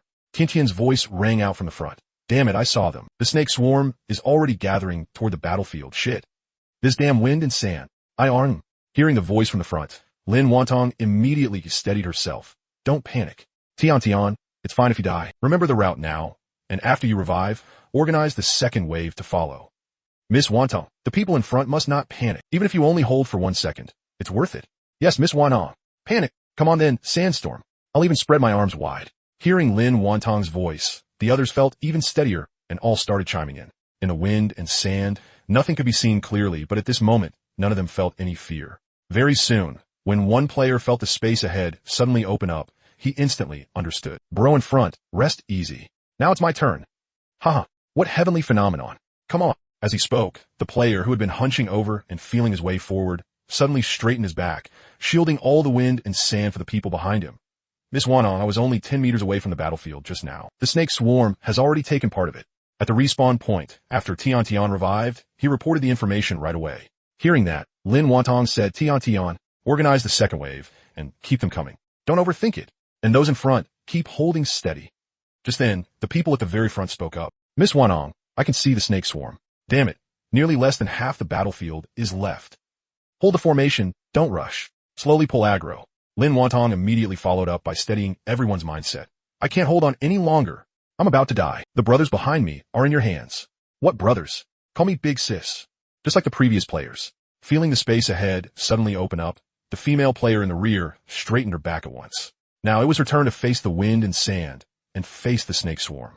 The moment the wind and sand hit her face, she finally understood how hard it had been for the players before her. She simply couldn't open her eyes at all. If she wanted to see clearly ahead, what she had to fight against was her body's own protective instincts. I can't mess up the direction, damn it. It's just a game. So what if it hurts? Open for me, who knew how much time had passed. The space ahead of Lin Wantong suddenly opened up. With no one behind her, she understood what that meant. Gritting her teeth, she forced herself to look ahead through the sandstorm. She had equipment, so she could endure a bit more than the other players. She saw clearly. The players ahead had done very well. Although some of the battlefield had been lost, not too much had been lost. The first thing she did was pull the snake swarm's aggro, standing alone on the battlefield. At this moment, she had no extra thoughts. The only thing on her mind was to stand for one more second, then one more second. Not enough, still not enough. One more second, just 1 second. By the time she turned into light, why was that so fast? I'm at least a heaven-ranking player. Miss Wantong, I'm here. Are you still there? At the final moment before turning into light, hearing the voice from behind sound out from close range, she finally relaxed. Thank goodness. Team 2 made it. Her lips moved. In the wind and sand, she completely turned into a wisp of light and scattered away. Ding. Level up. In Lost Wanderings, after looking at the level up prompt, Li Yin opened his panel and looked at his current level. His original level of 168 had now reached level 180. 180 now. Just 20 more levels until 200. TCH, I thought 2 skill uses would be enough, but now it looks like I'll have to throw out 2 more. Smacking his lips, Li Yin continued searching for monsters in the Lost Wanderings area. With Li Yin's level up prompt ending, it naturally meant the heavenly phenomenon should be ending too. On this side, as the heavenly phenomenon gradually faded, the miserable players were overjoyed. It stopped. The sandstorm stopped. At the respawn point, the players cried out in surprise. At the same moment, as if they had received some kind of summons, beams of white respawn light appeared one after another from the respawn point. These players walked out of the respawn point and looked at the base, now completely calmed down. They were overjoyed. The terrifying heavenly phenomenon had finally passed. Ha ha! What heavenly phenomenon? That's all it was. That's right. All right. Hurry and go check the battlefield to see how the players in front are doing. Let's hurry and keep holding the line. Right. Hold the line. Hurry and get up there. Lin Wanong walked out from the respawn point. She looked up. After the sandstorm had passed, even the sky seemed much brighter. This mission is harder. But Lin Wanong let out a soft breath, and a smile appeared at the corner of her lips. Even though it was harder, they had still made it through. Of course, they had only made it through the heavenly phenomenon. The real battle, in truth, was only beginning now. Lin Wanong stayed by the respawn point, and whenever a player revived, she continued repeating what she had said before. Anyone with fewer than 10 respawns left, come to me to receive copper coins. Because of the heavenly phenomenon, the players' battle coordination had grown even stronger. At this moment, it was as if they no longer belonged to their various guilds, but instead belonged to only one camp. Humanity. A flicker passed through Lin Wantong's eyes. It's getting better and better. This time, in the race war, we definitely won't lose again. Thinking that, when a player walked out from the respawn point, she spoke with practiced ease. Anyone with fewer than 10 respawns left, come to me to receive copper coins. Seeing the player pause, she opened a trade window. After the player left, she looked toward the battle outside the base. Right now, this was only the first phase. After breaking through the giant snakes, what came next would be an even harder battle. The plains. It wasn't long after the players resumed fighting. Very soon, another hour arrived. Same old routine. Li Yin walked out of Wandering Lost, and by now, the players at the base had already pushed through 1/3 of the snake swarm. Such results filled the players with fighting spirit. At first, it had only been a small breach, but now, being able to fight their way this far in about an hour was so efficient that even the players themselves could hardly believe it. Li Yin began setting the skills range. As dense masses of swords rushed out from the land of bones, Li Yin turned around and returned to Wandering Lost. When the swords began bombarding the ground, the players who were locked in a bitter fight with the snake swarm all froze for a moment. T-screw around as the shaking grew stronger and stronger. Hold steady. Hold steady. Ground Fisher. The Ground Fisher is here. At the same time, at the respawn point, Lin Wantong's beautiful eyes lifted in surprise. This earthquake had come right on time again. As the sandstorm rolled into view from the distance, all players' attention. The tactic remains unchanged. Prepare for impact. Lin Wantong stood on the rubble at the base. Amid the flying sand and stones, her black dress snapped loudly in the wind. By Li Yin's ear, the ding-ding-ding of level-up notifications rang out one after another. Listening to the prompts, he was satisfied. Little did he know that on the other side, the battle was unimaginably brutal. Of course, since they had experience now, they made it through very smoothly this time. By the time the wind and sand completely disappeared, the players' morale had risen even higher. After all, if even the weather couldn't stop them now, then what could? As soon as the sandstorm ended, the players once again surged madly toward the giant snakes. Following the path they had carved out before, they pushed even deeper, getting smoother and smoother. Not bad at all. With Miss Wantong's arrangements, what else could possibly stop us? Ha ha ha. Maybe it was because of the boost in momentum. This time, the players advanced even faster. Very soon, just as the snake swarm was about to be fully pierced through, another hour passed before anyone noticed. At this moment, the players could already see the wild bulls on the plains. We got through. Ri about to break through. Miss Wanong, did you see that? Ri about to punch through the snake swarm. At the respawn point, a player who had just revived immediately brought the good news. Hearing it, even Lin Wantong couldn't help showing a relieved smile. She hadn't expected the first phase to be completed this quickly. Looking at the fanatical players at the respawn point, Lin Wantong led them toward the battlefield. Next, it was time to arrange the tactics for the second phase. At the same time Lin Wantong was heading for the battlefield, someone else left Wandering Lost. Li Yin's steps were light. He checked his level. He was still 9 levels away from level 200. So this wave of skills would let him completely step into the 5th realm of martial arts. When he arrived at the Land of Bones, same old routine, Li Yin began selecting the skills range. When the area covered the entire Black Forest, as well as nearly 1/3 of the plains, without any hesitation, unnamed skill, activate. Looking at the dense swarm of swords shooting toward the sky, Li Yin did not turn away this time, but slowly admired the sight. After all, this strike would bring his level to 200. Snake swarm. Tian turned a giant snake into light. Looking at the completely cleared path, he was overjoyed. Seeing this, the other players immediately cheered. We got through, we broke through. Lin Wanong walked up from the rear. Looking at the excited crowd, she felt at ease. At this point, the first phase could be considered completely over. Next, they just had to prepare for the second phase's assault. However, right at that moment, a player seemed to see something strange. He had been cheering just a second ago, but then suddenly froze. Rubbing his eyes, he stared blankly at the distant horizon. Bro, what are you doing? Why are you just standing there? Haha. Honestly, the way you suddenly froze is kind of hilarious. Just as another player was laughing, the person being mocked started swallowing nervously for no reason. And it was at that moment that the second player noticed the anomaly in the sky. What is that? His jaw dropped as he muttered. What thing? Don't tell me those wild bulls are so big they scared you. No way, you're that cowardly? I saw the wild bulls just now too. They're only about 3 meters tall. What's there to be afraid of? Before he could finish, he saw that even the expert Tian had frozen in place, and only then did he realize something was wrong. When he looked to the rear, Lin Wanong stepped out from the crowd. You all, slightly confused, she followed everyone's line of sight. It was just an ordinary glance. But, suddenly, no one knew what she saw, but the confusion in her eyes instantly vanished, and her pupils rapidly dilated. Behind the plains was a forest, a black forest stretching endlessly, giving off an extremely strong sense of mystery. That in itself was nothing. But at this moment, above that black forest, a rain of swords was descending. Yes, that's right, a rain of swords. Even though it was very far away, the players standing at the edge of the plains could see it clearly. On the distant horizon, there were countless swords packed so densely they couldn't even be counted, crashing toward the black forest. How was that possible? Lin Wanong was stunned. As the black forest was struck by the sword rain and large swaths of trees snapped apart, the familiar earthquake arrived. The earth heaved, and Lin Wanong lost her balance. But after barely steadying herself, she quickly looked toward the black forest again. Around her, the other players were doing the exact same thing. The sword rain seemed as if it had come from the 9 heavens. The first wave made the earth tremble, but that still wasn't all. Above the 9 heavens, there was a second wave, then a third, continuous and unending, infinite and endless. The shaking ground, in only 1 or 2 breaths, began to crack under the bombardment. When the strikes from behind came crashing down, the cracks grew larger and larger, and the earth seemed to shatter as the fissures rapidly spread outward. And yet, even so, the sword rain in the sky still did not stop its bombardment. As they watched, everyone gradually forgot how to breathe. Then, before they could even get one more look, dust began rushing toward them from all directions. The sandstorm had arrived. You have died. Would you like to spend 10 copper coins to revive immediately?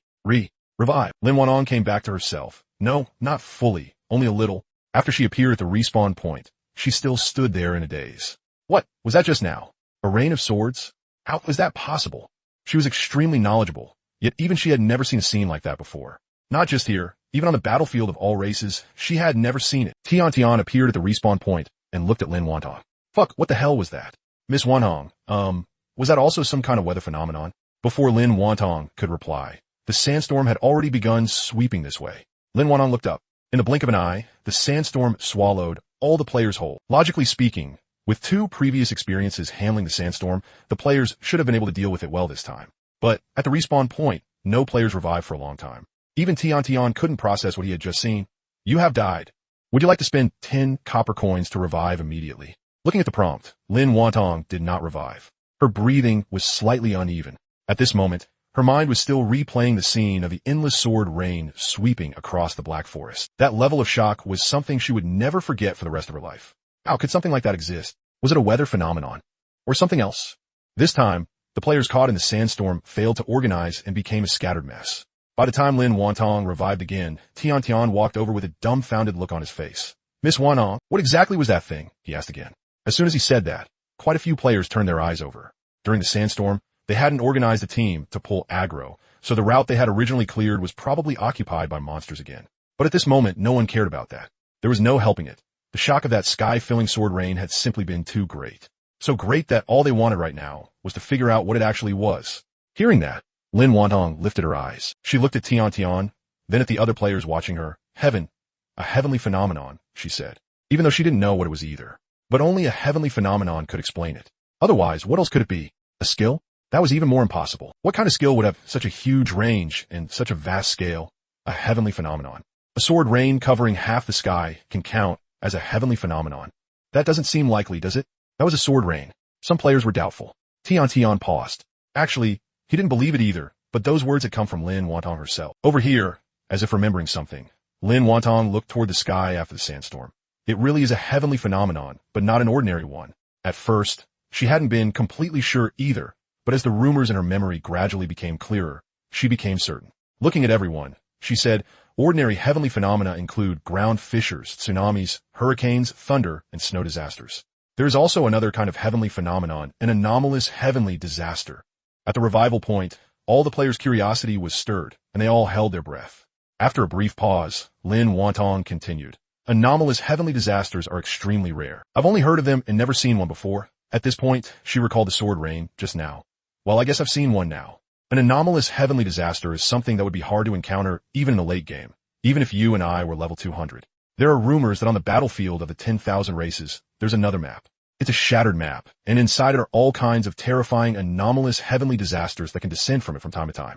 I originally only treated that as a rumor, but I never expected that today I'd actually get to see a real corner of an anomalous heavenly disaster. This explanation was very reasonable, especially the words anomalous heavenly disaster. They fit the situation just now perfectly. At once, the people who had still been doubtful suddenly understood. An anomalous heavenly disaster. Huh.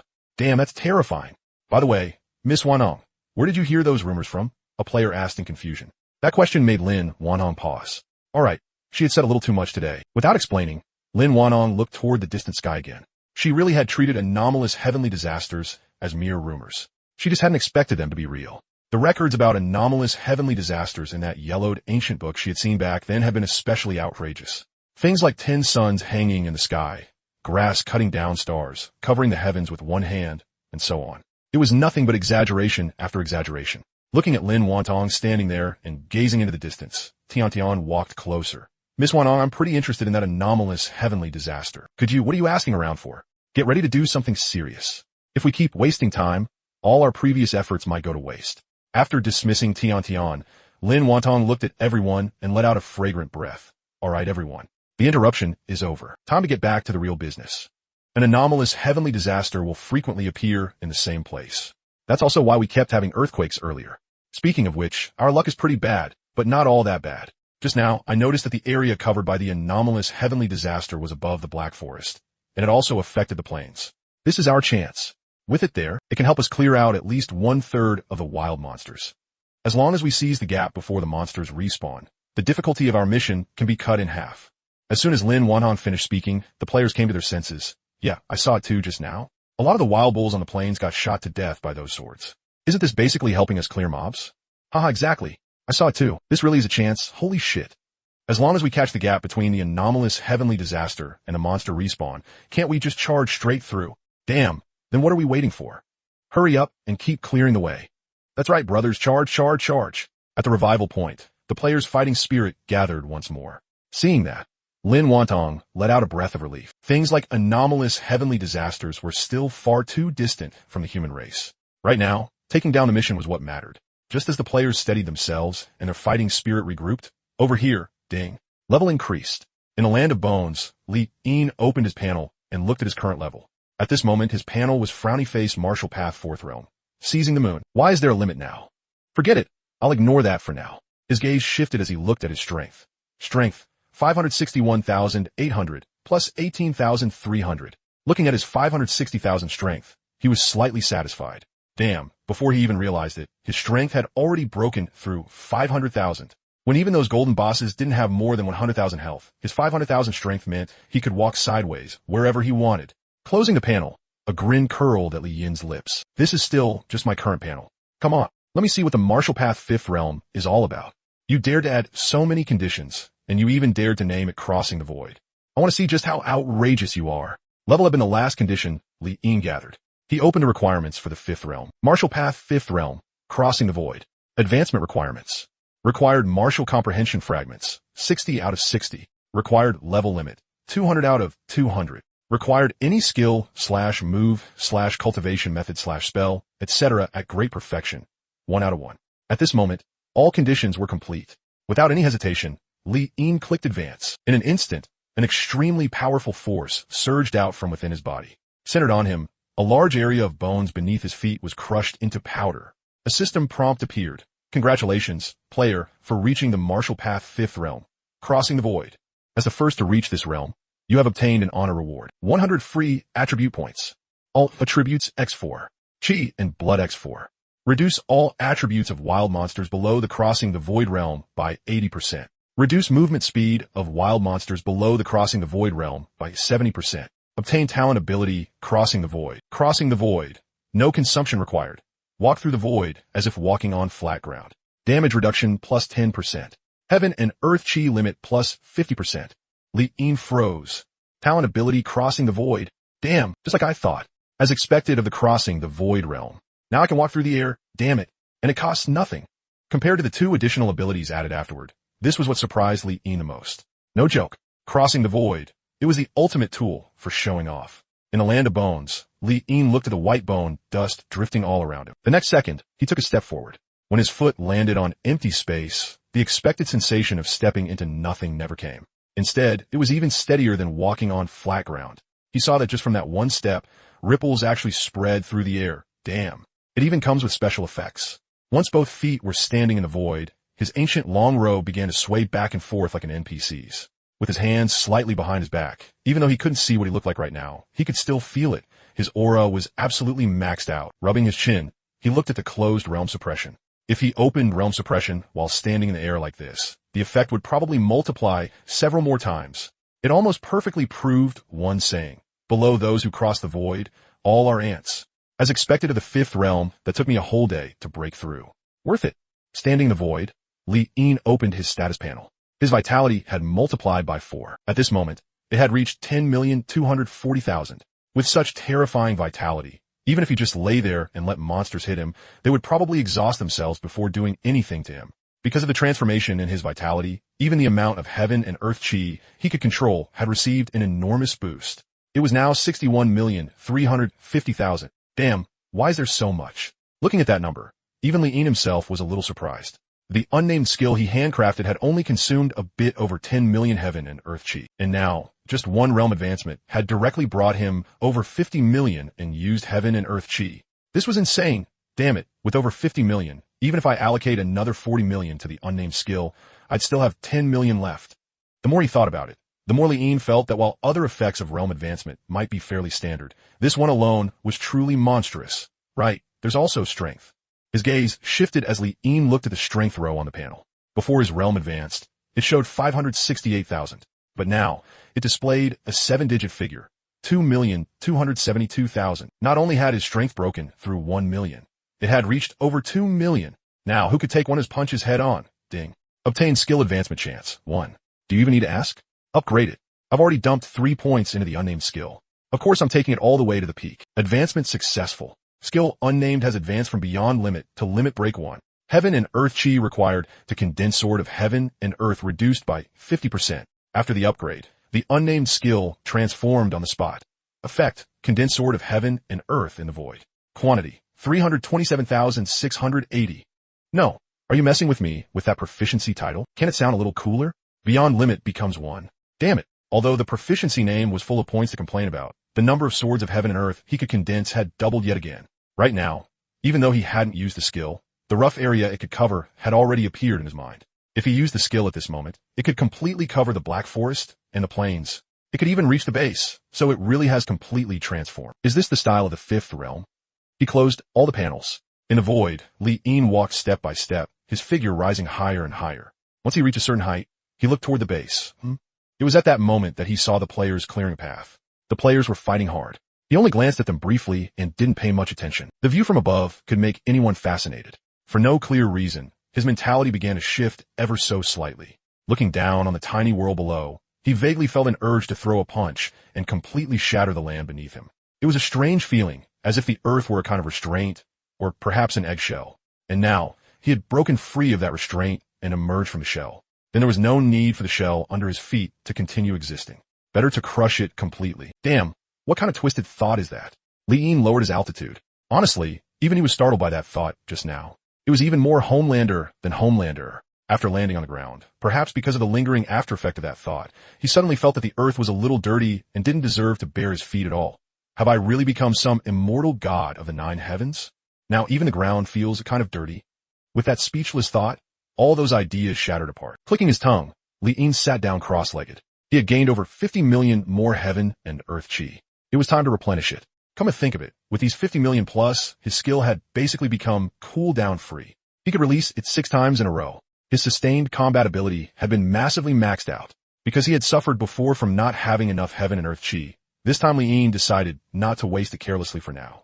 The process of absorbing heaven and earth chi was slow. It often took several hours. In the early stages of a game, this kind of behavior would greatly reduce leveling efficiency. Of course, at Li Yin's current level, there was no such thing as lowering efficiency anymore, because he had already reached the cap. At this point, what was there to fear about lowered efficiency? Before he knew it, very soon, 1 hour later, on the plains, the bodies of the players fighting monsters began to tense up. It's been 1 hour. Everyone be careful. The anomalous heavenly disaster is coming. As the warning sounded, all the players immediately stopped fighting monsters and unanimously turned their eyes toward the skies above the Black Forest. As that soul-stirring Black Forest was reflected in their eyes, they began silently counting down in their hearts. The anomalous heavenly disaster was extremely punctual. This time probably wouldn't be an exception either. 3 seconds left. Prepare for the impact. Lin Wantong's beautiful eyes focused. Although she had already seen the anomalous heavenly disaster once, anticipation was still surging in her heart at this moment. Because that scene was simply too shocking. So shocking that every time it appeared, it was breathtaking, peak, and unparalleled. With that anticipation, very soon, more than 10 seconds passed. When they saw that everything remained normal, everyone became a little confused, but they didn't pay it much mind. Still waiting in anticipation, very soon, more than 2 minutes passed.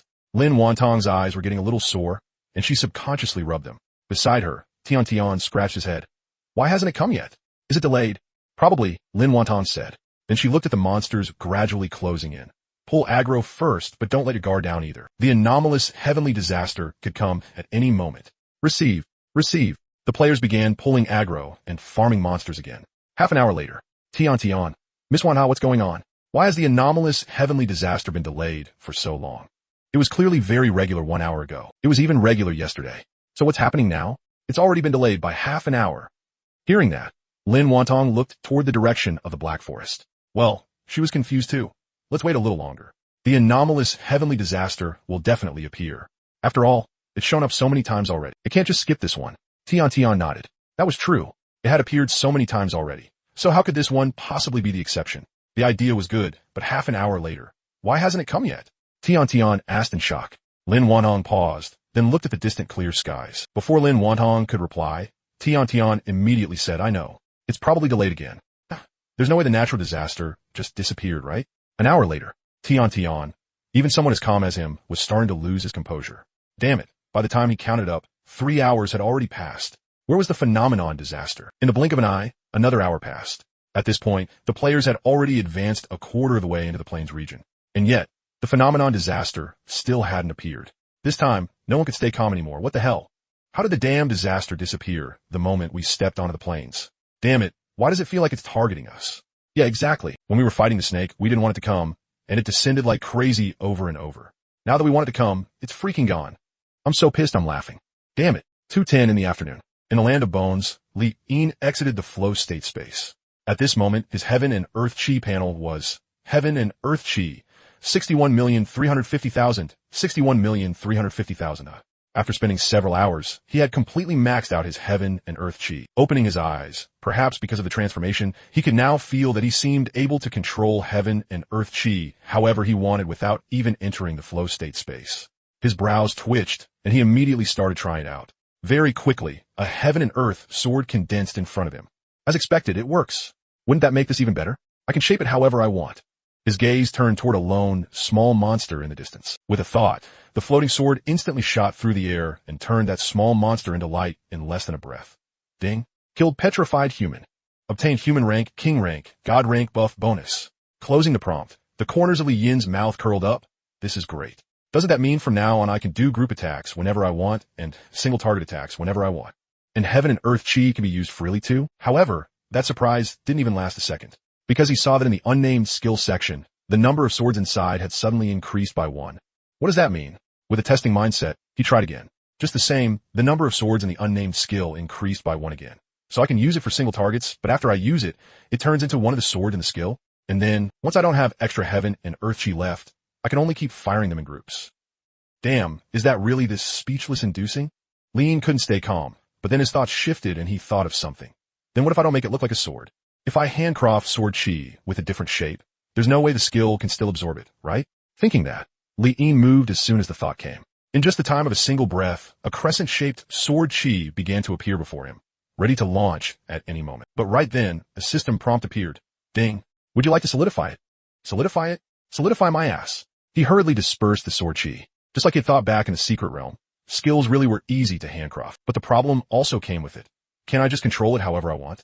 Does it have to be fixed? Damn it. And Li Yin looked at the dissipating sword chi, condensing that it cost him 1,000 points of heaven and earth power. In other words, even if this skill were solidified, he would have to start over from scratch. As for the heaven and earth sword, the cost was much lower. It had already dropped to only dozens of points per sword. That meant if he solidified his second skill, then it would freaking amount to wasting 1,000 points of heaven and earth chi for nothing. Fine. Overall, I guess I can use swords for single target attacks now. It's just that every time I use one, I lose one. I've got over 50 million heaven and earth chi. Am I really going to care about that little bit? And even if I use up all 50 million plus, it'll only make my unnamed skill stronger anyway. Not a loss. Brushing the dust off his body, Li Yin looked at the requirements for the 6th Martial Path Realm. 6th Martial Path Realm.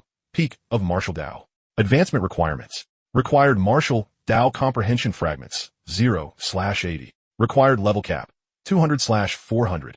Required Skill, Above Great Perfection, 1/1. It was about the same as the 5th realm. The requirements hadn't changed much. Of course, what was different from before was that as soon as he opened it, one requirement was already fulfilled. Looking at the Martial Dao Fragment gift pack, Li Yin didn't hesitate. He immediately bought 80 fragments without being polite. Today's gold farming had added 1.3 billion to the money in his card.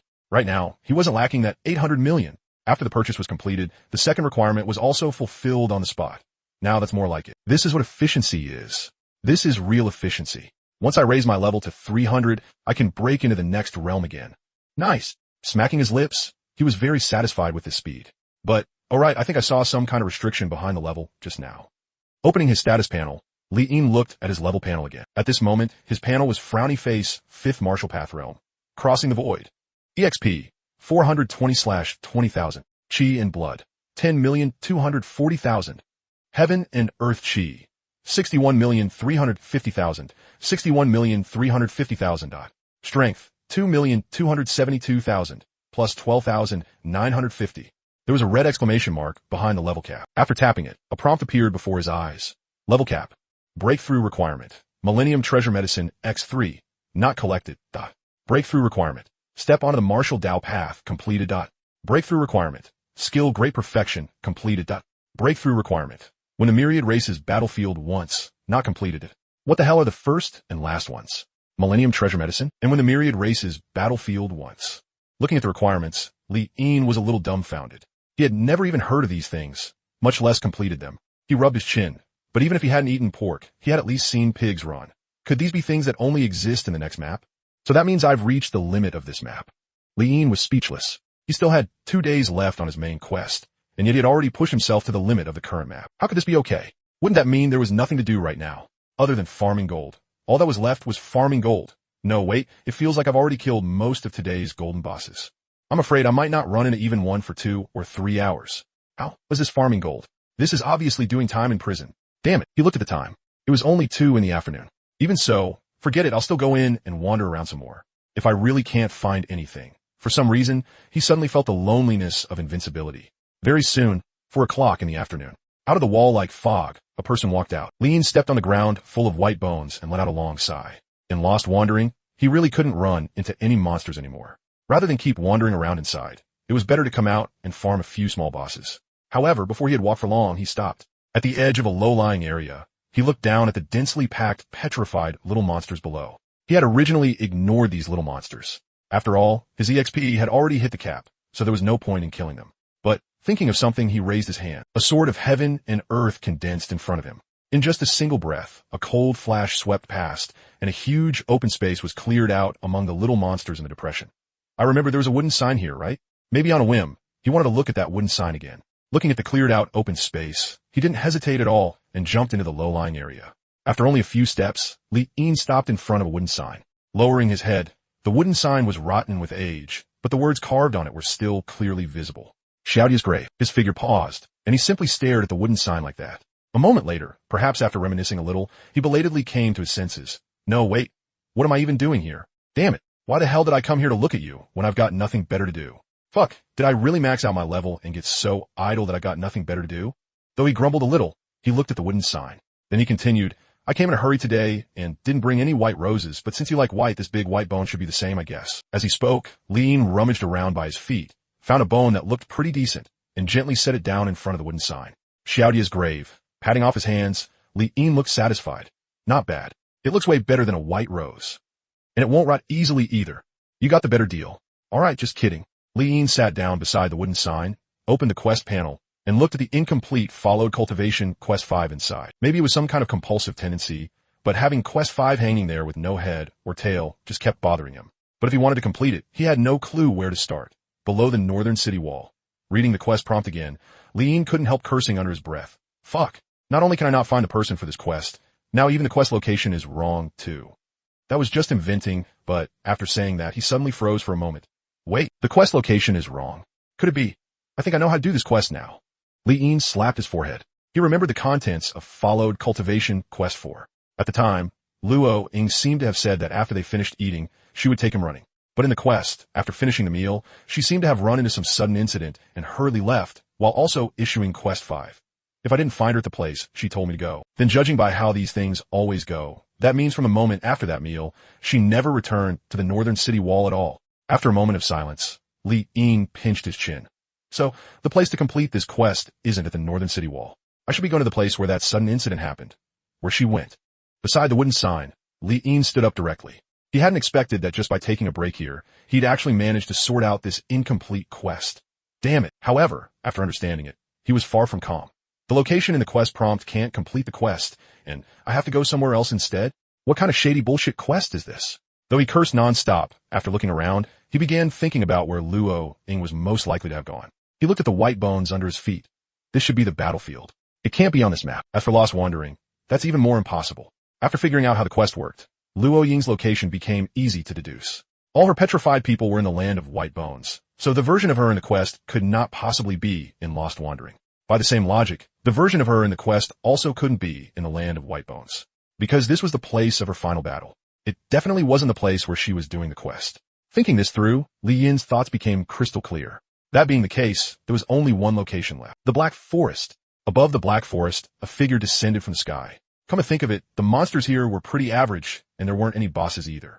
Aside from the first time he entered this map and killed one of the monsters here, Li Yin had basically never come back. After landing, Li Yin looked at the monsters inside and cast an appraisal on one of them.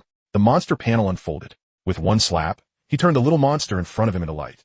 Then Li Yin prepared to conduct a carpet search. But just as he was about to move, his steps stopped. The Black Forest was still pretty large. If he really did a carpet search himself, it would probably take quite a bit of time. But who said he had to do the carpet search personally? Of course he didn't. Right where he stood, he began condensing swords of heaven and earth. Because he was condensing them again, using the energy of heaven and earth. Each being sword no longer appeared instantly, but instead went through a slow condensation process. After the first sword appeared, the second came right after it, then the third, the fourth. These swords could share vision. Then of course, they were perfect for the current situation. More than 10 minutes later, Li Yin stopped condensing. After looking at the results before and behind him, he was slightly satisfied. At this moment, several hundred swords floated up and down around him. Without wasting time, Li Yin gave a low shout. Go! Instantly, several hundred swords plunged fiercely into the Black Forest. This is what efficiency looks like. This is real efficiency. Sensing the perspective of every single sword, Li Yin was satisfied. This was the proper way to use a skill. Skills weren't just for killing monsters. About half an hour later, Li Yin dispersed all the swords of heaven and earth and began moving toward a certain location. After only a few steps, a system prompt appeared. Ding. Followed cultivation 5, completed. Fuck, what a dumbass quest. So, this really was how you had to do it. However, just as he finished complaining, another prompt appeared before Li Yin's eyes. Be careful. A dense barrage of feathers is flying toward you. At the critical moment, an umbrella drops from the sky. As it spins, the feathers strike the umbrella with a non-stop clanging sound. Looking at the prompt, Li Yin, he looked at the completely empty space in front of him. The fuck do you mean feathers? The fuck do you mean big umbrella? And non-stop clanging too. Can you stop doing prompts like this? At least give me a visual or something. Damn it. Under the impact, the umbrella is being forced back bit by bit. However, the spinning umbrella continues protecting you the whole time. Why did you come here? Do you know how dangerous this place is? Didn't I tell you that if you were looking for me, you should go to the northern city wall? The northern city wall? Northern my ass. Captain, there are more and more of those black feathers. If we don't retreat now, with this many, we'll be in danger. Video. Chang'e, hold on a little longer. Take my umbrella and don't raise your head no matter what. Dummy, did you hear me? Don't raise your head no matter what. She hurriedly warned him. And then, falling flowers descend, vitality returns. Luo Ying redemption. Captain, you're using up your own life force. Looking at the prompt in front of him, Li Ying, damn it, it really had that feeling. But that feeling, how should he put it? You had to imagine it yourself. Otherwise, you wouldn't see a damn thing. While he was speechless, the prompt appeared again. Luo Ying's figure was exquisitely beautiful, like a graceful butterfly rising into the air. Reflected by the aura of heaven and earth, the entire black dense forest seemed like a fairyland on earth at this moment. Li Ying looked at the completely effectless scene in front of him. Alright, it really was pretty good. Even though there was no one there, still, countless flying feathers shot toward her like sharp blades. The dense green light surrounding her body seemed almost tangible. The moment the flying feathers touched it, they all dropped to the ground in unison, making clinking sounds. Her face turned a little paler. This strike seemed to consume more than just the aura of heaven and earth. It also seemed to be draining her vitality. Captain, Video gritted his teeth and crazily slashed at the black feathers ahead of him. The number of black feather monsters in front of him was extremely dense, numbering several dozen. He wanted to break free from the hard fight as quickly as possible to go help, but there were simply too many black feather monsters. Even with saber aura falling like rain, it was still a bitter battle. Black feather numbers are dense? Several dozen. Looking at the prompt, Li Yin's mouth twitched. Several dozen? He wouldn't even spare those black feather things a glance when passing by. Yet in the prompt, this trash was what had them locked in a bitter struggle. And there were only several dozen of them? If that number were placed in front of him, forget using a skill. Even a casual slap would wipe them all out. After neutralizing the black feather assault, Luo Ying fell to the ground. Her body swayed, and she was nearly unable to stand steady. She looked at you and spoke with difficulty. Li Ying, take my umbrella and go to the stronghold. Go ask the Rose decision-maker for reinforcements. Don't worry, the umbrella will protect you. Remember, don't look back. Get to the stronghold as fast as you can. Even if you can't beat them, can't you all just run together? Why stay where you are? He had only been casually complaining, but it seemed like Luo Ying could hear him. Dummy, Luo Ying paused, then looked at you with a smile. Li Ying opened his mouth, just about to say something. A prompt appeared before his eyes. Mission accepted successfully. Followed Cultivation 6. Return to the stronghold as fast as possible. At that point, the prompt came to an abrupt end. There were no other prompts. Wait a second. This prompt had come too fast. So fast that Li Ying hadn't even reacted. Because of Luo Ying's reply just now, he wanted to ask whether Luo Ying could hear what he was saying. And now there was nothing left at all. Li Ying looked toward the black dense forest, where everything was as usual. There was no great battle here, and no sound. It was as if this place and the one in the prompt were two completely different worlds. Damn it, why does this mission feel worse and worse the more I do it? The plains. After confirming there were no abnormal disasters, the group of players returned to their miserable monster grinding state. Compared to the snake swarm, the fighting here was even more brutal. Their advance speed could be described as crawling like a turtle. It was estimated that if they wanted to clear this place, they would at the very least have to keep going until around 10 o'clock at night. Of course, even so, the players were still filled with fighting spirit. After all, as long as they could clear it, everything would be worth it. Lin Wanon didn't think this efficiency was slow at all. On the contrary, she thought it was very fast. It couldn't be helped. Based on what she knew, clearing the mission route should take at least about 2 days. And now, being able to finish it in 1 day was already an efficiency that pleasantly surprised her. As Li Ying walked toward the stronghold, he saw players madly charging at wild bulls, slightly puzzled. Are they farming monsters to level up? But why does it feel so passionately intense? Listening to the shouts of killing, Li Ying wiped his forehead. Players really did know how to have fun. Judging by the scene, someone who didn't know better would think they were fighting some kind of national war. After watching for a couple of moments, Li Ying continued toward the stronghold. Because of the emerald pearl pinched pear blossom hairpin, when he paused, not a single player noticed him. Of course, even though no one noticed him, Tiantian's heart suddenly started pounding hard. What's going on? Why did my heartbeat suddenly speed up so much? This feeling was extremely strange, as if some great terror had descended nearby. Looking closely, even the hair on his body stood on end at that moment. Because he was distracted, a raging wild bull suddenly knocked him to the ground. -1. Patting off the dirt, he quickly turned over and got back up. With gold gear in hand, he feared nothing. Suppressing the discomfort in his body, he continued pulling monster aggro and creating an environment for the other players to deal damage. Right. It seemed like I felt this before with that big snake too. Could it be some kind of sinister aura, like an abnormal disaster? It just doesn't deal damage, only makes people uncomfortable? Tian thought. After entering the giant snake area, Li Ying looked at the path the players had cleared out. His gaze shifted. These players really knew how to play. They'd actually started building roads, very much in the spirit of infrastructure building. Unlike the previous time he returned to the stronghold, today's stronghold was especially lively. Along the way, there were people constantly charging toward the plains. After passing by 7 or 8 people in succession, Lin saw an NPC standing on a pile of broken rocks. His gaze turned. He saw another person standing at the resurrection point. There's an extra NPC? Looking at Lin Wantong standing at the resurrection point, Li Yin was stunned. He threw out an appraisal skill, and the NPC attribute panel at the resurrection point unfolded. Lin Wantong wasn't wearing any equipment, since her task wasn't to open the path.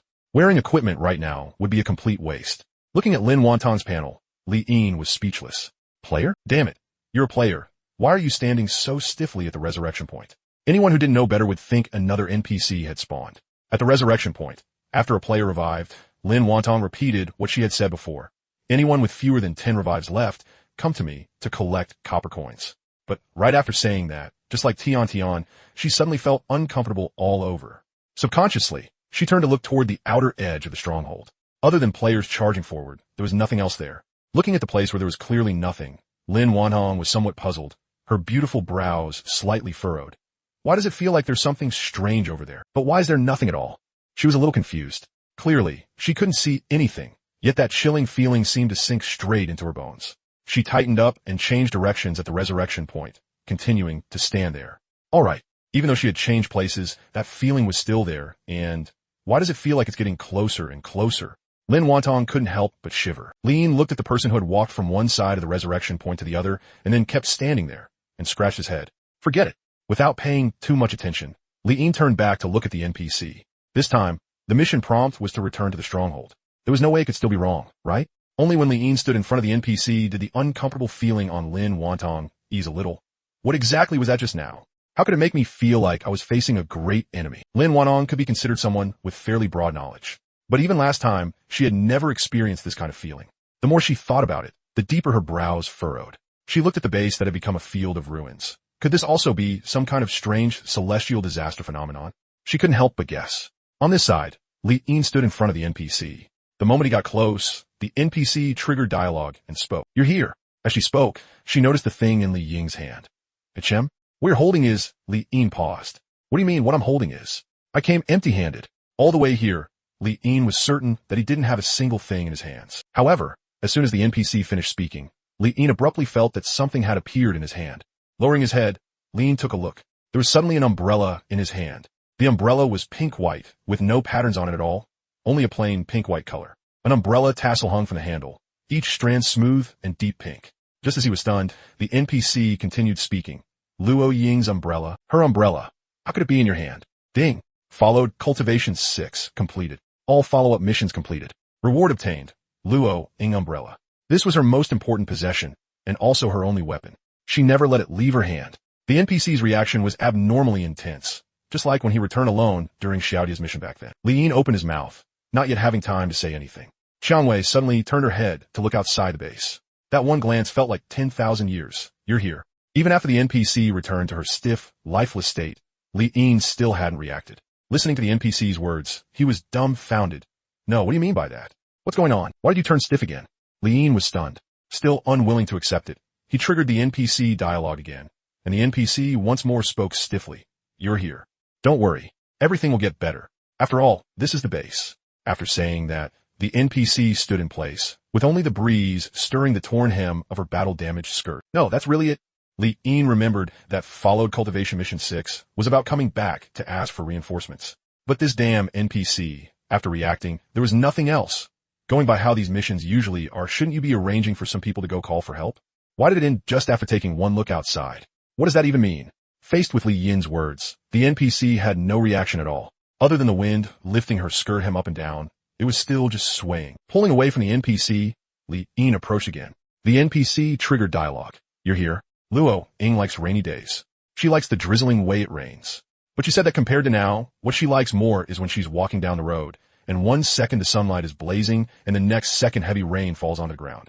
There's a unique smell to it. It smells very nice. It's just a bit of a shame. She said she hasn't smelled it in a very, very long time. After saying that, the NPC returned to being stiff again.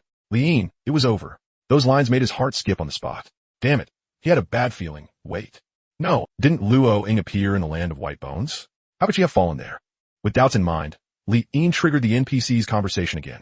On the rubble, after the wooden-faced NPC was triggered, she skillfully began speaking. You're here. Don't be fooled by how Luo Ying always likes to pound people hard with her hands at every turn. She was actually acting that out on purpose. She has always been a very gentle person. She even blushes, you know. Stop. Can you not say stuff like this? Don't tell me she's gone too, just like Xiao Dai. Then how did she appear in the land of white bones? Faced with Li Yin's words, the NPC gave no response. A healing path is not a very good direction. It will sacrifice too many things. Clearly, becoming stronger is what matters more. But she chose the path of healing. Healing is like a spring breeze. Wherever the spring breeze passes, all things revive. I underestimated her. She really is suited to this path. Wherever the spring breeze passes, all things revive. Listening to that line, Li Yin suddenly recalled the sight of Luo Ying in the land of white bones, treating the white bones scattered all over the ground. Revive my ass. Looking at the NPC, who clearly wouldn't have any more dialogue, Li Yin fell silent. Damn it. With just those lines, even if she wasn't dead, she had to be dead. No longer triggering dialogue, Li Yin plopped down onto a chunk of rubble nearby. He looked at the umbrella in his hand, and after casting appraisal on it, the umbrella's attributes unfolded. Equipment name: Luo Ying Umbrella. Special skill: Heal. Restore 50% of your own HP. Cooldown: 12 hours. Special skill: Redemption.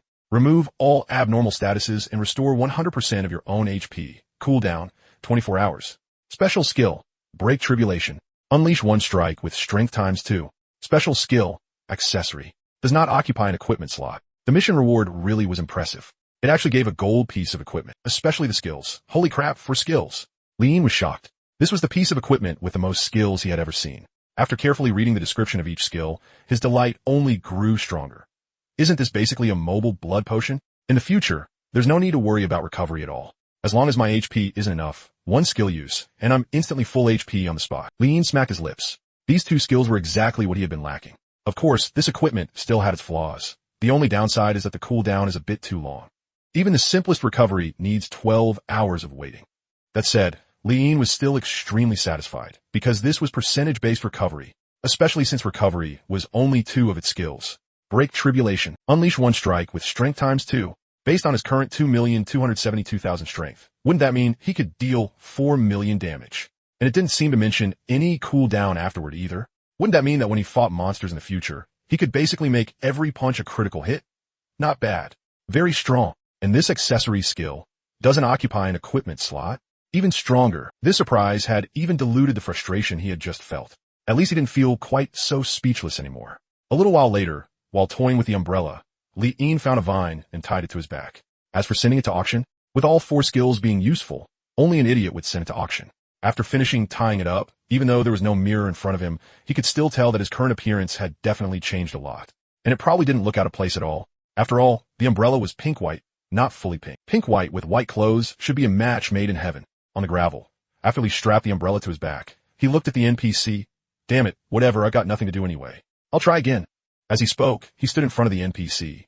The moment he stopped, Chang'e moved slightly and raised her eyes a little. Different from before. Maybe because he was carrying the umbrella, Li Yin saw that the hem of her skirt, stirred by the wind, had actually slowed down. In her slightly raised eyes, all kinds of emotions were tangled together, but after looking at him, they rapidly returned to calm. A few strands of hair brushed across her eyelids from her forehead, yet she did not care in the slightest.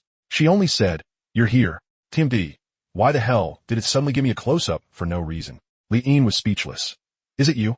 However, just as Li Yin was feeling speechless, the NPC suddenly said something baffling. "Wait." Li Yin reacted and hurriedly looked at the NPC. "What did you just say?" The NPC's skirt returned to normal. When Luo Ying went out today, her cheeks were red. I have no idea what happened. It's been a long time since I've seen her like that.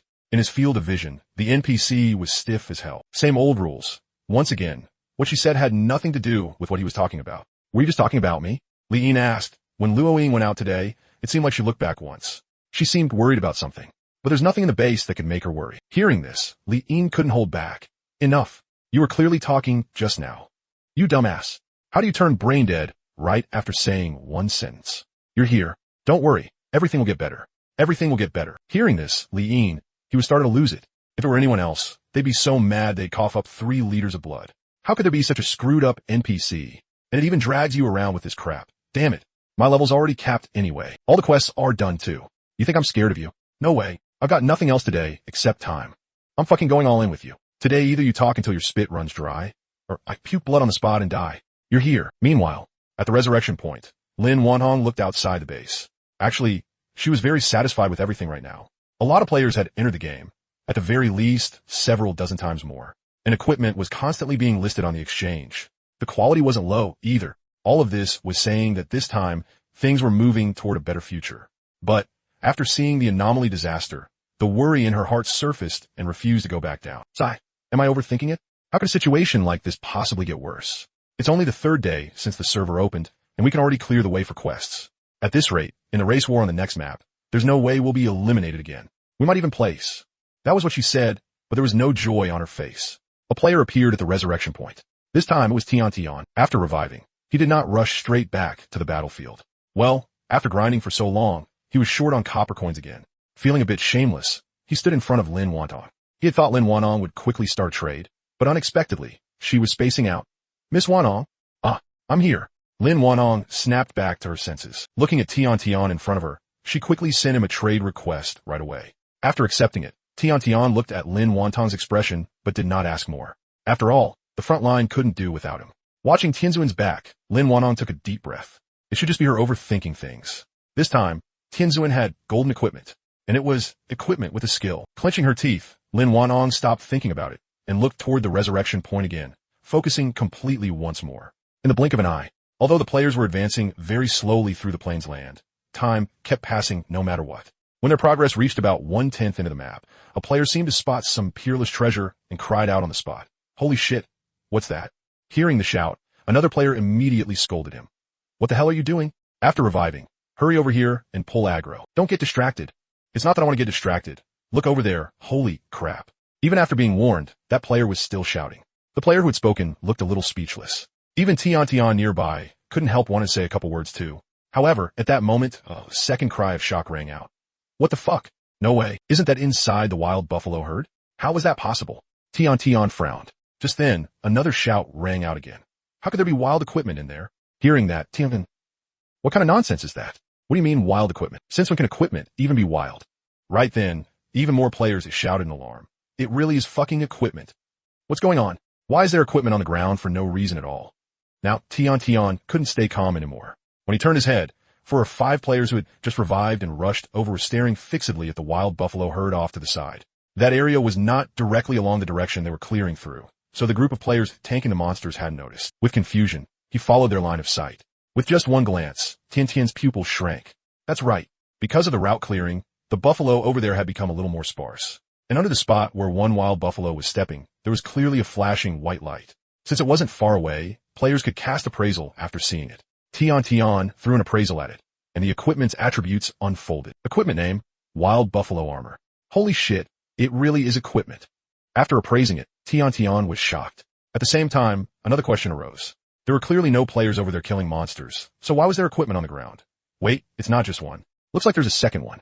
Farther away, another point of white light was spotted by a player. What? Tian was stunned, but very quickly, he also discovered the second point of white light. It was not far from the previous equipment, probably about 10 meters away, and it was also in a place where nobody was killing monsters. Could it really be wild equipment?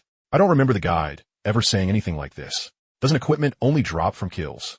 Tian was dumbfounded.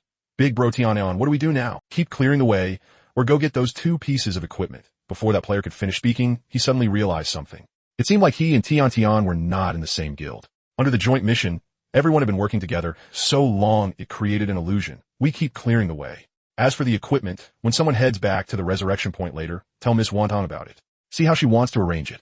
Don't be fooled by the fact that Tian was currently holding a golden weapon. In reality, there's still a huge demand gap for white equipment.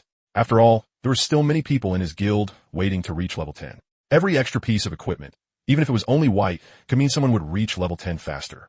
At the respawn point, Lin Wanton listened to the information brought back by the frontline players and blanked out for a moment. What do they mean by wild equipment found on the ground? She was very sure that equipment simply could not exist in the wild. Otherwise, they wouldn't have had such a headache from lacking equipment back then. You're not joking, are you? Suspicion showed in Lin Wanton's eyes as she looked at the player in front of her. Miss Wanton, how would I dare joke about something like this? It's real, and it's not just one piece of equipment, it's 2, lying on the ground and sparkling. 2 pieces. Lin Wanton was even more stunned when she heard that. But the player in front of her didn't look like he was faking it. Alright, even if it's real, we'll put the equipment aside for now. Let's open up the mission route first. That's the most important thing. Lin Watan said. As long as no one picked up equipment, it would not disappear. Of course, if enough time passed, it might get buried in the dirt. But that would take quite a long time. Even after making the arrangements, Lin Wantong still didn't believe it. Wild equipment? How could something like wild equipment even exist? It was probably dropped by some player while clearing the path. 2 pieces. Once the route is finished, we'll arrange the distribution.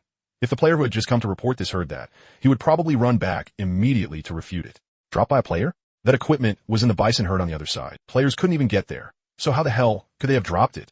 This was absolutely wild equipment. Pure, authentic wild gear. While the players were making a huge fuss over the equipment, no one noticed that over on the NPC side, someone was genuinely about to cough up blood.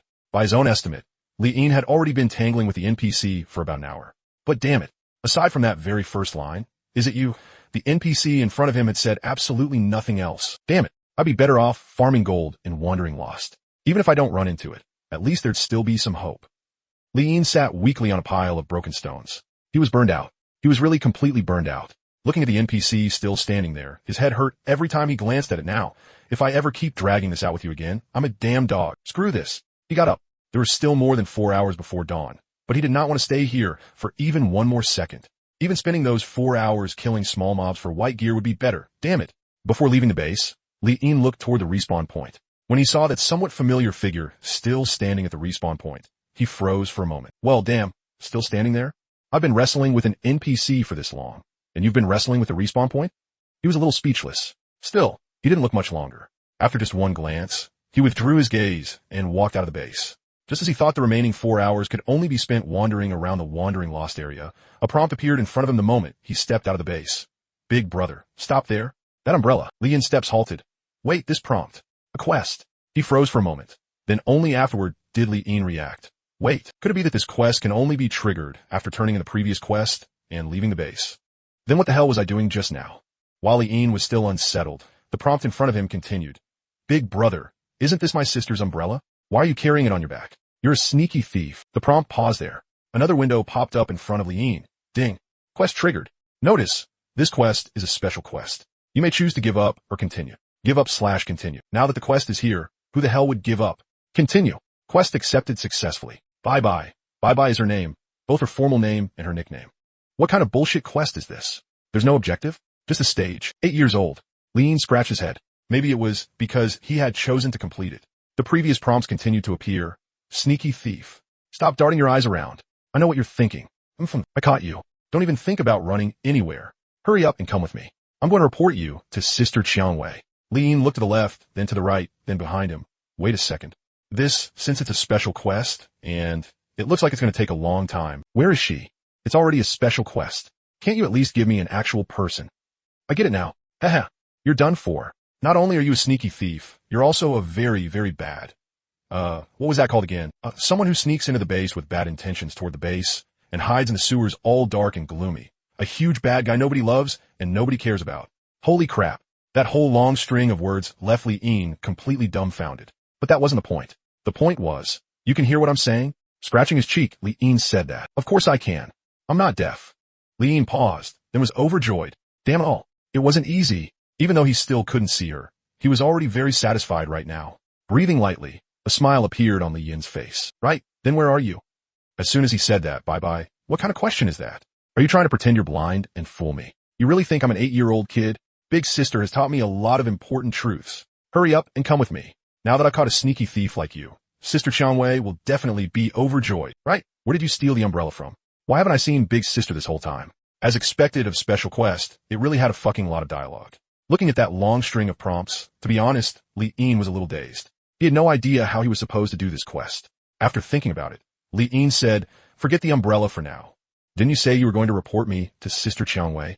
I'll go with you. As he spoke, Li Yin looked at the NPC not far away, then looked at the empty space beside him and probed, where are you? Can you walk with me? Bye-bye. You really do act pretty convincingly, but I'll give you credit for being honest. Let's go, sneaky thief. You even dared steal Big Sister's most precious umbrella. Let me tell you, you're so done. After pausing for a moment, Li Yin walked toward the NPC. I didn't steal it. Yo. Already starting to argue your way out of it now. Are you copying an ostrich? Thinking that if you pretend to be blind and unable to see, then I won't be able to see anything either? Looking at the prompt that popped up before his eyes, Liin, what was going on? It was obviously just text, so why did he somehow sense such a strong tone of sarcasm from it? After only a few steps, Liin stopped in front of the NPC. Read here. Just as Liin thought the NPC would keep acting stiff and wooden, her next line was, Xiao bye bye. Why are you here too? Slightly surprised, Liin looked at the NPC. This dialogue was obvious enough. The NPC in front of him had become normal. Damn, that wasn't easy. They could talk freely now. Did he expect an extra surprise? Liin immediately spoke to the NPC. Can you communicate normally now? Bye-bye, do you think he's a thief? It was as if the NPC hadn't heard him at all.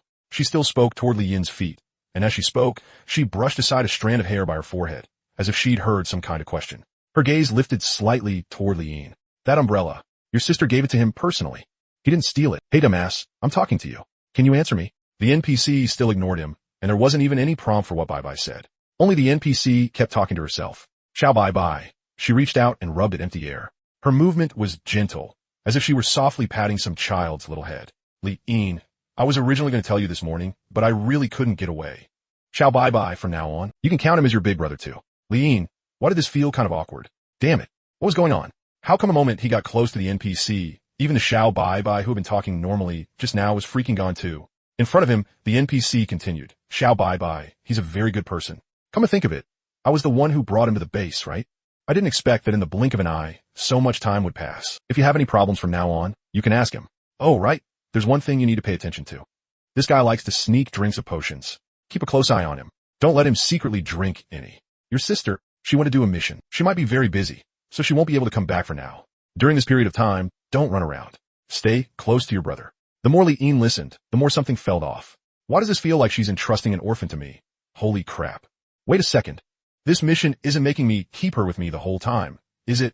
The NPC gave no response to Liin's words, but when her gaze swept over him, Liin felt slightly dazed. It was as if he were hearing things. It suddenly seemed like a lot of people had appeared around him, along with the cries of street vendors hawking their goods. When he looked down, he found that a little girl had appeared by his feet at some unknown point. She had cute twin ponytails, her arms crossed, her face full of defiance. That posture didn't look like a child at all. It was clearly like a little grown-up. He raised his eyes, and with another glance, Liin seemed to see a different NPC.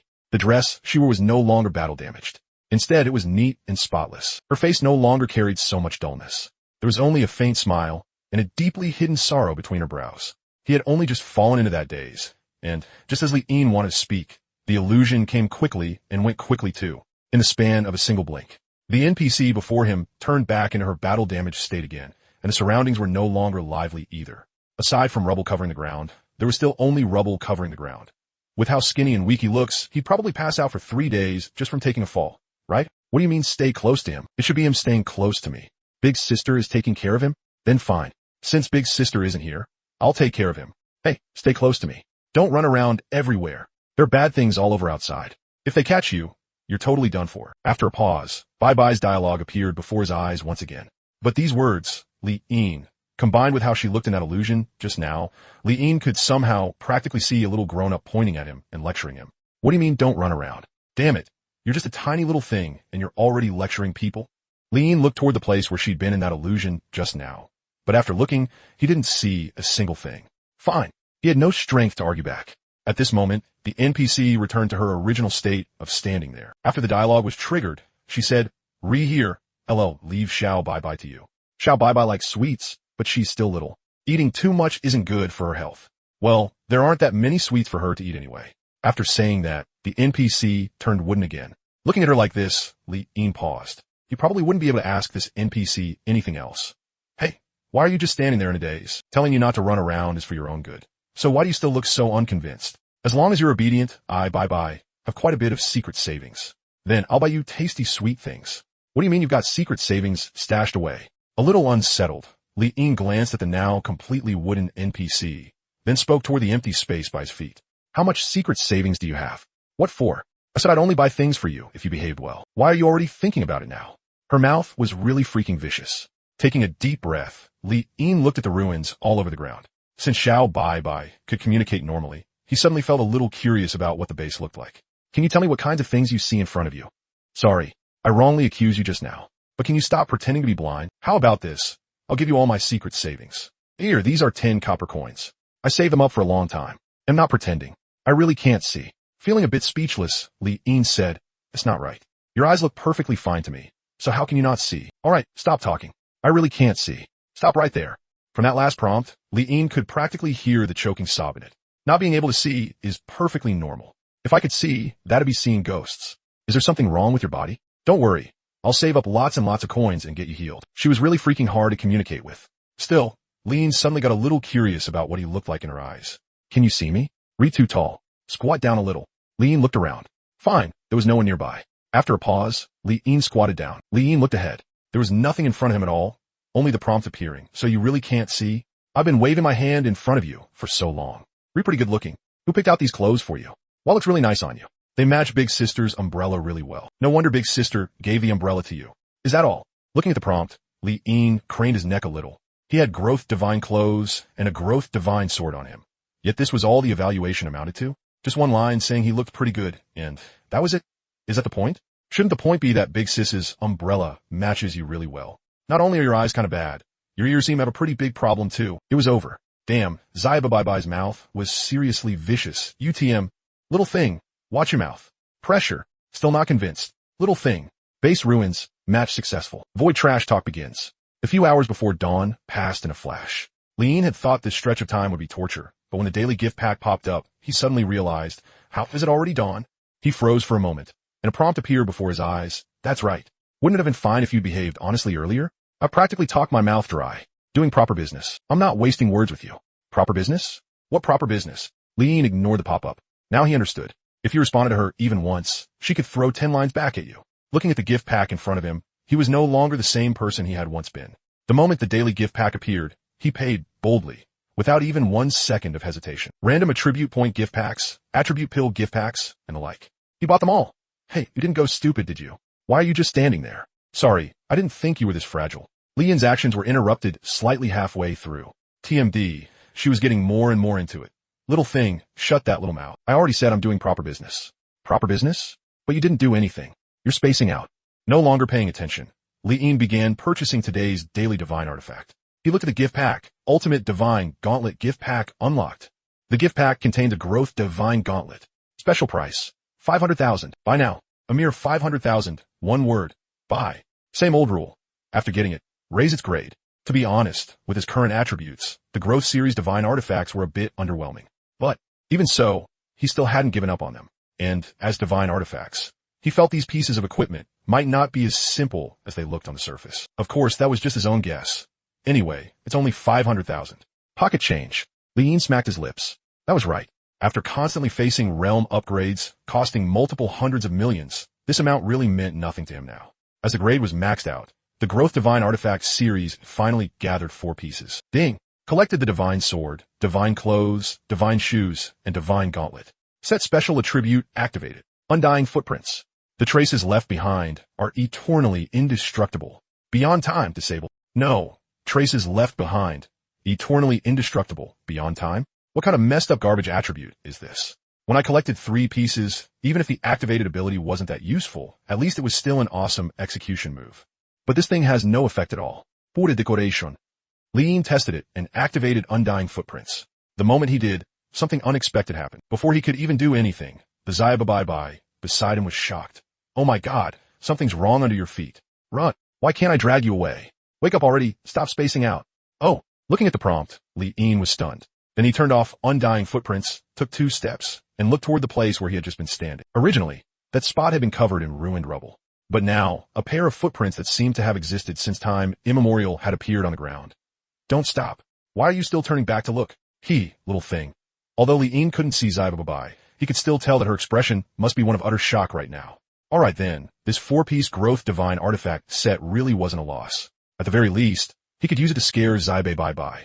Honestly, he hadn't expected Undying Footprints to actually be visible to Zaiba. That point was both unexpected and delightful.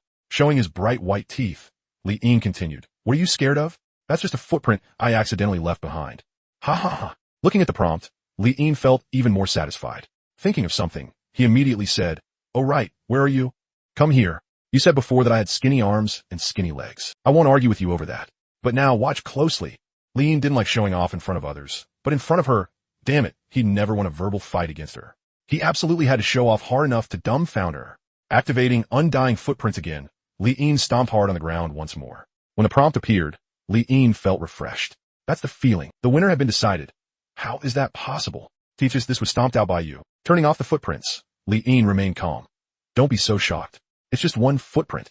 The ground here is too soft. Can't help it. I didn't want it to be like this either. You're obviously so ordinary. How could you leave behind something like this? Do you even know how terrifying this footprint is? Li Yin scratched his head and looked at the footprint on the ground. Why did she seem a little too shocked? It was just a very ordinary footprint. The only remarkable part was that it had sunk a bit into the ground. Calm down. What's so terrifying about that? When you grow up, you could do it too. Just use a little bit of strength. After saying that, for once, no prompt appeared before his eyes. Not bad. Seeing that, Li Yin became even more satisfied with this set's effect. He looked toward the NPC, not far away on the base ruins, and started walking toward her. It was dawn now, so of course, he had to do today's task. The level cap for this map had already been reached. The sooner he finished, the sooner he could leave. Counting the attempts, today should be the 4th time. If what the NPC had said was true, once she collected 5 bottles of whatever water that was, this long waiting quest should finally come to an end. As he approached the NPC, the prompt that had gone silent for a moment appeared again. Why are you spacing out again? Who's spacing out? Aren't I walking toward the NPC? Wake up. When Li Yin stood in front of the NPC, Xiaobei Bai Bai's prompt appeared again. It's Big Sis Chang'e. Huh. Once she appears, you can stop spacing out. You got. As the NPC dialogue was triggered, you've come. Xiaobei Bai had just been about to complain, but her voice turned surprised. Big Sis Chang'e, why does your complexion look kind of bad? Blood collection has been terminated. 1/3 of the blood is enough. The NPC spoke indifferently. Big Sis Chang'e, what's wrong with you? It seemed Xiaobei Bai was seeing a different scene. The teleportation array has been activated. The blood can conceal your aura. Keep it safely. The NPC traded over a bottle of blood. Big Sis Chang'e, is this? Why are you smearing this on me? Xiaobei Bai was confused. You did very well. Now, you can leave this place through the teleportation array.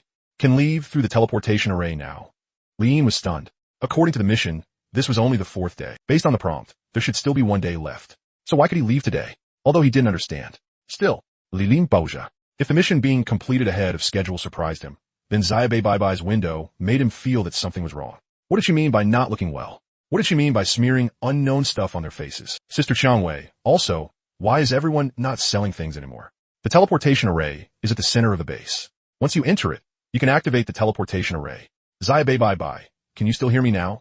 A pop-up appeared, the NPC spoke, and Li Yin said.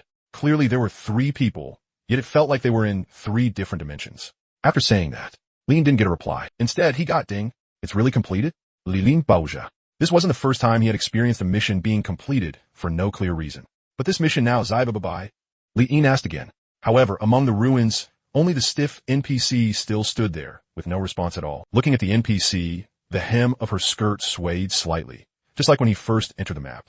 Originally, Li Yin's plan for today was to see whether there were any side quests left on the NPC side. If there were, he would do them. If not, he would continue wandering the lost paths to farm bosses. But now everything had been thrown off. For no reason at all, the main quest was completed, right?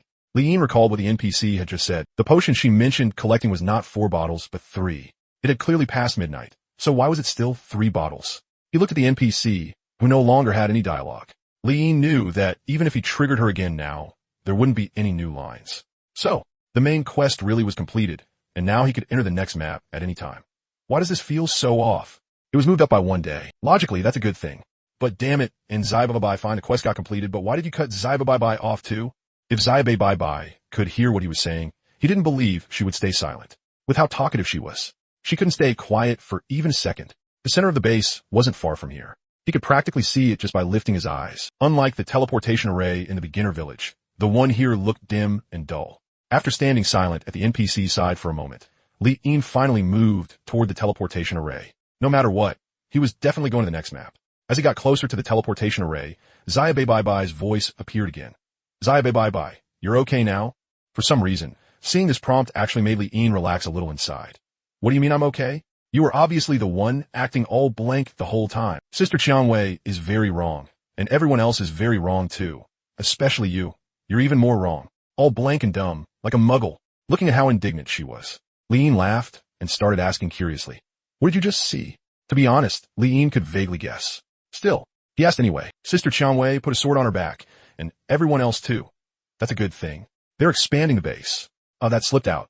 Because he had vaguely guessed, Li Yin had originally wanted to comfort her, but seeing that question mark, well, Why did it feel a little like he was mocking her? That I'm not little anymore? Really not little. I'm not going into the teleportation array. Since you're not little anymore, then all the more reason to go into the teleportation array. That's where you should be. Li Yin put on a serious expression and sighed. Why are you just like Sister Chang'e? Always saying nonsense? What do you mean where I should be? That's not some place I should be at all. This place is so nice. Everyone is here. This is the most familiar place. Why do I have to leave?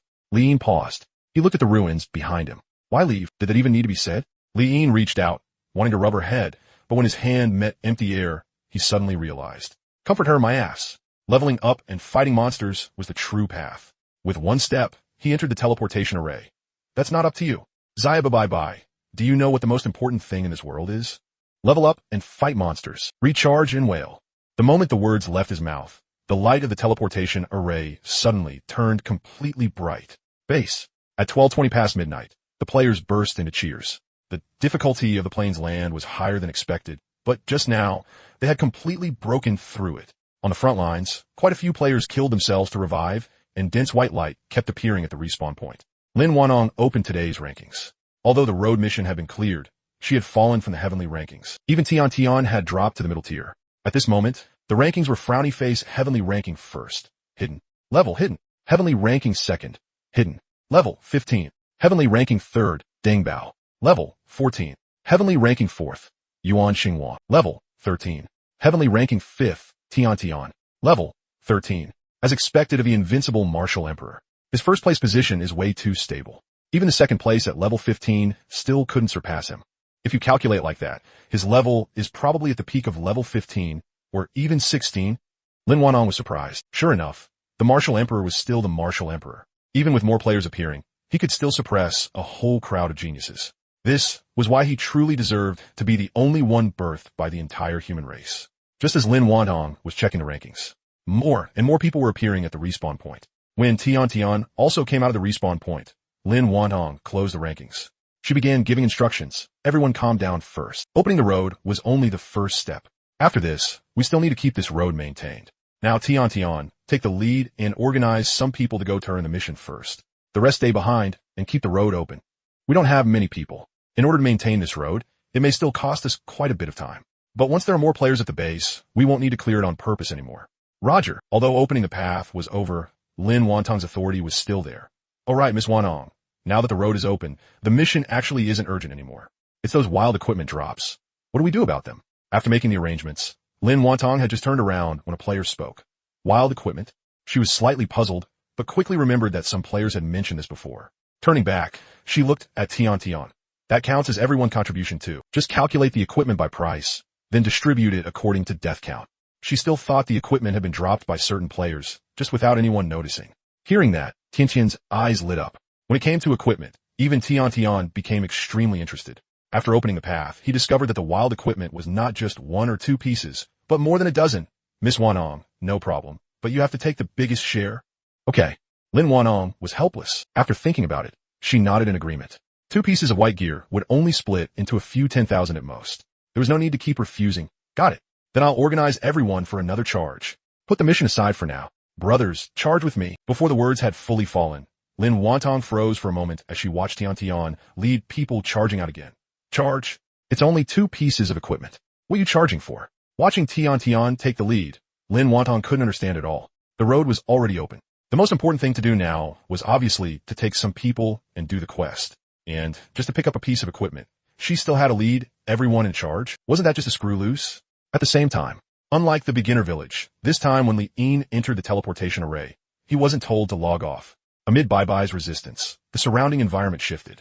When everything stabilized, Li Yin appeared in an unfamiliar place. Looking at the buildings ahead, his eyes moved slightly, and he let out a breath. Damn.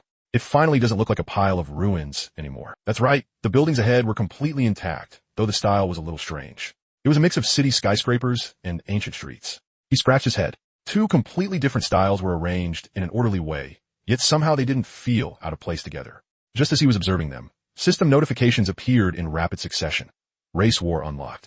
Heavenly Treasures unlocked. Above level 100, Martial Path Realms are now open. EXP Dungeon unlocked. Level cap, plus 100 levels. Before Li Yin could take a closer look at the system notifications, Bai's voice rang out. This is... Lil Bai spoke up. Maybe because they had entered a new map, What she saw this time was no different from what Li Yin saw. Of course, when her next line appeared, the corner of Li Yin's mouth twitched downward. People. Li Yin looked toward the building complex ahead. People? Were there any people? Although the buildings ahead were intact, there wasn't a single soul there. But by now, he was already used to it. The corner of his mouth twitched. God damn it. Here we go again. Another bunch of invisible people. The place where Li Yin landed after teleporting was a plaza. The distance was desolate and empty, without a trace of human presence. Wow, what's that up ahead? Wow, so many pretty accessories. Wait, there's more. Is that Tonghalu? Something I've only seen in books actually exists. Who knew what Bai Bai had seen? But she suddenly became overjoyed. Her excitement was obvious even through the text. Hearing that, Li Yin looked forward. There was indeed a stretch of scenery that looked like an ancient street district up ahead, but where was the Tonghalu? Forget Tonghalu. Even the supposedly ancient street district was empty, without the slightest trace of life. There wasn't even an NPC. Quick, quick, quick, let's hurry and buy a skewer to try. No, buy 2 skewers. One for me and one for you. When entering the teleportation array, she had resisted with all her might, but now she had completely thrown that aside. After all, for a child, anything new was irresistible. Where's this Tonghalu you're talking about? Right up ahead. Li Yin tried walking toward the ancient street district. Sorry, my brother's eyesight isn't very good. The place Li Yin was walking through clearly had absolutely nothing. Yet after just a few steps, she apologized once, as if this place were really bustling. When Bai Bai's words appeared, Li Yin stopped. He looked around. Well, it was still empty. You sure it's here? Yeah. Wow, the Tonghalu looks so pretty. How can it be this shiny? After confirming once again that there was nothing around, Li Yin was speechless. On the last map, even though what they saw was different, at least there had been an NPC in front of him. But now, damn it, they're not even giving me NPCs anymore. This is ridiculous. It's 5 copper coins for 1 skewer. After a pause, Li Yin declared grandly, just 5 copper coins? Buy it. I don't have money. I gave all my money to Sister Chang'e. It's fine, I do. Li Yin didn't care about that at all. Because of all the leveling he'd been doing, what he lacked the least right now was copper coins. Just think about it. His skill coverage range, plus the fact that every kill earned copper coins. At this moment, inside his backpack, the number of copper coins lying there had shockingly reached 7 digits. Oh right. How do I give it to you? Fine, he wasn't sure on copper coins, but how to give them to Bai Bai had become a problem. Just put your hand into your pocket and take it out, then you can give it to me. Damn it, that was the same as not asking. Didn't he know he could reach into his pocket and pull out coins? The problem was, you and I aren't even on the same channel at all. Speechless for a moment, Li Yin tried taking out 100 copper coins from his backpack and holding them in his palm. Can you see them? He asked. What's wrong with you? I'm not blind, of course I can see them. As the prompt appeared, the copper coins in Li Yin's hand visibly disappeared. She could actually take them? Li Yin was surprised, but then said, the way that sounded just now feels kind of off. Were you provoking me? How could that be? Shopkeeper, I want 2 skewers of Tonghalu. Pick the biggest ones for me. After the prompt flashed, here, this biggest skewer is for you. Forget it, you eat it. Before he could finish, an extra stick appeared in Li Yin's hand. What's going on? She can not only take my copper coins, she can also give me things. A little surprised, Li Yin quickly looked at the wooden skewer in his hand. Well, the moment he saw it, he was instantly speechless. The skewer in his hand was rotten as hell. What Tonghalu? There were only a few tiny black dots hanging on it.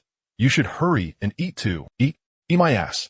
With Tonghalu stuffed in her mouth, Bai Bai quieted down for a while. After a short pause, Li Yin tossed aside the rotten skewer in his hand, then opened the system notifications that had flashed by earlier. Race War unlocked. Heavenly Treasures unlocked.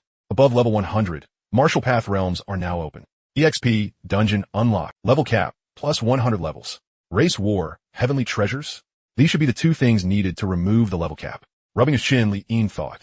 As for the notice saying that above level 100, Martial Path Realms were now open, he was already at the 5th Martial Path Realm. Did he still need to look at that prompt? He ignored it on the spot.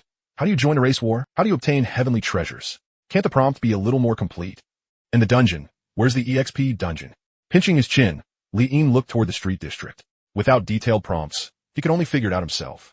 But this place really was huge. Where are we going? The moment Li Yin started moving, Bai Bai's voice sounded. To do something serious. The moment the words left his mouth, Li Yin suddenly remembered something and smacked his forehead.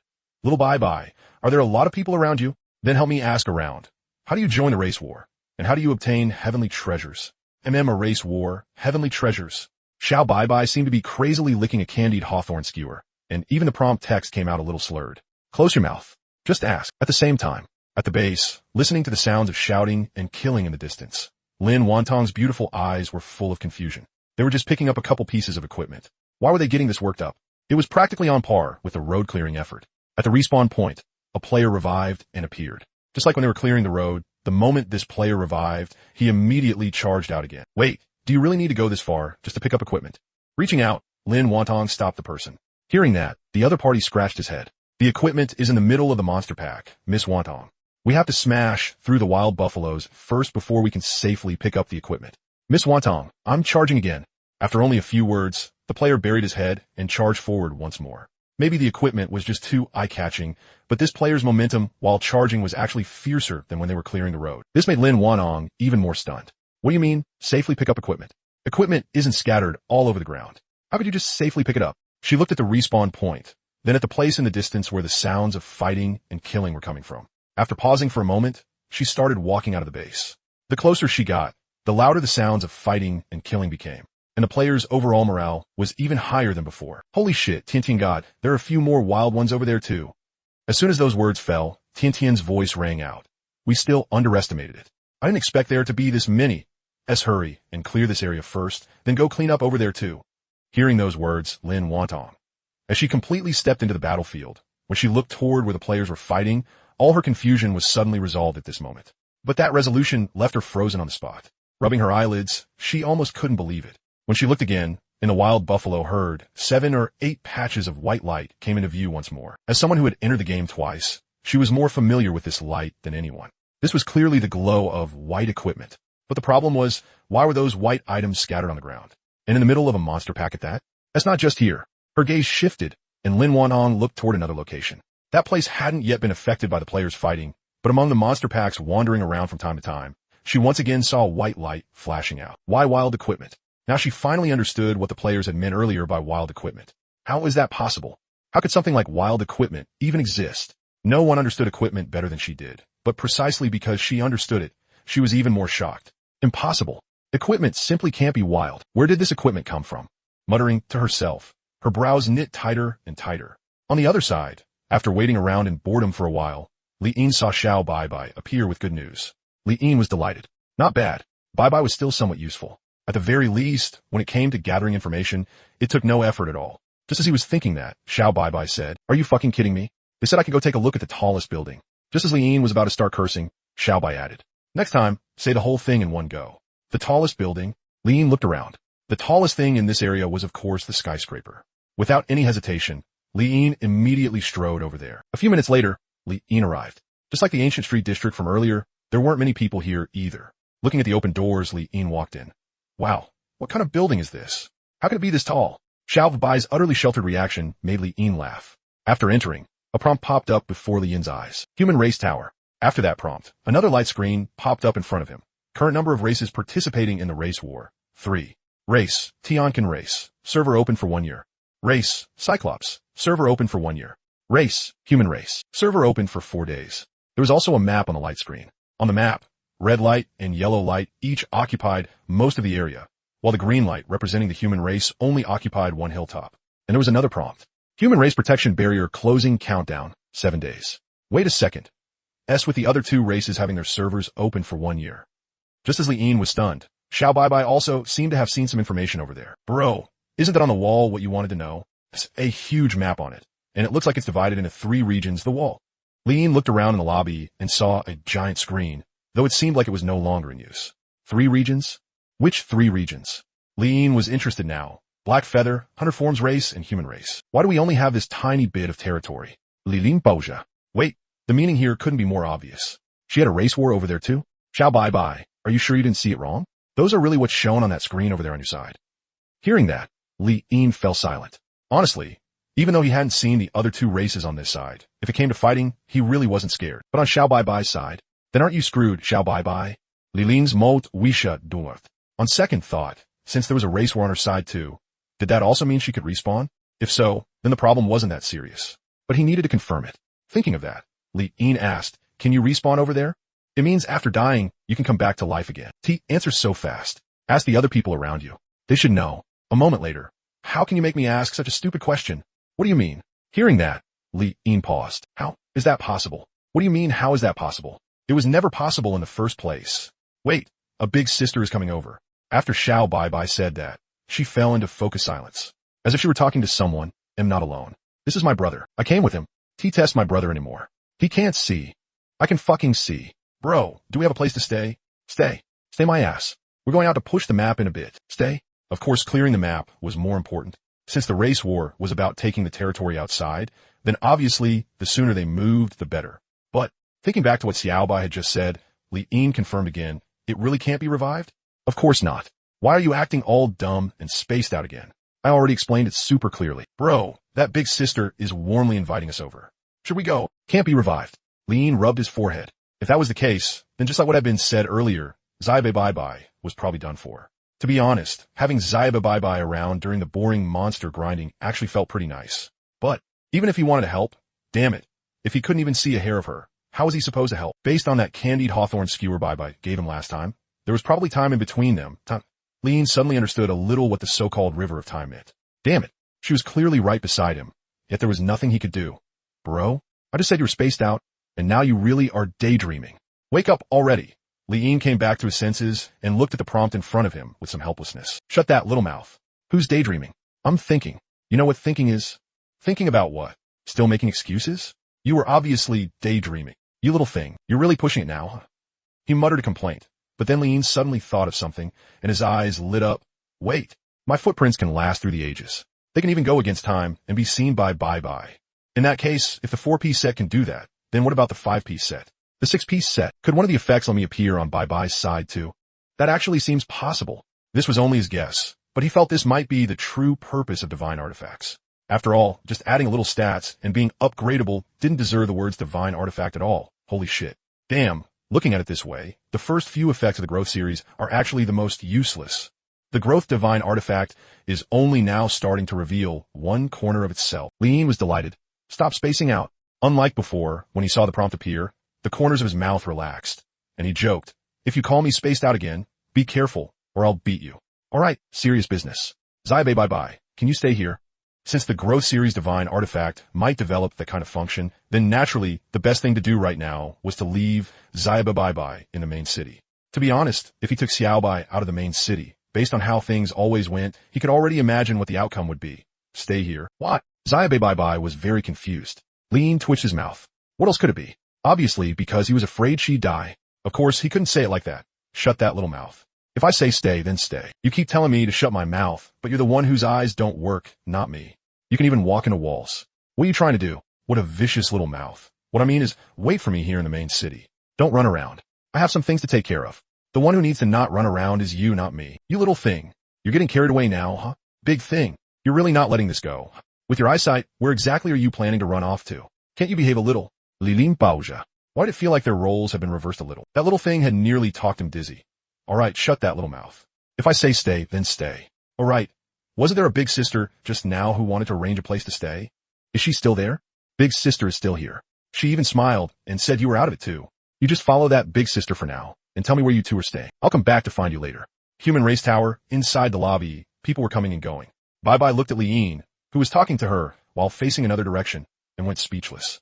With eyesight like that, he still wanted to run outside? Was he sure he wouldn't walk right off a cliff? Little sister Bye-Bye, your brother. Huh. But looking at your brother like this, he really does seem like he has something to do. We just got here. What business could he possibly have? As she spoke, Bye-Bye said to Li Yin, bro, just behave a little. I'll buy you something sweet and tasty later. Li Yin paused, as if he understood something, then took out a huge handful of copper coins from his pocket. Got it. If you hadn't reminded me, I almost forgot. Here, there's about 10,000 here. It should be enough for you to spend. He was still talking toward the other side. Alright, Zaibe Bye-Bye, it's settled then. If you keep nagging, I'm gonna hit someone. Little sister Bye-Bye, is your brother that rich? Couldn't tell at all, but I think your brother really does have something to do. How about letting him go? If you're worried, we can secretly follow him and take a look. After a pause, Bye-Bye felt this suggestion was pretty good. First agree, then secretly follow and see. She raised her head and looked at Li Yin, who was standing sideways to her, and said, alright then, I'll stay here with big sister for now. Are you sure your eyesight is really fine? You can go out by yourself? Li Yin turned his body slightly, as if trying to face Bye-Bye, but he was still off. I'm not blind. Hearing that, Bye-Bye, she was so irritated she almost laughed. Like that, and he still called it not blind. What do you mean by going silent? I'm really not blind. Li Yin said angrily. Okay, not blind, not blind. Bye-Bye was helpless. You little thing. Why does it feel like you're being all sarcastic? Li Yin said unhappily. Huh.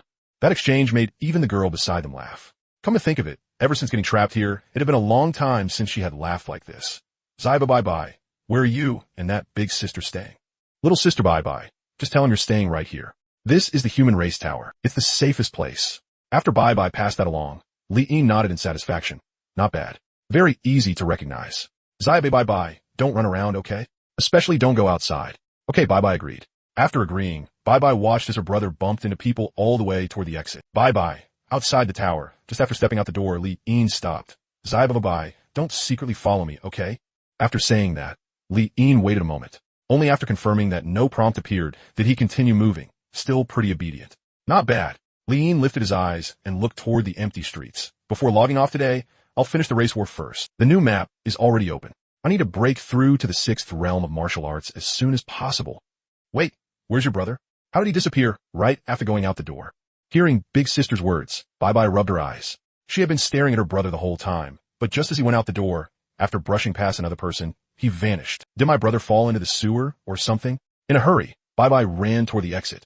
Outside the building, there was no so-called sewer at all, only a flat road surface. Bai, who had rushed out, paused for a moment as she looked at the lively street scene. Brother? Behind Bai, a girl who was over half a body taller than her hurried after her. She looked toward the street and asked in confusion, "Are you sure your brother can't see? How is he moving so fast?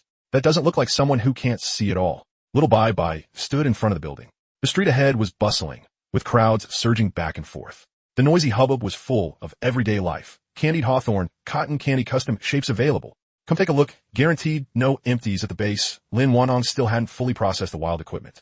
Beside the NPC, she spotted some strange footprints on the ground. I don't remember there being footprints here before. Lin Wanong was puzzled. She looked at the footprints. They sank 3 inches into the ground, as if they had been there for a very long time. The more she looked, the deeper the doubt in her heart grew. The base was a map that possessed NPC traits. Unless something had existed there from the very beginning, it was absolutely impossible for footprints to be left behind. This wasn't a matter of strength. It was because the base would reset its state. For example, an earthquake. No matter how badly the base was shaken up, once the time came, it would return to its original state again. Could I have remembered it wrong? Lin Wanong rubbed her temples. But very quickly, she rejected that thought. No way. There's no way I remembered wrong, even if I didn't pay attention to this spot when I came to the base, but something as strange as these footprints would definitely have been noticed last time too. So why is there not even the slightest bit of related information in my memory? Just as she was standing there in a daze beside the footprints, Tian walked over. "Miss Wanong, guess how many pieces of wild equipment we picked up this time," he said excitedly. But very quickly, he noticed something off about Lin Wanong. Following her gaze, he also saw the footprints left on the ground. When did footprints appear here? Tian was startled too, but he didn't take such a small matter to heart all. He continued excitedly. Miss Wantong, it's just a footprint. There's no need to stare at it like that, right?" As he spoke, Tian took equipment out of his backpack one piece at a time and placed it on the ground. In a short while, the piled-up equipment had formed a little hill. Tian said excitedly, "There! This time we got a total of 37 pieces of wild equipment." With that reminder, Lin Wanong came back to herself.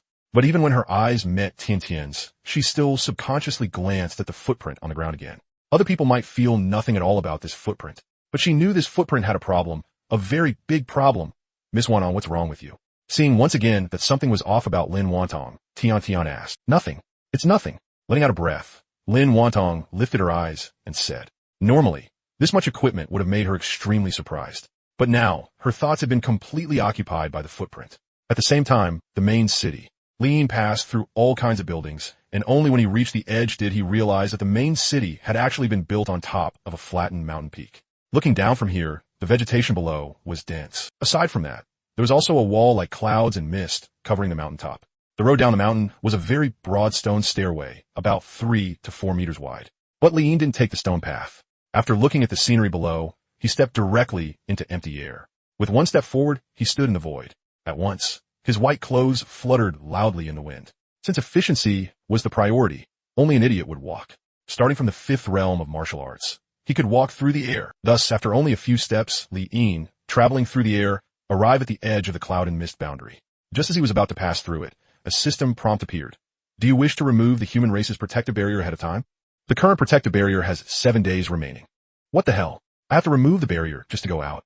Lin froze for a moment, but right after that, without any hesitation, he chose to remove it. Come to think of it, this seems a little unfair. As the clouds and mist covering the mountaintop began to disperse, Lin stepped forward one step at a time. The scenery below made him involuntarily recall the information he had seen in the human race tower. The other 2 races had both been open for 1 year, while the human race had only been open for 4 damn days. Honestly, the The gap was ridiculously huge. One had to know that for things like leveling up and killing monsters, even a one-day difference could create a massive gap. Not to mention 1 year. Of course, such a gap could be made up with money. Just as Liane was stroking his chin and feeling that this was unfair, when the clouds and mist fully dispersed, a prompt appeared before the other two races. Ding. The human race has removed its protective barrier. The human race has entered the war. The map outside the main city was huge. So huge that it was like a real world. After this prompt appeared, quite a few foreign races were stunned for a moment. The human race removed its barrier. In a certain pavilion, a white-haired, white-browed man who looked like some young noble looked at the prompt and smiled. He could already imagine what expression the humans would make after joining the war and seeing the levels of the other races. Joining the racial war between us after the server has only been open for 4 days. They're basically just coming over to be background decoration. No one could stop themselves from laughing at this kind of gap. Originally, the balance in the war of the 3 races had been very delicate. But now, what 3-race war was there? There was only a clash between 2 races. As for the human race, its ending had already been decided. The only possible outcome was destruction. At the battle border between the 2 races, because the strength of the 2 races was not too far apart, the fighting had always remained limited in scale. Report. The 3rd race, the human race, has entered the war. Inside a certain large tent, a heavenly silkworm soldier came to report. I can see that. Next time, don't make such a small matter sound like some top military intelligence. That was what he said, but the man in the tent who held a high position felt slightly gratified. There was no other reason. It was because this also showed that those below him strictly observed discipline. Spreading out the map, the man looked at the territory currently occupied by the heavenly silkworm race. The human race's location was right on the borderline between the 2 races. If I remember right, it seemed the heavenly silkworm imperial city showed that the human race's server had only opened not long ago. As he said this, the general couldn't help but laugh. Although this race won't be able to stir up any waves, it can still be used as a trial ground. It's also about time for the younger generation of our race to understand what the true cruelty of racial war looks like. I just hope this weak human race has at least a bit of racial conviction. The desperate cries of a race unwilling to submit should be able to awaken their invincible hearts. Though I wonder whether One Eye side is thinking the same thing. The human race may be weak, but this terrain is rather delicate. Men, on the other side, the so-called One Eye race did not actually have only one eye. Rather, there was a vertical slit on their chests. At first glance, it looked like a closed eye. Because of this, their fighting style was simply wearing a cloak draped over themselves, while the vertical slit on their chests was left completely exposed, invisibly giving people quite a bit of pressure. Closing the system prompt, a certain high-ranking member of the One Eye race shook his head. This human race is also weak as hell. Just like what one of the Chang'e Clan generals had thought, after thinking it over, the Cyclops high-ranking figure also felt that although the human race was weak, it was an excellent trial ground, perfect for tempering the younger generation. Compared to being thrown onto a battlefield, as long as they could achieve 10 consecutive kills or 100 consecutive kills within human territory, their conviction, their invincible heart, would naturally be born. Not bad. Looking at it this way, although the human race is weak, its usefulness is anything but weak. The Cyclops high-ranking figure narrowed his eyes slightly. However, a trial ground like this must be kept firmly under our control. We absolutely cannot let that bunch of white brows get even a share of it. At the same time, on the other side, a Chang'e Clan scout arrived at the front line. A military order was issued. The Sky Dome Great General commands. You're to shift the battle line eastward and reinforce the Tiancheng army. The Tiancheng army was the force under the Sky Dome Great General, and also one of the 4 main armies of the Tianjin Imperial City. The previous small-scale battles had never used the main army. But at this moment, this military order also meant the main army had been mobilized. When the people at the front line heard it, they were stunned at once, shocked beyond belief. They actually mobilized the main army. The eastern direction. Isn't that the direction of the human race's small territory? Are they planning to take down the human race right away? How could taking down the human race require the main force? For trash like that human race, 1 squad would be enough. There's no need to dispatch the Tiancheng army at all. If it's not to take down the human race, then what is it for? Could it be they're preparing to launch a full-scale assault on the Cyclops? Even among the frontline fighters, there was no shortage of smart people. Hearing that, the man who had just denied it laughed. What full-scale assault? It's obvious. The Sky Dome Great General is planning to keep the human race under our control. Then wouldn't it be better to just flatten them? What you said is kind of stupid. Why flatten them? Right now, we're evenly matched with the Cyclops.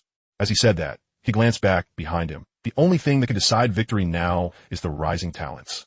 The Great General plans to use the human race as a trial ground. Come to think of it, I'm jealous. If we had a trial ground like this back then, my grade would at least be gold by now. I've fought the Cyclops so many times. Either it dies, or I die. My conviction can improve, even a little. That trash human race is actually that useful.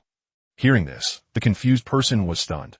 You really are worthy of being a 10,000-year frontline soldier. You seriously don't use your brain at all. Letting out a sigh, the man looked back toward the other side of the battle line. No matter what, this time is going to be a little tough. Remember this. This battle isn't some minor skirmish. If we really start fighting, you'd better charge with everything you've got. Understood. All right, time to move out. As the scattered personnel began to move, the view pulled upward. At this moment, if there were a real-time overhead map, one would be able to see that far, far away from these people, there was a massive army, at least 1 million strong, pressing forward in a mighty advance. The army moved quickly. Even though they had no transportation at all and were only running, they still kicked up dust the whole way. Even mountains and rivers could not obstruct them. No joke. 1 year after the server opened, every single soldier here had basically pushed themselves to their own limit. Even if they want to go slow, they couldn't. This great army was the Chang'e army. Report. While the army was marching, a scout came to report. The Cyclops race has a large army on the move already, and they are approaching human territory. This news was not surprising. When the Sky Dome Great General heard it, he let out a cold laugh. They've already set out? After fooling around for so long, it's about time to get serious. I'd like to see what ability you savages who bare your chests actually have. Pass down the order. Accelerate the marching speed. We're taking the human territory for sure. Speaking of which, the map for the war among the three races was huge. Terrifyingly huge. Even with the marching speed of an army like the Chang'e army, it would still take at least 2 days to reach the preparation point. While the two armies were heading toward the same location, on the yin side, he walked through the air for a while and started to find it a bit strange. The vegetation below was lush, but unlike the last map, there were no wild monsters. There were only some small animals instead. Rubbing his chin, this map, could it be that the so-called wild monsters are the other two races? He thought. The two races would work too, but how come I haven't seen anyone after all this time? Before coming out, Li Yin's plan had been to farm the other two races today, but he had already been out for several minutes now, and still hadn't seen a damn thing. It was at this moment that Li Yin recalled the map he had seen in the human race tower. Wait a second. Li Yin paused. If the data marked on a map is accurate, doesn't that mean I need several days just to find people? Damn it. On the last map, it had taken him at most half an hour to get through it. But now his eyes widened. He turned back and looked at the now smaller human mountain behind him. He could still see the mountain, which meant that in all the time he had been traveling, he still hadn't even left human territory. Thinking of that, Li Yin, system, do you have some kind of random teleport talisman? After waiting half the day without getting a reply, Li Yin sighed helplessly. Damn it. I can only keep walking the hard way. This is such bullshit. It takes forever just to travel. While grumbling, Li Yin lowered his body. Walking through the air not only let him tread on air, but also fly freely. It was much faster than running on foot, but not that fast. At the very least, there was no sonic boom. As a white streak swept across the sky, at the same time, in the rear, human mountain, in front of the human race tower. Bye-bye returned to the human race tower a little dispirited. What's up with your brother? Isn't he blind? How is he running so fast? Said the girl beside Bye-bye, whose name was Biqiao. Looking at the somewhat dejected Bye-bye, Biqiao comforted her. Well, your brother probably just had something to do and left for a bit. Don't worry too much. You should be back soon. Hearing that, little Bye-bye very maturely let out a breath. She raised her head and looked at the huge screen in the hall. Who's worried about him? I'm not worried about him at all. Big sister, are Heiyu and Baishingan both enemies? Biqiao stood beside Bye-bye. After glancing at the screen, she shook her head. Enemies? The ending of the human race's defeat was already set in stone. How could they still be called enemies? But looking at Bye-bye's gaze, she still said, yes. After saying that, she changed the subject. Little Bye-bye, don't worry about that. Big sis will take you around. Is it the same here too? However, when Bye-bye heard that, she muttered something to herself. The next second, she looked up. Big sister, is there really no such thing as resurrection? She asked, looking at Biqiao. Although when Li Yin told her to ask, she had said he was stupid. The fact that she had gone to ask made it obvious that deep down, she didn't really think that way. Little Bye-bye, what silly things are you saying? How could there possibly be something like resurrection? If resurrection really existed, Biqiao's thoughts drifted slightly. If people could be resurrected, that would be wonderful. If there isn't, then why would my brother ask? Bye-bye asked in confusion. Bye-bye's words made Biqiao fall silent. All right, big sister, if you don't know, then forget it. When my brother gets back, I'll just ask him. Looking at the silent woman, Bye-bye cut in. After saying that, Bye-bye's next sentence made Biqiao fall silent again. Big sister, one day will all of you leave too? Biqiao's body stiffened. What did she mean, one day will all of you leave too? Biqiao understood that sentence, and it was precisely because she understood it that those words left her a little at a loss. All right, big sister, I get it. Without waiting for Biqiao to answer, Bye-bye said. People were coming and going through the hall. A moment later, Bye-bye's voice rang out again. Big sister, you should know how to cultivate, right? Can you teach me how to cultivate? At the base, the players went back to farming monsters as normal. Miss Wantong, does that mean we only need to wait 4 more days before we can go to the next map? Beside the NPC, Lin Wantong sat on a pile of broken stones. After the equipment had been distributed, she hadn't gone to fight monsters and had simply stayed sitting here. MHM. Lin Wantong nodded. Hearing that, Tian looked toward the NPC. Miss Wantong, actually, there's something I wanted to ask you for a long time. The grave mound in the beginner village, the ruins here, and the NPCs. I always feel like there's some huge issue hidden in all this. But your guide didn't touch on the background. Isn't this background important? Lin Wantong paused. If it had been someone else in front of her, she wouldn't have said much, or might have ignored it entirely. But since it was Tianzuan, after a moment of silence, Lin Wantong spoke. To be honest, it's not important. Why? Tian asked, confused. From information I can see right now, this background clearly hints that things aren't simple. It might even be worth digging deeper into, Tian immediately said. Lin Wantong didn't answer, only smiled. Her gaze shifted as she looked beyond the base. Her eyes seemed to pierce through the snake swarm, the plains, the black forest, and land on the land of white bones. Having gone through it once, she knew the background really wasn't simple. But, after one glance, she withdrew her gaze, turned back, and continued looking at Tianta. Why ask why? You just need to remember this. Farm monsters properly and level up properly. The background and all that doesn't matter. At least, not right now. What matters most right now is surviving the racial war. Seeing such an obvious refusal, Tian didn't press further. But when it came to the racial war, he was a little puzzled. Miss Wantong, your guide says the racial war is very hard, but right now, with gold gear in hand, it can't be that hard, right? Hearing that, Lin Wantong pursed her lips. Can't be that hard. You read the first version of the guide, right? Tian nodded. The first version of the guide only said it was hard. It didn't say exactly how hard it was. Since you say it can't be that hard, then today I'll tell you the specifics. The specifics? Tian was slightly stunned. It was just hard. What specifics could there be? As he was still confused, Lin Wantong continued. The first racial war was a war between 3 races. We had only been open for 2 months, while the other 2 races had been open for over a year. Wait, what? Tian hadn't cared much at first, but the moment he heard that, he was instantly shocked. Open for a year? At that reaction, Lin Wantong smiled. Do you still think it can't be that hard? How can the gap be this huge? Tian's eyes widened. Not to mention a year. Even a lead of half a month would already create a massive gap. A whole year meant there was no chance of winning at all. Over here, Lin Wantong continued the second one. A war between 4 races. With a 2-year lead, the other 3 races joined forces to besiege the human race, Lin Wantong said again. This time, Tian was even more shocked. Not only were they further ahead, they had even been besieged. Looking at Tian's expression, Lin Wantong secretly laughed. Do you still think it's easy now? Tian was speechless. Still, he was Tianzuan after all, and he quickly noticed something. His eyes narrowed. Miss Wantong, if the first one was that hard and there was still a second one, then that means we made it through the first one? Lin Wantong lifted her eyes. As expected of Tianzuan, he wasn't so easy to discourage. Yes, Lin Wantong answered. Miss Wantong. Then what's there to be afraid of? If we could win even with a 1-year gap, then so what if 3 races besiege us? We'll still make it through. Tian curled his lips into a confident smile. The truth, however, was that they had not made it through. But Lin Wantong didn't say that. That's true. We made it through. But the premise is that you need to level up properly now and not get distracted. Wait, Miss Wantong, something's not right. Is racial war matching this unfair? Only then did Tian realize it. The gap in this matchmaking is way too big. It's completely unreasonable. It really was unreasonable. But there was nothing anyone could do about it. Actually, Lin Wantong had once had the same doubt, but that doubt was answered at the moment the tower collapsed during the second racial war's defeat. It was also then that she finally understood. For the human race, racial war had never been fair to begin with. Because the human race was destined to lose. Sitting on the broken stones, Lin Wantong fell into a daze again.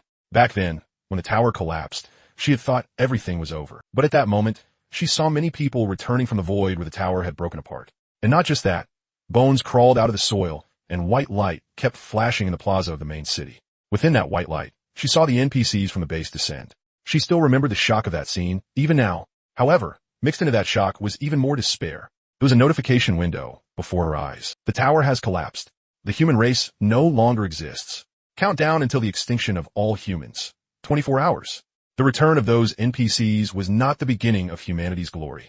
Instead, it was humanity's final swan song. It was only then that Lin Wantong learned that the grave mound in the beginner village, the white bones in the land of white bones near the base, the petrified monsters, and the NPCs could all revive again. And beyond those, there were also those from the main city, from the tower. They could all revive again. But the price of revival was enormous. It required the collapse of the human race tower. After the tower collapsed, one of the people from inside the tower looked at her while standing in the air, and it was then that he answered her doubts about the unfair matching. If the matchmaking had been even a little fairer, how could the human race tower have collapsed so quickly? But there was no longer any way to save things now. At present, the tower had already collapsed. The human race only had a 24-hour countdown left. Little girl, I quite like the aura on you. You've already done very well. There's no need to shed tears. Why is it so hard? Why is it so unfair? Because someone did something extraordinary. Since we've come back, although there isn't much time, it's enough. Little girl, I'll go on ahead. As his words fell, he turned into a stream of light and shot into the sky. At the same time, even more people stepped out into the air from the collapsed tower. After pausing for a moment, their figures also transformed into streams of light as a group. They shot toward the heavens. Miss Wanong. Seeing Lin Wantong lost in thought, Tian was puzzled. Wasn't it just about unfairness? Why did Miss Wanong look like she'd heard something bad and gone absent-minded? Snapping back slightly, Lin Wantong rubbed her temples. Seeing that, Tian asked again, Miss Wantong, what's wrong? Nothing. Miss Wantong, then let's not talk about the matching system. That said, Tian tightened his throat. As for a gap, isn't it there to be overturned by fighting upward against the odds? It's not a big problem. Hearing that, Lin Wantong let out a sigh in her heart. If he knew how the first battle of the race war had been won, he probably wouldn't think that way. They were worse than playthings. Not continuing the small talk, Lin Wantong ended this conversation.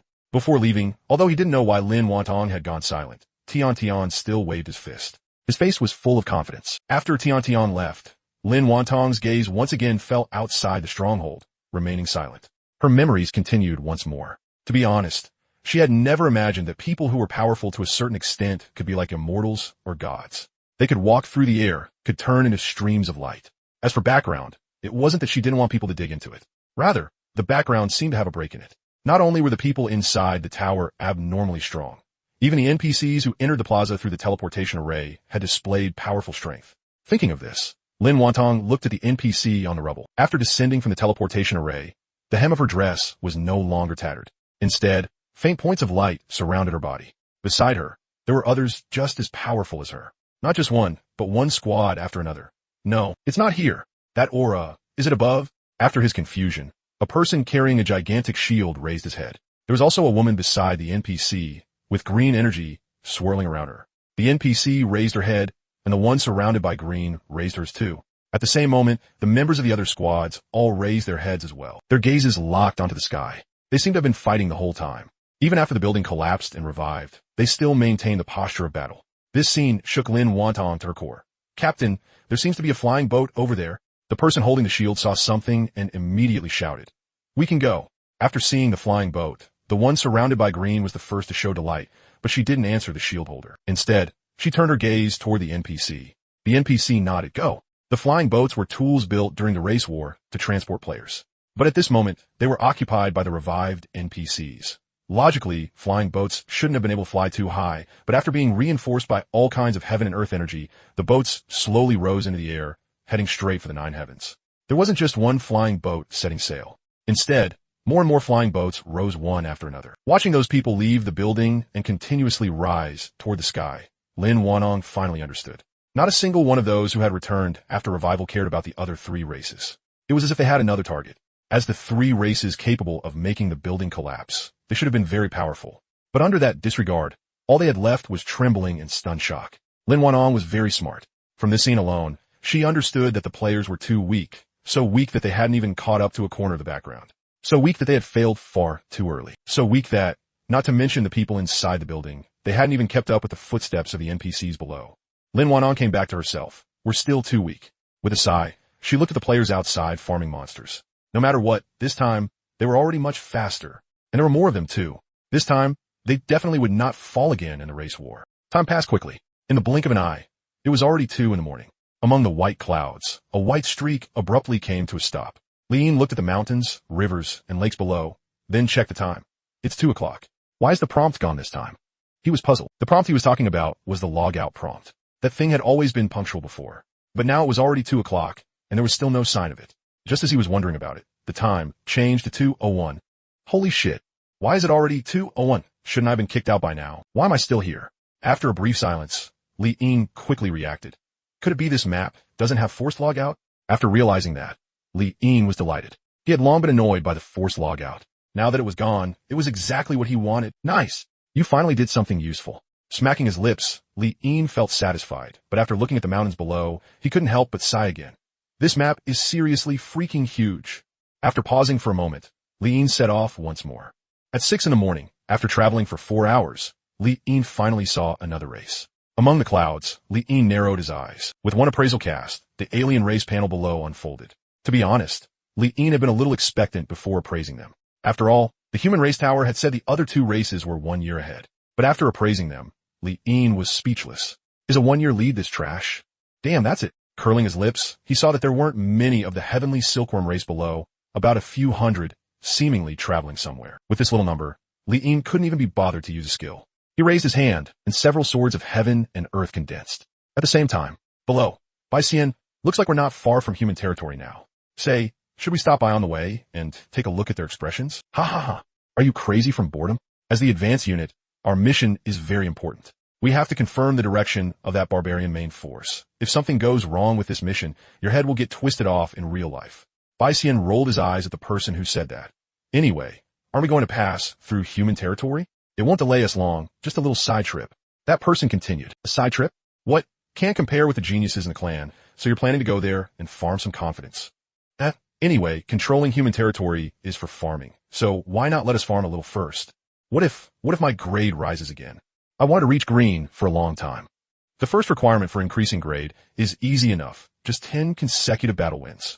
But the second one is way too hard. It actually requires your beliefs or mentality to improve once. Back then, Li Yin had raised his grade by buying a gift pack. Who would have thought that casually clicking a gift pack would be, for other players, an extraordinarily difficult thing? Get lost. If we get discovered, I'll be stripped of my position too.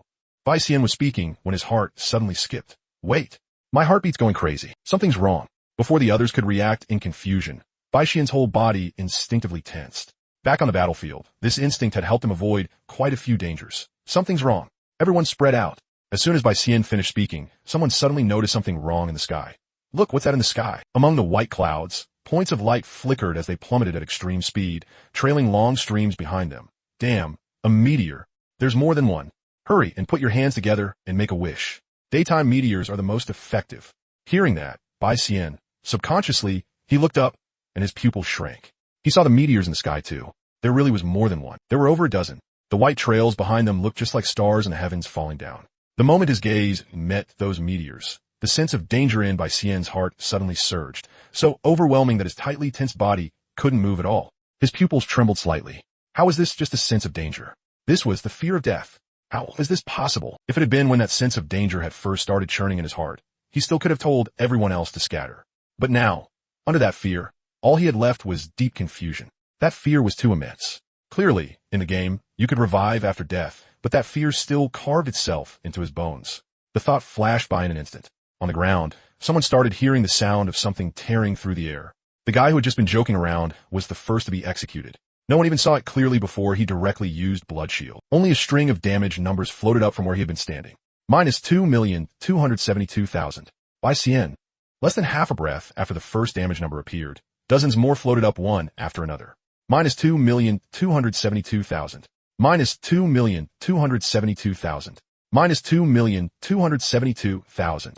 The smell of blood instantly grew thick in the air. Only then did Bai Xian see clearly that what had fallen from the sky was a sword. A half-transparent sword, as if it did not exist in this world. Ding. Killed a Chang'e Clan member. Obtained human tier, king tier, god tier buff bonuses. In the sky above, the prompt appeared, and Li Yin paused. No, what kind of reward is this? How was the experience from a level 100 monster this low? And where are the copper coins? Before this, a level 100 monster would at least give 100 copper coins. Why is it not giving any now? If it had been before, Li Yin probably would not have cared this much about copper coins. But now, copper coins could be given to Bai to spend. And apparently, he could even get things from her side. In that case, having copper coins was definitely better than not having them. Just when I said removing the logout was pretty nice, damn it, they turn around and hit me with a pit this huge. A little speechless, Li Yin looked downward. Aside from that, it seemed the realism of killing had come out too. They did not turn into light anymore. The several hundred Chang'e Clan members below had all turned in a faint blood mist, only dispersing after the wind blew through. Even though the monsters had become trash, their numbers were admittedly pretty good. This wave alone had directly brought him over 2,000 experience points. Out of the 20,000 experience needed to level up, it had jumped nearly a small third. Lowering his body, Li Yin flew onward above the clouds once again. After traveling for so long and only running into one small wave of monsters, he could not waste time. Just as he was thinking that, perhaps because he had killed members of another race, all of a sudden, a gift pack popped out and smacked Li Yin in the face. Portable map gift pack unlocked. The gift pack contains the portable map function, allowing you to check your current location and enemy movements at any time. The moment the gift pack appeared, Li-in was instantly delighted, but looking at its contents, he scratched his head. Portable map? Shouldn't this thing be standard for everyone? Not only is it unlocking only now, they even stuffed it into a gift pack. Li-in looked at the price. Special price. 999,999. Damn it. Selling me a map for 990,000? Do you really think money gets blown in by the wind? I don't even know where I'm supposed to farm gold in this place yet. Purchase successful. Nice. A portable map really is pretty convenient. After the purchase was complete, with a thought from Li-in, a map unfolded before his eyes. It looked pretty much the same as the one he had seen inside the building. However, this map could be zoomed in, and it also had markers on it. After zooming in, Li-in's body suddenly paused. On the map, he actually saw a dense cluster of red dots gathered together and moving. Not only were there some ahead of him, there were some behind him too. Damn. That dense. These should all be monsters, right? If I throw a skill into that, wouldn't my level shoot up? However, after estimating the distance, he realized that while there were plenty of red dots on the map, they were too far away from him. At his current efficiency, he would need at least a full day of travel. Right then, Li-in discovered that the map had even marked the headquarters of the other two races. One was called Tianquan Imperial City, and it was even farther away.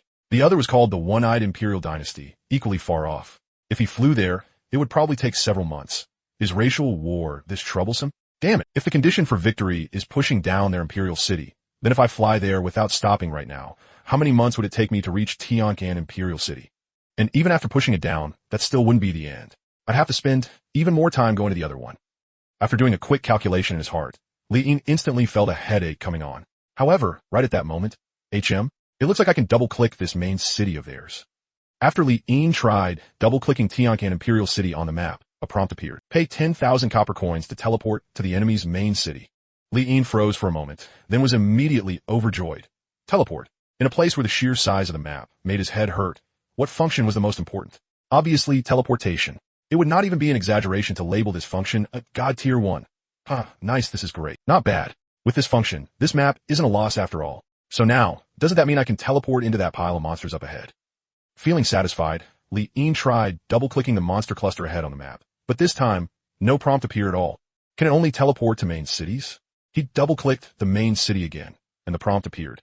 Pay 10,000 copper coins to teleport to the enemy's main city? Forget it. Maybe taking down the main city counts as defeating one of them.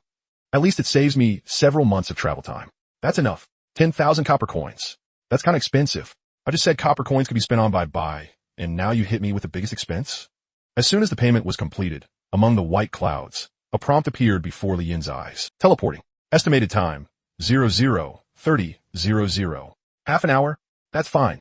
At the same time, on the other side, Tianquan Imperial City was also built on a flattened mountain. There are not too many people inside the Imperial City, because due to the expanded map, most of them have been dispatched outward. Unless a large number of people died and revived at once, the Imperial City was basically filled only with juniors waiting to develop. The resurrection point of the Imperial City. Several hundred rays of light flashed by. Seeing so many flashes, even the guards stationed at the resurrection point were surprised. With so many people reviving, it looked like another fairly large battle had broken out on the front lines. At the resurrection point, after reviving, some of those people scratched their heads, while others looked confused. They were exactly the group Li-in had casually instant-killed just now. Which general are you under? What happened on the front line? How did so many of you die? Faced with the routine questioning. At the respawn point, someone thought back for a moment and said, "We're the Heavenly City Army, Vanguard Scouts, ordered to pass through human territory and go straight into the barbarians' core area to confirm their movements. As for how we died, we never got into a battle. We seem to have been smashed to death by a meteor." The Imperial City personnel guarding the respawn point were slightly stunned when they heard that. Smashed to death by a meteor? He had received quite a few people here before, but he had never heard of anyone being killed by a meteor. You're not joking, are you? Suspicion showed in the Imperial City personnel's eyes. How could we joke about something like that? If there were enemies, will we need to hide it? We'd definitely report it immediately. Rubbing his chin, the Imperial City personnel thought about it and felt that made sense. If they had encountered enemies during the mission, there really was no need to hide it. After all, there was no benefit in doing so. But right at that moment, inside the respawn point, Bai-Hsien seemed to snap back to himself and said in a trembling voice, "Wait, that wasn't a meteor." As soon as he said that, the others at the respawn point turned to look over in surprise. Something was off with Bai-Hsien's condition. His breathing was abnormally rapid, and he was actually breaking out in a cold sweat. "Bai-Hsien, what do you mean it wasn't a meteor? We saw clearly. It fell from the sky." "Oh, I know. My wording just wasn't precise enough." As he spoke, the man looked at the Imperial City personnel and said, "Let me correct what I just said. It wasn't a meteor, but a meteor shower." Meteor shower? The Imperial City personnel made a brief note. Not a meteor. Not a meteor shower either. It was, at the respawn point, Bai Xian took several deep breaths and tried hard to adjust his condition. It was a sword, he said when everyone looked over again. Because of his expression, everyone had thought he might really have discovered something, or maybe had some important intelligence. Otherwise, his condition couldn't possibly be this off. However, when the words, "it was a sword," came out, someone couldn't hold it in and laughed. Even the Imperial City personnel pressed down the corners of his mouth. "Bai Xian, when did you start studying acting? My breathing actually slowed for a moment just now. I really thought you had made some incredible discovery. Damn, what did you learn to do this kind of contrast? It was a sword? Ha ha ha ha ha." Imperial City personnel. "Alright, it's been recorded. You encountered a meteor shower. To be honest, this kind of natural disaster is impossible to resist. You're the first case, so get ready to become famous." As he spoke, the Imperial City personnel teased him a little. No, don't spread something like this around. I still have my pride." As the teasing continued, the atmosphere immediately relaxed, and everyone started chatting and laughing. Only Bai Xian kept repeating with a terrified face, "I'm serious. That wasn't a meteor shower. It was a sword. It was a half-transparent, illusory sword. That thing that fell from the sky wasn't some natural disaster. It was a sword. Bai Xian, what are you doing?" Someone looked at Bai Xian's serious face, confused. One joke is enough. If everyone's already seen through it and you keep going, that gets a little awkward. "Bai Xian, I'm not joking." As if he'd fallen into his memories, Bai Xian's face turned a little pale. "Besides the sword, I also saw the damage. A million damage." Hearing that, the Imperial City personnel narrowed his eyes. "It's true. Everything I said is true. Believe me. You have to believe me." Bai Xian continued. Everyone looked at each other. Believe him? How were they supposed to believe that? Starting with the first thing, the thing that fell from the sky was a sword? How was that possible? What kind of sword could fall from the sky and be half-transparent and illusory at that? Could it be that someone was in the sky, and then there was a million damage? The first part was already absurd enough. This one had gone way beyond absurd. Even fantasy couldn't keep up. A million damage. What kind of concept was that? If 1 point of strength represented 1 point of damage, that meant it would require a million strength. Given that ordinary people were white grade, and each level up gave 1 attribute point, a million strength would require level 1 million. Could that possibly be reasonable? You had to know that on the current map, the level cap was only level 400. Level 1 million. Damn, no one would even dare dream of that. At the respawn point, everyone was speechless into silence. The Imperial City personnel looked at Bai Xian, who still had a serious expression and was even trying to persuade the others. With a sigh, he raised a hand and called over other personnel. "Take him away and let him rest properly for a few days. Wasn't it just a meteor natural disaster? It may be rare, but if you ran into it, then you ran into it. Is there really a need to go this crazy over it?" Shaking his head, the Imperial City personnel looked at the others. "Alright, you should all go rest too. Tomorrow we'll assign you into new squads." Because the map was too large, after frontline soldiers died, it was impossible for them to return to their original teams. So after respawning, they would usually be automatically separated and reassigned by the Imperial City personnel. Of course, the frontline definitely had to be notified as well, and that was the reason for making the record just now. While the Imperial City personnel was arranging things outside the respawn point, "I'm not crazy. I'm really not crazy. What I said is true. It's all true." The voice gradually faded into the distance. The Imperial City personnel couldn't help frowning, if not for how outrageous what he said was. With that reaction, after thinking about it, he asked one more question. "Did any of you see the same thing he did?" At the respawn point, everyone quickly shook their heads. "How could that be? Forget a million damage. We didn't even see a sword. We just saw something with a long tail in the sky, falling down from the clouds. At the time someone was even about to make a wish." Right. I remember that very clearly. Someone really was about to make a wish. And then, there was no then. Everyone spoke one after another. Looks like he had been overthinking it. The Imperial City personnel nodded and asked no further questions. Just as everyone was being told to leave, at the same time, teleportation successful. Someone appeared at the respawn point. Didn't there just flash once? Why is no one there? The Imperial City personnel, who had just been about to go ask for information, looked at the empty space ahead and froze for a moment. He remembered it clearly. There had obviously been light just now. Yet there was no one. Lean closed the prompt and looked ahead. It was different from what he had expected. Logically, as a main base, there should have been a lot of people. But with this glance, he didn't see many at all. He only saw a few scattered individuals. Not only are there few people, they also seem kinda dumb. Looking at the silkworm person scratching its head in the distance, Lean curled his lips. The next second, he opened the map, looking at the very few red dots on it. Alright, he had confirmed it. This so-called Silkworm Imperial City main base really didn't have many monsters, right? How exactly does it count as defeating this race? Just as he was thinking that, a system prompt appeared. You have entered the Silkworm Core region. Go deeper into Silkworm Imperial City to teleport into the Silkworm Secret Realm. Looking at the prompt, Li Yin was puzzled. Heaven Silkworm Secret Realm? He wasn't unfamiliar with secret realms. He had even cleared one before. He rubbed his chin. So that means defeating the Heaven Silkworm race is the way to clear their secret realm. Not bad. Not that complicated. Closing the map, because of the jade-tipped pearl-holding pear blossom hairpin, even now, the Heaven Silkworm person scratching his head right in front of him still hadn't noticed him. It was also at this moment that Li Yin realized the pear blossom hairpin he had accidentally gotten from a drop was insanely useful. Look at this. He had already reached the enemy's core area, and he could still walk around openly. He looked in the direction ahead. Just like the human race tower, the Heaven Silkworm Imperial City here was also very easy to identify. From far away, he could already see large stretches of golden tiles shining brilliantly. As he walked that way, passing several streets made Li Yin feel a different kind of atmosphere. Lively. That was right. Even though there weren't many people left in the Heaven Silkworm Imperial City, it was still very lively. He paused slightly. Li Yin looked at the people coming and going on the street, as well as the hawkers shouting their wares. They're both main cities, so why is the gap this huge? Slightly dazed, Li Yin thought a bye-bye. Maybe the streets on her side were this lively too. As for the current human race tower, well, what a desolate sight. All along the way, Li Yin moved through the streets. Very soon, he stopped. Ahead of him was the Heaven Silkworm Imperial City. Without the slightest hesitation, Li Yin stepped inside. Just like when he entered the human race tower, the moment he went in, a prompt appeared before his eyes.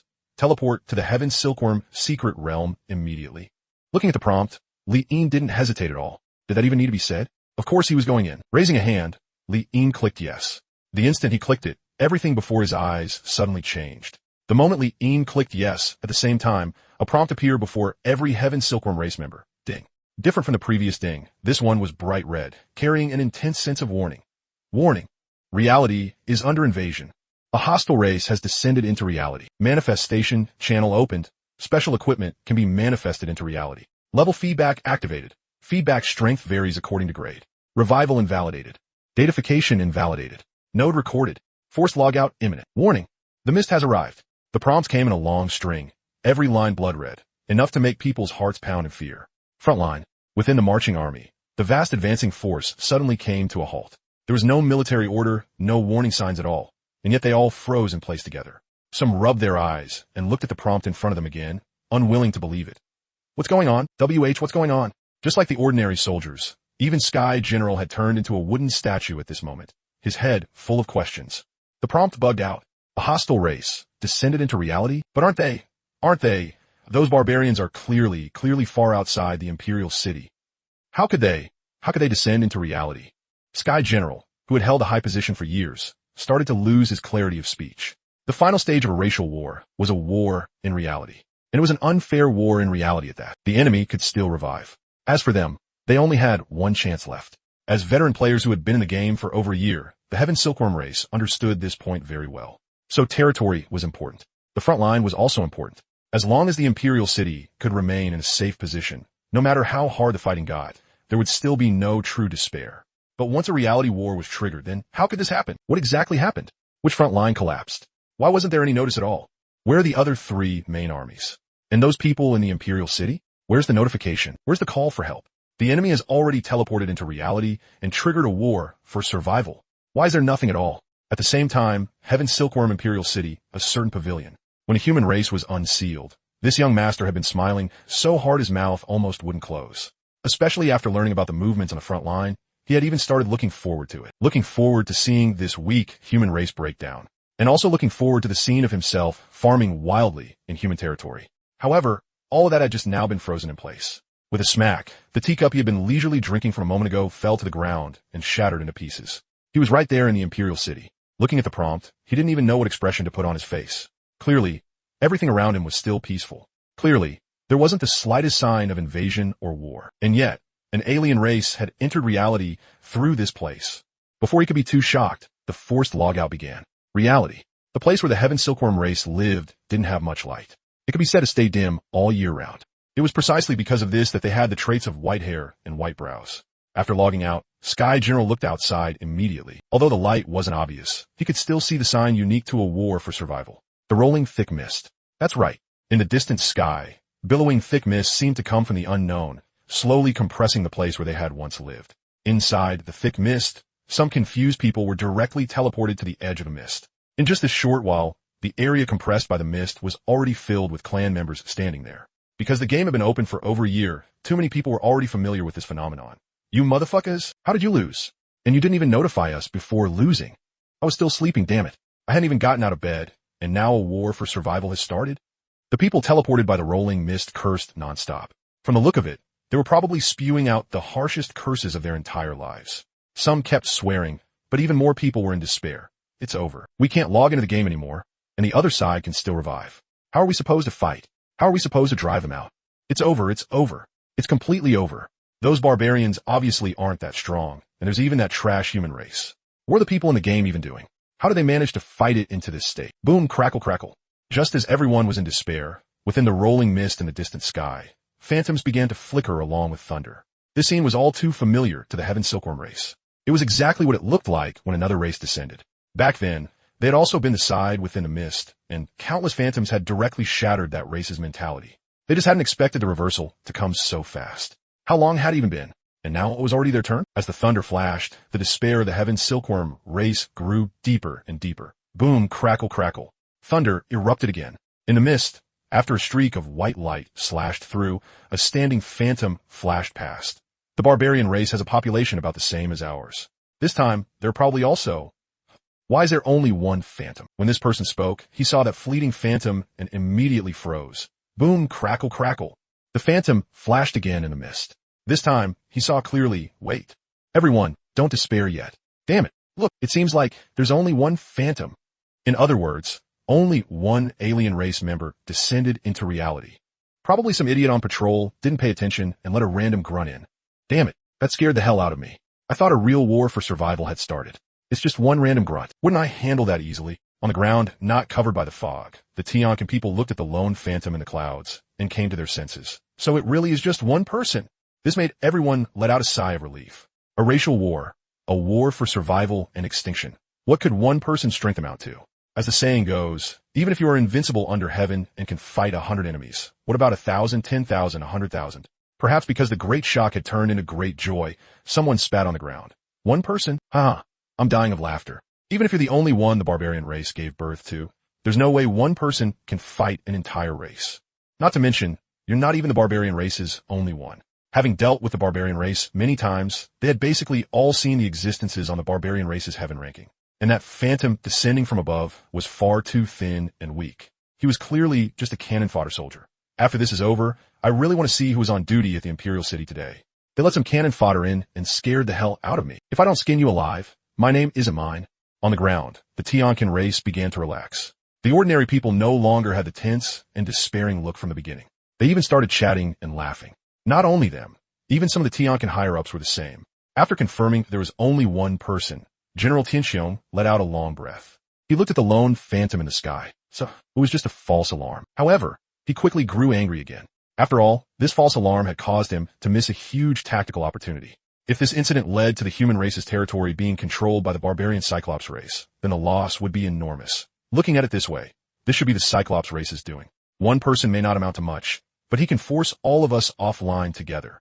The more General Tianxiong thought about it, the angrier he became. As a great general, his thinking went deeper than others. Even if the Cyclops race had such an idea, if they wanted to send in cannon fodder to trigger a survival and extinction war, it would have been absolutely difficult without an inside accomplice.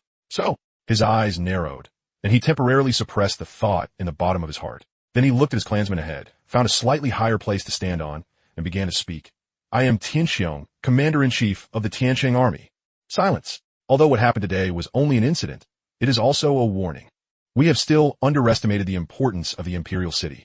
As he spoke, he looked at the phantom in the sky. Even if there's only one foreign race member, they can still use the Imperial City to force us into a survival and extinction moment.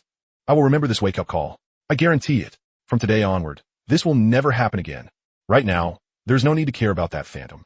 His descent requires time, and with only one person, once he lands, the clansmen over there will casually kill him. Now, I want all of you to be ready to log in at any time. After logging in, everyone is to stay where they are and not move. Wait for inspection. As for today's matter, I will give everyone a satisfactory result. General Tianxiong swiftly made arrangements. As for the phantom in the sky, he simply did not take it seriously at all. At the same time, the other great generals were also making similar arrangements. All the great generals understood that compared to the phantom in the sky, The more important matter right now was finding out exactly how that cannon fodder had gotten in. Meanwhile, at the horizon, a prompt appeared before Li Yin's eyes. Ding. Entered the Tianquan secret realm. Along with this prompt came a 10-minute countdown. Clearly, within these 10 minutes, he still could not act. Why has it become so troublesome? I can't even move right away. Compared to the secret realms he had entered before, this one seemed bigger. No, that wasn't right. It seemed about the same, because when he turned his head, he discovered that the fog seemed to be shrinking the map. At this moment, suspended in midair, he could see through the fog that the lost mist ahead was enclosing a circle. Inside the circle, there was no fog, only buildings and densely packed monsters standing there. I wonder if I can use the map here? Although he couldn't move right now, he could still perform some operations. The moment the thought arose, the map unfolded before his eyes. Li smacked his lips. Not bad. Before looking at the map, Li Yin had only felt that there were a lot of people below. However, once the map opened, even Li Yin was startled. The map was densely marked with red dots. There was even a quantity display. This wasn't just a lot of people. It was clearly an enormous amount. The number of monsters displayed on the map was 230 million. That number made Li Yin go blank for a moment. Holy crap. Honestly, if he didn't have skills, this amount would have left him speechless on the spot. However, with skills in hand, he was only slightly surprised when facing this number. And also, Li Yin looked once more at the fog that was shrinking inward. Good thing this thing is penning them in. Without it, that'd probably be another troublesome matter. Very quickly, 10 minutes was neither fast nor slow. When the time was about to hit zero, on the ground, the Tianquan race's gazes all turned over again as one. He's about to come down. Damn it. He wasted so much of our time. Once you land, let's see if I don't chop you into mince. The crowd stirred. That's right. A mere cannon fodder soldier actually dares to trigger my race's survival and extinction war. Today, I have to let you know why flowers are so red. When the time finally hit zero, the people closest to where Li Yin's phantom was immediately charged toward the fog. Now, they just had to wait for the cannon fodder above to land. Outside the fog, there were simply too many people. Quite a few also wanted to go into the fog and get a slash in, but they really couldn't squeeze their way inside. Where did that thing land? Brothers, did any of you see it? No, still haven't seen it. Guess it didn't land where I am. Inside the fog. The people who had rushed and began frantically searching for him. At the same time, outside the fog, those who hadn't rushed and couldn't help cursing. But at that moment, someone began to realize something was wrong. This person had originally wanted to confirm where the cannon fodder descending from the sky would land. However, what he saw left him baffled. He saw the descent timer had clearly hit zero, but the phantom in the sky was still standing in midair. Why hasn't he come down? This person was dumbfounded. Inside the fog. Brothers, still haven't found him? This cannon fodder is pretty good at hiding. There are so many of us, and we still haven't found him yet. Stop looking. He's still in the sky. Who the hell is talking nonsense? 10 minutes have already passed. How could that cannon fodder still be in the sky? That's not how jokes work. Outside the fog, more and more people raised their heads. When they looked at that figure standing in the void, every single one of them was stunned at this moment. What's going on? Why hasn't he come down? That's not right. It really has been 10 minutes. It wasn't just those nearby. Even the Tianquan clansmen farther away were all baffled. They looked at the phantom in the sky, their eyes filled with confusion. How is that possible? The 10 minutes are already over. How could he still be in the sky? The Chang'e Clan had once fought a racial war and had even wiped out an entire race.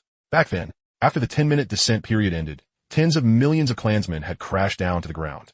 The shock of it had been so great that it was still recorded even now. And yet now, 10 whole minutes had clearly passed. So how could that cannon fodder still be in the sky? Could it be we remembered the time wrong? Probably. What else could it be? Don't tell me he can fly. Fly. That was way too absurd. No one would even think in that direction. And even if someone did, they'd just be treated like an idiot. Everyone knew the mainstream path in the game was leveling up and raising one's grade. Even if the top-ranked players had taken a different path, that path only greatly multiplied one's HP and vitality. As for flying, it simply didn't exist, unless the rank path had been pushed to its limit, and one had entered the legendary martial path. Of course, that was even more impossible. Sure, racial war had unlocked the martial path, but the difficulty of it was definitely not something that could be achieved in 1 or 2 years. Not to mention anything else. Just one of the conditions for unlocking the boss panel was clearing 100 secret realms. The time that required alone was not something that could be done in just 1 or 2 years. At the very least, it had to start at several decades. Or, alternatively, win dozens of racial wars. And that was only the boss panel. The martial path was above even the boss panel. Adding it all up, without 100 years, it was basically impossible. And they'd only been in the game for 1 year. So how could they possibly run into that kind of existence? We probably just remembered the time wrong. But why do these 10 minutes feel so long? Just as everyone was full of confusion at this moment, other things besides the standing phantom began to appear in the sky. What is that? Because they had been watching the sky the whole time. The moment the anomaly appeared, the Tianqin people on the ground were collectively stunned.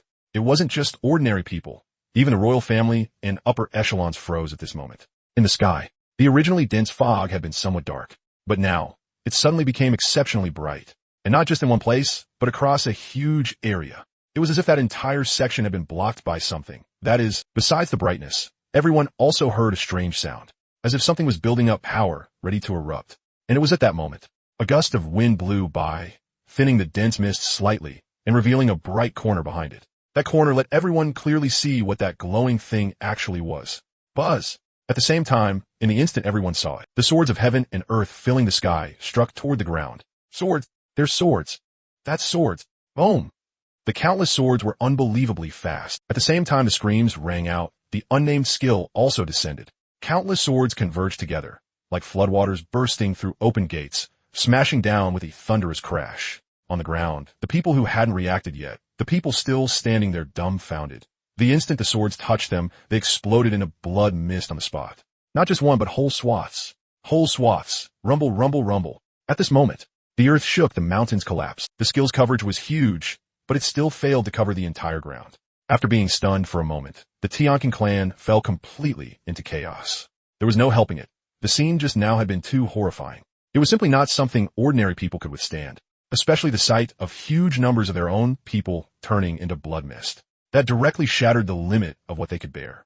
In the crowd, Kan Shur, who had once held high status and served as a transfer clerk at the Imperial City Revival Point, felt a ringing in his ears. He saw the clansmen in front of him scattering in all directions, screaming, shoving, fleeing, and he just stood there blankly.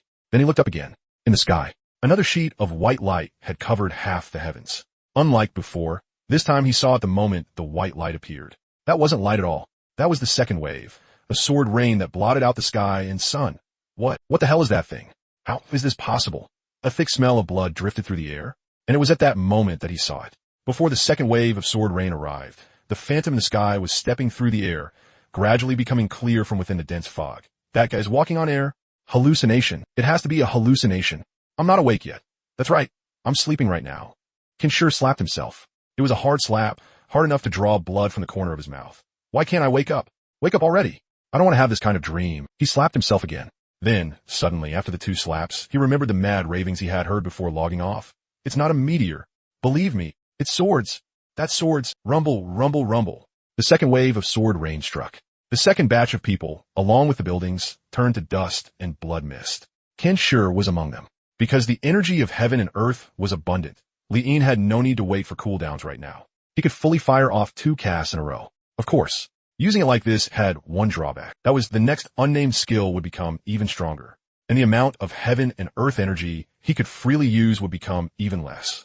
However, not bad. Now this finally has some efficiency. If I farm this place out, then farm the other race too, I really might break into the 6th martial realm today. He had no intention of conserving anything. Right now, efficiency was king. After smacking his lips, Li'in continued walking through the air. Come to think of it, the Tianqin clan's level of civilization wasn't very high. Their buildings still had an ancient style. Li'in saw that amid the mad scrambling on the ground, quite a few people were getting knocked down.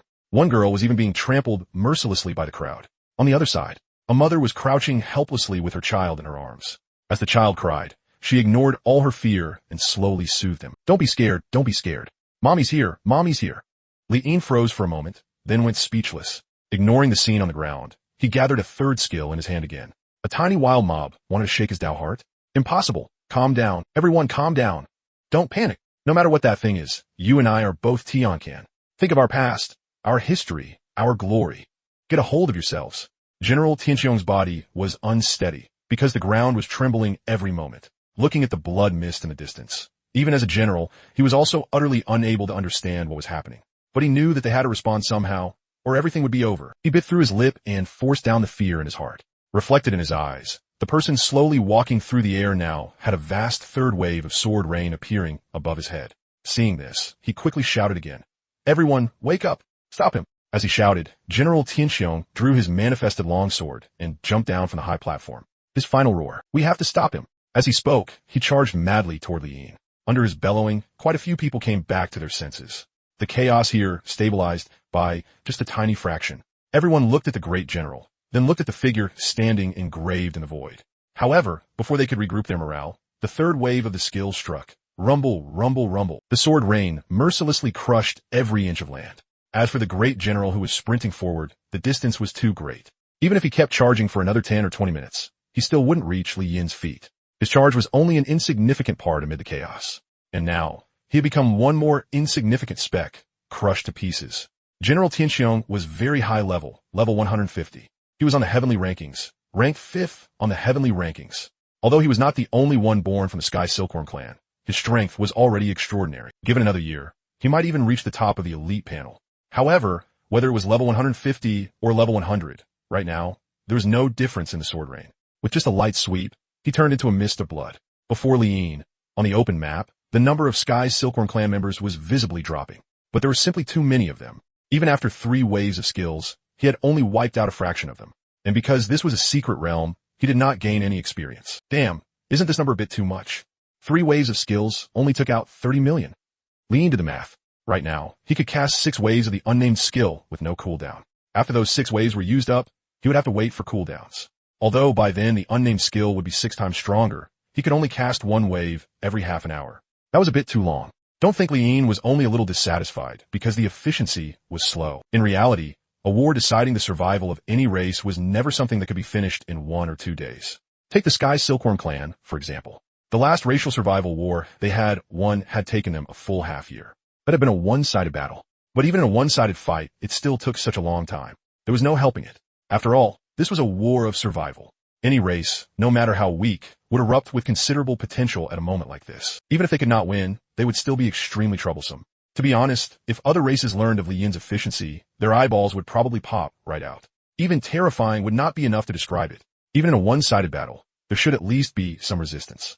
But now, an entire race had completely turned into tofu, breaking apart at a touch. This kind of gap had directly gone beyond cognition, beyond understanding, at the rear of the Sky Silkworm clan. The only one born from the Sky Silkworm clan, holding a rare purple weapon, found a high spot. The grief in his eyes brewed into dense hatred. In front of him, the ordinary people were still terrified, still in complete chaos. What the hell is that? Several cities. When that sword rain came down, several cities worth of our people were gone just like that. How can there be something this terrifying? How could this? Amid those words, he looked at the black in the distant sky, looked at the sword rain that once again lit up half the sky. He bit so hard his teeth cracked, and pain and the taste of blood instantly filled his entire mouth. People of the Sky Silkworm clan, I know that thing is terrifying. You're afraid. I'm afraid too.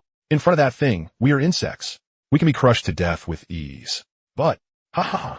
As he spoke, the Sky Silkworm clan's only one laughed, tears streaking all over his face. Just half an hour ago, he had still been thinking about the future of the Sky Silkworm clan and how to knock open the door to the boss panel. Yet in just half an hour, the Sky Silkworm clan, whose future had seemed full of promise, now had completely fallen into despair, with vast numbers of their people vanishing in waves. After laughing wildly, his gaze turned resolute. So what if we are ants? So what? Ants can still bite an elephant to death. He isn't immortal. Then we will slay the immortal. As the only one born from the Sky Silkworm clan, if Li Yin were here, he would be able to see his panel. This panel was not outstanding in other aspects, but the level was very high enough that he could even contend with a golden boss. Under his shout, the chaotic crowd, perhaps infected by his spirit, began to stop in their tracks. Although when they looked back at the sword rain falling again in the distance, the fear in their hearts still made them instinctively want to flee once more. But at this moment, they forced it down. Facing fear head-on required overcoming many things. Some people slashed their own thighs with a blade. Some dug their fingernails deep into their palms. On the high platform, seeing this, the Sky Silkworm clan's only one struck while the iron was hot and raised the purple weapon in his hand. The purple weapon had one skill, Horn. Horn, destroy the purple weapon to transmit a message to the entire clan. After use, the whole clan's strength plus 30. Crack. Without the slightest hesitation, the Sky Silkworm clan's only one used this skill. At the moment, the purple weapon shattered. His voice spread through the entire clan. It crushed the last trace of fear in everyone's hearts. The Sky Silkworm clan will not fall. Counterattack and slay the immortal. Kill. Li Yin used his 6 skills very quickly. After running out of the chi of heaven and earth, Li Yin opened the skill panel and looked at his current skill. Effect. Condense swords of heaven and earth from a void. Quantity. 2,293,760. At this moment, the number of swords the skill could condense had reached a terrifying value. After taking one look, Li Yin smacked his lips. My realm is still too low. The chi of heaven and earth is nowhere near enough. Oh right, it's about time I gave it a name. As soon as that thought appeared, He looked at the monsters on the land ahead and shook his head. Forget it. I'll clear this place first. With that, Li Yin continued walking through the air. As for stopping to wait for the skill cooldown, not happening. Because, although the unnamed skill was on cooldown, he still had a second skill he could use. Realm Crush. The sword rain stopped. With no skill being used, the ones most pleasantly surprised were naturally the Sky Silkworm clan. That skill was too terrifying, so terrifying that just one look at it could drive a person mad from the bottom of their heart. And now, it had stopped. Haha. It stopped. That guy. He's exhausted. There's a chance. We still have a chance. This was extremely rousing news. Combined with the counterattack horn broadcast just now, the surviving members of the Sky Silkworm clan were almost all overjoyed. Before this, facing that brainless, large-scale skill, although many Sky Silkworm people wanted counterattack, they were powerless. After all, they would die the moment they got close. No matter how many lives they threw in, it would not amount to anything. But now, the real chance had arrived. As large numbers of people began charging forward, Li Yin was slightly surprised on this side. Now, this was more like it. It had a bit of that flavor from clearing secret realms before. Very quickly, the densely packed Sky Silkworm clan rushed to below Li Yin. Well, facing Li Yin, standing in the air, the will they had just gathered was starting to crack a little. Because they could not fly. Damn it, they simply could not reach him.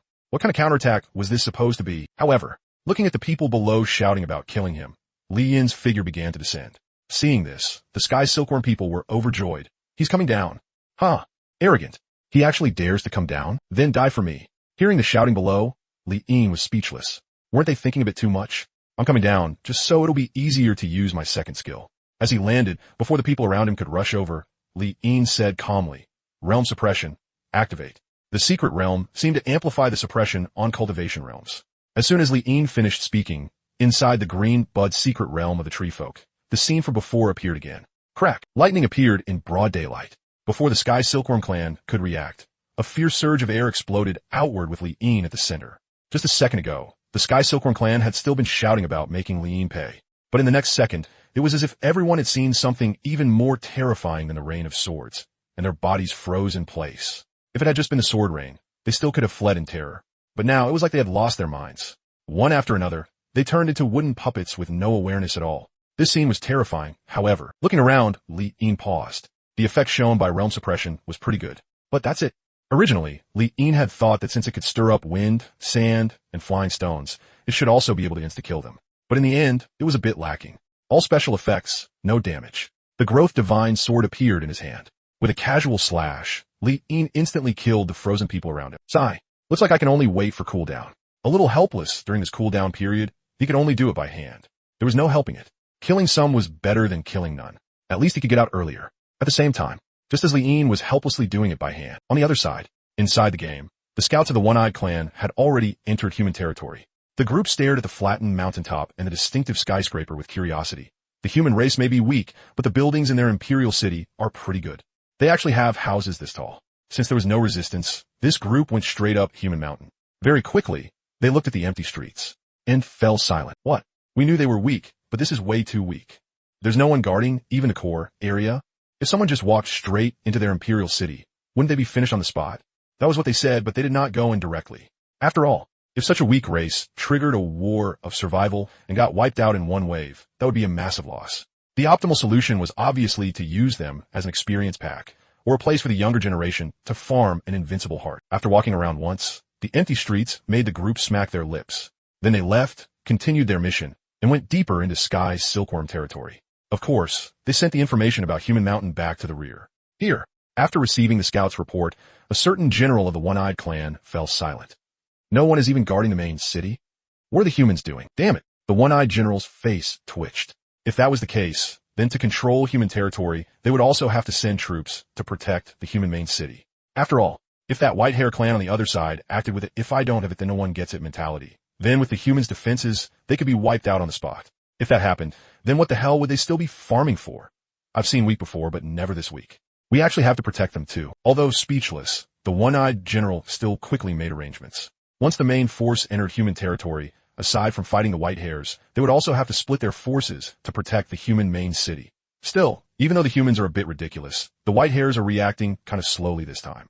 With such a good experience pack, they still haven't reacted even now. Looks like White Hairs are still White Hairs. All hair, no brains. At this moment, The million-strong army led by the one-eyed general was only a little over 4 hours away from human territory. At this distance, and with the scouts up ahead having found nothing else, it meant that the ownership of human territory was already set in stone. Even if the white hairs reacted now, it would still be too late. Very soon, 4 hours was neither fast nor slow. During these 4 hours, the one-eyed scouts up front still did not discover any white hair forces. Seeing this, the one-eyed general laughed outright. He had originally thought this trip would involve a great battle, but now it seemed the great battle was gone, and they could directly take control of human territory. At this moment, as the main force entered human territory, the one-eyed general also saw the human high-rise the scouts had described so distinctly. Looking at the skyscraper on the human mountaintop, the one-eyed general nodded. Indeed, the human race may be weak, but they built this house pretty well. Pass down the order. Split into 2 routes. Protect the human main city for me first.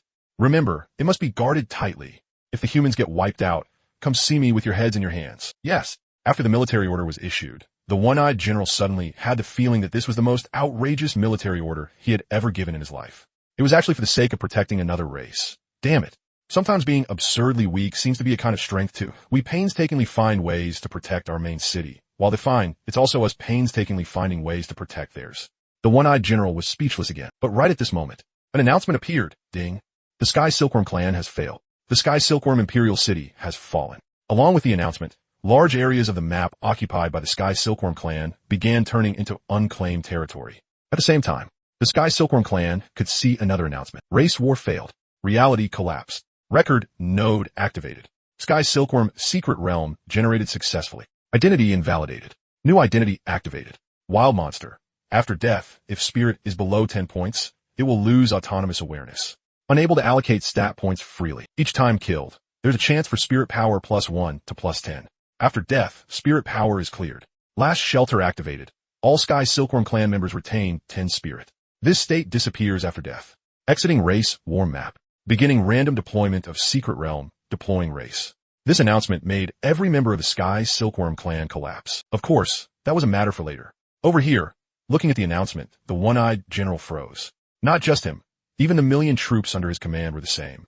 Although they had always referred to the Sky Silkworm clan as the White Hairs, in reality, as a race able to contend with them, their strength was definitely not weak. But now, the Sky Silkworm clan failed? What? What happened? How did the Sky Silkworm clan just fail? Didn't they control such a huge area? What did they lose with? Even if they didn't defend right now, it would still take us months of travel to get there. So how did they fail? Because they understood the rules, they were even more confused. Inside the map of the 3-race war, there were only 3 races. Other than that, there was nothing else. Well, there are also some small animals and wild beasts. But they had not made a move now. Could a Sky Silkworm clan that controlled more than half the map really have been wiped out by wild beasts? What exactly happened? The humans. The one-eyed Grand General looked toward the human mountaintop ahead. Well, impossible. Still the same old point. The Sky Silkworm main city was too far away. The humans had only descended today. Setting aside whether they were strong or not, just in terms of travel, they could not have made it there. But that raised the question. If it wasn't the humans, then could they really have been wiped out by wild beasts? Impossible. A war of survival means facing the entire race. Forget wild beasts. Even if we went in, it would still have to be a prolonged battle. What exactly happened? I remember there was still a report from the front line today, saying their race was doing just fine. The one-eyed general's brows knit tightly. The next second, he looked up. I need news from the other front lines. At the same time, it wasn't just the one-eyed general. The other one-eyed higher-ups also started gathering information at once. The front line, a place that had once had occasional friction with the Heavenly Silkworm clan. Now, only the one-eyed race remained. Quite a few people stepped into the other side's camp in confusion. Looking at the empty area ahead, they're gone. The Heavenly Silkworm clan is really gone. They all disappeared. Meanwhile, in the Heavenly Silkworm reality, to be honest, in 4 hours, Li-En hadn't even finished killing them all. It was only when there were a few 100,000 left that a prompt appeared before his eyes. Successfully defeated the Heavenly Silkworm clan. Race war victories +1. When the prompt appeared, Li-En was stunned. That counts as 1 victory already? Before this, he had thought he needed to wipe out 2 races for it to count as 1 victory. He hadn't expected that flattening the Heavenly Silkworm clan alone would count as 1. After coming back to his senses, Li-En was delighted. Not bad. This meant one of the conditions for advancing and breaking through the level cap had been fulfilled on the spot. Now all that was left were heavenly treasures. Besides the prompt, a gateway also appeared before Li-En. But unlike the previous gateway, the one before him had condensed out of the blood mist. The moment the gateway took shape, a corner of the ground was torn apart and sucked into it. Along with it, the several 100,000 surviving Heavenly Silkworm clan members were also swept inside. Is this the gateway to leave? Then why did it suck them in too? Just as Li'in was thinking that, the gateway turned into light and disappeared. A prompt appeared before his eyes. Ding. About to exit. With one teleport, Li'in appeared in the heavenly silkworm Imperial City. That's it. There's no other reward. He waited in place for a moment. At this time, before his eyes, the once bustling heavenly silkworm Imperial City had become empty, now exactly the same as the human mountain stronghold. Before he could take another look, the newly unlocked map function suddenly began flashing. After opening the map, the green area that had originally represented the human mountain stronghold was occupied by a dense mass of red dots. Damn it, not only was there no reward, my home got stolen too. You little bastards, just wait for me. At the same moment, within human territory, the one-eyed general looked at the message sent back from the front line and muttered to himself, "There's no heavenly silkworm clan on the front line? We're really wiped out. But how is that possible? How exactly were they exterminated?" Even though it had been confirmed, he still couldn't believe it. After all, that was no weak race. What exactly happened? If it had only been shock at first, then as he thought more deeply, that shock gradually turned into wariness. The one-eyed great general looked at the human mountain stronghold, then at the million soldiers, passed down the order. Leave one troop behind to guard the human mountain stronghold. The rest of the entire army will follow me into the heavenly silkworm main city. It would take 3 months to get from here to the heavenly silkworm main city. An extremely long time. But they still had to go and take a look. The troops staying behind, pay attention. Enter the human core area and await military orders. If there's an order, you must wipe out the human race for me at the fastest speed possible. To guard against accidents, the one-eyed great general changed his earlier thinking and gave another order. Because the destruction of the heavenly silkworm clan was too unknown. If some special situation occurred, as long as the human race was destroyed, they would be able to leave this map as well. At the very least, it would ensure the race's safety. After issuing several military orders, the one-eyed general rubbed his temples. Strange. It was just too strange. Such a huge race had actually disappeared for no reason at all. Very soon, the army was rapidly reorganized. Because of the previous military order, the army had been positioned in an encirclement around the entire human mountain stronghold. But now, they quickly gathered together. About more than 20 minutes later, the army finished assembling. Seeing this, the one-eyed great general ordered, "Move out." However, just as the massive army was advancing, within only a few minutes, the human main city, the 30-minute teleport time was up. Li'in had returned. At this moment, quite a few one-eyed soldiers had been left behind near the human tower. The instant Li'in landed, for some reason, they all shivered. What's going on? Why did a sinister wind blow just now? Can't you talk properly? Why are you telling ghost stories in broad daylight? What sinister wind? That was what he said, but this soldier still couldn't help shivering as well. He looked at the empty human streets. It should just be a cold wind. A cold wind. But this cold wind feels a bit off. While they were talking, Li'in appeared in front of the tower. When his gaze fell on the one-eyed soldiers, the sinister wind grew even stronger. Looking at this group, Li'in narrowed his eyes. He raised his hand, and the little remaining chi of heaven and earth gathered into 12 flying swords. Damn it, and you still dare to steal my home. Over here, why does it feel like it's getting colder and colder? That's not right. This wind is way too strange. Just as they were exclaiming, suddenly, holy shit, what is that? A flying sword, almost before they could react, pierced through 3 people in one strike, making the 3 of them turn into light and disappear on the spot. What the hell is that thing? A flying rat. Wait, where's my brother? He was just here, how's it gone now? Whoosh! This time, someone saw it clearly. It was actually a half-transparent sword. The moment he saw it clearly, his chest hurt, and a flying sword instantly pierced straight through his body. Enemy attack. Damn it, it's an enemy attack. After all, there were several hundred of them, so the remaining people reacted quickly, but only quickly. Facing more than 10 swords darting around at high speed, they had absolutely no way to resist. What the hell is this thing? Why can swords fly? Get to the tall building. It's too open here. Still want to go into the tower?